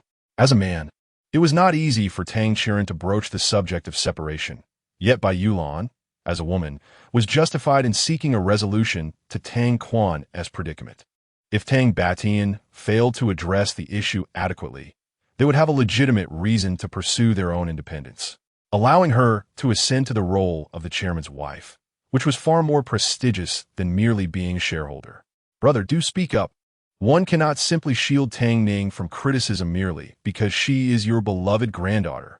At this juncture, Bai Yulan let out a huff and buried her face in her hands, succumbing to tears. Alas, my poor son, a mother feels powerless, unable to seek justice for you. Perhaps it would be better for me to perish. While the notion of establishing independence is trivial, tarnishing my granddaughter's reputation is not. Tang Batian furrowed his brow in contemplation. If the matter unfolds as you claim, I shall provide you with an explanation. However, should Tang Ning be wronged, you must also ponder the repercussions of your actions. Everyone is well aware of Tang Beishan's fiery temperament. Yet the fact remains that Tang Quan has been injured. Bai Yulan, feeling somewhat emboldened, straightened herself and addressed Tang Batian. Quan is currently lying in a hospital bed. Could he have instigated trouble to end up in such a predicament? Brother, I understand your affection for Tang Ning, but surely this is not the way to express it. With a resounding crash, Tang Batian slammed his palm onto the nearby coffee table with considerable force, shattering it into pieces before Bai Yulan's astonished eyes. She was rendered speechless, frozen in place like a child caught in wrongdoing. I merely recounted the events. Why such fury, brother? Tang Batian was perplexed, unsure if this woman was genuinely oblivious or merely feigning ignorance. Was she permitted to voice her grievances while he was not allowed to express his anger? Moreover, did his actions disturb anyone? No, they did not. This matter would be addressed once Ning Ning returned and clarified the situation. In the courtyard, Su Yao and Tang Ning heard the sound of Tang Beishan's table thumping. They hastened towards the villa. Although Tang Batian was known for his volatile temperament, he was a man of reason. His anger today surely stemmed from a significant cause. At this moment, Su Yao and his wife had reached the entrance. Upon entering, they spotted Bai Yulan dabbing at her tears with a handkerchief. Tang Ning politely greeted Bai Yulan, third aunt. However, she was met with a disdainful roll of the eyes. Tang Ning smiled and chose to ignore it. Second uncle, Tang Churin, displaying a semblance of composure, nodded at Tang Ning. Simultaneously, Tang Churin's gaze fixated on Su Yao. That young man again. Was the previous disruption insufficient? What exactly was his connection with the Jinghai Group? Even Zhou Wenbin seemed to heed his words. Grandfather, What has incited such fury in you? Tang Baishan's tone softened considerably upon Tang Ning's arrival. Did you cause any trouble at the company today? Tang Ning blinked innocently. Trouble? I spent the entire day working on the 13th floor. What trouble could I possibly cause? It is, however, my second uncle who is restless. Not only does he arrive late and leave early, but he also brings bodyguards to intimidate his own employees in the sales department. As she said this, Tang Ning deliberately turned her head towards Bai Yulan, raising her voice. Third aunt, the bodyguards your family employs are utterly inept. 5 of them couldn't manage to subdue one Su Yao, and yet they have the audacity to come and accuse others first. Coincidentally, with second uncle present, she resolved to seek justice for Su Yao. Bai Yulan had been weeping for quite some time, only to be subdued by Tang Ning with just a few words. It was not merely that Tang Quan relied on his numerical superiority, but also that he could not even contend with her. However, that was not the crux of the matter. What truly infuriated Bai Yulan was the audacity of their mother to come and lodge a complaint. Enraged, Bai Yulan erupted, raising her hand in preparation to strike Tang Ning. Hey, you wretched girl, how dare you distort right and wrong? Just watch me tear your mouth apart. With that, she lunged forward, intent on grasping Tang Ning's face, utterly devoid of any semblance of elderliness. Like a madwoman, Bai Yulan charged at Tang Ning, her diamond-studded nails slicing through the air at an alarming speed. Just as her nails were a mere inch away from Tang Ning, a distinctly defined hand seized Bai Yulan by the throat. In Sister Ning's eyes, you may be her third grandmother, but in my view, you amount to nothing. It was I who dealt with Tang Quan. If you have the guts, direct your anger at me. As a department head, rather than guiding your employees to generate wealth for the company, you only know how to bully them. Such a person does not deserve to lead the Tang Group. He is unworthy. Chapter 061. Dare to slander my sister Ning. I shall wall slam you to oblivion. Who are these arrogant children? Release her at once. Dan kai den netkulin sapi. What? I haven't even harmed her. Why the haste? Are you perhaps entangled with this woman? Su Yao's words struck Tang Qiren, leaving him momentarily speechless. After all, her husband had yet to arrive, and he was merely his second brother at best. It was unclear from where Tang Qiren derived his audacity. Feeling as though he had been hit in a sensitive spot, Tang Qiren slammed his cane against the ground, roaring, "How dare you? Do you even comprehend what you are saying?" Su Yao chuckled. You forbid me to be reckless, yet I've already indulged in it more than once. How else could I justify my actions? He held Tang Ning protectively in his embrace, his right hand gripping Bai Yulan's throat. With just a gentle press of his long fingers, she would never see the light of day again. I shall reiterate, it was I who struck Tang Quan. If there are grievances, direct them towards me. Picking on a woman is hardly a display of strength. Bai Yulan's feet left the ground as she desperately clawed at Su Yao's hand, striving to break free, but her efforts proved futile. The previous bravado had evaporated entirely. Her mind was consumed with thoughts of death, and the suffocating sensation was terrifying, seeing that Su Yao had no intention of releasing her. Tang Qiren turned his gaze towards Tang Batian. Elder brother, if this continues, it may lead to a fatality. After all, she is the wife of the third brother. Can you really stand by and watch? Tang Batian, a practitioner of martial arts, understood that if Su Yao truly wished for Bai Yulan's life, she would not be able to struggle, so this was unacceptable. He chuckled. Second brother, I am powerless in this matter. You heard what was said. Ning Ning had no part in this. As the third wife, she should not have acted so impulsively, disregarding her position as an elder. It serves to teach the third brother a lesson, lest she speaks without thought. Furthermore, let it be known that I, Su Yao, declare this. You may say whatever you wish about me, but should you dare to slander my sister Ning, I will wall slam you.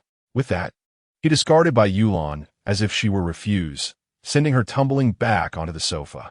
She had never imagined that seeking an explanation would nearly cost her life. Once liberated, Bai Yulan gasped for fresh air, regaining her composure. Shaken, she turned to Su Yao. Being bullied by an outsider on the Tang family's territory left her feeling utterly humiliated. What infuriated her further was that Tang Batian showed no indication of intervening. Since you lack compassion, do not expect my mercy. This matter is far from over. Bai Yulan cried, her voice choked with emotion. Before arriving, both families had agreed that if Tang Batian did not step in to resolve the issue, they would threaten to sever ties. With hundreds of billions in company assets, they were entitled to a division of at least 10 billion. They were weary of living under the shadow of others. Bai Yulan gritted her teeth, angrily rebuking Su Yao. Her fury was palpable. Elder brother, if you refuse to take charge of this matter, then henceforth, our third branch shall sever ties with your family. We are unworthy. I shall enlist the assistance of a lawyer to draft a contract, and from this day forth, we shall be self-reliant. Upon hearing Bai Yulan's declaration, Tang Qiren also rose to his feet. Brother, since the third family is determined to part ways, I shall do the same. This is only fair to all parties involved. With that harsh remark, he left the Tang household in a huff. In the living room, after watching Tang Qiren and Bai Yulan depart, Tang Ning was the first to speak. Grandfather, this situation is primarily Tang Quan's fault. This afternoon, he brought 6 bodyguards to the sales department to trouble Su Yao and ended up getting beaten. They're merely the villains crying out first. Stepping out from Su Yao's embrace, Tang Ning explained the events of the afternoon to Tang Batian. Naturally, Tang Batian was aware of his granddaughter's temperament. What good could Tang Quan possibly be? Certainly nothing commendable. I did not go too hard on Tang Quan. It was merely a lesson. Their uproar is not without a clear purpose, is it? Su Yao Chuke, Taping Tang Ning Shenos. Haven't you realized yet? They are not here to seek justice. They are here to divide the family and seize money. Tang Batian nodded in agreement. Over the past few years, although the Tang Group appeared tranquil on the surface, there had been internal strife brewing beneath. A man as astute as Tang Batian would certainly be aware of this. The two families had endured in silence until they found a suitable pretext. Now that the pretext had emerged, how could they possibly let it slip away? With a wave of his hand, he dismissed the matter. Whatever you choose to do, this affair will inevitably come to light eventually. If they wish to separate, so be it. I shall be keen to observe how they manage thereafter. By the way, why hasn't your uncle returned? At this moment in the office, Tang Xiao suddenly sneezed, staring glumly at the pile of documents on his desk. It was all his own fault for speaking too freely. Why did he declare his intention to be a good leader? Now he was left behind to work overtime at the company. What the predicament? Uncle, he is still at the office reviewing documents, sorting through all the projects that have incurred losses. Tang Batian, not that. Well, at least the lad shows some ambition. What exactly is he sorting through? The loss-making projects. Su Yao Ginmits Chievol. Since they wish to divide the family, let us allocate all the loss-making projects to them. Tang Batian sat in silence on the sofa. The reason the Tang family could firmly establish themselves in Jinghai lay in their financial strength and resources. Should they truly divide, their financial resources would diminish by a third, and the reduction in resources would not be a mere halving. This was not 40 years ago. Most business opportunities had already been exploited, leaving only resources to play with. Let them make a fuss.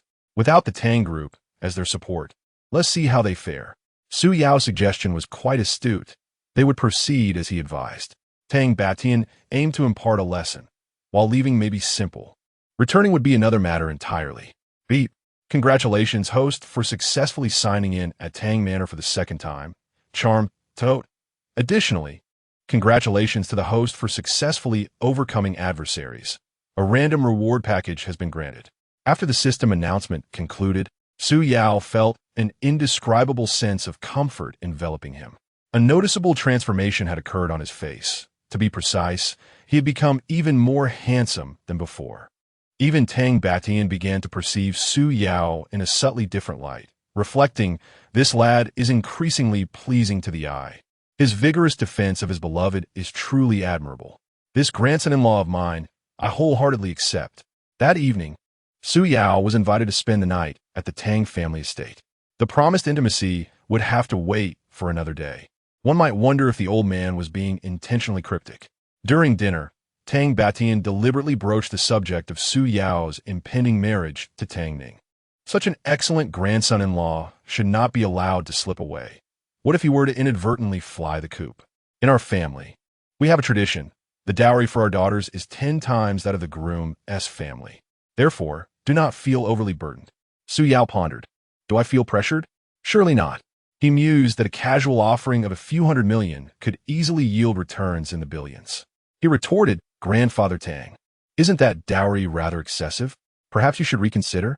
Tang Batian laughed heartily. "Reconsider what? I, Tang Batian, am not one to shy away for financial commitments.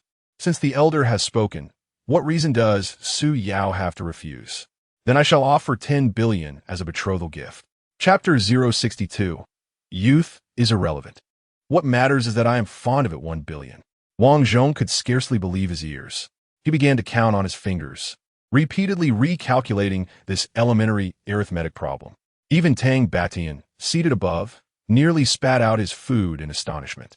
Was this young man truly intent on undermining their foundation? Tang Ning, however, was all smiles, urging, "Yao, you should quickly thank Grandpa."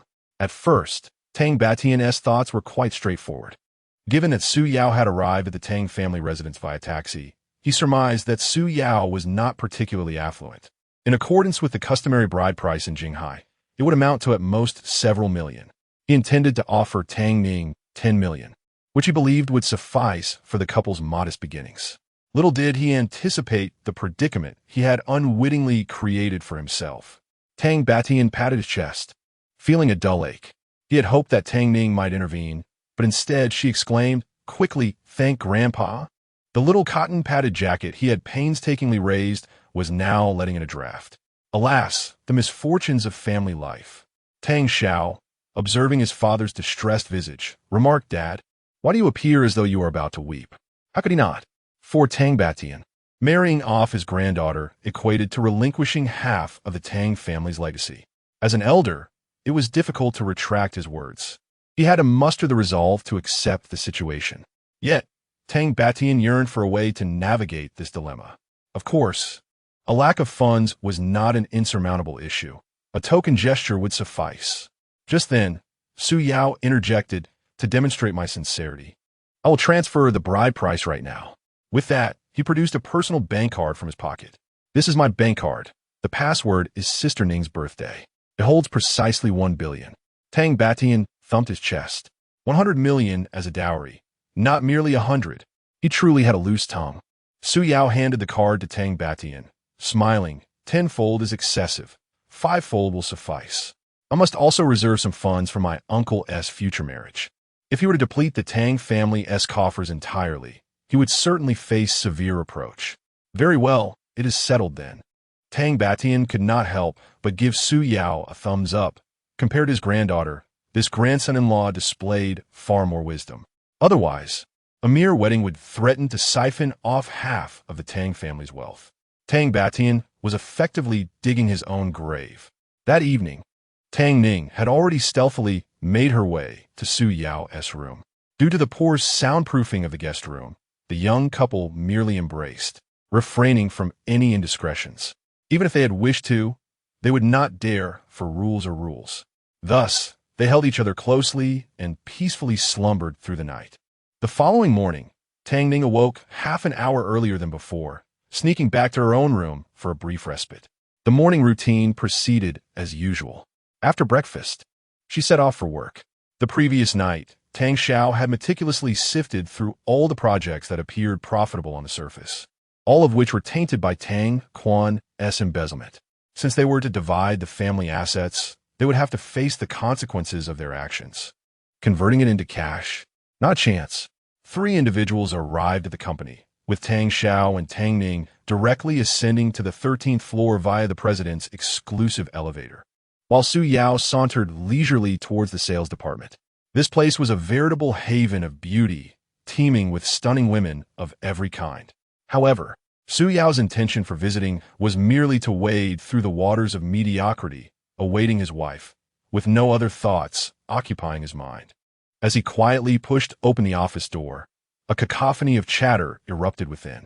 It was rumored that a new department had been established, filled with enchanting beauties, each more alluring than the last, and they were just next door, prompting an urgent desire to take a look. Simultaneously, Ma Yukai, catching wind of the commotion, cautiously peered out, his gaze landing fortuitously on Su Yao. "Brother, did you hear what they just said? Why don't we go check it out?" Driven by curiosity, Su Yao inexplicably found himself alongside Ma Yukai in the adjacent office area. Brother, let me tell you, the new colleagues today are absolutely stunning. They are so youthful. They could practically be dripping with water. Their figures and faces would entice any man. With that, Ma Yukai began to flex his arms, spat, and adjusted what little hair remained on his head, striking what he believed to be the most charming pose. What do you think? Does this move captivate? Su Yao chuckled at Ma Yotsai's inquiry. Whether it captivates or not, I can't say, but I can assure you it will surely induce nausea.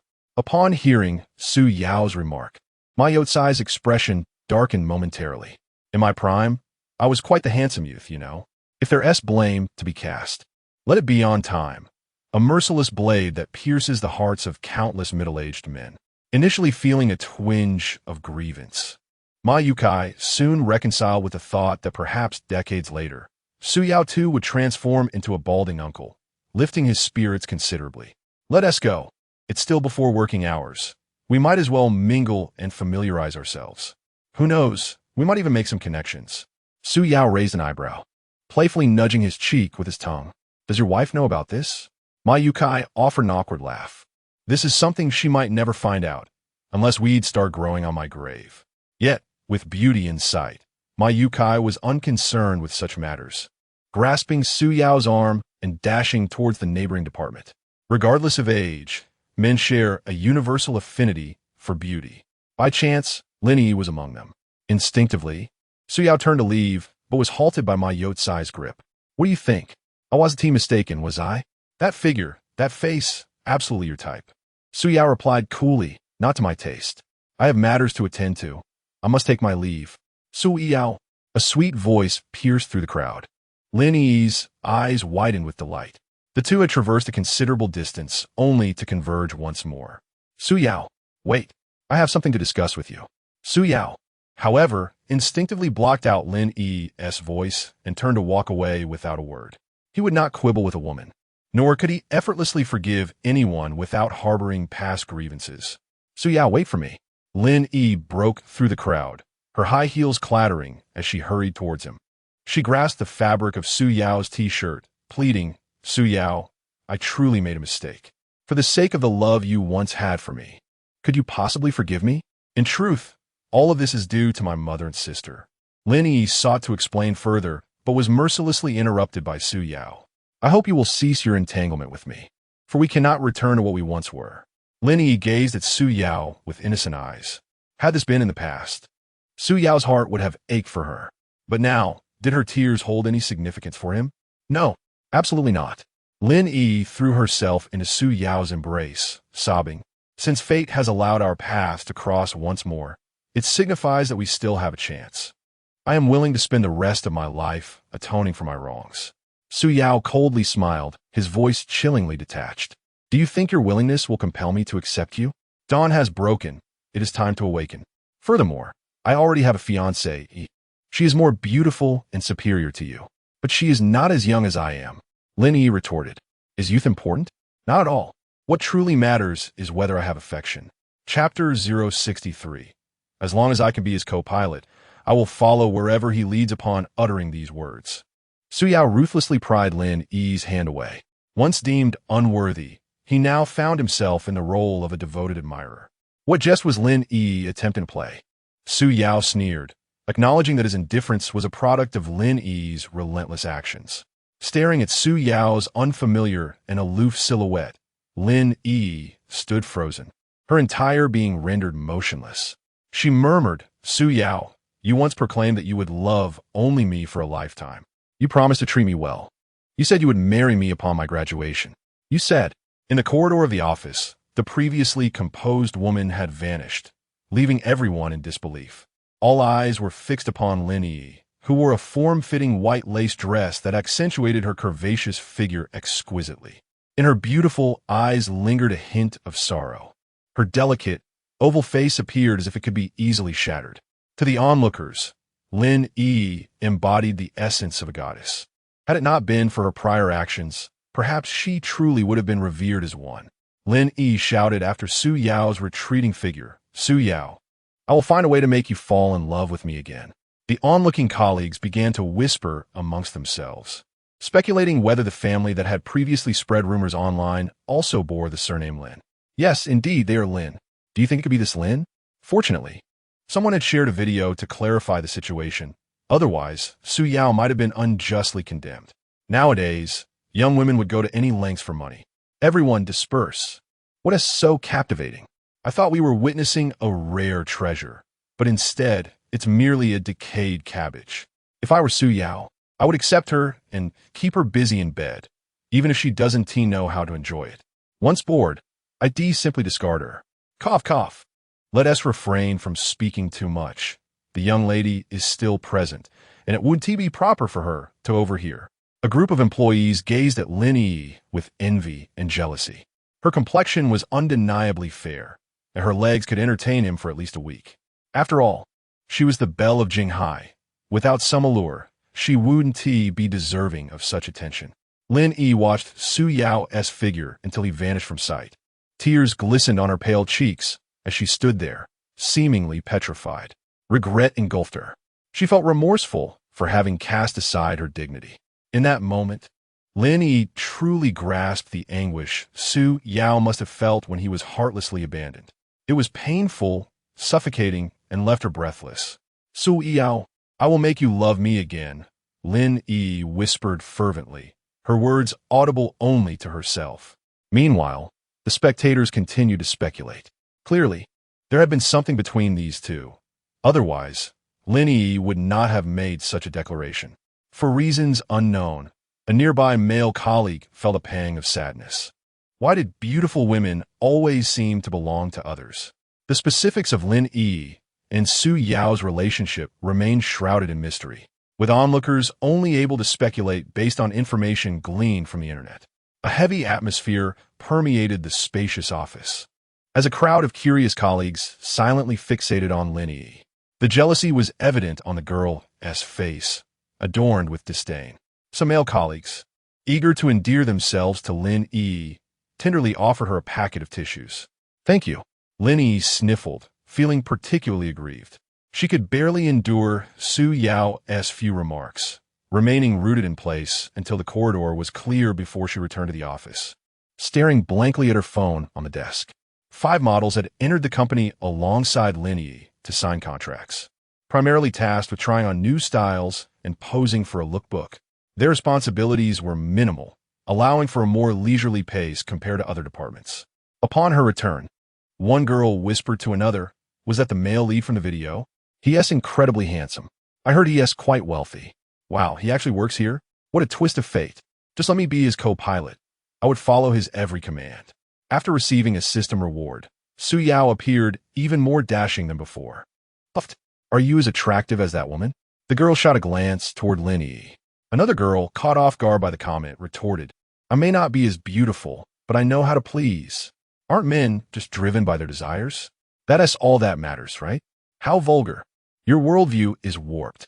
Why should I care if it is, or isn't? In this world, wealth is the ultimate truth. Money can resolve 99 of issues, as long as it's within legal bounds. Once you've experienced certain things, you'll understand the wisdom in my words." One girl shrugged, clearly skeptical of her claims. Countering, "You speak as if you possess great experience." At that moment, Lin Yi, sitting at her desk, could no longer contain her emotions and began to weep quietly. Su Yao was right before her eyes, yet felt utterly out of reach. All of this was her fault. Since the fierce argument with Su Fengwan, she had come to a painful realization. Her sister and mother cared solely for money, showing no regard for her happiness. They incessantly claimed it was for her own good, yet ultimately pushed her toward despair. Without their interference, she could have been the star of a Ferrari advertisement. In essence, it was all about the love of money. As Lin Yi sobbed, an unfamiliar number appeared on her phone. As anticipated, it was a call from the police station notifying her of her bail release. Due to the rumors spread online and the incidents of fraud, Su Fengwan's guilt had been established. Should Su Yao choose to press charges, Su Fengwan would not only face financial penalties, but also imprisonment. With this news, Lin Yi felt as though the world was collapsing around her. From beginning to end, she could not fathom what her mother and sister had done overnight. Despite their previous quarrels, Su Fengwan and Lin Yuan were still her kin. The only recourse left was to beseech Su Yao not to file a lawsuit. Lin Yi wiped away her tears. Even if Su Fengwan had erred, she could not bear to see her imprisoned. All she could do now was plead with Su Yao, imploring him to show mercy. In the office, Su Yao sat in his swivel chair, lost in thought, recalling the day Lin Yuan and Lin Yi had insulted him. A bitter smile tugged at the corners of his mouth. To atone for a lifetime? How absurd.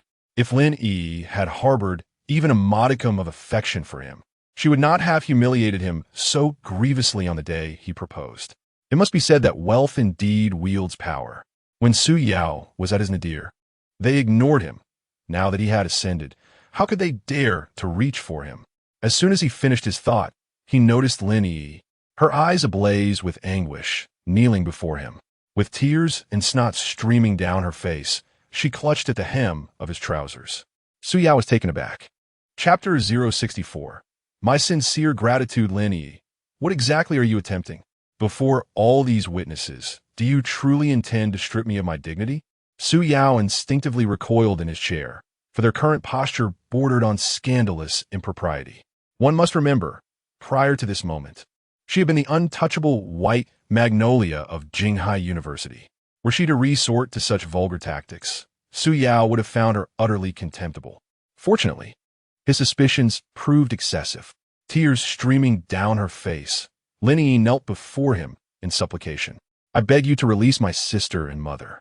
I shall submit to any demand, even offering my body, if that is your wish. Seated above her, Su Yao observed the weeping figure collapsed upon the floor. After prolonged contemplation yielded no suitable response, he finally uttered with icy detachment, my sincere gratitude. This transparent ploy sought to cast him as the villain. Knowing full well of his existing engagement, she dared voice such propositions, as if carnal desires governed his actions. Did she take him for some base creature ruled by primal urges?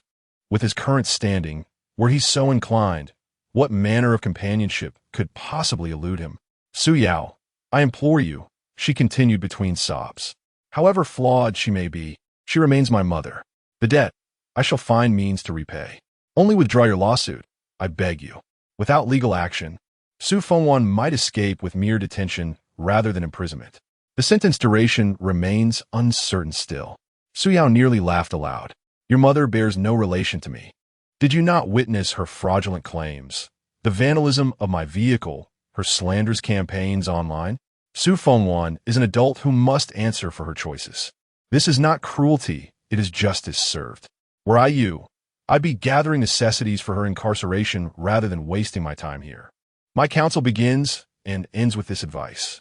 He spread his hands in finality. Principles forbade him from absolving another's willful misconduct. Sainthood required corresponding virtue, a quality he frankly lacked. Lin Yi's bloodshot eyes burned into him. You who once treated me with such kindness, how could you transform into this? Amusement and exasperation warred within Su Yao. I orchestrated these events. I commanded your mother's vandalism. I authored her libelous rumors. For heaven's sake, Miss Lin, employ your intellect. The conversation's absurdity bordered on insult. In that moment, he felt perverse gratitude toward Lin Yuan's interference. The fruit never falls far from the tree. What upbringing produces what offspring? Did I incite your mother's actions? Did I invite her legal consequences? Adults reap what they sow. Now, if you'll excuse me, duty calls. Our current posture appears rather awkward. I refuse to let you tarnish my reputation. The door is there. Don't let it hit you on your way out. With these words, Su Yao rose with his water glass, leaving only Lin Yi in sales department too. Having failed to persuade Su Yao, Lin Yi sniffled quietly, her eyes flickering with helplessness. At the police station, Lin Yuan sat on a bench in the lobby, her gaze vacant and hair disheveled. After 24 hours of interrogation, she was utterly exhausted. The memory of that night haunted her. A single table, a wooden stool, and 5 or 6 waves of officers taking turns questioning her relentlessly. In that moment, she had wished for death. Ultimately, Su Fengwan took the fall and was immediately detained, while Lin Yuan was released on bail. That night had been the longest and most unbearable of her life. Seeing Lin Yi was like spotting a lifeline. After paying the 1,000 Yuan bail, and signing the paperwork. Lin Yi led her sister out of the station. Though modern law enforcement avoids physical or verbal abuse, the suffocating pressure of being surrounded by 7 or 8 officers was indescribable. Once outside, Lin Yuan collapsed into Lin Yi's arms, weeping bitterly and swearing never to engage in such unscrupulous acts again. Lin Yi patted her sister's back, then took her to a nearby eatery for breakfast before hailing a taxi home. Upon entering, everything appeared unchanged, except for the stand on the dining table from 2 days prior. The sight of it reminded Lin Yuan of the millions in their account, now vanished before they could even lay eyes on the money. The thought reignited her fury. Before the sisters could steady themselves, a knock echoed at the door. They exchanged puzzled glances. Go see who it is, Lin Yuan urged. Peering through the peephole, Lin Yi spotted 2 uniformed officials, judging by their badges, likely from the court. When no one answered, they slid an envelope under the door before leaving, sending Lin Yi a text shortly after. She picked up the envelope and tore it open, revealing an enforcement assistance notice. They had 3 months to vacate. All properties under Su Fengzhuan's name were to be seized by court order. Lin Yuan noticed her sister's expression darken instantly. What's wrong? What does it say? The air in the apartment grew heavy. Lin Yi stared at the notice, speechless. Sis, our home is being auctioned off. With sudden, inexplicable strength, Lin Yuan leapt from the couch and snatched the envelope. The contents struck her like a thunderbolt. Su Fengzhuan arrested, their home and factory forcibly auctioned. How would they survive now? Lin Yuan's eyes widened, her heart ablaze with unspent fury. A once harmonious home lay in ruins before her. She attributed the entirety of this misfortune to Su Yao. It was all Su Yao's fault. Had it not been for his existence, their family would not have descended into such disarray. It is your fault. If you had not engaged in an online romance with Su Yao, would our family have deteriorated to this extent? If you possessed even a modicum of skill to win Su Yao back, will my mother and I be in this predicament? Lin Yi, you are the scourge of our family. Even now, Lin Yuan fails to recognize that her and Su Fengzhuan's greed has led to this family's downfall. Instead of introspection, she shifts the blame entirely on Lin Yi. Lin Yi, feeling both wronged and innocent, retorted, "Who was it that used my account in the first place? Who was it that prompted requests for money? Who urged me to pursue a relationship with him?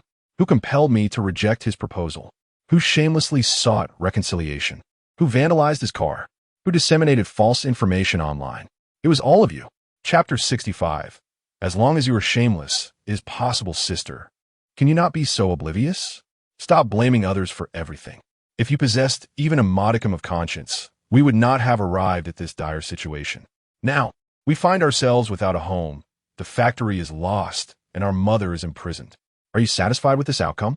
Had it not been for your insatiable greed, we would not be rendered homeless. Let us confront reality. It is futile to dwell on unfounded fears. Will we possess to seek out Su Yao? I have already implored him, to no avail.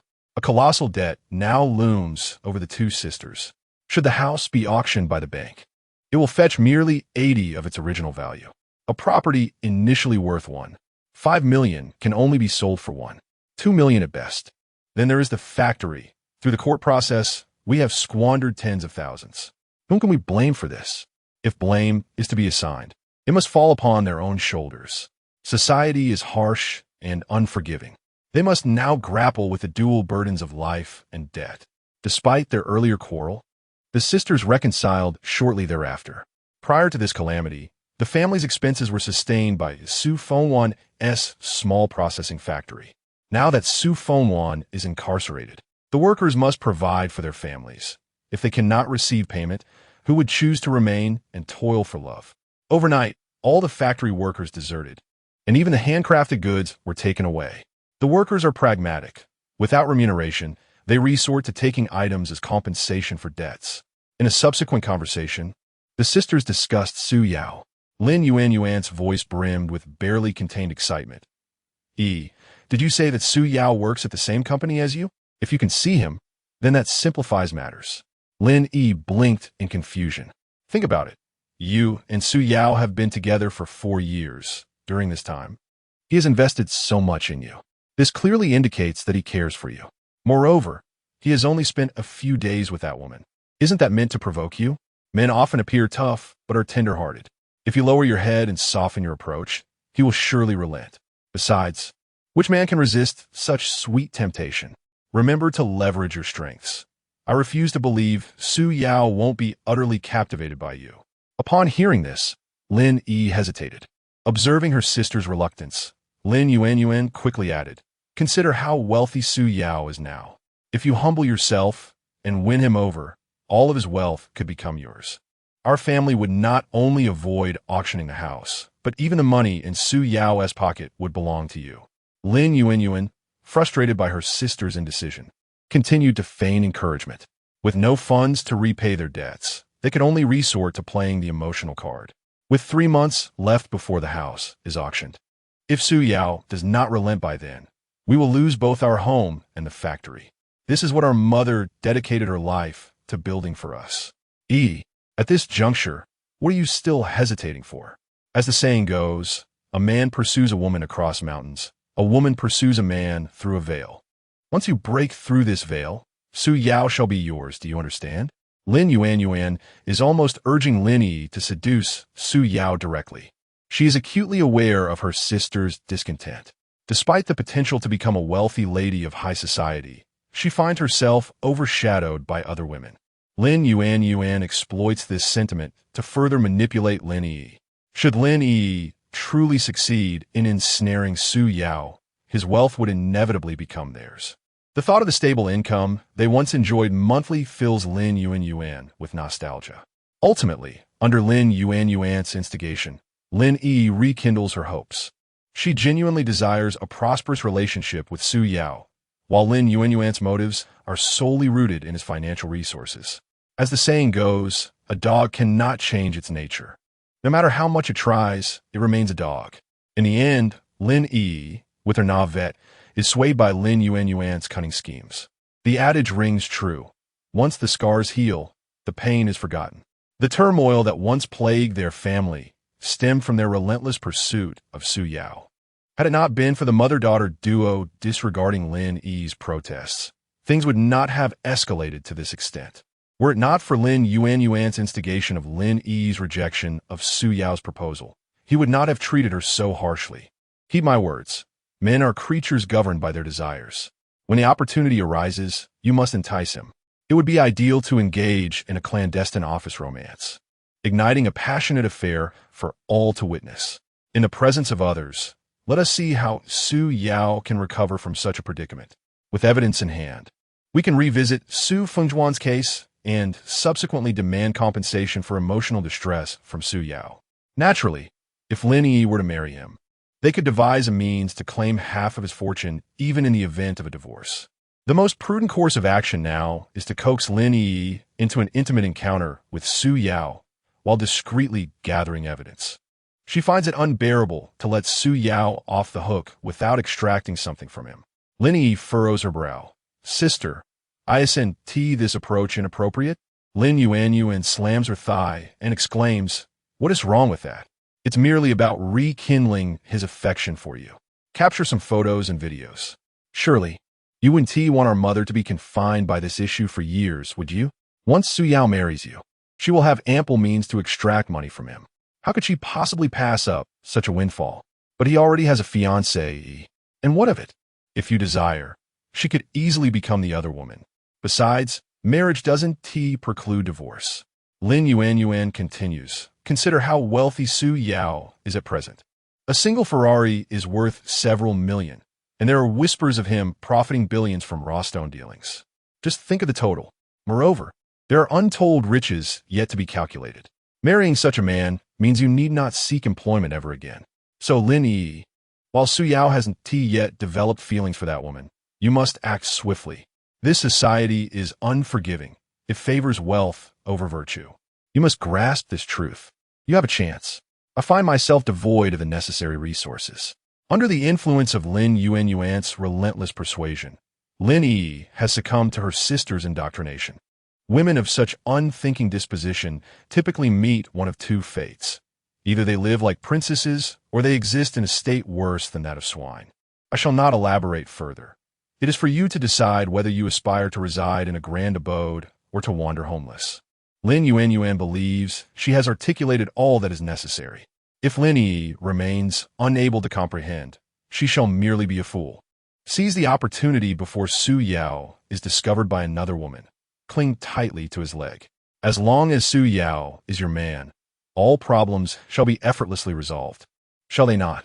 Your mother will avoid imprisonment. The house will not face foreclosure, and you will gain a handsome husband. Your life will be nothing short of perfect. Chapter 66. Su Yao's thighs. Lin Yuanyuan earnestly advised her sister, wishing she could experience that very feeling herself. I do not wish to pressure you. Contemplate this matter carefully. We have grown up without a father, raised solely by our mother's unwavering dedication. To put it plainly, when she seeks financial assistance from Su Yao, is it truly for her own benefit? It is, in fact, for us. Lin Yi did not wish to sever ties with Su Yao, yet his current demeanor left her feeling quite conflicted. Sister, allow me a few days to collect my thoughts. Su Yao seems to resist me at present. Would it not be bothersome if I were to linger before him daily? Lin Yuanyuan firmly replied, not at all. I am confident there remains a place for you in his heart. If all else fails, we can take a step back and accept a role as a mistress. Upon hearing this, Lin Yi frowned. Lin Yuanyuan understood that urging Lin Yi to take such a step was no simple task. As the adage goes, one can boil a frog in warm water. Moreover, this girl genuinely harbored feelings for Su Yao. She reassured her, do not overthink it. Until you have reached clarity, I shall not press you further. However, you must understand that happiness is something one must strive for. It cannot be passively awaited. To be candid, had it been a few years earlier, Lin Yuanyuan would have excelled in the realm of micro-businesses, given her persuasive abilities and skill in brainwashing. Ultimately, Lin Yi was successfully convinced by her sister. Sister, I shall heed your advice. Later, when I am at work, I will purchase a gift. At worst, I shall muster the courage to charm him, and once I have done so, I will broach the subject of mother. Lin Yi's intentions were straightforward. She merely wished to reconcile with Su Yao. Meanwhile, Lin Yuanyuan's gaze remained fixated on Su Yao's pockets. All that wealth originally belonged to them, and the thought of another woman spending it incited a fury within her. It felt as though that money rightfully belonged to the Lin family. In the afternoon, while at work, Lin Yi passed a men's goods store, recalling a promise made to gift Su Yao a bottle of perfume. That simple gesture could bring him joy for half a month. This shop had been a frequent haunt during her school days, and the staff recognized her well, eagerly presenting various fragrance options. Su Yao had a preference for natural scents. After much deliberation, Lin Yi finally selected a fragrance. Upon completing her purchase, she placed the perfume box in her backpack. However, as she approached the sales department, her resolve began to waver. The image of Su Yao's cold, emotionless face from that morning lingered in her mind, causing her to hesitate. After a prolonged internal struggle, she quietly set the gift on Su Yao's desk. But after a few steps, Lin Yi turned back, reclaiming the perfume from the desk. Such a subtly intimate gift was better presented in person. After retrieving the fragrance, she did not depart immediately, instead standing by the glass door, waiting for Su Yao. She envisioned the joy he would feel upon receiving her gift. Yet, what awaited her was the sight of Su Yao and Tang Ning emerging from the elevator, hand in hand. Uncertain of the reason, Lin Yi felt a pang in her heart the moment she saw Tang Ning appear. It was as if her heart were on the verge of rupture. Painful, excruciatingly painful. Lin Yi's heart was once again pierced by anguish. To be precise, she was consumed by jealousy. Everything ought to belong to her. Meanwhile, Su Yao remained blissfully unaware of the unfolding drama. Back in the office, he resumed his idle distractions. As for the contract concerning the vacant land in the western suburbs, Su Yao had no intention of submitting it before Tang Quan's departure. After all, there were still 3 months until project development commenced. There was no rush. They had ample time to languish here. That morning, Tang Ning and Tang Xiao divided the company's assets into 2 equal parts based on equity. After confirming with Tang Batian via fax that everything was in order, they prepared to convene the board of directors that afternoon. Earlier in the elevator, Tang Ning informed Su Yao that she might be working late and suggested he head home without waiting for her. This scene was fortuitously witnessed by Lin Yi. Yet, they were a legitimate couple. What did it matter if they were seen? Lin Yi had yet to adjust her mindset. To put it bluntly, she had unwittingly transformed her status as the legitimate girlfriend into that of a mere mistress. No, she wasn't even worthy of that title. Sobbing, Lin Yi returned to her office clutching a perfume box, her head bowed in silence. A kind-hearted girl from the next cubicle, mistaking her distress, gently poked Lin Yi's shoulder, inquiring, "Hey, what's wrong? Are you feeling unwell? Would you like me to help you take a leave to visit the clinic?" Faced with the girl's concern, Lin Yi shook her head, desperately suppressing her tears. "I am fine. I am perfectly all right. I just got something while riding my bike. I just need a rest for a moment." The girl, seeing Lin Yi's response, chose not to press further. Upon returning to his office, Su Yao's keen observation revealed that someone had recently been at his desk, as the folder he had left there had been disturbed. However, he dismissed the thought. After all, he hadn't left anything of value behind. If someone had rummaged through his belongings, so be it. That evening, with Tang Ning occupied by the board meeting, she could not accompany Su Yao and Tang Xin for dinner, urging him to enjoy his meal with Tang Xin instead. It was the first time he had witnessed such a carefree demeanor from his wife, a testament to the fortune he had accrued in his past life. In comparison to dining with Tang Xin, Su Yao preferred to return home to spend time with his parents. The old district was slated for redevelopment, and Su Yao contemplated having Zhou Wenbin help his parents select a well-located two-bedroom apartment near Huanhua Creek, ideally close to their home, allowing him and his wife to conveniently visit for meals. As he idled away his work hours playing games, time flew by, and before he knew it, it was already 5 in the afternoon. Aware that Su Yao's car had been sent for repairs, Tang Xin had been waiting downstairs for quite some time. After all, Su Yao was now her esteemed boss, deserving of attentive care. In the span of a single day, Tang Xin's earnings from commercial scripts had skyrocketed from a few thousand for a single video to hundreds of thousands, marking a dramatic transformation in her worth. Tang Xin was a shrewd woman. She had firmly latched onto Su Yao as her pillar of support. And at this moment, Su Yao was perfectly aware of the time. If he can leave work early, he certainly won't procrastinate. "Su Yao," a familiar voice sounded behind him. Su Yao turned to see Lin Yi standing at the glass door, holding a box of perfume. At that moment, Lin Yi's eyes were red, clearly having cried. Initially, she had hoped that Su Yao would feel some compassion, but instead, she was met with his indifferent expression. "What do you want now? Didn't I make myself clear this morning? Your mother's situation is of her own making, and I cannot assist you." Su Yao wished to sever any lingering thoughts Lin Yi had regarding their past entanglements. "I'm not here for my mother," Lin Yi said, presenting the perfume gift box to Su Yao. A hint of warmth appeared on her face. "Do you remember? This is the perfume I mentioned I wanted to give you last time." Su Yao, acting the gentleman, gently pushed Lin Yi's perfume back towards her. She stared at him in shock, her face etched with pain. "Su Yao, this is your favorite perfume. Why don't you want it now?" Su Yao was momentarily taken aback, glaring at Lin Yi. "Our relationship ended the day you rejected my proposal. Furthermore, I am engaged now. Please keep your distance. I do not wish to be misunderstood by Ning Jia." Chapter 067. If only I had a boyfriend like you, I would cherish every moment. In the face of loss, I strive to find solace. In an instant, I have missed every opportunity, leaving me battered and bruised. Lin Yi, if you possess even a shred of self-awareness, please distance yourself from me. There is no future for us. You have severed my ties to your life with your own hands. What does it mean for you to return to me now? Is it for monetary gain? Su Yao spoke bluntly, leaving no room for ambiguity. Lin Yi gazed at Su Yao with anguish.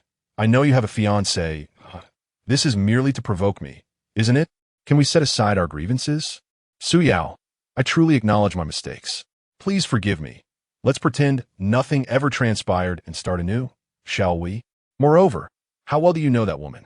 Can it rival our 4 years of shared affection? Su Yao, I genuinely care for you. Do you have any idea what it feels like to see you holding hands with another woman? It pains me deeply. From the very beginning, I have cherished you. Whenever I find a moment of solitude, thoughts of you consume me, echoing your sweet calls of baby Yao. I understand that you may not believe a word I say now, but I must express that I truly have feelings for you. I have considered giving up, yet I find it impossible to let go. Lin Yi indeed harbored feelings for Su Yao. She resented herself for not accepting his proposal and despised her own weakness for listening to Lin Yuanyuan's words, just as she thought her heartfelt declarations might sway him. She was met with Su Yao's frosty retort. Have you said enough? If you have, please step aside. My friend is still waiting for me downstairs. Su Yao dismissed Lin Yi and walked straight towards the elevator, while Lin Yi, disregarding his disdain, followed him inside. She sought to mend Su Yao's wounded heart with her empathy. However, his genuine affection for her had long been trampled underfoot. Even if it were to be salvaged, it would remain in shards. Inside the elevator, it was just Su Yao and Lin Yi. What are you trying to accomplish? There are cameras in here. If you don't let go, I will accuse you of sexual harassment. Su Yao's voice pierced the air. Lin Yi clung to him from behind, pleading in anguish. Yao, please don't be so cold towards me. I have cast aside all my dignity. Will you not find in your heart to forgive me? My indifference towards you is entirely your doing. Before I take action, I urge you to release me. Lin Yi shook her head defiantly. No, I will not. You once claimed you enjoyed being held like this. Su Yao was at a loss for words, feeling exasperated by her unreasonable persistence.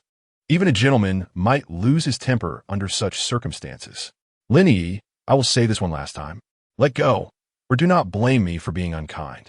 As the elevator doors opened, Su Yao shook off the wrinkled shirt that Lin Yi had grasped tightly, leaving her alone in the lift, weeping.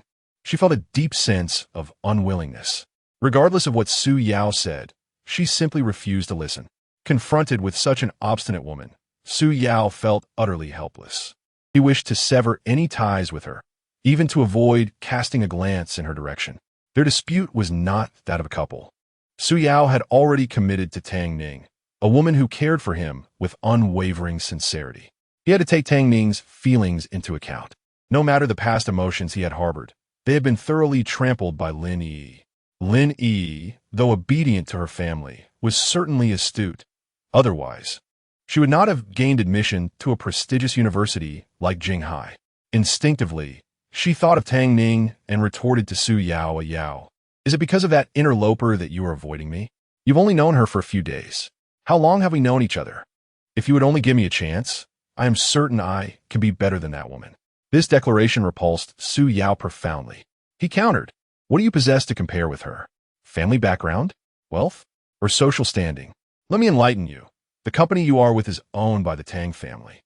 My fiancée, Yi, is the president of the Tang Group, and her grandfather is the chairman. Pray tell, what do you have that could surpass her?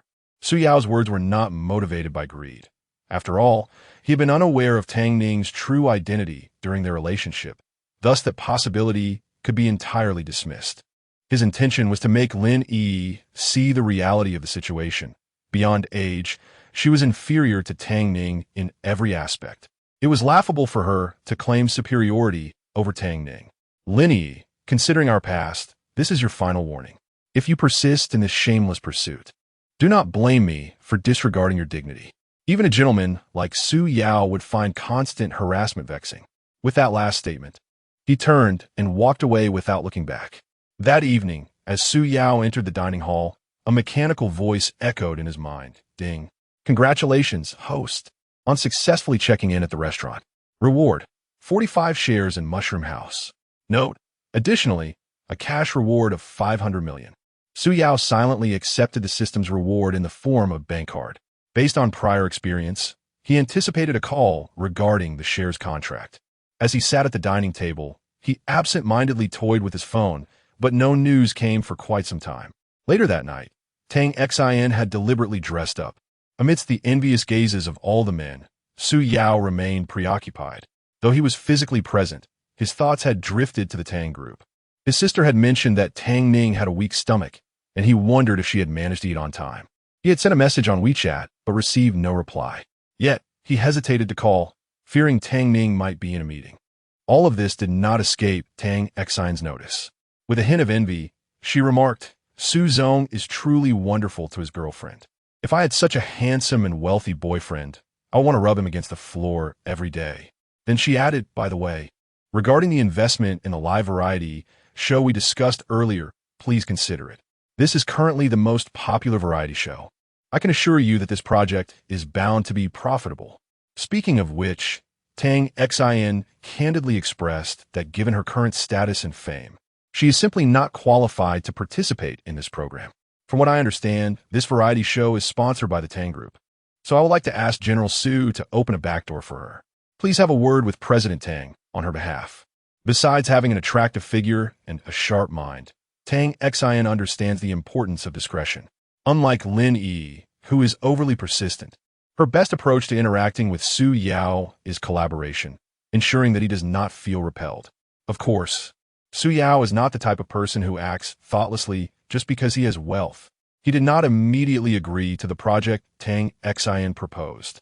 As investing in a variety show is no trivial matter, he needs to discuss it with Tang Ning upon returning. All right, I have noted that down and will provide you with a response in a few days. Have you finished your meal? If so, I will take care of the bill. Officially, it is Tang Xin treating, yet Su Yao took the initiative to pay. Before leaving, he packed 2 servings of meat porridge, as Tang Ning has a sensitive stomach and should not be left hungry. Chapter 068. They will not kill him. They will kill you. Tang Group, President's Office. As Su Yao had anticipated, Tang Ning had indeed not dined.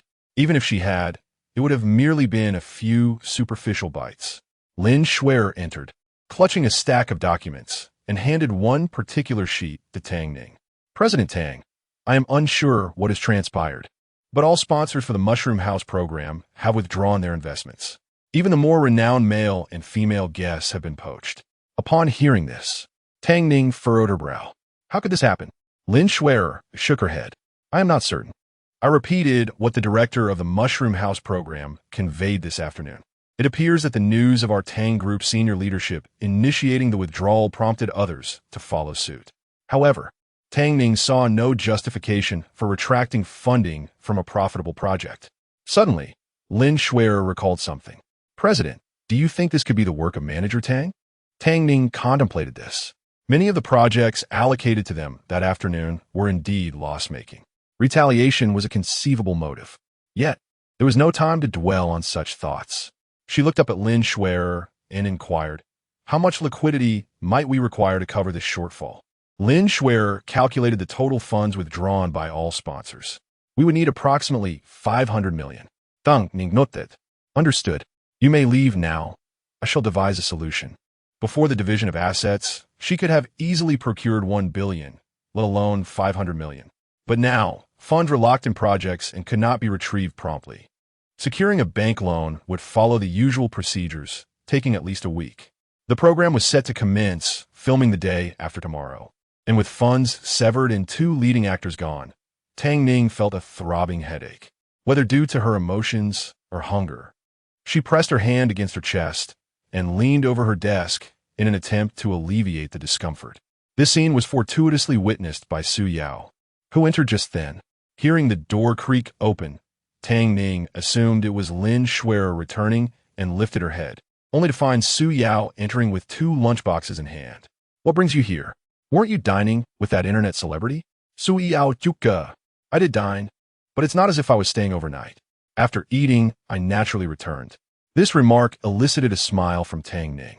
Su Yao glanced at the substantial portion of rice and the untouched vegetables on Tang Ning's desk, frowning slightly.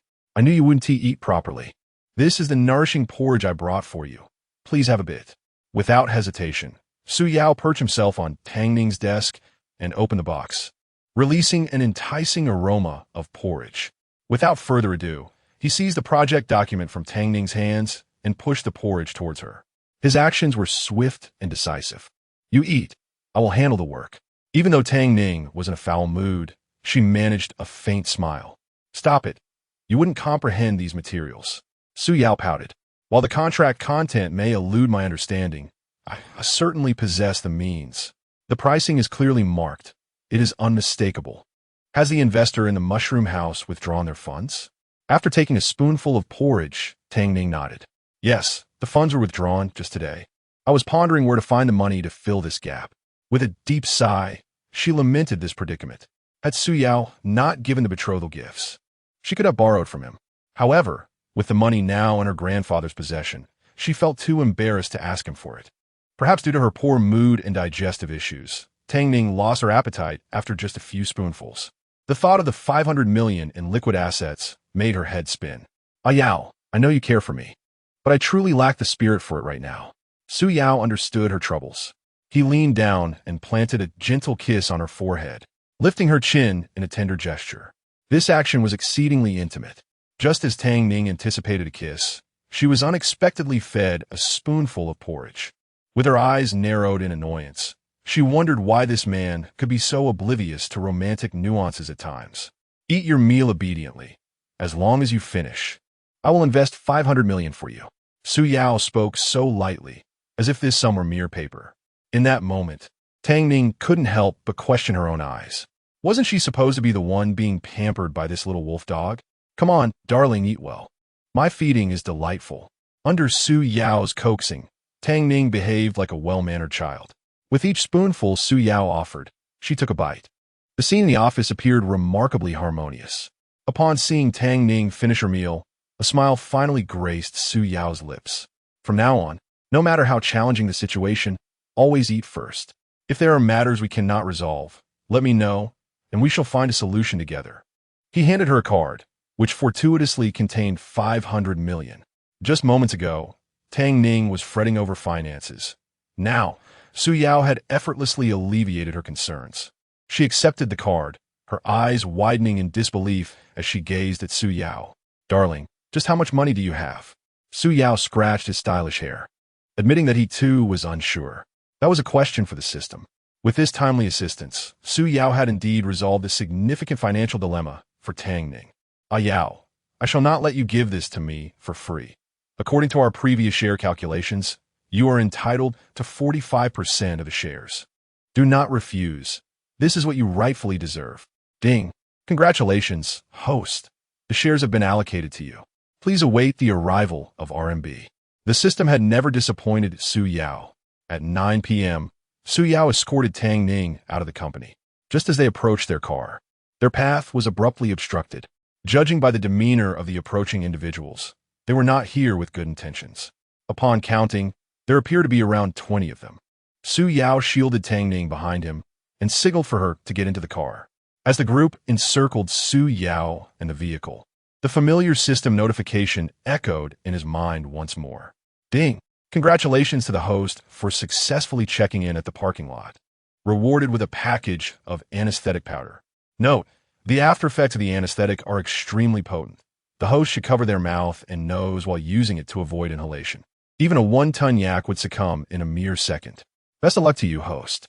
If they do not perish, you shall face your demise." Initially, Su Yao contemplated engaging in a fierce struggle with these mysterious entities. However, with the system's reward at hand, he saw no need for confrontation. Why waste time in dialogue when he could simply disperse them? With a flick of his wrist, he could incapacitate these rascals. Suddenly, a brilliant idea struck Su Yao. He pointed toward the elevator and shouted, "Look over there, a stunning beauty." Beauty? Dozens of individuals turned around, only to see Tang Xiao emerging from the elevator. The unexpected attention from over 20 people sent a chill down her spine, causing her to instinctively retreat into the elevator. Embracing a philosophy of harmony, she realized that she absolutely could not step outside in such a situation.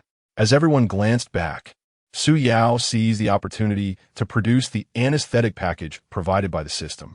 With a swift motion, he drew a large arc in the air, followed by a fragrant plume. In the next instant, the sound of fallen weapons echoed, and the assailants, as if deprived of their balance, collapsed to the ground, faces down. The sight was undeniably painful. "Sister Ning, call security and have these individuals detained.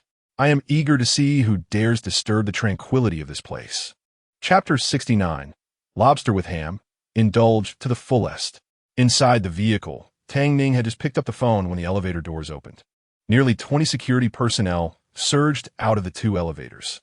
Tang Xiao, brimming with fury, sprinted ahead, cursing under his breath. "Damn it, on my first day at the company, I have to deal with such a grand spectacle. Which fool insisted on making me so ostentatious? Let's not beat around the bush. Come out. One could say that Tang Xiao had quite the inflated opinion of himself. Fueled by anger, he wielded a broom as he led the charge, thinking, "So they believe they can intimidate me when I was once a lone wolf? Today, I shall show them that I am not without allies." As he marched forward, his tirade continued, a sense of bravado surging through him that he had not felt in over 20 years. Regardless, he sensed that this confrontation was unavoidable. "Look over there," he noted, recognizing that the previous group had an ominous aura about them, indicating they were not to be trifled with. Running in the front, he pondered the possibility of collateral damage. Should he be caught in the line of fire, his fate would be sealed.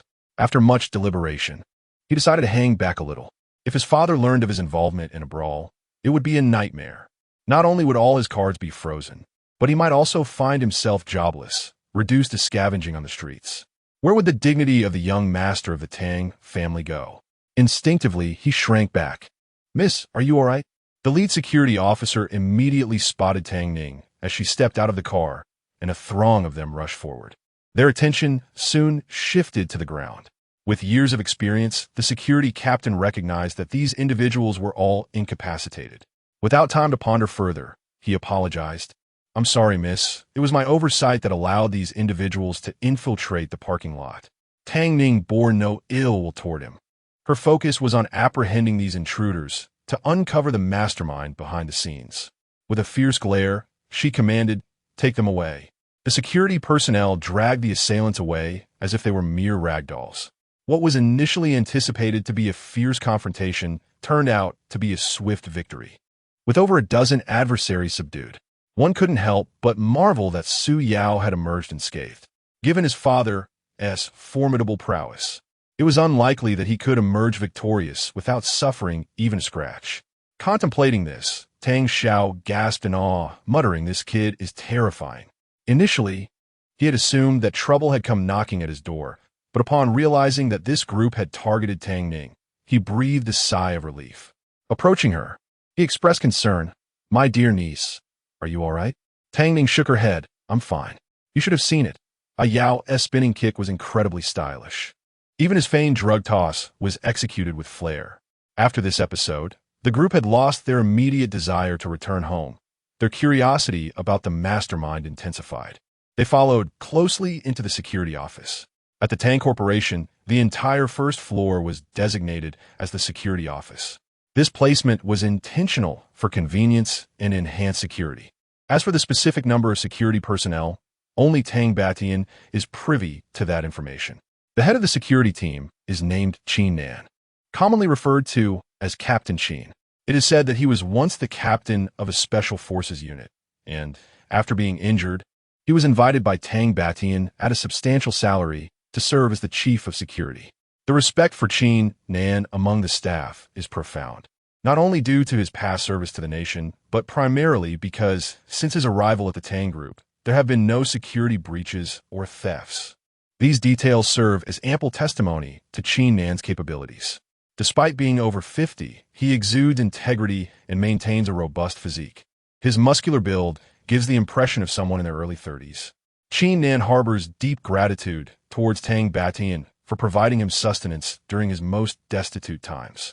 Not only that, but he also receives an annual salary in the millions, an amount that even those in higher positions might not attain, especially considering his injuries. Qin Nan is a man who understands gratitude. After taking over the security responsibilities at the Tang Group, he has regarded it as his own. Moreover, Tang Batian has arranged for his wife and daughter to be employed at a subsidiary of the Tang Group, with compensation packages that surpass those of other employees. This is yet another reason why Qin Nan is willing to dedicate himself wholeheartedly to his duties. To him, Tang Batian is a benefactor, and he would feel guilty if he were to falter in his work. Even though Tang Ning harbors no resentment towards him, Qin Nan still feels a sense of responsibility. Observing those around him, his anger intensified. "Miss, I've counted a total of 18 individuals. They have a substantial amount of anesthetic in their systems and will not awaken for at least half an hour. Perhaps you should return for now, and I will update you shortly." Tang Ning glanced at Su Yao, clearly seeking his opinion. It was their first encounter, and Qin Nan was unaware of their relationship. Yet from Tang Ning's gesture of linking arms with Su Yao, it was evident they were a couple. Noticing Su Yao's fair complexion, Qin Nin couldn't help but furrow his brow, subconsciously perceiving him as a pretty boy relying on his looks for favor. Su Yao, in turn, caught the subtle shift in Qin Nin's expression. With a smile, he gently patted Tang Ning's hand, saying, "There's no rush. We can wait here." It was Su Yao who was most eager to uncover the truth behind the recent disturbances. Only a short while ago, there had been a capital withdrawal, and now trouble had come knocking at their door. If this threat was not neutralized, his wife could find herself in dire straits at any moment. Su Yao wished to prevent any further danger from befalling Tang Ning. "There's no need to hurry. At this hour, everyone must be feeling hungry. Let us order some takeout and wait leisurely." He then turned to Tang Xiao, and though it was unclear what Su Yao whispered to him, Tang Xiao's smile suggested it was something favorable. After speaking, he clapped Tang Xiao on the shoulder, saying, "Little uncle, could you please do me a favor and count how many people are here? I'll treat everyone to a family bucket." Merely eating family buckets seemed insufficient. So he added, "Let's also order some barbecue and a few cases of chilled beer. In this sweltering summer, it will be a delightful indulgence." As anticipated, everyone was confined by Qin Nan in a small, dark room, with the air conditioning turned off to prevent them from succumbing to heat stroke. Su Yao deliberately positioned an exceptionally powerful fan to blow fiercely into the room. If they sought trouble, then he would ensure they experienced it to the fullest. At that moment, Su Yao devised a plan. He ordered not only fried chicken, but also barbecue, 10 servings of cooked crayfish, along with 2 live ones. If they refused to cooperate, he would prepare a dish of live crayfish mixed with ham, allowing them to indulge thoroughly.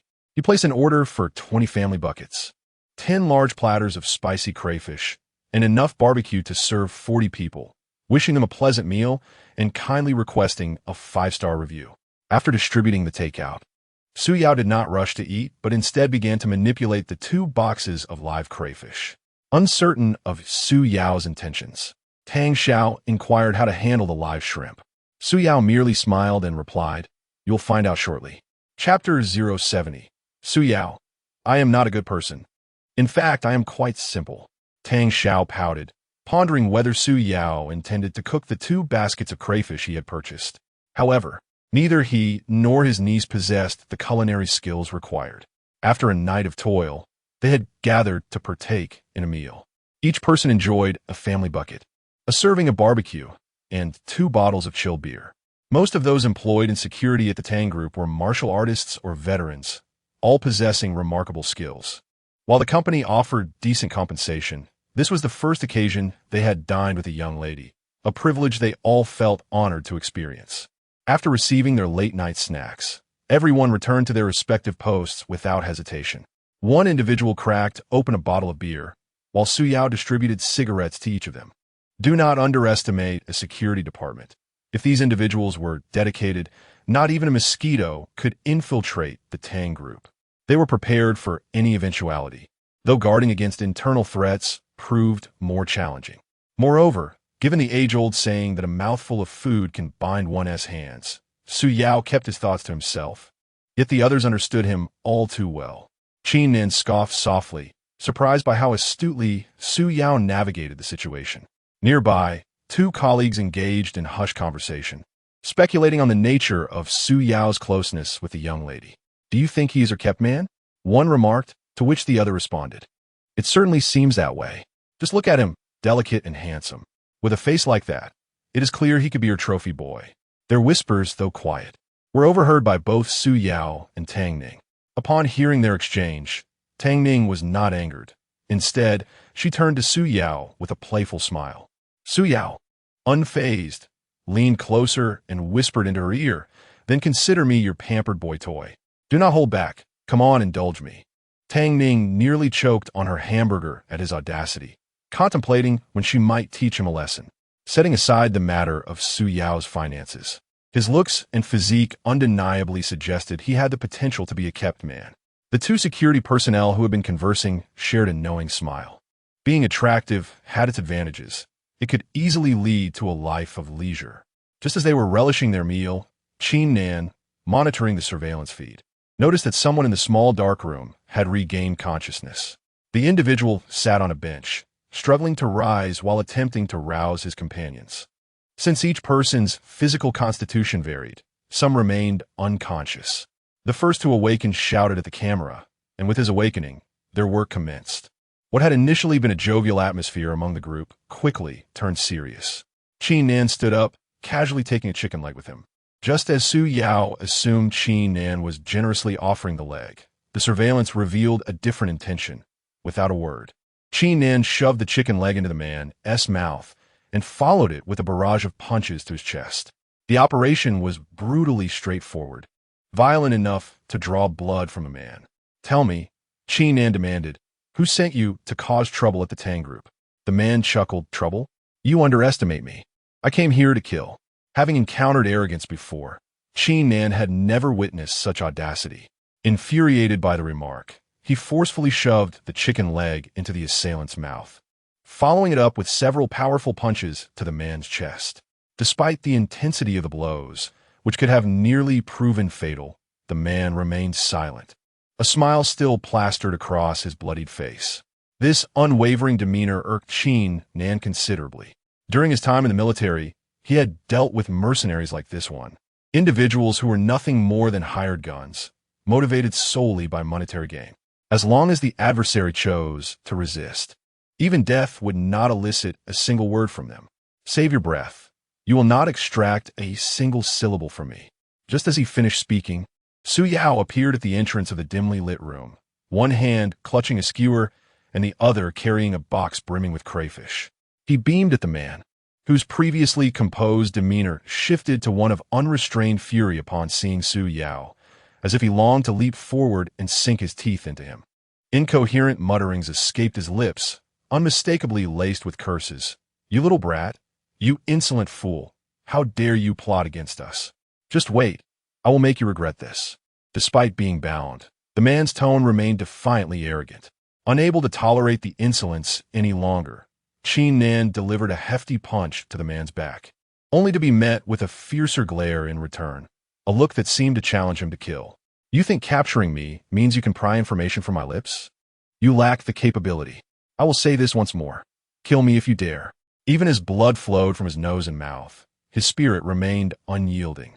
Su Yao, with a dismissive pout, replied, "I lack the courage to kill you.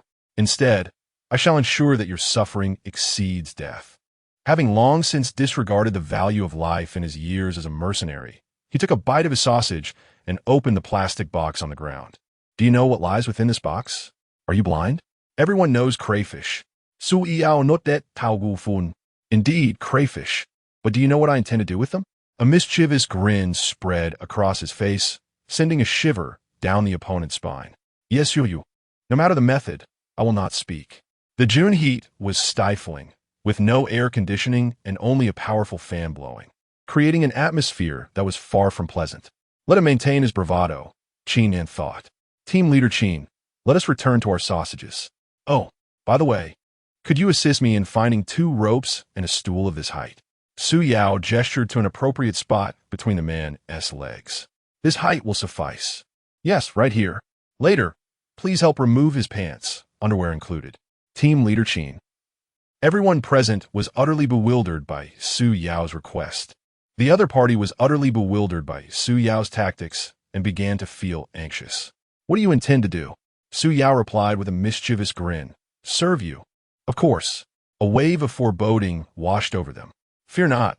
These are the ones I had the boss select, the kind that haven't eaten for days. Soon, they will treat you to a delightful massage." He added, "If you reconsider now, perhaps I might be in a good enough mood to let you off the hook. After all, we have no enmity between us." Unmoved, the other person rolled their eyes at Su Yao and bellowed, "I've faced bullets before. Do you think I fear childish antics? If you have the guts, come at me." Su Yao sighed deeply. He had not wished to be so cruel, but the situation left him no choice. "I must apologize," he said. Qin placed the crayfish under his waist. "Adjust the position, just pinch the eggs."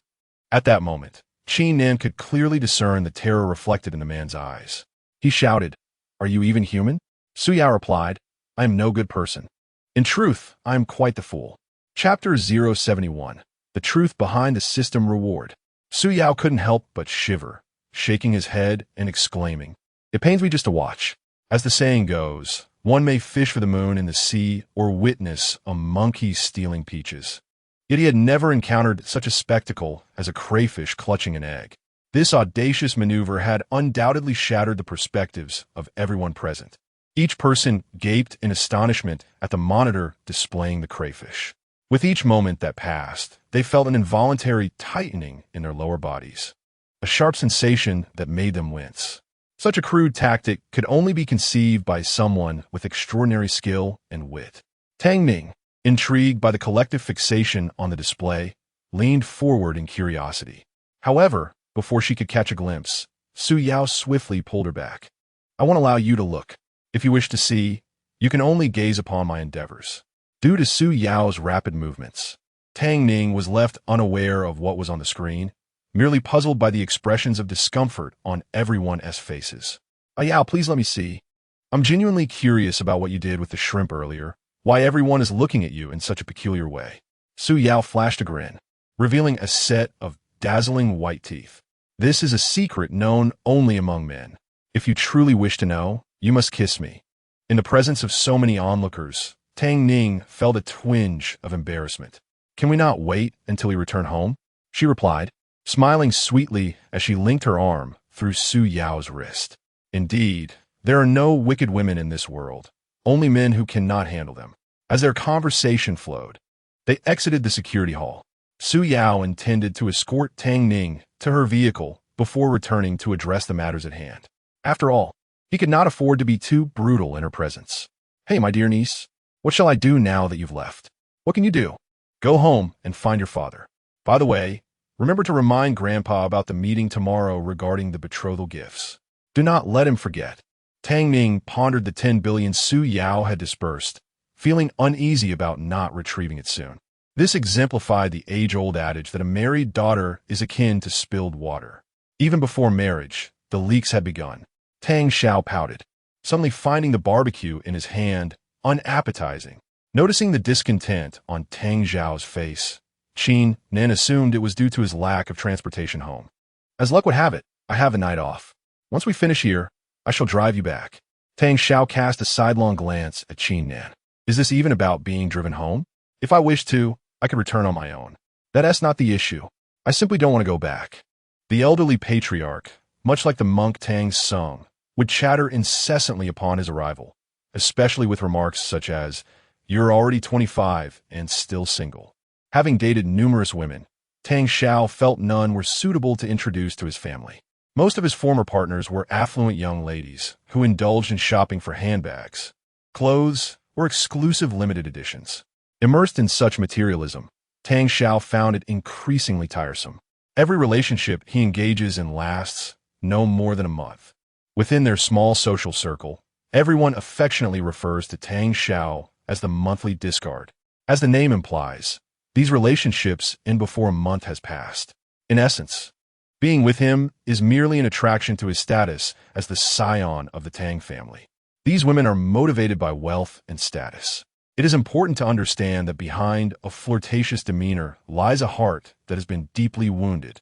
Each individual harbors regrets from their youth, and the past is often painful to revisit. Tang Xiao is no exception. "No need, Captain Qin. I can return by myself tonight," he stated, only to regret his words immediately. Earlier, Su Yao had offered him money, but the truth was he had not received any. Now, with a combined total of less than 10 yuan in his WeChat and Alipay accounts, he found himself in an awkward predicament. "Never mind, Captain Qin. Please give me a ride back after all." In the small, dark room, the man's private parts were ensnared by a multitude of crayfish. This seemingly light-hearted torment was, in fact, more excruciating than death itself. Eventually, the pain became unbearable. "Is this even humanly possible?" he shouted. "I dare you to let me go and face me one-on-one. Let's see if I don't beat you to a pulp." What agony it was to be in such a predicament. Just imagining those sharp claws of the crayfish pinching down accurately was terrifying. Under the oppressive presence of the crayfish, he began to crack. "Do you even know who I am? My uncle is Zhao Wenbiao. Try touching me again and see what happens." Tang Xiao had indeed heard of Zhao Wenbiao from friends, a former mercenary who had recently returned to Jinghai after spending years abroad. In just 2 months, he He had established himself as a local power in Jinghai. Tang Xiao believed that his family had no enmity with such individuals. Why would they desire harm to his niece? He was at a loss, and not wanting to dwell on it further, he suddenly noticed a box of crayfish on the table and felt a wicked thought arise. Since he couldn't figure it out, he might as well inquire. Just as Tang Xiao stood up, Su Yao pushed the door open. His playful demeanor had vanished, replaced by a countenance of lethal intent. Earlier, he had been mindful of his image with Tang Ning present. Ding. Congratulations, host. Security room, check-in successful. Reward, 1 truth pill. Note, once consumed, you will speak nothing but the truth, devoid of any lies. Previously, the system had always been timely, yet today it seemed to lag. Could it be that even the system found it intolerable to witness the suffering of these individuals? As Su Yao pondered this, another notification chimed in. Note, the truth pill is only effective for half an hour. Please use it promptly. Expired, it becomes ineffective. Oh, for heaven's sake, just kill me. I can't take this anymore. Who on earth came up with this torturous idea? It is utterly inhumane. He lamented. I curse your ancestors for 18 generations. Have you finished your rant? If not, please continue. Su Yao's voice suddenly interjected. Spit. Mixed breed dog. Do you know who my uncle is? Zhao Wenbiao. Half of Jinghai belongs to my family. As long as I am alive, I will ensure your demise. Oh, do you mean for me to eliminate you, to silence you? Su Yao gently pulled at one of the small crayfish. The sudden pain struck him, tearing through him with excruciating intensity, his veins bulging. Do you realize what you just uttered means nothing here? Pure nonsense, do you understand? Should I conjure up another for you? This was the first time Tang Xiao witnessed a different facet of Su Yao. He finally comprehended why his father held such satisfaction with this young man. They were indeed two of a kind. Before the other could react, Su Yao forcefully shoved a dark object into the man's mouth. In the next moment, the man became dazed, resembling a puppet. Who sent you? My uncle. What did he send you to do? To eliminate the woman of the Tang surname. Upon hearing this, Su Yao furrowed his brow. Gritting his teeth, he asked, Is the mastermind named Tang Quan? The man numbly shook his head. No. Lin Yuan said that once the deed is done, Lin Yi will be given to me. Chapter 072. If possible. I want you unable to get out of bed for 3 days upon hearing these words. Su Yao furrowed his brows. He had not anticipated that this woman would go so far as to betray her own sister to achieve her goals. Such a heart is truly malevolent. In light of this, why should he continue to be courteous? At 10 p.m., Zhou Wenbin and his wife were engaged in the intimate games of adulthood. Su Yao's phone call intrusively interrupted them. Zhou Wenbin, upon seeing Su Yao's name on the screen, had no choice but to halt his activities. His wife, who was on the verge of ecstasy, felt a surge of discontent. Who could be calling at such a late hour? Zhou Wenbin placed a finger to his lips, signaling his wife to remain silent. My benefactor, despite his wife's dissatisfaction, he had to endure for the sake of finances.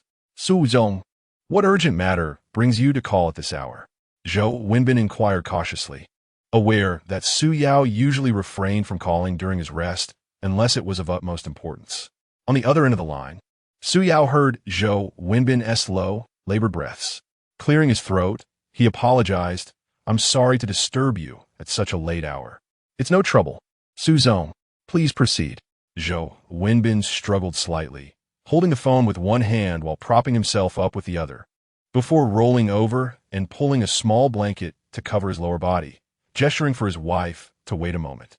Regarding Su Fengwan's matter, let us proceed with a direct appeal, Su Yao stated succinctly, understanding the couple was engaged in more pressing affairs. It would be inappropriate to elaborate further. As for the security team, Qi Nan had taken Zhao Wen and others to the police station. These individuals had prior records, thereby aiding the police in bolstering their performance metrics. It could only be said that encountering a leap year in the current year was exceedingly unfortunate. The following morning, Su Yao received a text from Zhou Wenbin, which contained 2 pieces of information. First, Su Fengwan had been imprisoned. Second, the arrangements concerning Su Yao's parents' residence had been finalized, and they could move in at any time. One could not help but commend Zhou Wenbin's efficiency. In Su Yao's arms, Tang Ning was awakened by the phone, ass ringing, and instinctively stretched languidly, resembling an adorable little kitten.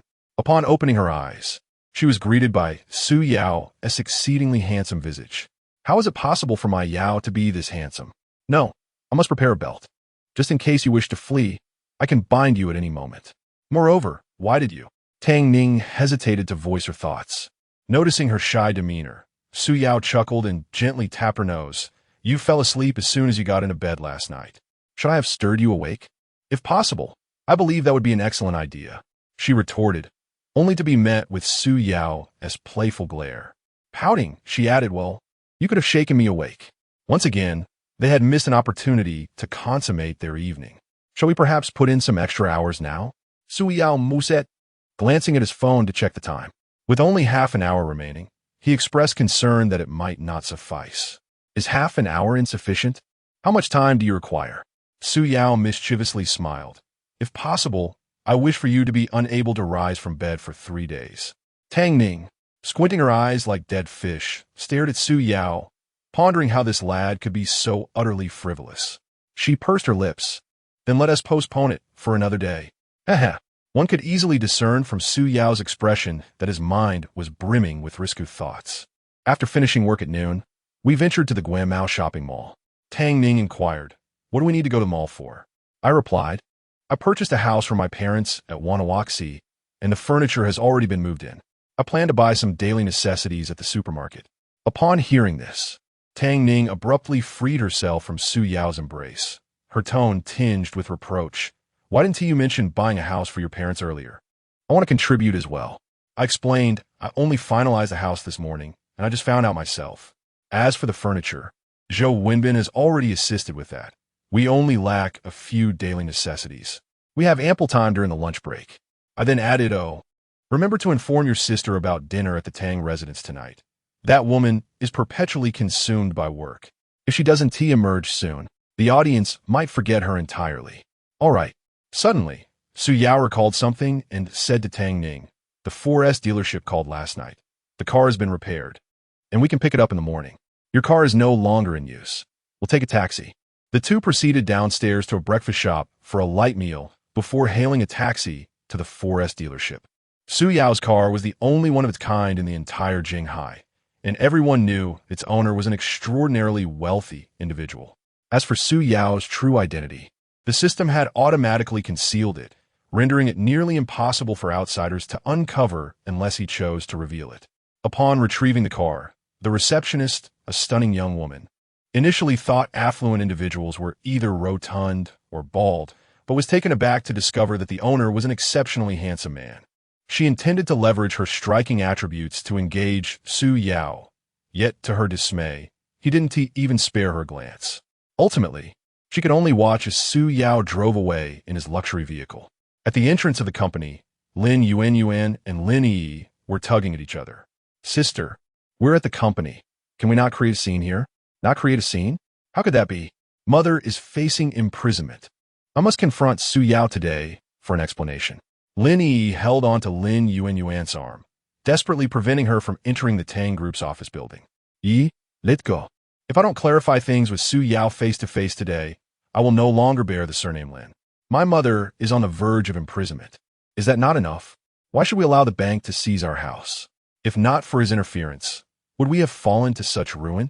Lin Yuan unabashedly stood at the entrance of the building, vociferously cursing, Su Yao, you scoundrel, may you meet a wretched end. My sister adores you so, yet you dismiss her without a second thought. You are nothing but a cad. Coincidentally, Tang Ning, who had just arrived at the Tang Group, overheard this tirade.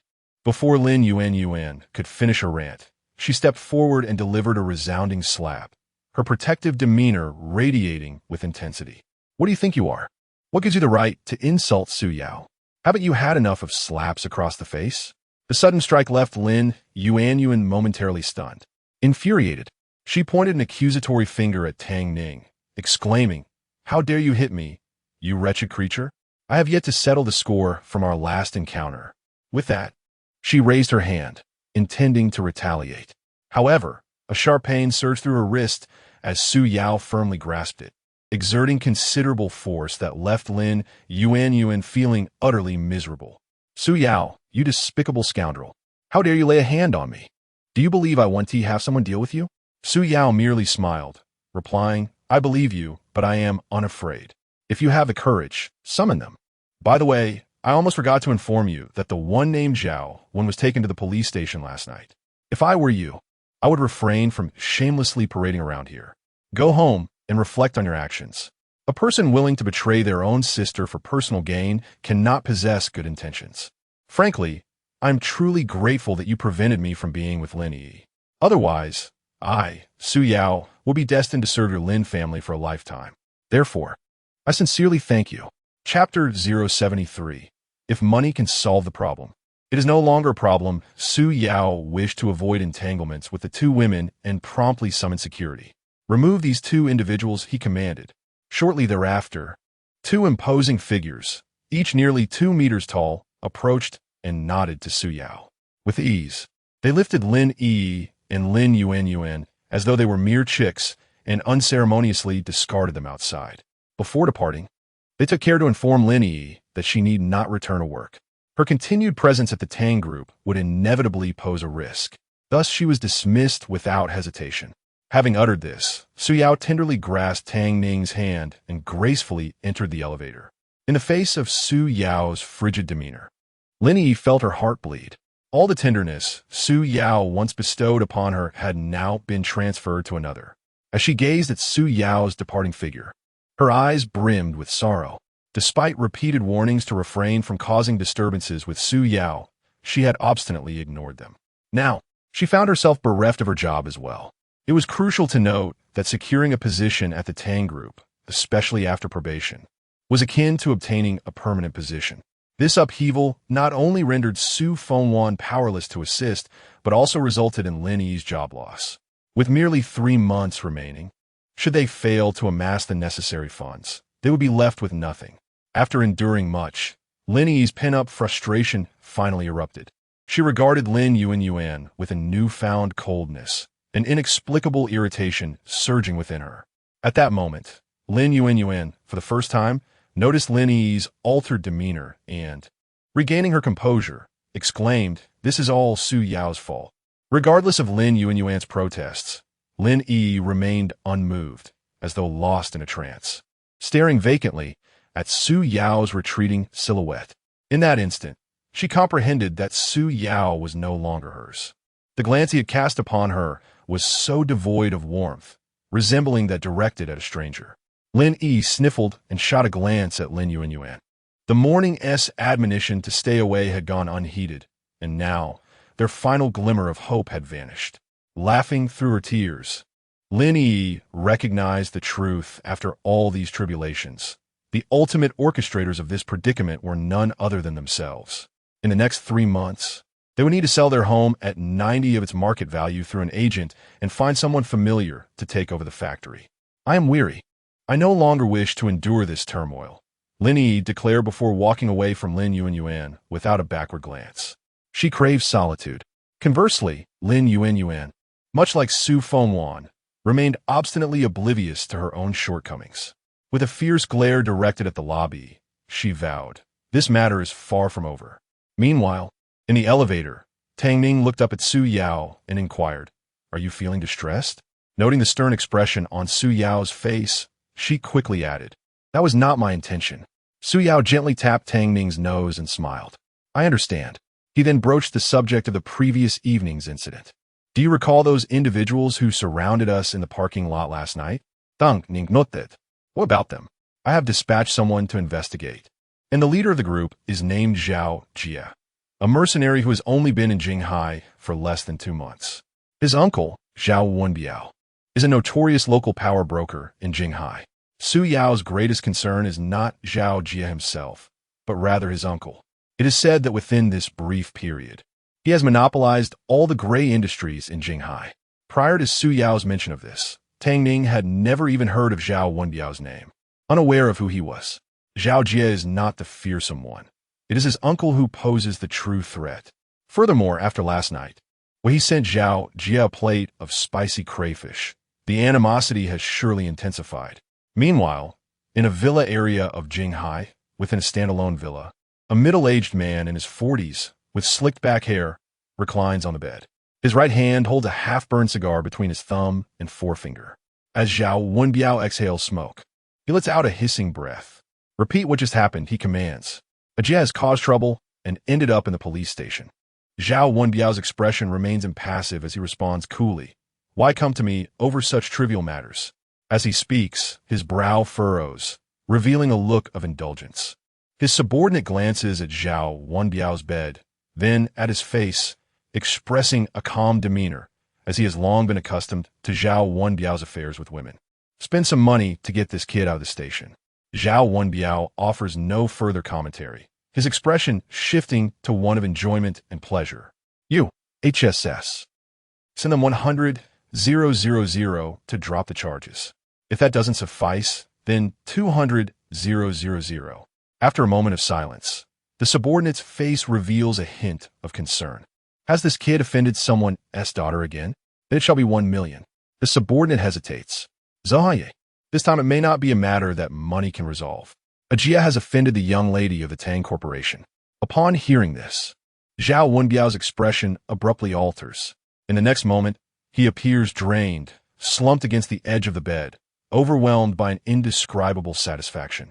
Just then, a voluptuous woman dressed in a seductive lace camisole emerges from beneath the covers. She possesses an exquisite figure, long hair cascading down her back, her fair skin and delicate limbs captivating. She is Zhao Wenbiao's fourth concubine, strikingly beautiful and possessing an innocent allure that any man would find appealing. Sir, if you have matters to attend to, I shall take my leave. Remember what you said. I will accompany someone for shopping at noon. Her voice is sweetly melodic, sending shivers down the spine. The young man quickly lowers his gaze, unable to resist stealing glances at such a stunning woman. His vision is drawn to her alluring curves as she passes by, a cloud of intoxicating perfume enveloping him. He instinctively swallows hard at the sight. The woman playfully glances back at Zhao Wenbiao, casting him a flirtatious look before departing the room. As the door closes behind her, the atmosphere shifts. Zhao Wenbiao's expression underwent a dramatic transformation of 180 degrees. How could this young man have provoked the Tang family? According to a subordinate, it was due to a woman. Women, yet again women. Does he not realize his current standing? It has barely been a moment since his return, and he has already caused trouble for me.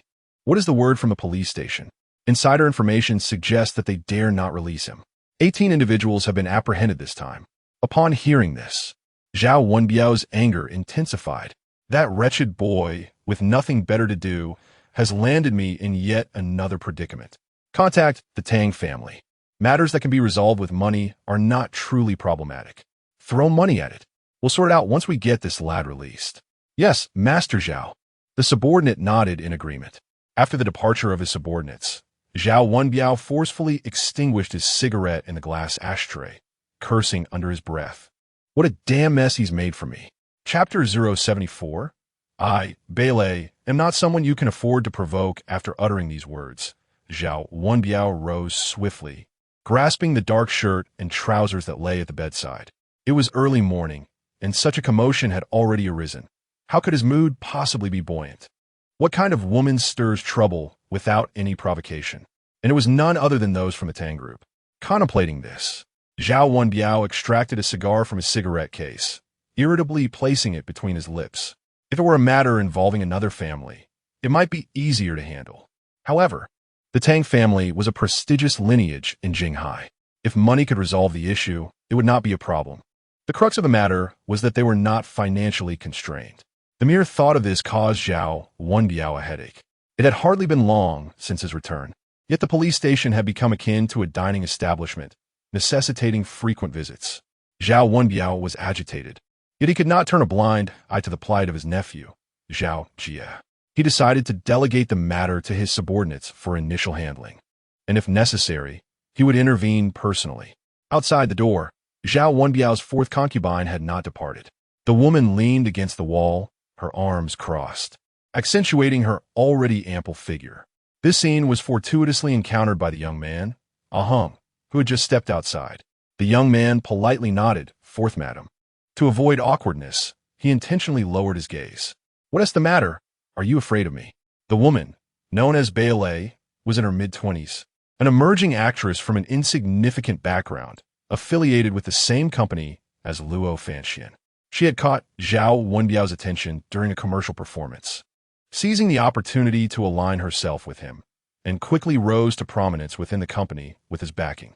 The young man kept his head down, silent.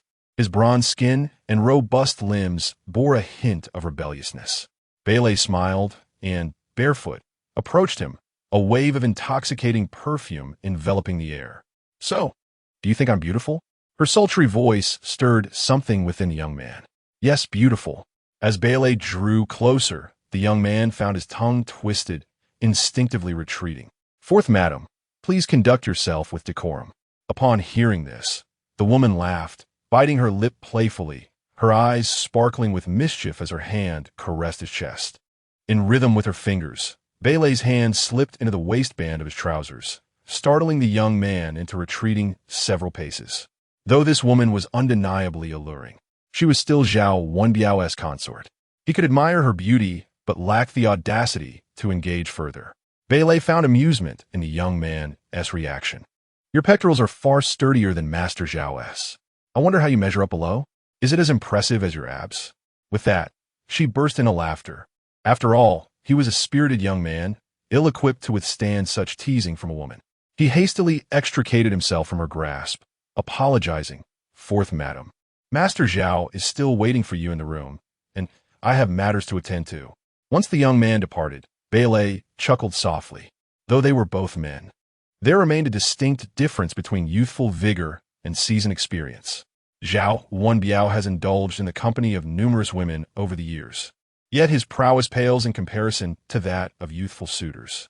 Often, he requires her to employ unconventional methods. Occasionally feeling impotent may be forgiven, but over time, which woman can withstand the solitude? The sight of a young man's retreat evokes profound contemplation. With a fleeting smile, she turns and enters the room. Master Zhao, their SA company event later. I want to be joining you for breakfast, she says. Could you meet me at the company entrance at noon? A mere moment ago, she had criticized Zhao Wenbiao, yet now she playfully nestles into his embrace. Truly, she is an actress. Very well. I have a few matters to attend to. I will have a hung escort you after breakfast. Upon hearing his words, Belle feigns displeasure, while internally elated. Pouting, she replies, but I want you to take me. Be good. Little Jia has encountered some trouble. I must attend to it. I'll accompany you to the mall later, if I have time. Belle refrains from further insistence, obediently nodding. Among the four women, Zhao Wenbiao holds Belle in the highest regard. Not only is she young and beautiful, but she also possesses a commendable understanding. Reflecting on this, he feels a pang of guilt towards her. He turns to retrieve a wad of cash from the safe by the bedside, placing it into Belle's hands. If I fail to pick you up at noon, allow Ah Hung to take you shopping. Purchase whatever you desire. If the funds are insufficient, have him cover you, and I shall reimburse him. Upon hearing this, Belle's heart swells with joy, yet her visage remains melancholic. She clings to Zhao Wenbiao's wrist and coos, but I only wish for your company. Be good. I will join you as soon as I am free. Ultimately, Belle, clutching tens of thousands, reluctantly departs the room. The moment she exits, her expression transforms entirely. Breakfast concludes. The young man, known as Ah Hung, whom Belle had playfully teased before her meal, stands by the Bentley, awaiting her arrival. Madam Fourth, I shall drive you to the company shortly. Belle remains silent, casting a sidelong glance at Ah Hung. She is acutely aware that eyes from the second floor are fixated upon her. Subsequently, under that gaze, Belle steps into the Bentley. Half an hour later, Ah Hung successfully delivers Belle to the company entrance. Upon disembarking, she deliberately glances at Ah Hung, whose physique exudes masculine strength. The mere thought of his toned body ignites her desire. This fellow is exceedingly loyal to Zhao Wenbiao, rendering her flirtations futile for quite some time. Madam Fourth, Master Zhao instructed me to pick you up at noon. Belle hears this but offers no reply. Her alluring silhouette gradually fades from Ah Hung's sight. To be honest, has her heart been stirred? Indeed it has. Oh, this early in the day, I thought I had encountered someone unexpected. It turns out to be our esteemed manager, Sue. Has your wild young man ventured out again? Unable to locate him, are you feeling anxious? One must remain grounded in life. Playing hard to get will inevitably lead to one's downfall. Belle remarks with a sarcastic tone, igniting Su Rue's fury. This young man, notorious for his penchant for sleeping in, has driven me to the brink of exasperation. Now, encountering such an audacious vixen has ignited a palpable tension. Although my dear Fan Xian is tardy, he possesses undeniable talent. Unlike some individuals who merely trade their souls for opportunities, seeking financial backing to enter the industry. The discerning eyes of the audience are keen. If one lacks skill, it is best not to feign performance. Indeed, the public is astute. Su Rue is undeniably the most formidable agent, her insight piercing through the superficiality.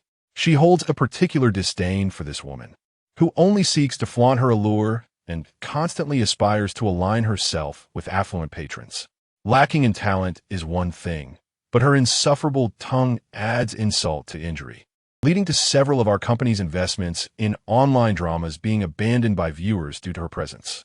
Were it not for her connection with a wealthy benefactor, she would have long been ousted from the company. As a professional powerhouse, Su Rue's contempt is genuine. Belle found herself at a loss for words. Incensed, she pointed a finger at Su Rue and exclaimed, Su, do not presume that your association with Luo Fan Xian grants you superiority. Let me be clear, Belle, am not someone you can provoke. Chapter 075. What? Are you so comfortable that you can't bear it? Su Rue shot a disdainful glance at Belle, retorting, You? A woman who relies on an older man to rise to prominence? I have no desire to engage with you. Su Rue rolled her eyes. Oomph. Belle let out a cold snort, unwilling to entertain the deranged Su Rue any further. At the company, everyone referred to her as the relentless warrior.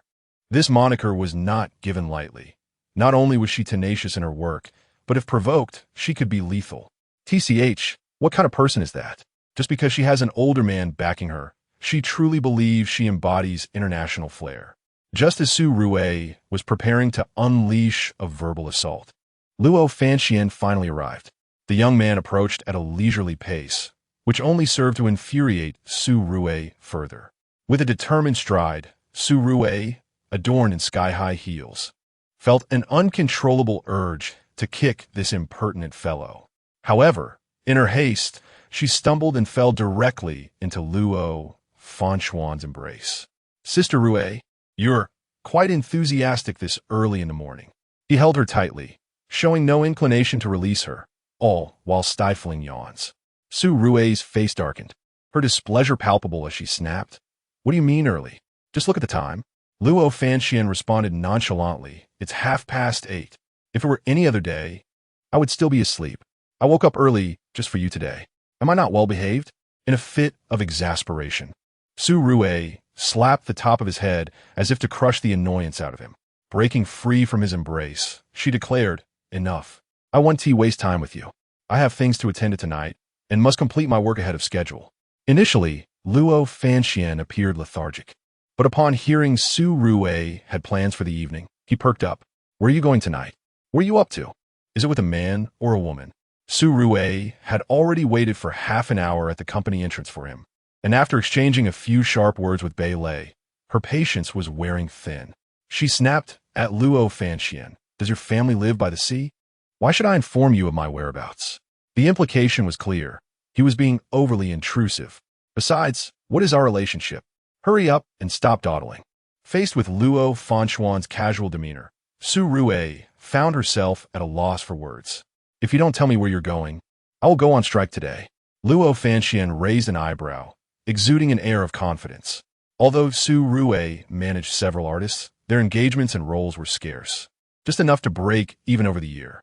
Thankfully, there was still Luo Fanxian, a veritable cash cow. With a deep sigh, she thought it best not to provoke him.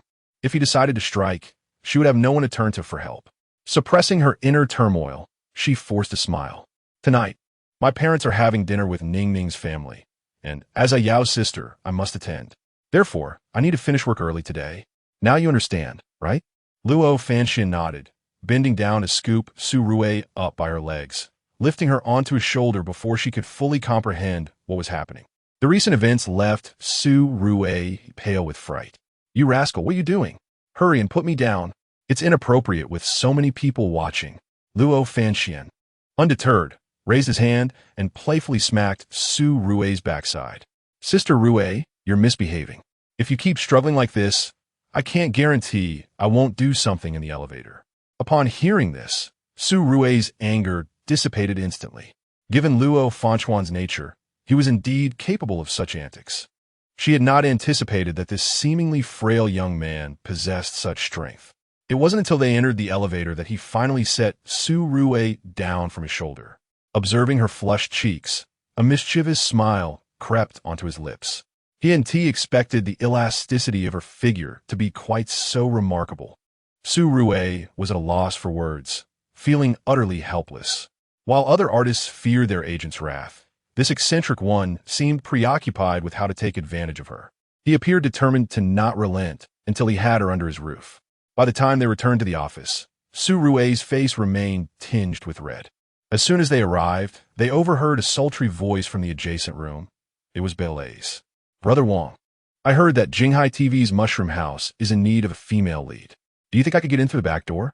After saying this, Belle affectionately rubbed against Wang Hai's arm. In the past, Wang Hai would have unceremoniously brushed this woman off. However, now that she was Zhao Wenbiao's woman, he could not afford to offend her. "If that doesn't work, I can ask my family's master to invest in the production. Please lend me a hand." Mushroom House was the most popular variety show on Jinghai TV, and in appearance there would undoubtedly boost their popularity. Belle was a savvy woman. She understood Zhao Wenbiao's temperament. Once he grew tired of her, she would be cast aside. Thus, while she was still young and favored, she sought to seize any opportunity. Belle's delicate voice nauseated Luo Fanxian. Coupled with her penchant for throwing her weight around, he had never held her in high regard. Furthermore, with Su Rue in the mix, his disdain for her only deepened. Thankfully, they were not in the same production. Otherwise, he would have relished the opportunity to put her in her place. "All right, let me think of a solution." I truly appreciate your efforts, Brother Wang. You'll be rewarded once this is accomplished. I will also speak favorably of you to Lord Zhao." Su Rue's company was modest, and Wang Hai's situation was quite similar. The other artists under his wing barely managed to scrape by each year. He relied on Belle's investments to earn a little extra. Wang Hai was well aware of how she would sweet-talk him with Brother Wang while putting on a different facade in front of outsiders, belittling him to no end. Honestly, if it weren't for the money, he would have little desire to serve this manipulative woman. After Belle departed, Wang Hai spat in her direction, exhaling a long sigh. If it weren't for the sake of Master Mao, he would have truly considered quitting. At noon, having completed their schedule, Ahung had been waiting in the parking lot since early morning. Upon seeing Belle emerge, he promptly opened the rear door for her. The woman slammed the car door with a resounding thud and proceeded directly to the passenger seat. "Are you afraid of having me beside you?" Ahung shook his head. "Mrs. C can sit wherever she pleases. Where does Mrs. C wish to go next?" Taiku Hui. Taiku Hui is the largest luxury shopping mall in Jinghai, a place where only the affluent dare to indulge. The mention of Mrs. C elicited a sense of impatience from Belle, who muttered, wooden-headed, before slamming the car door shut. In Belle's eyes, this man lacked charm. Frustrated by her long-standing desires, she was filled with anger at that moment. As Ahung started the car, Belle's hands began to misbehave. Her manicured fingers trailed down the young man's chest. Finally, unable to contain himself, the young man slammed on the brakes. The abrupt jolt startled Belle. "What's wrong? Are you so overwhelmed with pleasure?" Chapter 076. Mitsubishi can bestow you with a life of flight. Belle nibbled on her lower lip, savoring the moment as she delicately licked her lips. She was quite pleased with the Hang's reaction. "Madam, could you please remove your hand? It's dangerous on the road." Belle chuckled, leaning forward to reveal an expanse of whiteness, accompanied by a slight breathiness. "So, does that mean it's permissible when we're not driving?" "No, that's not what I meant." Belle playfully hooked her wrist around Hang's neck and flashed a smile. "Then what do you mean?" "Madam, please sit properly. Are you blushing?" Hee hee. After her laughter subsided, Belle returned to her seat, ceasing her playful antics. For reasons unknown, a trace of melancholy settled within Aheng. His subconscious seemed to revel in Belle's touch. You drive. I didn't sleep well last night. Let me rest for a bit. Aheng fell silent, starting the car and heading towards Taiku Hui. Meanwhile, Su Yao was driving a Ferrari, ferrying Su Jigua and his wife to Taiku Hui for shopping. In an unprecedented request, Su Jigua asked Su Yao to take them to the most expensive boutique in Jinghai to select clothing. In his words, dressing well is a sign of respect towards others. Yao, is that place you mentioned, Taiku Hui, really that good? Su Yao smiled. It's not much better than what you usually find at the farmer's market. It's just a bit more elegantly decorated. Oh, that's reassuring. I brought 50,000. That should be enough for each of us to get an outfit. Both Su Jigua and Lu Shuzhen were honest individuals. Since they began working, they had never purchased clothes exceeding 500 yuan. Bringing 50,000 this time was indeed a substantial investment for them. Although they had lost 5 million in demolition compensation, that money was earmarked for Su Yao to marry. So they dare not touch it recklessly. By the way, about the cooking assistants you mentioned last time, your father has approved it. I heard your workplace is quite close, and the pay is decent, plus their essay bonus. Your father won't even need to chop vegetables. Both he and I are quite pleased. Once we move into the new house, we plan to come over. The working hours are also favorable, from 10 a.m. to 4 p.m. Such a relaxed job with such a high salary feels almost like retirement. Su Yao smiled. The farmstay was run by Tang Ning, whose parents went there for retirement. It was just that the elderly couple remained unaware of this. It's quite rare to see such kindness towards in-laws, even before marriage. Su Yao found this prospective wife increasingly reliable. Indeed, Su Jigua's culinary skills were commendable. Working as a chef at the farmstay would be more than sufficient. Naturally, Tang Ning recognized Su Jigua's talent and enjoyed his cooking. At her own establishment, she could dine whenever she pleased. To put it plainly, Tang Ning harbored a slight selfishness in this regard. By the way, Yao, you mentioned Ning Ning lives in the mountains. Huh? Su Jigua's comment left Su Yao perplexed. What mountains? To him, a villa and the mountains were indistinguishable. They were all just mountains. We ought to bring ample gifts, considering the arduous conditions they endure. Perhaps we could forego the dowry? I once had a comrade from the mountains who shared tales of the hardships faced there, muddy paths and hours spent merely to reach the market. Venturing out is even more inconvenient. Clearly, Su Jigua misinterprets the mountain villa spoken of by Tang Ning. Indeed, your father and I believe that given Ning Ning's grandfather's advanced age, residing in the mountains may prove challenging. Why not invite him to live with us instead? It would provide him with better care. Subsequently, the two elders pondered how to bring Tang Ning's grandfather over while seated in the back of a Ferrari. At Taiku Hui, Su Yao found a vacant spot, coincidentally parking beside a Bentley. After disembarking, he guided the two elders to the elevator. Découvrir comprise six floors. The first three are dedicated to luxury goods, while the fourth to sixth floors house restaurants, an amusement area, and at the top, a leisure bar and cinema. Undoubtedly, the expenses here are far from modest, distinguishing it from the crowded malls elsewhere. Ayao, are the items here truly of high quality? Look around. There are scarcely a few patrons, with the staff outnumbering the customers. Can anything here be of merit? In Lu Shuzhen's perspective, a bustling environment signifies quality. This place is nearly devoid of people. Shall we consider another location?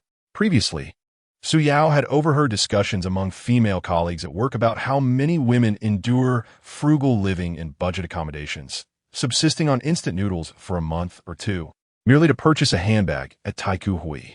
Arriving here, he finally grasped that sense of vanity. Initially, he found it hard to comprehend what thoughts occupied these women's minds. However, after meeting Lin Yi, he began to understand and appreciate their infatuation with designer handbags. It resembles the allure of romantic entanglements, an irresistible desire.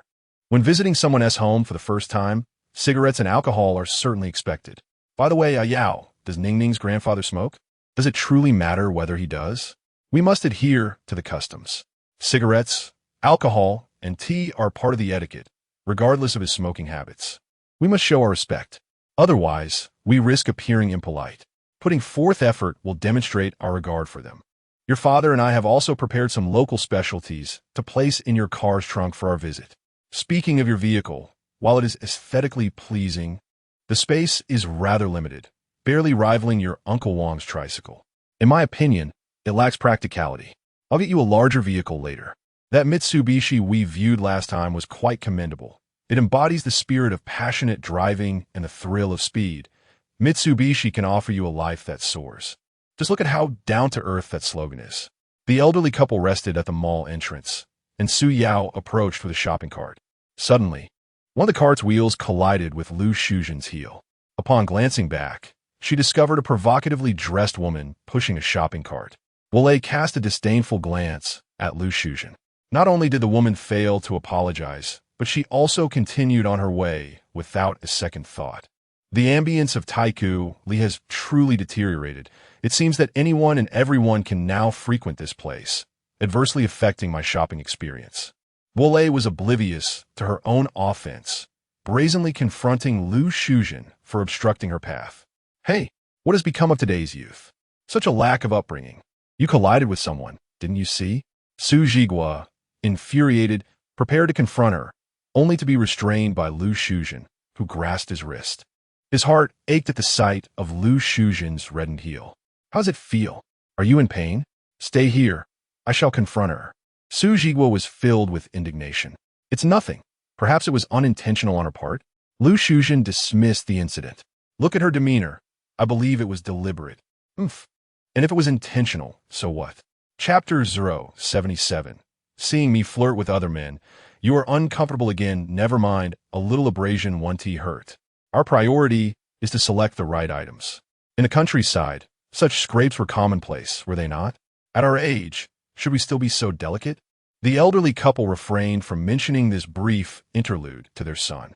Lu Shuzhen selected several bottles of wine and some cigarettes, opting for the cheaper ones for herself.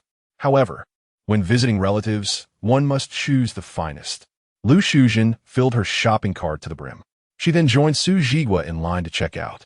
By unfortunate chance, the elderly couple encountered Belle while waiting. This woman had endured a rough morning at the office, and just moments ago, she had faced another setback with a Hung, leaving her in a foul mood. The couple stood ahead of her, while Belle leaned against the railing, engrossed in her phone. A Hung pushed the shopping cart behind her. Belle had long been captivated by this young man, yet he remained oblivious to her allure. Her irritation grew with each glance at him. She kicked a Hung lightly on the back of his leg. Though her strength was minimal, he merely turned to glance at her, saying nothing. The displeasure radiating from her was palpable, even through the screen of her phone, such as the consequence of unfulfilled desires. At this moment, the elderly couple handed their items to the cashier, watching in disbelief as the total climbed higher and higher. Lu Shuzhen quickly tugged at Su Jigua's sleeve. Jigua, are these items made of gold? Each little thing costs hundreds, and what of this wine? A single bottle is priced at 100,000. We wouldn't earn that much in a year. Shouldn't we return it? 100,000 is far too extravagant. As common folk, they found it difficult to accept such exorbitance. Although they had received 5 million from the relocation compensation, that money was meant for their children. What should they take? This was their first meeting with the in-laws, and there would be no second chance. It wasn't as if they frequently indulged in such expenses. However, Lu Shuzhen argued, would it not be wiser to save this money for their young couple's future? She had valid points. Wine, once consumed, is gone. Money, when allocated to the children, could serve as a safety net in times of need. When the time came for urgent funds, borrowing might not be an easy option. Su Jigua considered her reasoning. After all, money was hard to come by these days. Very well. Let us see if there is anything else to return. Upon reviewing the shopping list on the screen, Lu Shuzhen found the rest of the items somewhat acceptable. Nothing else, just this bottle of wine. All right, I shall keep it at home. By the way, Yao has gone to get the car. Please wait for me at the stairs after you finish paying. With that, Su Jigua strode purposefully toward the wine rack, clutching the bottle of red wine. After Lu Shuzhen completed the payment, she pushed the shopping cart towards the entrance. Meanwhile, a Hung handed the shopping cart to Belle. Madam, please wait here while I go get the car. Belle replied with a non-committal sound, her gaze still fixed on her phone. Meanwhile, casting a sidelong glance at Lu Shuzhen, she muttered, "What bad luck. Encountering such a miser again. Can't even afford a drink, but insists on shopping here." Belle was about to continue her tirade when a magnetic voice echoed from nearby. "Mom, where's Dad?" Following the sound, Belle beheld a remarkably handsome young man striding towards her. Her heart raced, particularly upon noticing the Ferrari key in Su Yao's hand. She recognized this model of car key. There was not another like it in the entire Jinghai. Su Yao. This was indeed the affluent figure who had recently captured the attention of the online world.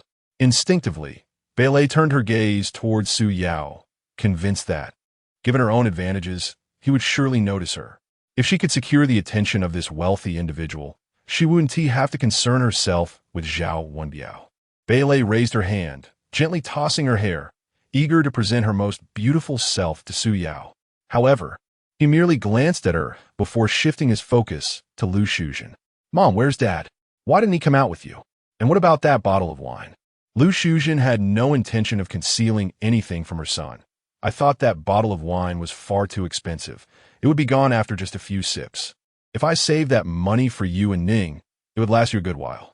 Su Yao was indeed wealthy now, but Lu Shuzhen was unaware of this. In her mind, her son's car was borrowed from the company and would eventually need to be returned. 5 million may seem substantial, but once a house is purchased, there would be little left. Therefore, every penny had to be meticulously accounted for. Su Yao smiled, saying nothing. After all, it was not easy for his parents' generation to earn money. A bottle of wine costing 100,000 was indeed hard to part with. "By the way, Mom, how much did you spend on your purchases just now?" he inquired. "Why ask so much? Are you planning to transfer money to me?" "No need for that. Once you marry Ning, you'll have plenty of expenses." Lu Shuzhen glanced at the shopping cart. Although she was generally frugal, the items in the cart were all of high quality. After all, this was the first meeting with her future in-laws, and she needed to leave a good impression. "By the way, what kind of people does Ning's family have?" "Ning's family is quite complicated. Currently, she lives with her grandfather and her uncle." Upon hearing this, Lu Shuzhen nodded silently. Indeed, that sounded complex. Tang Ning was 3 years older than Su Yao, which meant her uncle must be quite mature as well. At such an age, and still unmarried, there must be some issues there. However, it was not her place to pry too deeply into other people's affairs. Every family has its own troubles. When Belle saw Su Yao passing by, she was struck by how much more handsome he was in person than on screen, not to mention his wealth. Purposefully, she pushed her shopping cart forward, colliding it with Su Yao's. Then, she smiled at him, saying, "Sorry about that." With that, Belle intentionally lowered her body. Naturally, she was quite bold, often donning low-cut attire. At this moment, she deliberately leaned forward, her chest revealing an abyss of allure. Were it any other man, he would have succumbed to drooling. It was evident that she was intentionally colliding with him. Su Yao chose to disregard her, casting only a fleeting glance. She possessed a modicum of beauty, yet not every man is a libertine. After Su Yao drove away, Belle observed a Heng stepping out of the car. His expression darkened. "What's the matter? Are you upset because you saw me flirting with other men?" Belle taunted, prodding a Heng's chest with her finger, a cold smile gracing her lips. "This is a morsel delivered right to your lips, and you dare not take a bite. What more can I say? Seeing me flirt with others brings you discomfort, does it?" She let out a couple of disdainful huffs. A Heng turned his gaze back, coldly fixating on Su Yao's departing vehicle. Perhaps this encapsulates the baser instincts of many men, longing without the courage to act, witnessing the woman they desire entangled with another, feeling their pride wounded. To put it simply, they cannot bear to see the woman they once courted suddenly engaging with someone else. "Do you know that man?" a Heng inquired. Of course, who wouldn't recognize him? Handsome and affluent, a true tycoon. Just look at that physique. It's enough to make anyone salivate. Every woman is bound to be enamored. Chapter 078. The woman named Belle is quite open-minded. In a moment of discord, Belle huffed and entered her Bentley, leaving a Heng standing there in a daze. If she wished to toil, then let her do so. After escorting his parents home, Su Yao drove to the office. As per routine, Tang Ning was in a meeting at this hour. Su Yao returned to his office to indulge in some idle activities. Meanwhile, My Yukai approached with a jovial demeanor. Our department's only handsome man. What are you up to? You seem quite free at the moment. Let me offer you a little perk. It's a whole nest of beauties. Given my yod-sized, lecherous appearance, it was hard to believe he would share such a delightful opportunity with Su Yao. Speak plainly, Su Yao remarked. My Yukai chuckled, shifting closer to Su Yao. Actually, I have a project I've been following for quite some time. Brother, I see potential in you. How about you lend me a hand? Jinghai Entertainment is looking for a popular young actress to endorse their brand. Have you heard of Belle? The wardrobe department is aiming to get her as their spokesperson. I've made several trips, and Haven T even caught a glimpse of her. Coincidentally, I need to leave early today due to a family matter.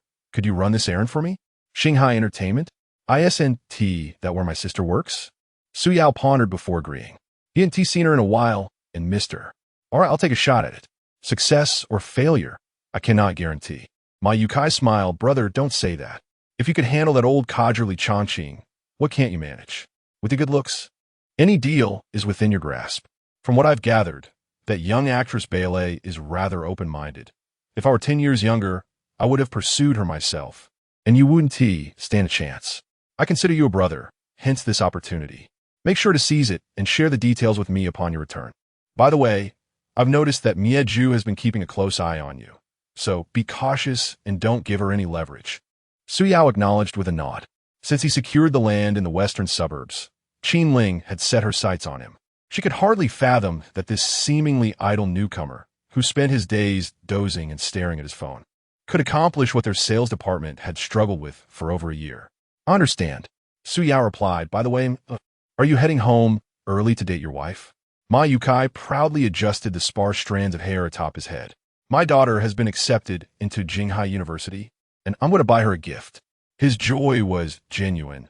This is what it means to be a father. Brother, I must take my leave. This week, I'll have your sister-in-law prepare some delicious dishes to treat you. I'm off now, and I appreciate you running this errand. Oh, by the way, I checked on that contract commission. It exceeds our budget by several thousand. Once I receive it, we'll divide it as we previously discussed. I'm leaving now. As my Yukai spoke, he busily packed his briefcase, and by the time Su Yao looked up, he had already vanished. Su Yao's sigh. Nothing invigorates one more than the end of a workday. Stretching lazily, he glanced at the time, estimating that it would be around 5:30 when Tang Ning finished her meeting. Jinghai was not far from here, and taking the expressway would take merely half an hour, allowing him just enough time to take a quick stroll there before picking up Tang Ning after work. I shall make a trip to Jinghai and return shortly. In the conference room, Tang Ning's phone, resting on the table, suddenly rang. In the past, she would have swiftly dismissed the call without a second thought. However, today, in front of all the executives, she picked up her phone. Upon reading the message, a sweet smile graced her lips as she hurriedly typed a response. All right, if I finish early, I'll come find you. Okay.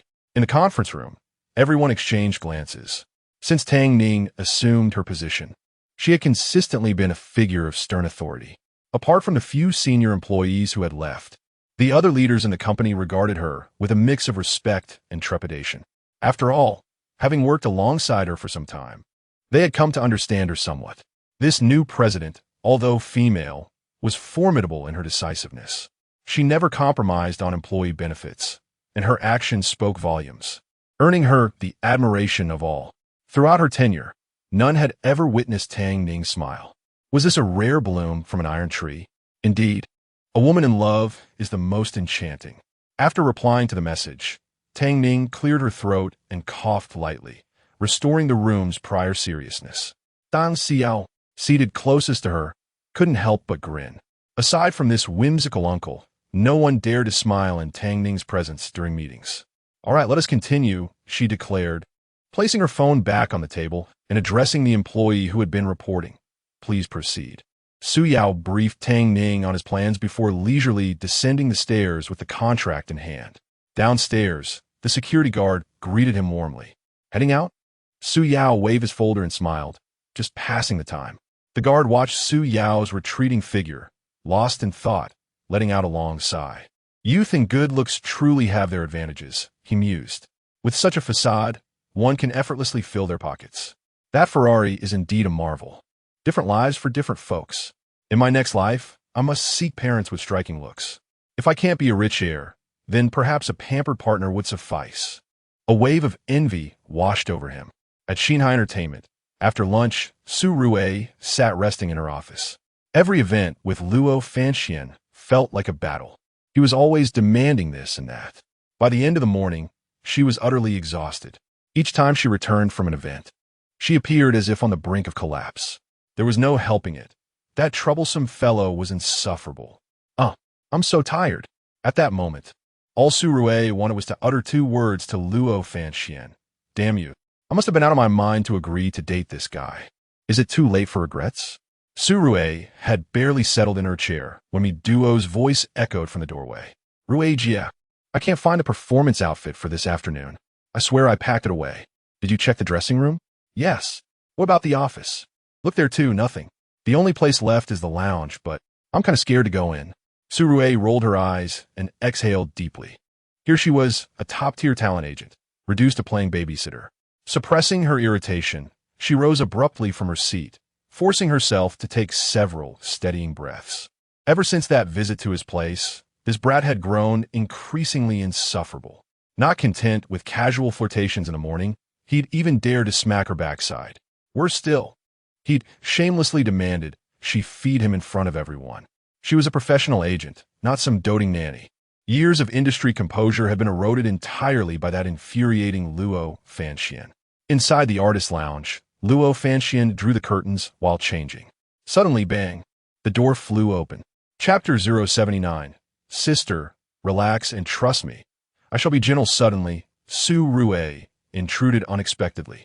Luo Fan, clad in a designer t-shirt, reclined leisurely on the sofa, perusing photographs on his phone. Images just captured today. Among them were snapshots of Su Rui arranging his hair and feeding him delicacies, presenting an image strikingly akin to that of a couple. His long fingers delicately held a freshly lit cigarette, tendrils of smoke swirling around him. One must admit, his ethereal beauty was truly divine. As the smoke dissipated, Luo Fan lowered his head, his gaze fixated on the stunning visage displayed on the screen, a smirk gracing his lips. How could this woman be so oblivious? I have made my feelings so apparent, yet she remains unaware. One must ponder. Her emotional intelligence is indeed lacking. When will she awaken to my affections? Who closed the curtains today? Su Rui pushed the door open, her eyes adjusting to the dimly lit lounge, devoid of lights and permeated with the scent of smoke. Upon recognizing Su Rui, Luo Fan's lips curled into a smile as he locked his phone and tossed it carelessly onto the sofa.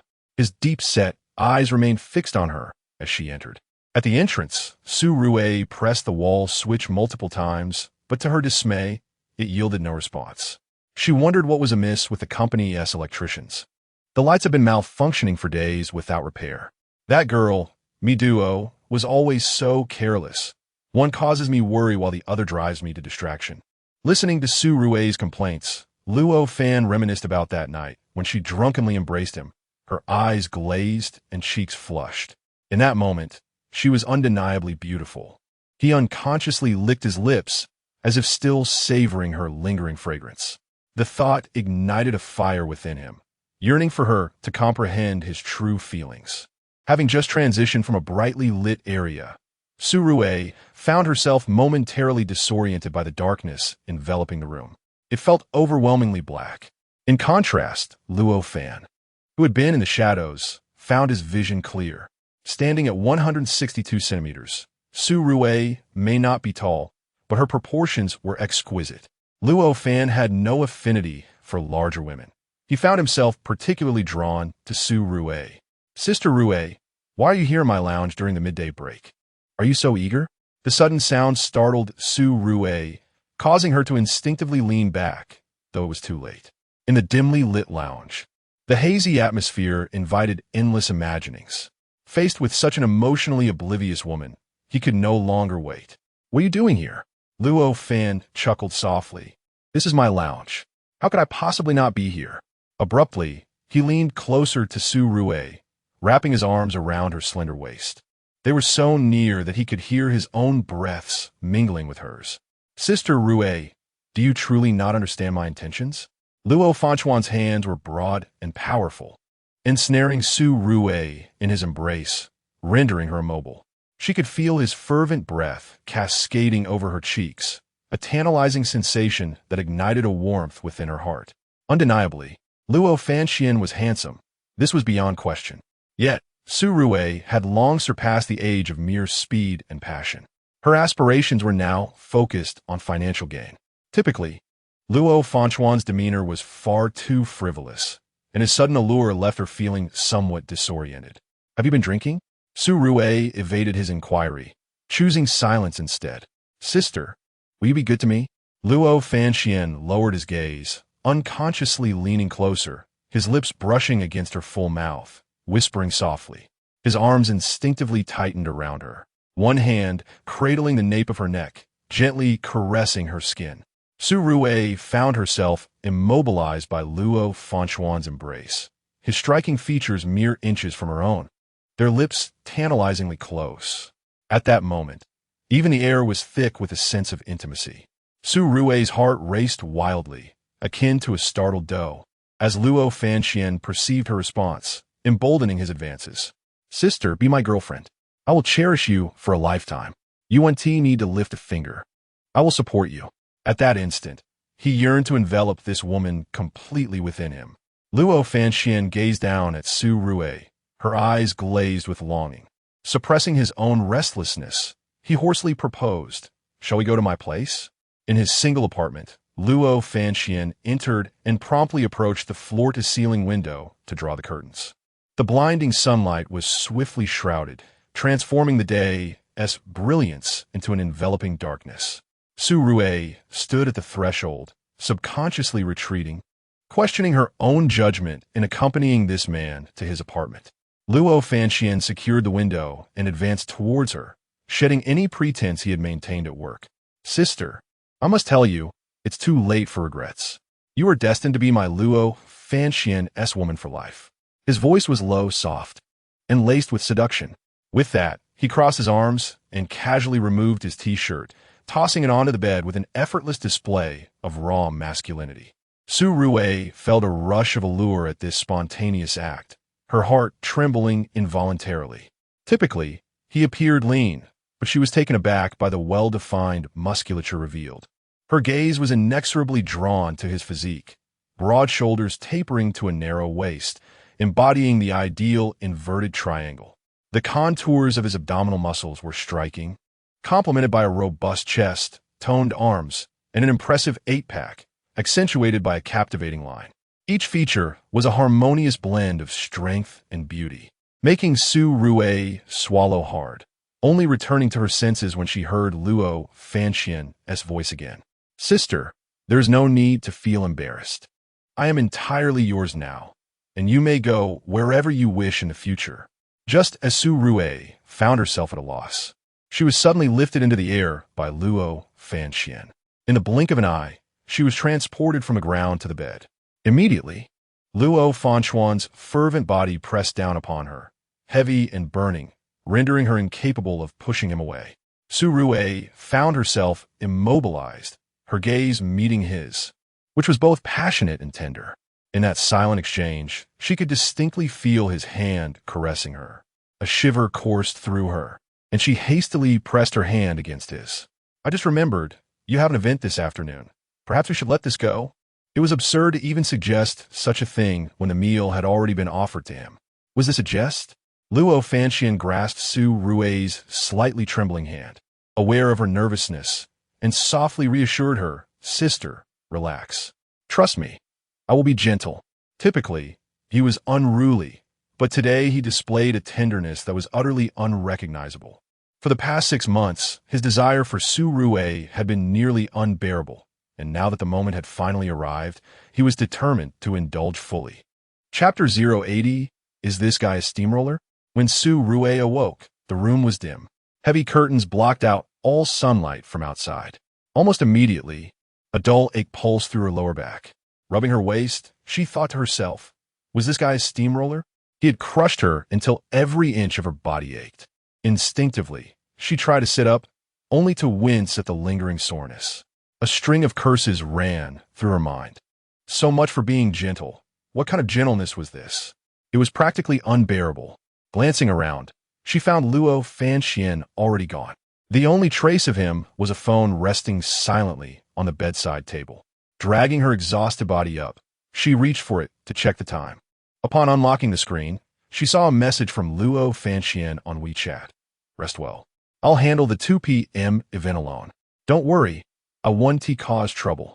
Su Rue froze, staring at the screen. This was the first time she'd ever seen him so proactive. The bed still carried his scent, subtle, faintly sweet. After enduring relentless work pressure daily, Su Rue felt an unprecedented sense of relaxation. Her eyelids grew heavy, and she drifted back to sleep. Outside, Jinghai Entertainment. The roar of a Ferrari shattered the quiet. Su Yao drove leisurely over a speed bump, frowning slightly. The car was flawless in every way, except for its low clearance, making such roads inconvenient. He made a mental note to swap it for an SUV soon for better practicality. Pulling into the open-air parking lot, he chose a spacious spot and parked. As he stepped out, he noticed a familiar-looking Bentley nearby, but dismissed the thought. File folder in hand, he headed straight for the third floor, Su Rue's office. At this hour, she was usually either there or accompanying Luo Fanxian to an event. Dressed in a crisp, white, casual tee, Su Yao strode confidently through the lobby. A young woman in her early 20s, strikingly pretty, quickly rose from the reception desk and offered a polite nod. With his striking looks and the unmistakable aura of wealth, Su Yao naturally drew attention. Good afternoon, sir. Who are you here to see? Su Yao smiled.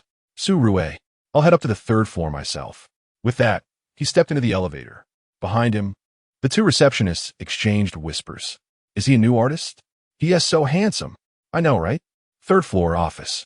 Luo Fanxian had just returned from an event, brimming with energy while Su Rue remained exhausted, asleep in her apartment. After holding back for so long, finally unleashing that pin-up force had left him exhilarated. He hummed a tune under his breath all the way back. Mimi, trailing behind him, ventured cautiously, Brother Xian, would you like some coffee? Should I get you a cup? She asked because, after every event, Luo Fanxian always insisted on Su Rue personally preparing his coffee. Sister Rue seems to have vanished without a trace. Perhaps I. No, I shall manage on my own. You may leave. Mi Duo's eyes widened in disbelief at her own ears. Had she posed such a question in the past, she would have undoubtedly faced the wrath of Luo Fanxian. What on earth is happening today? Is the sun rising in the west? Mi Duo et glim, oha? If there's anything, just call me. With that, she exited the office, closing the door behind her. Typically, Su Rue would be at the company, but after lunch today, she had disappeared. Calls went unanswered, and her whereabouts remained a mystery. Even more perplexing was the fact that this little troublemaker had not caused a scene today. Most astonishingly, he had taken the initiative to participate in an event. In the past, if Su Rue were absent, this fellow would have created quite a ruckus by now. Mi Duo's mind was filled with a multitude of questions. Unable to make sense of it all, she decided to let it go. As she turned the corner, she fortuitously encountered Su Yao exiting the elevator. Su Yao had visited the company a few times before and had met Mi Duo on several occasions. He recognized her immediately. Mi Duo, being a year older, was naturally addressed as Sister Mi Duo. Sister Mi Duo, is my sister in the office? Mi Duo held a favorable impression of Su Yao. He was charming, polite, and quite handsome. A smile spread across her face. No, I haven't seen her since lunch. Su Yao ran his fingers through his stylish hair, a hint of confusion on his face. She's not in the office? No. Su Rue typically adhered to a routine, commuting between home and the office. She had established this habit over the years. Why is she absent today? It's nothing. I'll wait inside for a bit. By the way, Sister Mi Duo, do you know a young actress named Belle? At the mention of this name, Mi Duo frowned. Externally, the company had crafted an image for Belle as a pure and innocent maiden, making her seem unattainable to the audience. However, those within the company were aware that this woman was rather promiscuous. For the right price, anyone could take a ride. Do you need her for something? Su Yao shook the folder in his hand. I'm here to help a friend with a contract. Oh, let me check on that for you. All right. I'll wait in my sister's office. Mi Duo had initially intended to mention that Luo Fanxian was in Su Rui's office, but before she could utter a word, she saw Su Yao push the door open. Luo Fanxian was known for his cleanliness. Aside from Su Rui, he preferred not to have anyone else around. This could spell trouble. Mi Duo took out her phone and sent several messages to Su Rui. Sister Rui, where are you? A Yao is at the company. Please return quickly. Also, the little troublemaker has been in your office since he arrived, and his mood has been unusually good this afternoon. I wonder if it's the calm before the storm. Su Yao pushed the door open and noticed that the window in Su Rui's office was slightly ajar. Su Rui was absent. Turning around, he spotted Luo Fanxian entering with a cup of coffee. The two had met before and had even dined together. Even though Su Rui spoke of this man with various criticisms and difficulties, Luo Fanxian, guided by his intuition, sensed that he was not as bad as she portrayed. Oh, the little brother-in-law has arrived. Would you care for a cup of coffee? Upon hearing the term little brother-in-law, Su Yao was momentarily taken aback. Luo Fanxian raised an eyebrow, exchanging a knowing glance that only men could comprehend. Would you like some coffee? I can brew you a delightful cup. Yeah, this is quite an overwhelming piece of information. Su Yao exclaimed. Where's my sister? Your sister is resting in my apartment. This information seems even more substantial. What are you dawdling for? I asked if you would like coffee. My brew is quite exquisite. After a brief moment of shock, Su Yao regained his composure. Are you and my sister together? Luo Fanxian remained silent. Yet Su Yao discerned affirmation from the expression on his face. It is often said that the entertainment industry is a vast cauldron of corruption, where appearances are glamorous, but the reality is quite sordid. Luo Fanxian, being a prominent figure in the industry, furrowed his brow. Before he could react, Su Yao seized him by the collar. Chapter 081. I'm a normal woman with needs. I must inform you. My sister has never had a boyfriend. Should you dare to wrong her, I shall ensure you lose that extraneous leg of yours. Upon hearing this, Luo Fanxian allowed Su Yao to grip his collar. He was acutely aware of Su Yao's thoughts. The continuous stream of gossip surrounding him undoubtedly rendered women feeling insecure. In Su Yao's eyes, he was merely a cad. Furthermore, rumors suggested that he had a benefactor backing him. This thought tightened Su Yao's grip instinctively. As Su Rui's brother, Su Yao felt entirely justified in confronting him, which spoke volumes about the profound bond shared between the siblings. Luo Fanxian, I urge you to refrain from publicly acknowledging your relationship with my sister for the time being. Given his current popularity, should Luo Fanxian make their relationship known, Su Rui would inevitably face personal attacks from his fans. Luo Fanxian had already contemplated this. After all, acting was merely a side venture for him. Rest assured, I've considered all of this. Once my contract expires, I shall retire from the industry. Even without this FAAD, I can still thrive. The atmosphere grew familiar. Luo Fanxian fixed his gaze on Su Yao, silently suggesting he release his grip. Being held in such a manner was indeed somewhat uncomfortable. Do you believe I entered Jinghai to become an artist for your sister's sake? After a few seconds of mutual contemplation, Su Yao reluctantly let go. When did you and my sister become an item?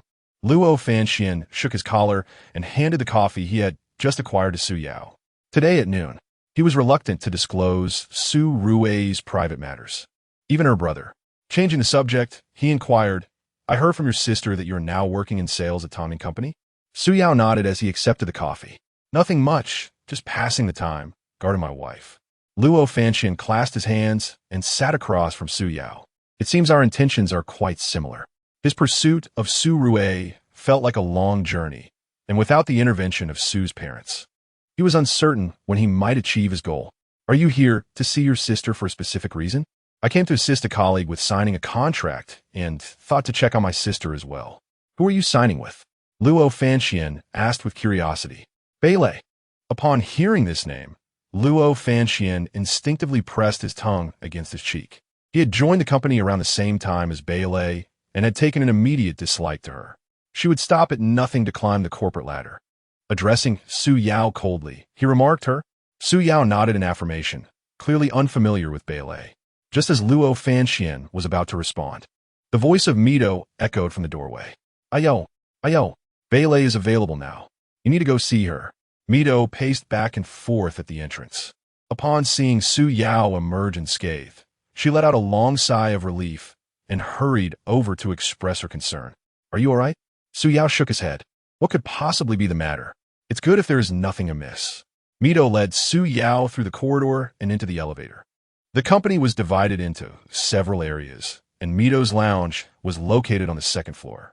She mentioned having time to spare because her lounge overlooked the parking lot. Su Yao's car happened to be parked next to a Bentley. Rumor had it that the person seeking her out was a handsome young man, and Mito likely had an inkling of his identity. Otherwise, she would not have agreed to meet him. The two arrived at the entrance to the lounge. Just as Mito was about to knock, they overheard a heated argument from within. I talk about feelings and you call me childish. I bring up finances and you label me materialistic. Discussing life, you claim you cannot provide the lifestyle I desire. So what exactly do you mean?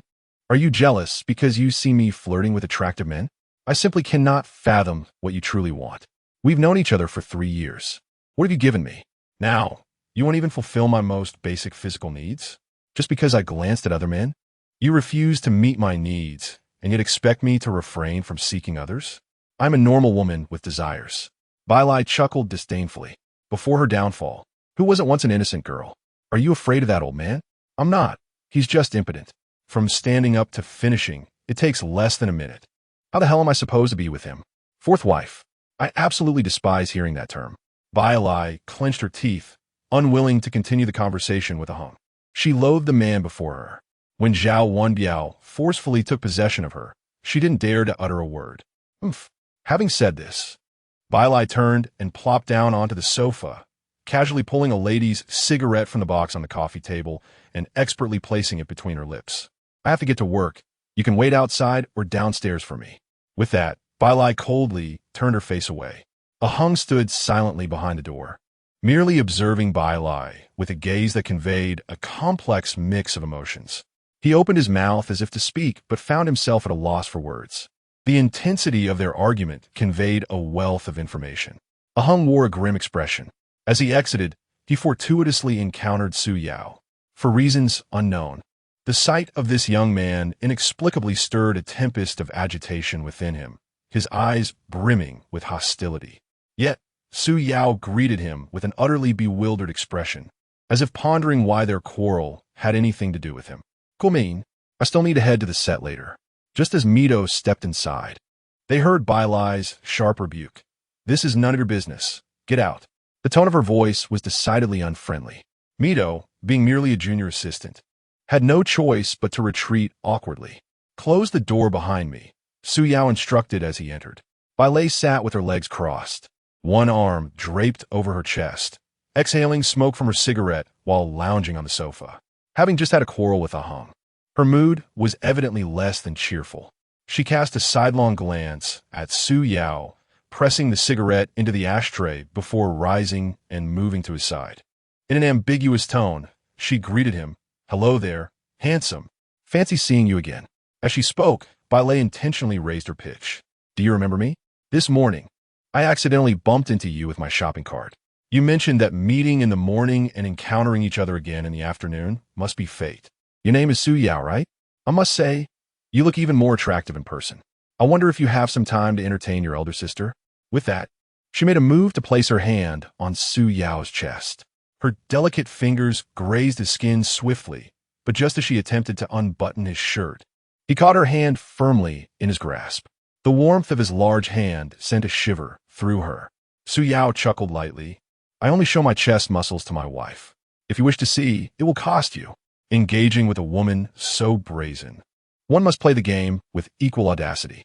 All right then, name your price, and as long as you make your sister comfortable, we can sign the contract however you wish. Chapter 82. Only I am so proactive and flirtatious you must understand that my endorsements commence at a casual million. If you secure this deal, how much can you propose? What do you think? My request is hardly excessive, is it? Belle chuckled lightly, her movements growing increasingly bold. Su Yao remained silent, quietly gazing at Belle, who stood a head shorter than him. He pondered the depths of her insatiable desires. Indeed, if this woman were to unleash her allure, no man would stand a chance. Noticing Su Yao's contemplative demeanor, Belle assumed he was weighing the proposition. He wouldn't seize an opportunity that promised both monetary gain and pleasure. Besides, she was a celebrated starlet, confident in her beauty and figure. She nonchalantly lowered her shoulder strap, revealing a swath of pristine skin. Had it been any other man, he would have been utterly spellbound. As the setting sun cast its golden rays through the window, a warm beam illuminated Su Yao's face, accentuating his sharp features, broad brows, large eyes, a prominent nose, and a striking jawline, leaving Belle mesmerized. Having collaborated with numerous young heartthrobs, she was well-versed in charm, yet she found herself defenseless against Su Yao's exquisite handsomeness. Seeing that Su Yao showed no intention of halting her advances, a smirk of disdain crept upon her lips. Internally, she mocked the men of this world. They all exhibited the same weakness. The moment a beautiful woman undressed, they became utterly paralyzed. If that were the case, her interest would indeed wane. In the next instant, Su Yao ruthlessly brushed her hand away. "I beg your pardon, but I find it distasteful," he stated.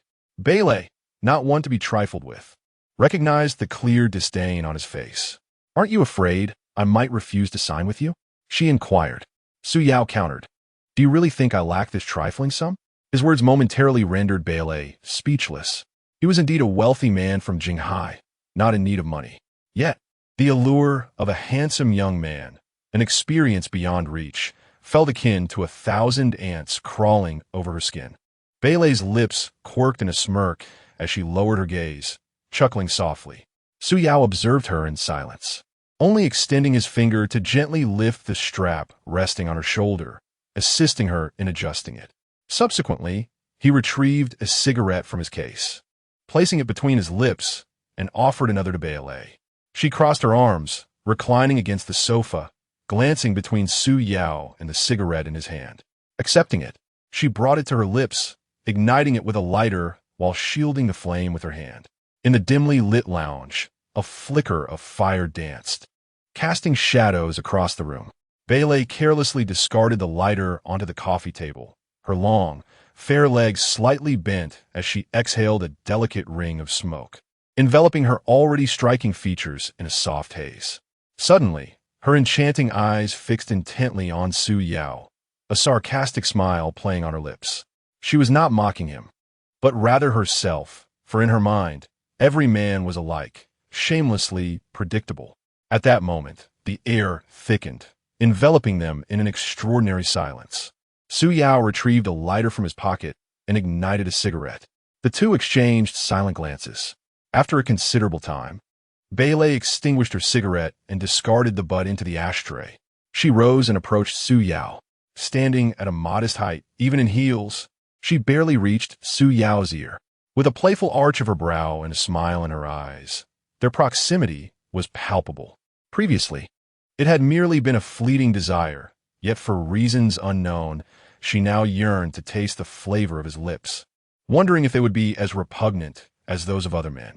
Without hesitation, Belle wrapped her arms around Su Yao's neck, enveloped by an overpowering scent of perfume. Among flower girls, Belle was notably beautiful. The slanting rays of the setting sun danced upon her fair skin, accentuating her delicate arms and ethereal grace. Her ample bosom pressed firmly against Su Yao. "How does it feel? Do you sense anything?" she inquired, her fingers exploring his arm in an exquisitely intimate manner. Su Yao averted his gaze from her. "I detest the scent of your perfume." Belle licked her lips, her expression shifting from anger to amusement. "Then what do you prefer?" she teased, attempting to leap towards him. Su Yao swiftly sidestepped, the faint fragrance evaporating as she missed her mark entirely. For reasons inexplicable, Belle's heart raced in the presence of this young man. Perhaps it was the allure he exuded. "It is remarkably simple for me to finalize a deal with you," she declared. "The pen is here. If you can grasp it, I shall sign immediately." She placed the pen, previously resting on the table, directly into the depths of her bosom, infusing the air with an unmistakable tension. Ma Yukai was correct. This woman was not merely open-minded, but quite liberated. Su Yao's expression grew tense. Truth be told, he had not anticipated her boldness. He had encountered shamelessness before, yet this was unprecedented, leaving him both amused and exasperated. He prodded his cheek with his tongue, questioning Belle. Are you certain you wish to proceed in this manner? Unyielding, Belle smiled, her lips curving in a radiant arc as she playfully regarded Su Yao. If you can seize this pen, I shall sign for you without delay. As she gazed at Su Yao, her body unconsciously swayed, biting her lip in a manner that was irresistibly enticing. At that moment of her audacious display, Su Yao raised his hand, firmly grasping Belle's waist with one hand while the other seized her leg. In an instant, he inverted her position, leaving her startled and screaming. Even Ah Hung outside the door heard Belle shriek. Clenching his fists tightly, he struck the wall, believing the two to be. At that moment in the lounge, Su Yao had turned Belle upside down, a result of the force of gravity. Su Yao merely shook lightly, and the brush nestled between Belle's chest slipped from her collar. By the time Belle regained her composure, Su Yao had already retrieved it. Standing on solid ground once more, Belle felt dizzy, as though she had just circled the loop of a roller coaster. The pen is in my possession. You may now sign, Su Yao stated, believing that with the pen in hand, the woman would willingly finalize the contract. To his astonishment, she began to play games. I have changed my mind. If you wish to sign this contract, you must come to the hotel at 11 o'clock tonight. A striking star like myself requires compensation for such encounters. For you, I am willing to make an exception. Su Yao felt somewhat speechless, realizing the implications behind her words. Was she attempting to manipulate him? He had encountered many beautiful women and was not lacking in options. Belle fixed her gaze on Su Yao for a few seconds before suddenly rising on her toes and leaning in close, her breath warm against his ear. But no one else is as forward and enticing as I am. Chapter 083. If you tease me, I have just cause to hit you. Time seemed to stand still. After regaining her composure, Belle tidied the hair that had fallen at the corners of her mouth. To be honest, she had been quite startled by Su Yao's earlier actions. After all, she was a beauty. This young man not only failed to appreciate her delicate charm, but treated her in such a crude manner. With trembling hands, she retrieved a cigarette from her pack and placed it between her lips to steady her nerves. A gentle breeze wafted by, and a wisp of white smoke slowly ascended. Belle took a moment to gather herself, her crimson lips curving slightly upward. Su Yao was unlike any man she had encountered before, which piqued her interest far beyond her initial desire for a mere emotional respite. Brother, I initially intended to play with you, but now I find myself feeling quite impulsive. How about we engage in some adult activities? Many men might relish such assertiveness, but Su Yao was different. He preferred to explore and discover new territories on his own. What do you say? If you agree, I will sign right away. Su Yao seized Belle's restless hand, applying pressure. If you are teasing me, I have every right to retaliate. Belle chuckled softly, leaning into Su Yao's embrace with a flirtatious demeanor. Do you know that saying such things might hurt my feelings? Su Yao raised his hand and firmly grasped Belle's arm, unceremoniously tossing her onto the sofa in a straightforward and forceful manner. Strangely, whether due to a latent masochistic tendency or something else, Belle found this treatment exhilarating. Before entering this industry, she had dreamt of becoming a star, basking in the spotlight. However, after stepping into this world, she realized how challenging it was for a girl with merely looks and no fame to secure opportunities. For resources and roles, one could be reduced to sacrificing all dignity. Over time, she grew numb to it all, indifferent to how the outside world perceived her. I have no qualms about being frank. I'm simply drawn to your face and physique. Spending a night of indulgence with me will not cost you anything, will it? Su Yao tossed the contract onto the coffee table. His patience was finite, and he had no desire to linger with this woman any longer. Primarily, her overt flirtation was intolerable. Suddenly, the tranquility was shattered by a chorus of incoming messages. Just as Su Yao cast the contract onto the table, his phone began to ring from his pocket. Belle scoffed. What a childish ringtone. Su Yao pulled out his phone. It was Tang Ning. Ah Yao, I've arrived at Jinghai Entertainment. I'm heading to Rui's office now. Where are you? Tang Ning had called immediately after exiting the elevator. I'm on the second floor, assisting a colleague. I'll be up shortly. All right, make haste. The line went silent with a beep. I didn't expect you to be so tender. Is it your girlfriend calling? Su Yao retorted, what business is it of yours? Su Yao replied without reservation. My wife has arrived. I don't have time to entertain you here. Belle chuckled. I never would have guessed you were married. Well, I'll let you off the hook today. You may leave the contract here. I'll call you when I've signed it. Remember, you must come to collect it in person. Su Yao smiled, pondering who had bestowed such audacity upon this woman. Was it Liang Jingru? This was an unabashed threat aimed at him. Was Su Yao truly someone to be threatened? After all, he was merely an artist. What could be held in hand was a teapot, but on the ground, it became a chamber pot. Did she really consider herself of such importance? Were it not for my Yukai being on his side, Su Yao would not waste another moment here. Whether to sign or not was entirely her choice. Regardless, he had no time to linger. The opportunity was presented. Whether she accepted, it was her prerogative. It was as if the Tang family group was utterly dependent on her. I must accompany my wife now. I have no time for your antics. If you wish to act out, do so for that man outside. With a resounding bang, Su Yao slammed the door of the lounge shut, leaving Belle alone on the sofa, smoking. The audacity of his departure left Belle momentarily bewildered. After a brief pause, her gaze shifted from the door. Once Su Yao had left, Belle muttered under her breath, "What a fool! He won't even savor the meat laid before him. Many desire it, yet I would not offer it." Anger flared at the corners of her eyes. At that moment, outside the lounge, Ah Hung leaned against the wall. One leg crossed, a half-burned cigarette dangling from his lips. Scattered around him were several cigarette butts. Upon seeing Su Yao emerge, Ah Hung, visibly irritated, tossed a cigarette butt to the ground and ground it underfoot, brimming with the spirit of confrontation. His eyes regarded Su Yao as one would a foe. Su Yao merely smiled lightly. Do not regard me with such disdain. Not every man is as driven by lust as you are. I hold no interest in older women. You. Ah Hung gritted his teeth, ready to retort. Before he could voice his thoughts, Belle's voice echoed from within the lounge. What's wrong? Are you jealous? Ah Hung shot a venomous glare at Su Yao before stepping aside to push open the lounge door. Did you sleep with him? Ah Hung questioned Belle in an accusatory tone. Ignoring him, Belle sat cross-legged on the sofa, persistently smoking. The strap of her top slid off her shoulder, revealing a patch of flawless skin. Envy and jealousy surged within him. He forcefully pushed Belle down onto the sofa, just as Su Yao was about to distance himself. The sounds of a man and woman gasping filled the lounge.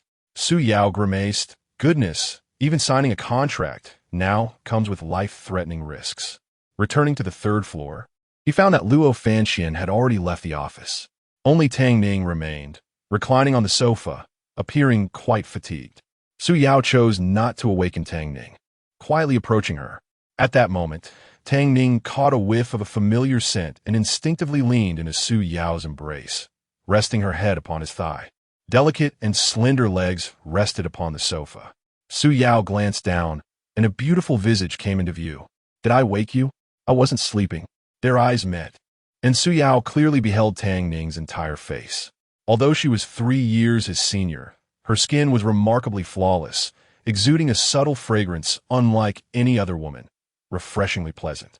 Her eyes were strikingly beautiful, shimmering with moisture, and her long eyelashes resembled stardust upon the ocean. Su Yao found himself unable to resist the urge to lean down, yearning to kiss Tang Ning, but she promptly held his chin in place. They stared at each other intently for a considerable time. After a while, she suddenly remarked, "You have a mark on your face? Which shameless woman dares to entice my Yao?" Tang Ning furrowed her brow and abruptly sat up from the sofa. To be honest, she felt a pang of jealousy. She cupped Su Yao's face and pouted. "No way. I must leave my mark on you right now. Only then can I prove that you are mine." That infernal possessiveness. Su Yao replied, "How about we change locations, sister?" Chapter 084. Could it be that these two had become involved? Tang Ning forcefully cradled Su Yao's face, their gazes locked, their pupils reflecting each other's charming visages in a hazy blur. In the next moment, Tang Ning straightened up and bit Su Yao fiercely, her demeanor unapologetically possessive. "From this day forth, I shall not permit any other woman to lay eyes upon you. You are mine. Do you understand? Just a kiss will suffice." Having endured a day filled with rigorous work, Tang Ning felt a wave of fatigue wash over her. "I'm tired and simply wish to lean against your chest." She raised an eyebrow, her demeanor imbued with a hint of dominance and coldness, a rare aura that only emerged when she was envious. Suddenly, Tang Ning's closed eyes fluttered open again. Ah Yao, from the moment you placed the ring upon my finger, your future and everything that encompasses it belong to me. I confess, I am quite possessive when it comes to matters of the heart. I cannot abide the thought of you being sullied by other women. Su Yao remained silent, acutely aware of the jealousy laced within Tang Ning's words. I truly adore you, she unabashedly declared. Aside from your family, I cherish you more than anyone else. If you desire it, even without meeting the parents, I can make it happen. Her alluring voice, soft and sweet, was akin to a small pebble dropped into a fluffy cloud, playfully teasing the boundaries of Su Yao's restraint. This provocation left him feeling unbearably heated. Su Yao swallowed hard. Her second confession stirred something deep within him. During their 2 nights at the Tang residence, although Tang Ning had stealthily slipped into Su Yao's room each night, their interactions remained strictly proper, primarily out of respect for the elder Tang, especially for Tang Ning, who lay quietly in his embrace like a young girl. Perhaps it was the imprint of her lips on his face that spurred her on today. Ah Yao. Before Su Yao could react, Tang Ning leaned down and bit into his neck, immediately following it with a gentle sucking, a ticklish sensation. With her eyes closed, her long lashes fluttered with each movement, as she sought to leave her mark on Su Yao, declaring her claim to all other women. Su Yao found himself utterly captivated by Tang Ning's advances. His throat involuntarily moved again as he swallowed hard. Truth be told, if they were in Tang Ning's office at that moment, he would not hesitate to seize her. Any man with a normal disposition would find it impossible to resist such an exquisite temptation. Su Yao's throat moved once more. He understood the gravity of this flirtation. While engaging in anything beyond a kiss might carry significant consequences, a kiss was certainly permissible. With his own wife going this far, how could he not reciprocate? Once Tang Ning finished her kiss and lifted her gaze to meet that of her little wolf dog, she suddenly felt a large hand firmly grasping the back of her head. Su Yao offered her no respite, his lips firmly pressed against Tang Ning's, indulging in a brazen theft, leaving no opportunity for retreat. The intimacy of their current position rendered them vulnerable. Su Yao's lips were soft, akin to the bounciness of jelly. This marked the first time Su Yao kissed Tang Ning with such profound affection since they became a couple.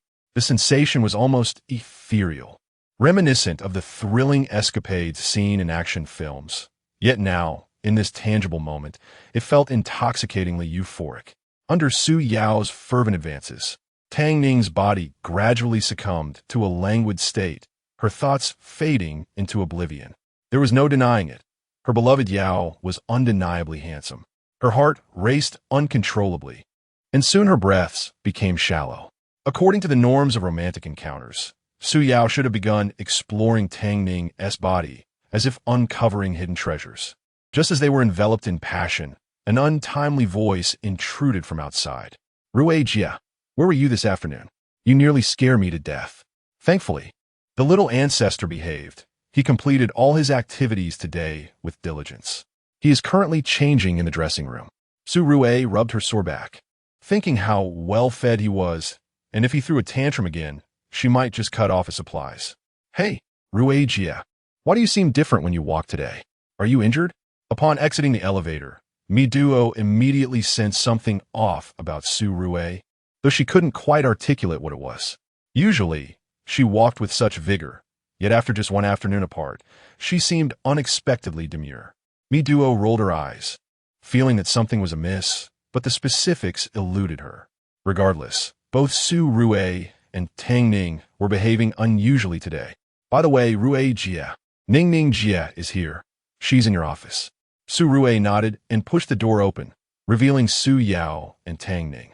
The three exchanged glances, and to their astonishment, a thin strand connected Su Yao and Tang Ning's lips, discernible only upon closer inspection as saliva. Engaging in such embarrassing antics in someone else's office was ill-advised, especially with the parties nearly caught in the act. The awkwardness was palpable. Speaking of which, Rui, what's wrong with you today? Your legs seem a bit off. The question slipped out, causing Su Rui to nearly choke on her water. Su Yao sat silently on the sofa, quietly observing his sister, acutely aware of the embarrassment this inquiry would bring. Are you overworked? Perhaps we should visit the hospital for an examination? Su Rue managed a sheepish smile, cursing Luo Fanxian in her mind for the promised 10 minutes that turned into over an hour of torment. To divert the conversation, she replied, "It's nothing. I just got nudged by a pig when I stepped out for lunch. A little rest will suffice." Seeing Tang Ning's expression, it seemed she believed her. Su Rue suppressed her discomfort and sat down, organizing the activity schedule that Mi Duo had handed her earlier. Su Yao and Tang Ning had come primarily to pick up Su Rue for a meal. "Please wait for me for just a moment. Half an hour will suffice. Once I am ready, we shall set forth." Su Rue gasped as she organized the documents on her computer. So uncomfortable, truly unbearable. She muttered under her breath, "Luo Fanxian, you rascal. He deceived me, claiming he would be gentle." Su Rue frowned, subconsciously rubbing her abdomen, cursing Luo Fanxian silently in her mind countless times. Upon lifting her gaze, she spotted the typically exuberant Luo Fanxian. True to his usual form, he would command Su Rue upon entering the office. Yet today, he displayed an unusual demeanor. Ignoring the surroundings, he approached her with genuine concern. "What would you like to eat tonight? I can have Mito order something. I'm going to dinner at Ning Ning's place with a Yao this evening. Then I shall come to fetch you." "No need." Tang Ning observed their exchange, glancing at Su Yao, then at Su Rue and Luo Fanxian, wondering if she was imagining things. Could it be that these two were involved with each other? Chapter 085. There always exists a woman who captivates you. The sixth sense of a woman is indeed formidable. As the saying goes, it is always eerily calm before the storm. The thought of Luo Fanxian's antics at noon fills Su Rue with indignation. Perhaps due to her exertion, she instinctively feels a twinge in her abdomen. With a resounding thud, she flings the folder onto the desk and bellows at Luo Fanxian. "I've told you countless times. No need. Why do you act as if you're deaf? People are busy working right now. If it weren't for you, would this document still be waiting here?" In the office, the atmosphere thickens with tension. Su Rue's fury is well known to Su Yao and the others. However, this woman possesses a distinctive trait. She seldom loses her temper. When she does become genuinely angry, it signifies that someone has truly crossed her. Su Rue braces herself on the desk and abruptly stands, inadvertently feeling another pang of discomfort. Recalling Luo Fanxian's words, "Don't worry, I'll be gentle." It heard it all. She scoffs inwardly, "What a liar." Seeing the situation escalate, Su Yao pulls Tang Ning aside, suggesting they wait for Su Rue downstairs. Once the door closes, Su Rue's wrath erupts. "Luo Fanxian, you scoundrel. You promised to be gentle. Look at the mess you've caused. I can barely walk straight." Meanwhile, Luo Fanxian remains unfazed by Su Rue's tirade. He reminisces about the intoxicating expression on her face at noon, raising his hand to caress his lips playfully. "I can still smell the lingering fragrance of my dear sister from lunch. Would you like to take another whiff?" It's worth noting that Su Rue is not the only one feeling discomfort from their earlier encounter. Through his shirt, one can discern the blood-stained scratches on Luo Fanxian's back. Yet, as a man, he does not harbor resentment over Su Rue's scratches. Rather, he has discovered the correct method to unlock her heart. Su Rue's cheeks flush as she recalls their intimate moments, the earlier anger dissipating. Biting her lip, with a hint of petulance, she questions, "Then why did you deceive me?" You said wouldn't he heard it all. When it comes to such embarrassing matters, her fair complexion deepens in hue, resembling a freshly bloomed peach blossom. Those familiar with Su Rue would surely be astonished to see this vulnerable side of the formidable agent, revealing a glimpse of a naive girl. "I assure you, after a few more times, you will be utterly entranced," Luo Fanxian continues, but before he can finish, Su Rue seizes the folder from the desk and hurls it at him, which he skillfully catches. "You rascal, trying to deceive me again." In the corridor, Tang Ning ponders as she walks, her instincts telling her that Su Rue's behavior today is peculiar. However, she cannot quite articulate what exactly feels amiss. Su Yao ruffles Tang Ning's hair, assuring her, "In due time, I will help you understand these matters."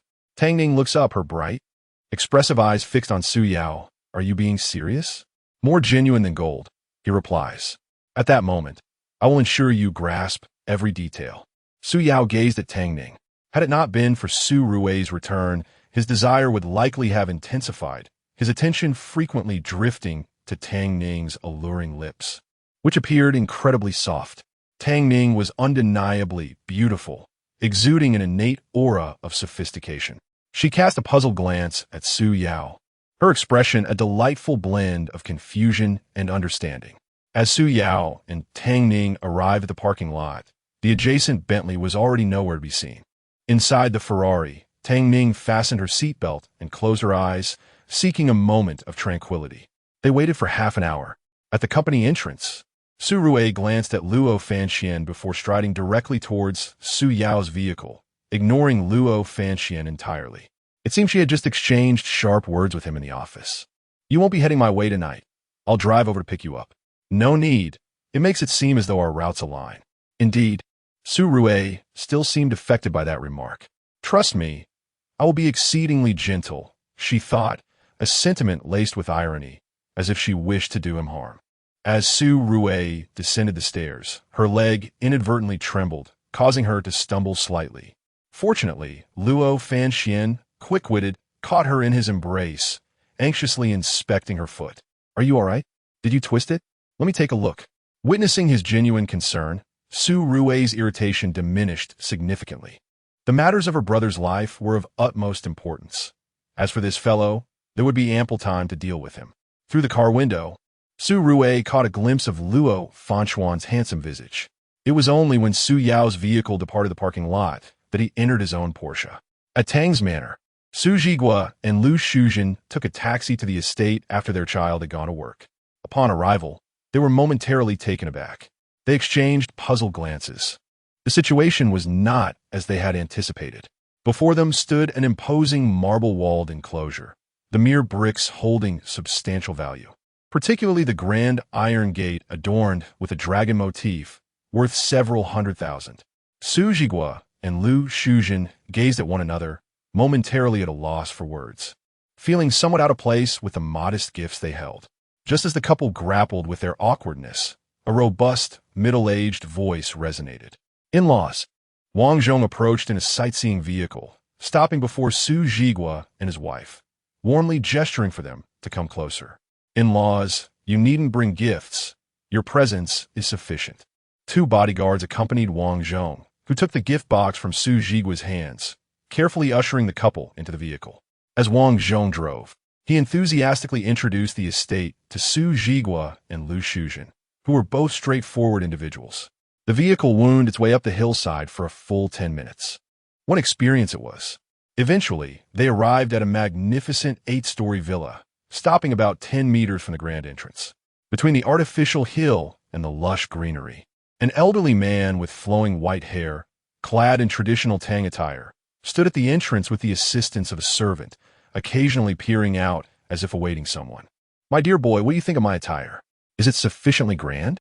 He inquired, acknowledging the significance of the occasion, as it marked the first meeting with his in-laws, and he wished to convey a sense of ceremony. Tang Xiao scrutinized his father from head to toe and jestingly remarked, Father, it's merely a family dinner. Is it truly necessary to be so concerned about appearances? To Tang Beishan's ears, his son's words sounded decidedly unpleasing. Pointing an accusing finger at Tang Xiao, he retorted, When you wed, I shall relish the sight of you squirming before your mother-in-law. It is a privilege for any woman to become my son's wife. What is this nonsense about appearances? You need not worry, for I have ensured you will thrive regardless. Do not be so confident, he continued. Do not presume that your inherited good looks grant you the freedom to act as you please. I assure you, there shall always be a woman in this world who captivates you utterly. Chapter 086. I regret not wearing protection with your mother upon hearing Tang Beishan's words. Tang Xiao merely curled his lip. Can you truly believe that someone capable of driving your son to distraction is still in kindergarten? I certainly do not. Wait. When the in-laws arrive, you ought to behave properly. Father, when have I ever been anything but proper? You might as well tell me when you have displayed any semblance of decorum. Tang Batian regarded Tang Xiao with disdain, pondering whether some aberration had emerged from his lineage to produce such an offspring. Tang Batian raised his hand, and Tang Xiao instinctively recoiled, a clear indication of frequent beatings. This reflex had become second nature. Were it not for the current circumstances, I would have long commanded you to kneel. You truly infuriate me. What sins did I commit in my past life to have birthed such a wretch as you? Tang Batian's contempt was palpable, his chest heaving with agitation. This child was undoubtedly sent by the heavens to torment me. Had I known, I would have taken precautions during that encounter with your mother. Before Tang Batian could voice further grievances, Wang Zhong entered, leading a middle-aged couple. Su Jigua donned a striped t-shirt, paired with tailored shorts and casual sandals. Lu Shuzhen wore a floral polka-dot blouse and jeans, her hair gently curled. Though she was of advanced age, it was evident that she had once been exceptionally beautiful, for she had borne children as striking as Su Yao and Su Rui. Su Yao not only inherited Lu Shuzhen's beauty, but also his father's impressive stature. The couple's simple attire exuded an air of sincerity. Tang Batian held a favorable impression of them. With the assistance of attendants, he abandoned his usual demeanor, donning a welcoming smile as he descended the stairs. In-laws, you have arrived. Please come inside. Tang Batian greeted Su Jigua and his wife with warmth, his smile unwavering. Tang Xiao grimaced slightly. The old fox is indeed clever. His ability to shift attitudes rivals that of a Sichuan opera performer. Grandfather, as this is our first meeting, we were uncertain of what to bring. Please accept this small token of our appreciation. Although the Tang family lacked for nothing, Tang Batian graciously accepted the gift box offered by Su Jigua and his wife, personally carrying it, which demonstrated his respect for Su Yao's parents. Typically, when families of status visited, they waited outside until Tang Batian deigned to welcome them based on his mood. On bad days, they might remain outside for an entire day, let alone receive a personal greeting. Such a display required significant prestige. In-laws, come. Let's sit inside. Tang Batian ushered Su Jigua and his wife into the villa, where the couple stood aghast at the opulence before them. The world of the wealthy was indeed beyond imagination, with a grand living room ample enough for leisurely strolls, and the lavish decor resembling that of a royal palace. The marble flooring, each slab worth a fortune, is complemented by the meticulously crafted reliefs adorning the walls. Every detail exquisitely chiseled.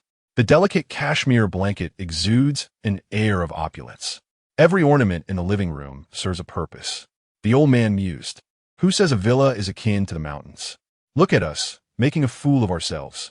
Lu Shuzhen whispered in a tone only the couple could hear. Gulme, my dear in-law, take a seat. Tang Batian habitually settled into the main position, while Su Jigua and Lu Shuzhen chose seats closest to him for ease of conversation. Here, in-law, enjoy some tea. This is premium Westlake Longjing. Do give it a taste. Su Yao had merely mentioned it in passing, yet Tang Batian had remembered. Do not stand on ceremony. Consider it as if you were in your own home. After Tang Batian spoke, Wang Zhong dutifully presented the teacup. In a vast villa, his solitude sometimes felt rather lonely. In-law, from now on, we are family. Do visit us often.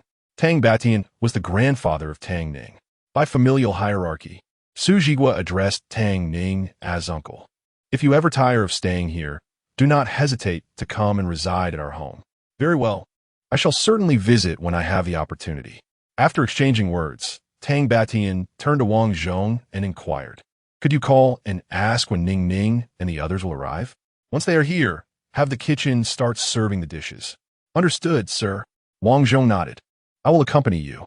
Observing their retreating figures, Su Jigua questioned, and who might this be? Forgive me for the jest. This is my son. Su Jigua and Lu Shuzhen exchanged glances before looking back at Tang Batian. Your grandfather is indeed vigorous for his age. Tang Batian shook his head. That is a gross misconception. The lad is nearing 30, yet he remains frivolous. If he were as reliable as a Yao, I would not be so troubled. With that, Tang Batian waved his hand dismissively. Let's not dwell on it. Discussing it only brings pain to my chest. Hearing this, Su Jigua and his wife fell silent. Every family has its own burdens to bear. Perhaps due to shared understanding, The two families found themselves with additional topics to discuss. Outside the Tang villa, a stunning Ferrari approached leisurely. Just as the car came to a stop, Tang Ning received a call from Wang Zhou. "Miss, where are you?" "The sir is inquiring. We are parking and will arrive shortly." "Excellent. I will inform the kitchen to start the dishes. By the way, Uncle Zhou, please summon 2 people to help carry some items." "Certainly, Mississippi. Please wait at the entrance. The young master mentioned he would bring assistance." "All right, ask him to hurry. The seafood might spoil in this weather." "Understood."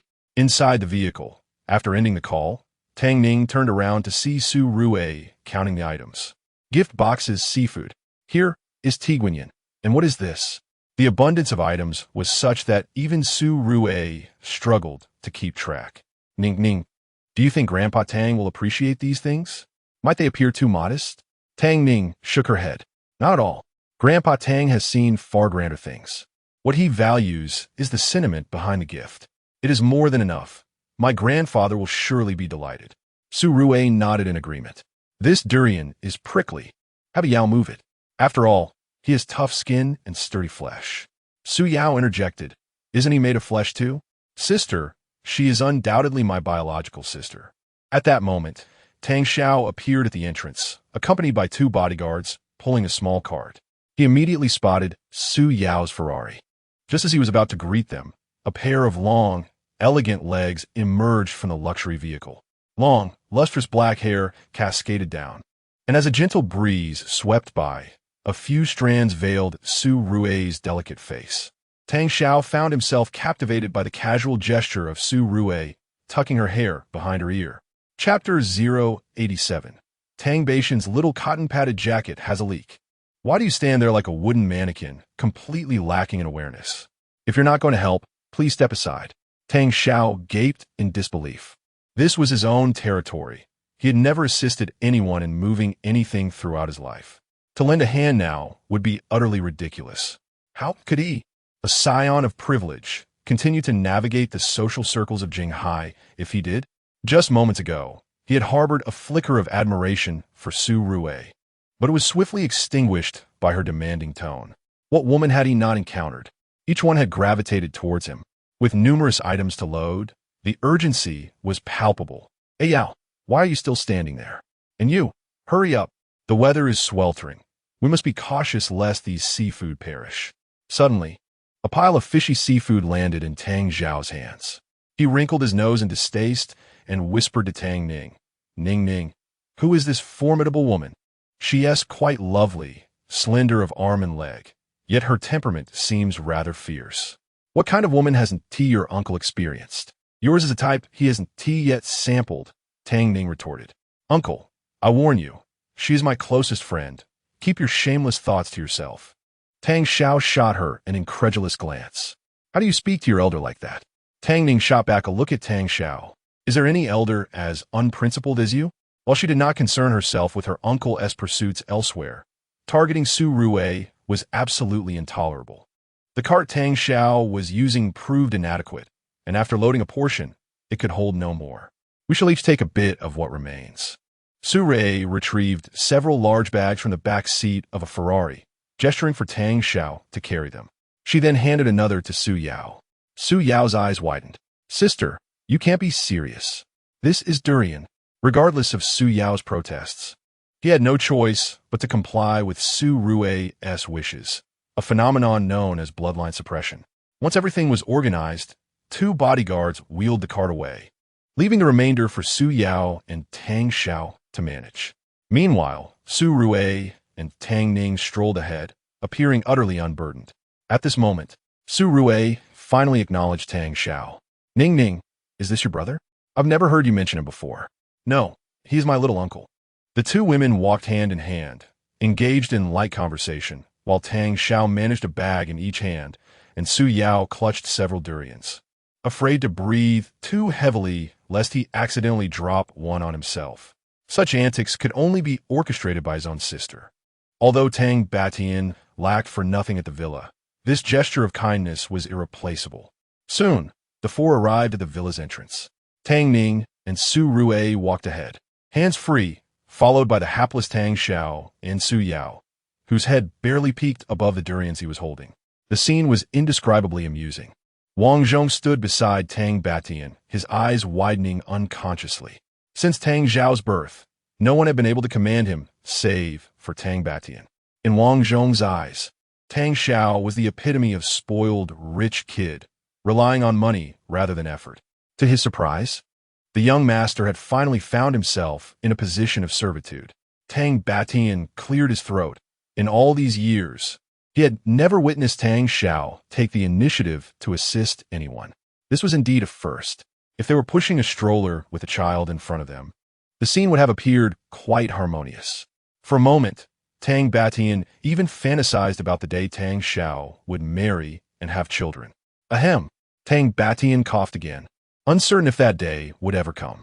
Since everyone had gathered, Zhong, please instruct the kitchen to serve the meal. In-laws, let us proceed to the dining room. The dining room, as described by Tang Batian, was as spacious as an ordinary person's apartment. In the world of the affluent, ordinary folk truly cannot compete. Upon entering the dining room, one was greeted by a colossal round dining table, 6 meters in diameter. This already vast table was laden with an array of dishes. Preparing just these dishes would likely take several people an entire day. In-laws, please take your seats. Grandfather, you too. Tang Batian smiled. From this day forth, we are family. Ning Ning has been spoiled by me since childhood, so I trust you will be understanding if she falters. Su Jigua and his wife were quite fond of Tang Ning, making it unlikely for them to find fault. Rest assured, we will treat Ning Ning as our own daughter, they replied. At the head of the table, Tang Batian lifted his chopsticks, prompting everyone else to follow suit. Wang Zhong stood by to introduce the dishes: bird's nest chicken soup, braised catfish, stir-fried crab meat. 54 southern dishes and 54 northern dishes, totaling 108. Please enjoy your meal. To show their respect for the Su family, the Tang family had put in considerable effort, hiring 15 chefs who began selecting ingredients at dawn. Ning Ning, you will soon be the daughter-in-law of the Su family. Mind your temperament and be more reserved. Remember, do not bully Su Yao. As for the dowry, I have already discussed it with Su Yao. 10 billion. Upon hearing this, everyone present, except Su Yao, Tang Ning, and Tang Batian, was astonished, particularly Su Jigua and Lu Shuzhen. According to the customary standards in Jinghai, the typical dowry for an average family is merely a few $100,000. Fearing it might be insufficient, Tang Jiangwo and his wife had prepared 2 million for Su Yao. The disparity between 2 million and 10 billion is not trivial. Su Jigua and Lu Shuzhen were thrown into a panic at this astronomical figure. 10 billion. Mom and Dad, we are not a loss. Grandfather has said that I will receive 100 billion as my dowry. At this revelation, it was Tang Batian's turn to be taken aback. Wait, wasn't it agreed upon as 50 billion? How did it transform into 100 billion from Tang Ning's mouth? Is this girl planning to drain the Tang family dry? Tang Batian cleared his throat awkwardly a couple of times, squeezing out a few words through gritted teeth. My dear, weren't we agreed on 50 billion? How has it suddenly transformed into 100 billion? His voice was barely audible, a mere whisper meant only for Tang Ning's ears. Tang Ning mischievously smiled at him, replying, my grandfather also mentioned that he would give me a hot spring resort, 2 commercial streets, 10 countryside inns, and even a chemistry laboratory. Upon hearing this, Tang Batian's eyes nearly bulged out of their sockets. Was this truly the little darling he had once held so dearly in his palms? How had she so swiftly turned into someone who was so demanding? His beloved granddaughter? Ever since her marriage, it seemed as though she wished to empty the entire Tang family's coffers. Contemplating this, he couldn't help but feel a twinge of grievance. After a lifetime of being a tough businessman, calculating and maneuvering in the market, he found himself outwitted by his own granddaughter. It truly validated the adage that a daughter grows too quickly to be kept. With a heart full of complaint, he turned his gaze towards Su Yao, silently hoping that this young man could somehow salvage the situation. Chapter 088. The Limit of My Assistance.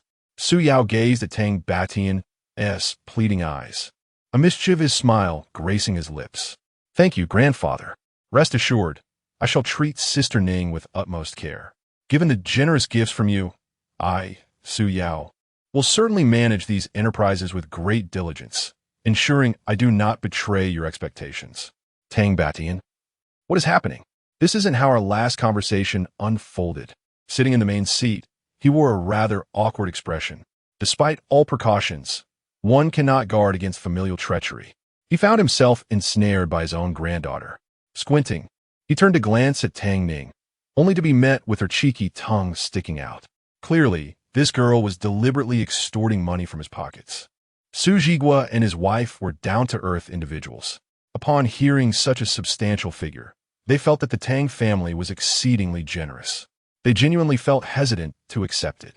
Dear in-laws, this is far too much. A Yao cannot take so much. Perhaps we should forego the commercial street ventures.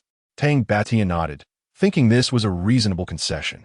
Little did he expect to be disrupted by his own little cotton-padded jacket. Mom and Dad, what do you mean too much? My grandfather dotes on me more than anyone. If I hadn't intervened, he would have offered me several real estate companies. Upon hearing Tang Ning's words, Tang Batian instinctively wanted to pinch himself. After nurturing this little girl for over 20 years, had he not instilled any sense of propriety in her? She had mingled with Su Yao for just a few days and was already planning to abscond with the Tang family's fortune. Truly, a daughter grows up too quickly. Tang Batian rolled his eyes in exasperation at Tang Ning's words. Yet, maintaining his composure, he wore a benevolent smile. With a forced resolve, he addressed Su Jigua and his wife. In-laws, this matter is settled. Fearing further discussion might lead to further losses, he hastily concluded the topic. At the dining table, both families enjoyed their meal with great delight, engaging in spirited conversation. During the course of the evening, they spoke about Su Jigua. Upon learning of his military background, Tang Batian felt an increasing fondness for this in-law. Those who have served in the military are often characterized by their integrity and strong principles. It was no wonder Su Jigua exuded such righteousness. In contrast, Su Jigua held a very positive impression of Tang Batian. Aside from Tang Xiao's somewhat rebellious nature, there were no notable flaws within the family. While it is often said that wealthy families look down upon others, the Tang family proved to be entirely different, cultured and refined. The two families conversed amiably, their discussion extending until 9 p.m. As Su Jigua and his wife arrived by taxi, they found themselves unable to fit into Su Yao's vehicle due to the added company. At the entrance of the villa, the two young ladies were slightly inebriated. Su Rue, with her impressive tolerance for alcohol, maintained her composure, while Tang Ning, somewhat tipsy, leaned against Su Yao for support. Tang Batian escorted Su Yao's family to the parking lot. The two families agreed to arrange the engagement for the young couple on the 8th of next month. A Yao's car cannot accommodate everyone. You should go to the garage and bring back another vehicle to take Rue back to the company, Tang Batian said, looking at the carefree Tang Xiao. What? Father, why must it be me who delivers? There are so many drivers at home. Any of them will suffice. Why must it be me specifically? Tang Xiao cast a discontented glance at Tang Batian. Today, he absolutely would not yield to Tang Batian's oppressive authority.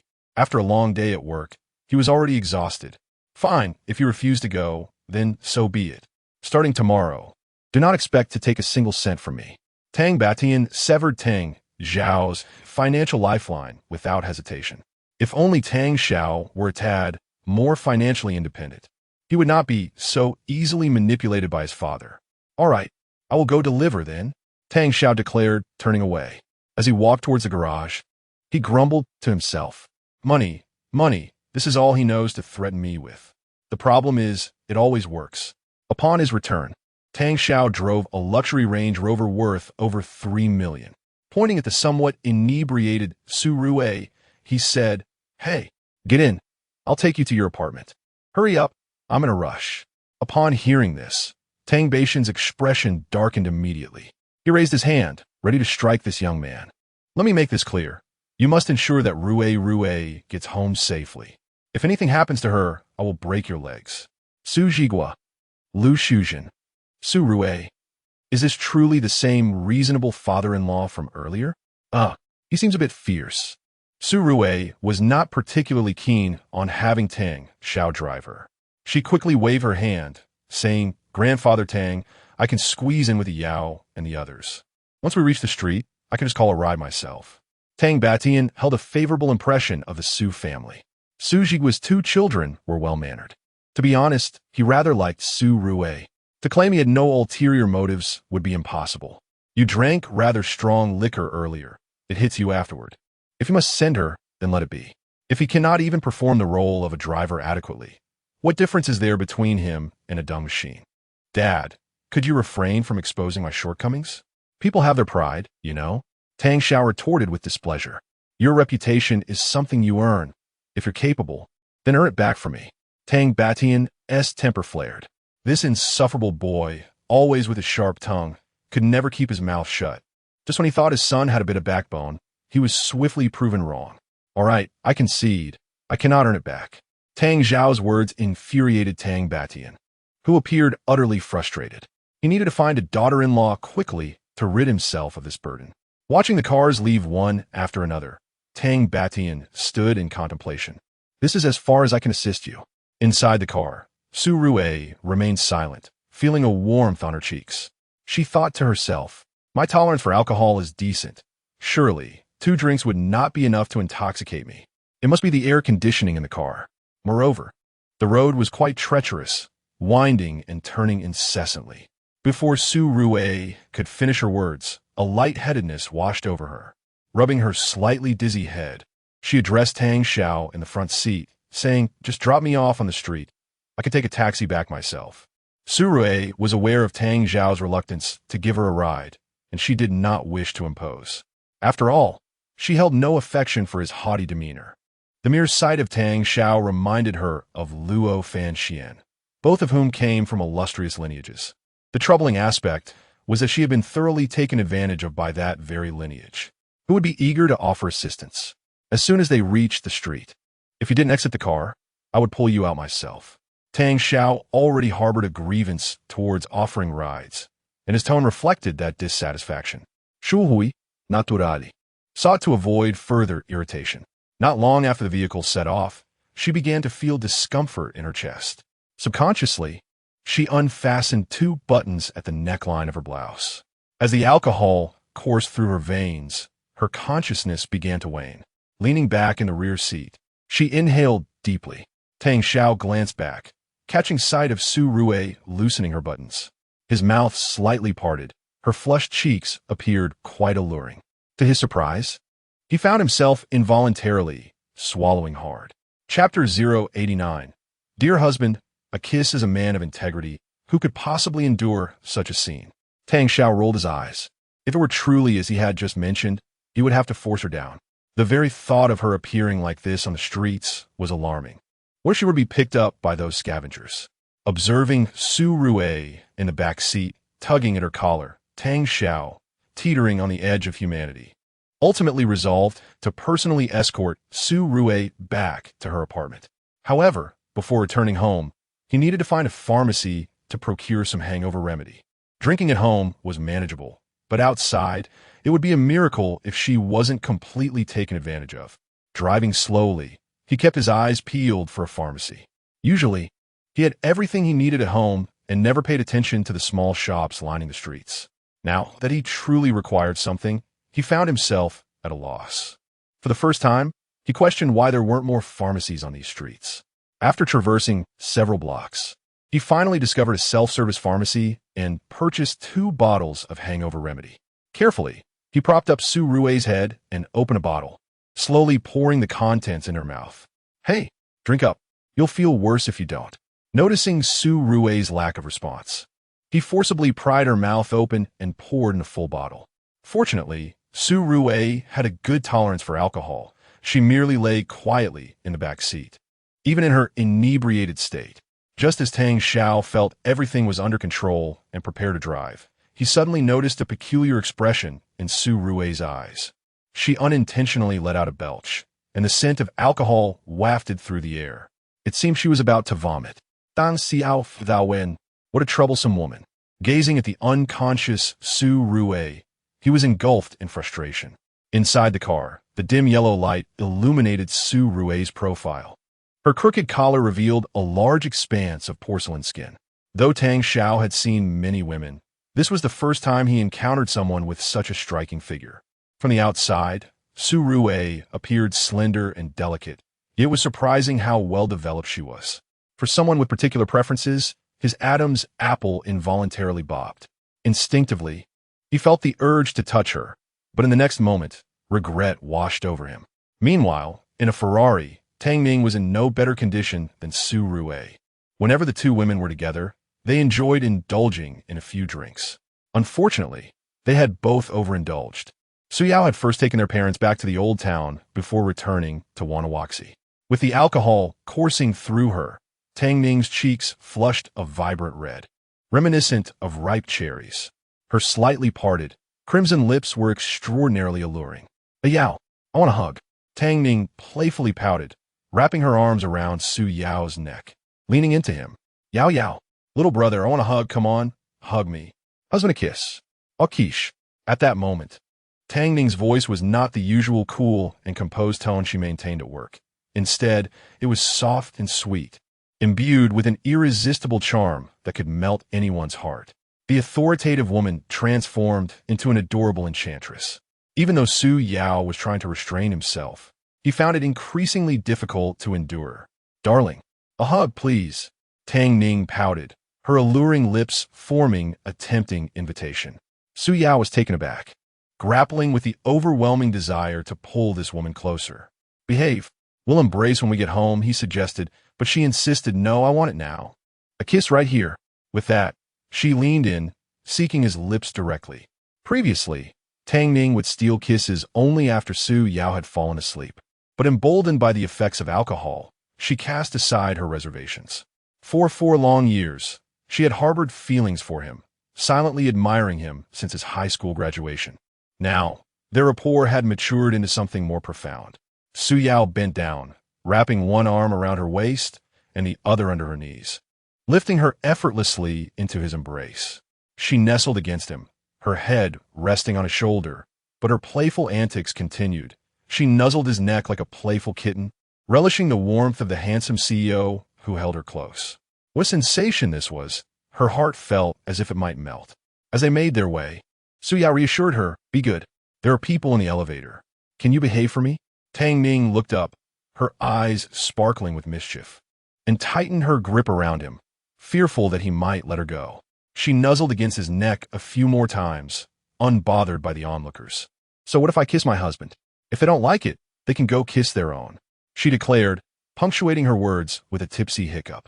Soon, she settled into his arms like a drowsy little kitten, completely still.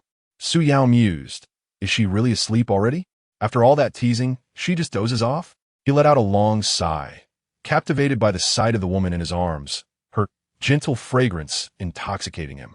As he carried her, he garnered many admiring glances. After all, his striking looks were undeniable. It was clear that his parents had indeed done well in their genes. In the neighborhood, some infatuated fans even snapped clandestine photos of him and shared them online, captioned, spreading dog food. My ethereal boyfriend exudes unparalleled charm and security. A handsome silhouette was enough to captivate the hearts of many young women.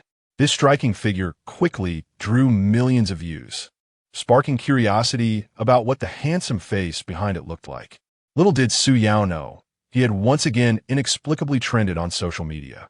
Upon exiting the elevator, Su Yao arrived at a door equipped with a smart lock. With both hands occupied, he cleverly maneuvered his feet to unlock the door. Though Tang Ning stands at a height of 170 centimeters, her weight is quite light, barely reaching 110 pounds, making it effortless for Su Yao to embrace her. In comparison to other girls of her stature, Tang Ning can be considered slender, a condition possibly linked to her delicate stomach. This thought stirred a pang of concern within Su Yao. He imagined that when his father arrived to assist in the kitchen, he would ensure that his daughter-in-law enjoyed delectable meals daily. Observing the peacefully slumbering Tang Ning, Su Yao felt a blend of exasperation and amusement. It was vexing that this woman had ignited a spark within him only to succumb to slumber herself. Su Yao found himself in a predicament akin to having prepared for an overture, only to be met with silence in the end. He gently opened the door and laid Tang Ning onto the bed, his movements tender and cautious, fearful of disturbing her rest. Gazing upon her serene form, A smile of affection unconsciously appeared on his lips. The tranquil woman resembled a docile kitten, prompting Su Yao to lean down and bestow a gentle kiss upon her. In the next moment, he felt a weight against his neck as Tang Ning's arms draped over him. Before he could fully comprehend the situation, her grip tightened around him. Chapter 090. It feels like everything is about to explode in her dream. Tang Ning pouted her lips, seeking a kiss from Su Yao. Darling, what is this? So nice. Touch. In her haze, Tang Ning's hands instinctively roamed over Su Yao's body, as if searching for hidden treasures. Su Yao was taken aback. He never anticipated that this woman, inebriated, would exhibit such boldness. In her dazed state, Tang Ning clung tightly to Su Yao, refusing to let go. This unexpected maneuver left Su Yao utterly flustered. Darling, I want some water.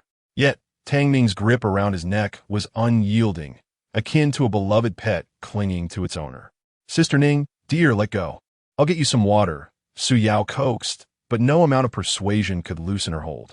His face was buried amidst Tang Ning's ample bosom, and as she writhed, Su Yao reached the limits of his restraint. No, I want you to feed me with your mouth. Tang Ning, in her intoxicated state, playfully teased Su Yao, her sweet, soft voice melting into his very bones. It was intoxicatingly sweet, enough to make one's heart feel as though it might dissolve. He found himself utterly powerless to resist. How he wished his dear wife were awake at this moment. In desperation, Su Yao lowered his head, leaning in to capture her slightly parted lips. Initially, he intended merely to placate her, fearing he might lose control if he became too engrossed. However, once he tasted her, he found it impossible to pull away. Tang Ning fervently claimed every breath of Su Yao's, and they lingered in this heated embrace until she finally released him, panting, her chest rising and falling dramatically. To be frank, at that moment, Su Yao was utterly captivated by Tang Ning's allure. Yet, he never contemplated taking advantage of her in such a state. Once the kiss concluded, Su Yao rested his forehead against Tang Ning's, his Adam's apple bobbing involuntarily as his breath quickened. He gently pried her hands from around his neck, lowering his voice to soothe her. Be good. You're drunk. Have a good sleep. When you wake up, as long as you desire, I am always here to fulfill your wishes. I am at your service 24/7. But for now, you must sleep. After much coaxing, Tang Ning reluctantly loosened her grip. He promptly fetched a basin of warm water from the bathroom and tenderly wiped her down before carefully tucking her under the covers. Only then did he head to the bathroom to shower. He opted for cold water, letting it cascade over him as he pressed his hands against the wall. In his restless state, he could think of no better solution. After all, he felt as if everything was on the verge of exploding. Su Yao steadied his breathing, allowing the cool water to wash over his face. It took a while, but he finally managed to quell the inner turmoil that threatened to consume him. Through the mirror, Su Yao noticed the transformation of his physique.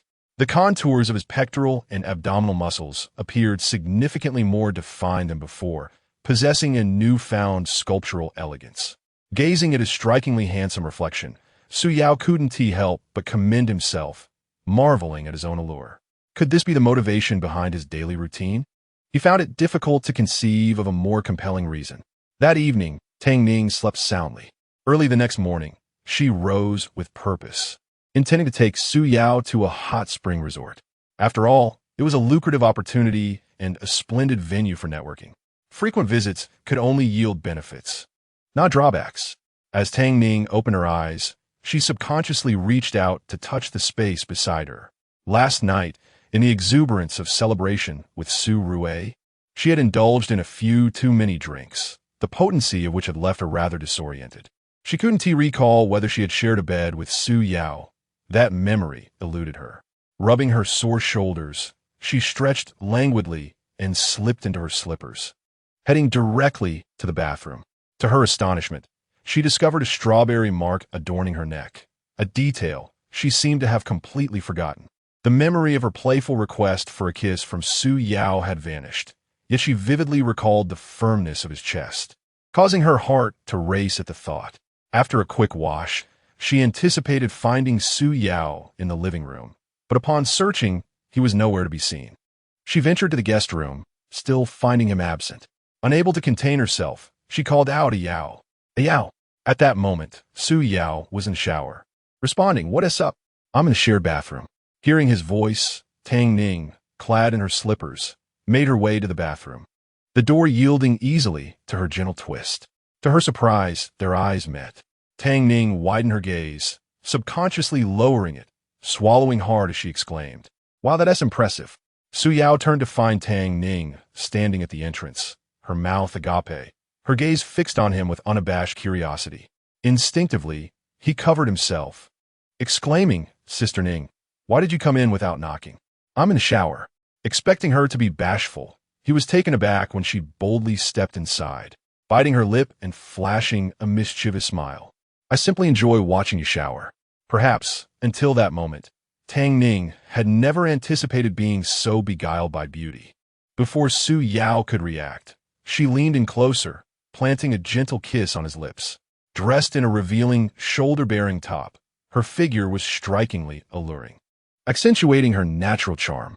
As she stood on tiptoe, her exquisitely delicate face drew nearer, and soon enough, a pair of voluptuous curves pressed against Su Yao's firm chest, creating a perfect harmony of hardness and softness. Confronted by Tang Ning's kiss and intimate gestures, Su Yao immediately reacted. It was not only a psychological response. His body reacted even more intensely. With a swift motion, Su Yao pinned Tang Ning against the bathroom wall. Water droplets from the shower cascaded down her cheek, trailing until they vanished into the unfathomable chasm below. "For the sake of marital harmony, sister, why don't we engage in some physical exercise right now?" Tang Ning had initially intended to tease Su Yao before leaving, only to find herself trapped in the bathroom. Now, her freshly changed clothes were soaked by the heating lamp. When she looked up, she was met with Su Yao's deep, penetrating gaze, which bore into her like a wild beast eager to break free. She felt a flicker of panic. The two were mere inches apart, and Su Yao's physique was devoid of any excess flesh, an impeccable inverted T-shape with fluid lines. Tang Ning exerted all her strength in an attempt to push him away, but to her astonishment, he remained utterly unmoved. After two more attempts, all she received in return was Su Yao's teasing smile. "Sister, you cannot budge me unless I permit it. How about we play a game instead?" Chapter 091. Hello.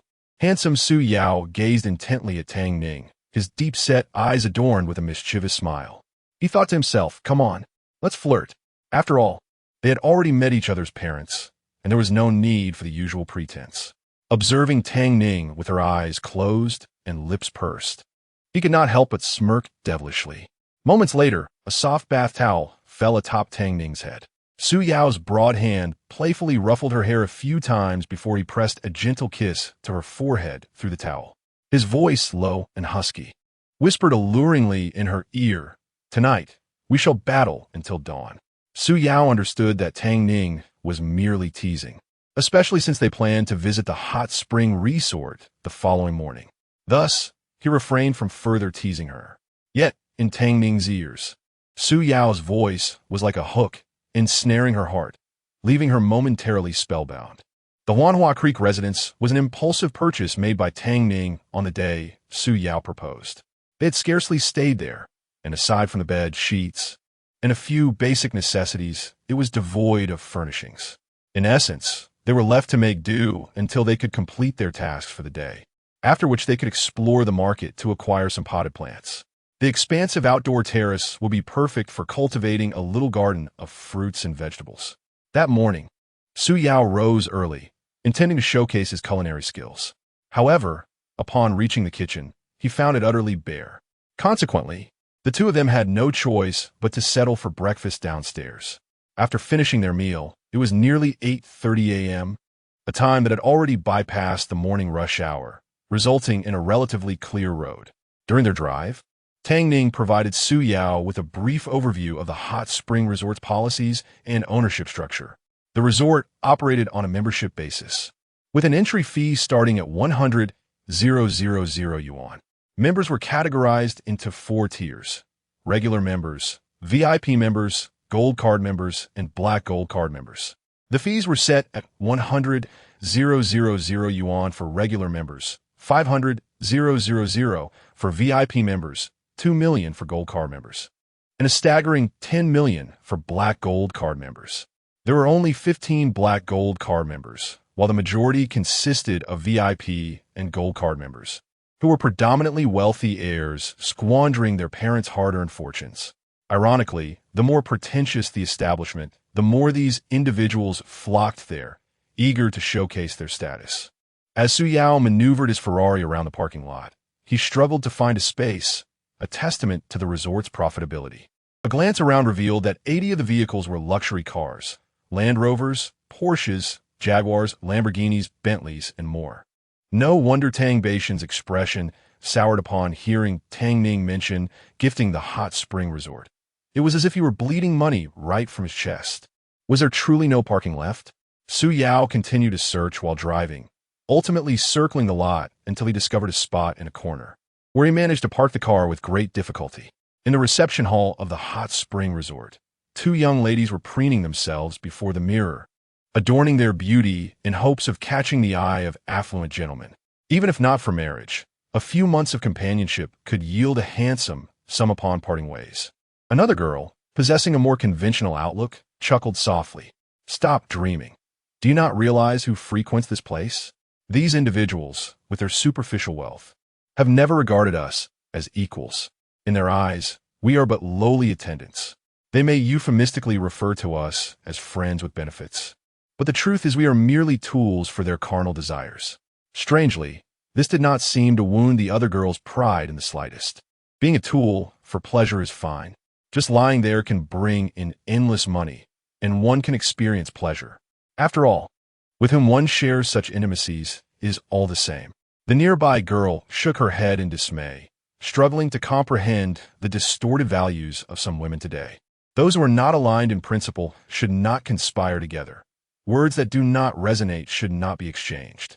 Such a girl, without experiencing some hardship, remains oblivious to the harsh realities of the world. The girl scoffed. "Then I wish you luck. I hope you do not end up in a mess. By then, it will be too late to regret." Upon hearing this, the girl impatiently tossed her powder compact into its case. "I see you are merely envious of my beauty.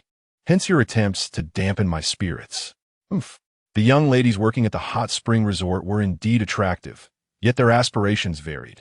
Some sought to earn a living, while others aimed to ensnare wealthy heirs, foolishly hoping for shortcuts. There are no true fairy tales of princes and princesses. Such notions are mere fabrications for children. Especially for women, self-reliance and independence are paramount for maintaining dignity. As the two lovely receptionists engaged in their conversation, Su Yao entered alongside Tang Ning. Su Yao was remarkably handsome and tall, instantly captivating the attention of both ladies. In contrast, Tang Ning became almost invisible in their presence. The girl set down her powder compact and approached Su Yao, flashing what she believed to be an exceptionally sweet smile. "Hello, young sir. Good sir. How may I assist you?" Su Yao smiled slightly, his irresistible charm undeniable. Observing the girl's infatuated demeanor, he remained unfazed, as his striking appearance naturally drew admiration. "If you do not mind, I would be delighted to show you around," she offered, stepping out from behind the counter and bypassing Tang Ning to stand beside Su Yao. Her eyes sparkled with eagerness, as if she wished to consume him entirely. Those who visited this place were invariably affluent, and with such a handsome man before her, the girl felt an overwhelming sense of exhilaration. As Su Yao's legitimate girlfriend and future wife, she felt a tumultuous wave of jealousy. The blatant flirtation from this brazen vixen was unmistakably directed at her beloved Su Yao, and she could hardly contain her discontent. "Sir, please follow me. I shall guide you on a tour." The girl lifted her gaze and shot a glance at Tang Ning, who stood beside Su Yao, deliberately angling her shoulder to nudge Tang Ning away from him. It is said that as long as one remains unembarrassed, it is others who feel the discomfort. As the president of the corporation, her husband is not someone who can be scrutinized by anyone. It was evident that Tang Ning was irked. If she did not intervene soon, this woman might very well press herself against Su Yao. Did she truly think Tang Ning was invisible? Tang Ning cleared her throat twice, her voice laden with irritation. She curtly dismissed the receptionist, stating, "No need. Please summon your manager." From Tang Ning's tone, it was clear she was displeased. A glance at her demeanor revealed that a pot of jealousy had indeed been overturned. Why pursue anyone, if not to engage with the boss himself? Tang Ning's eyes narrowed into slits, her gaze fixed intently on the receptionist. If looks could kill, that girl would have succumbed countless times under Tang Ning's murderous stare. Meanwhile, Su Yao's mind was once again greeted by the system's alert tone. Chapter 092.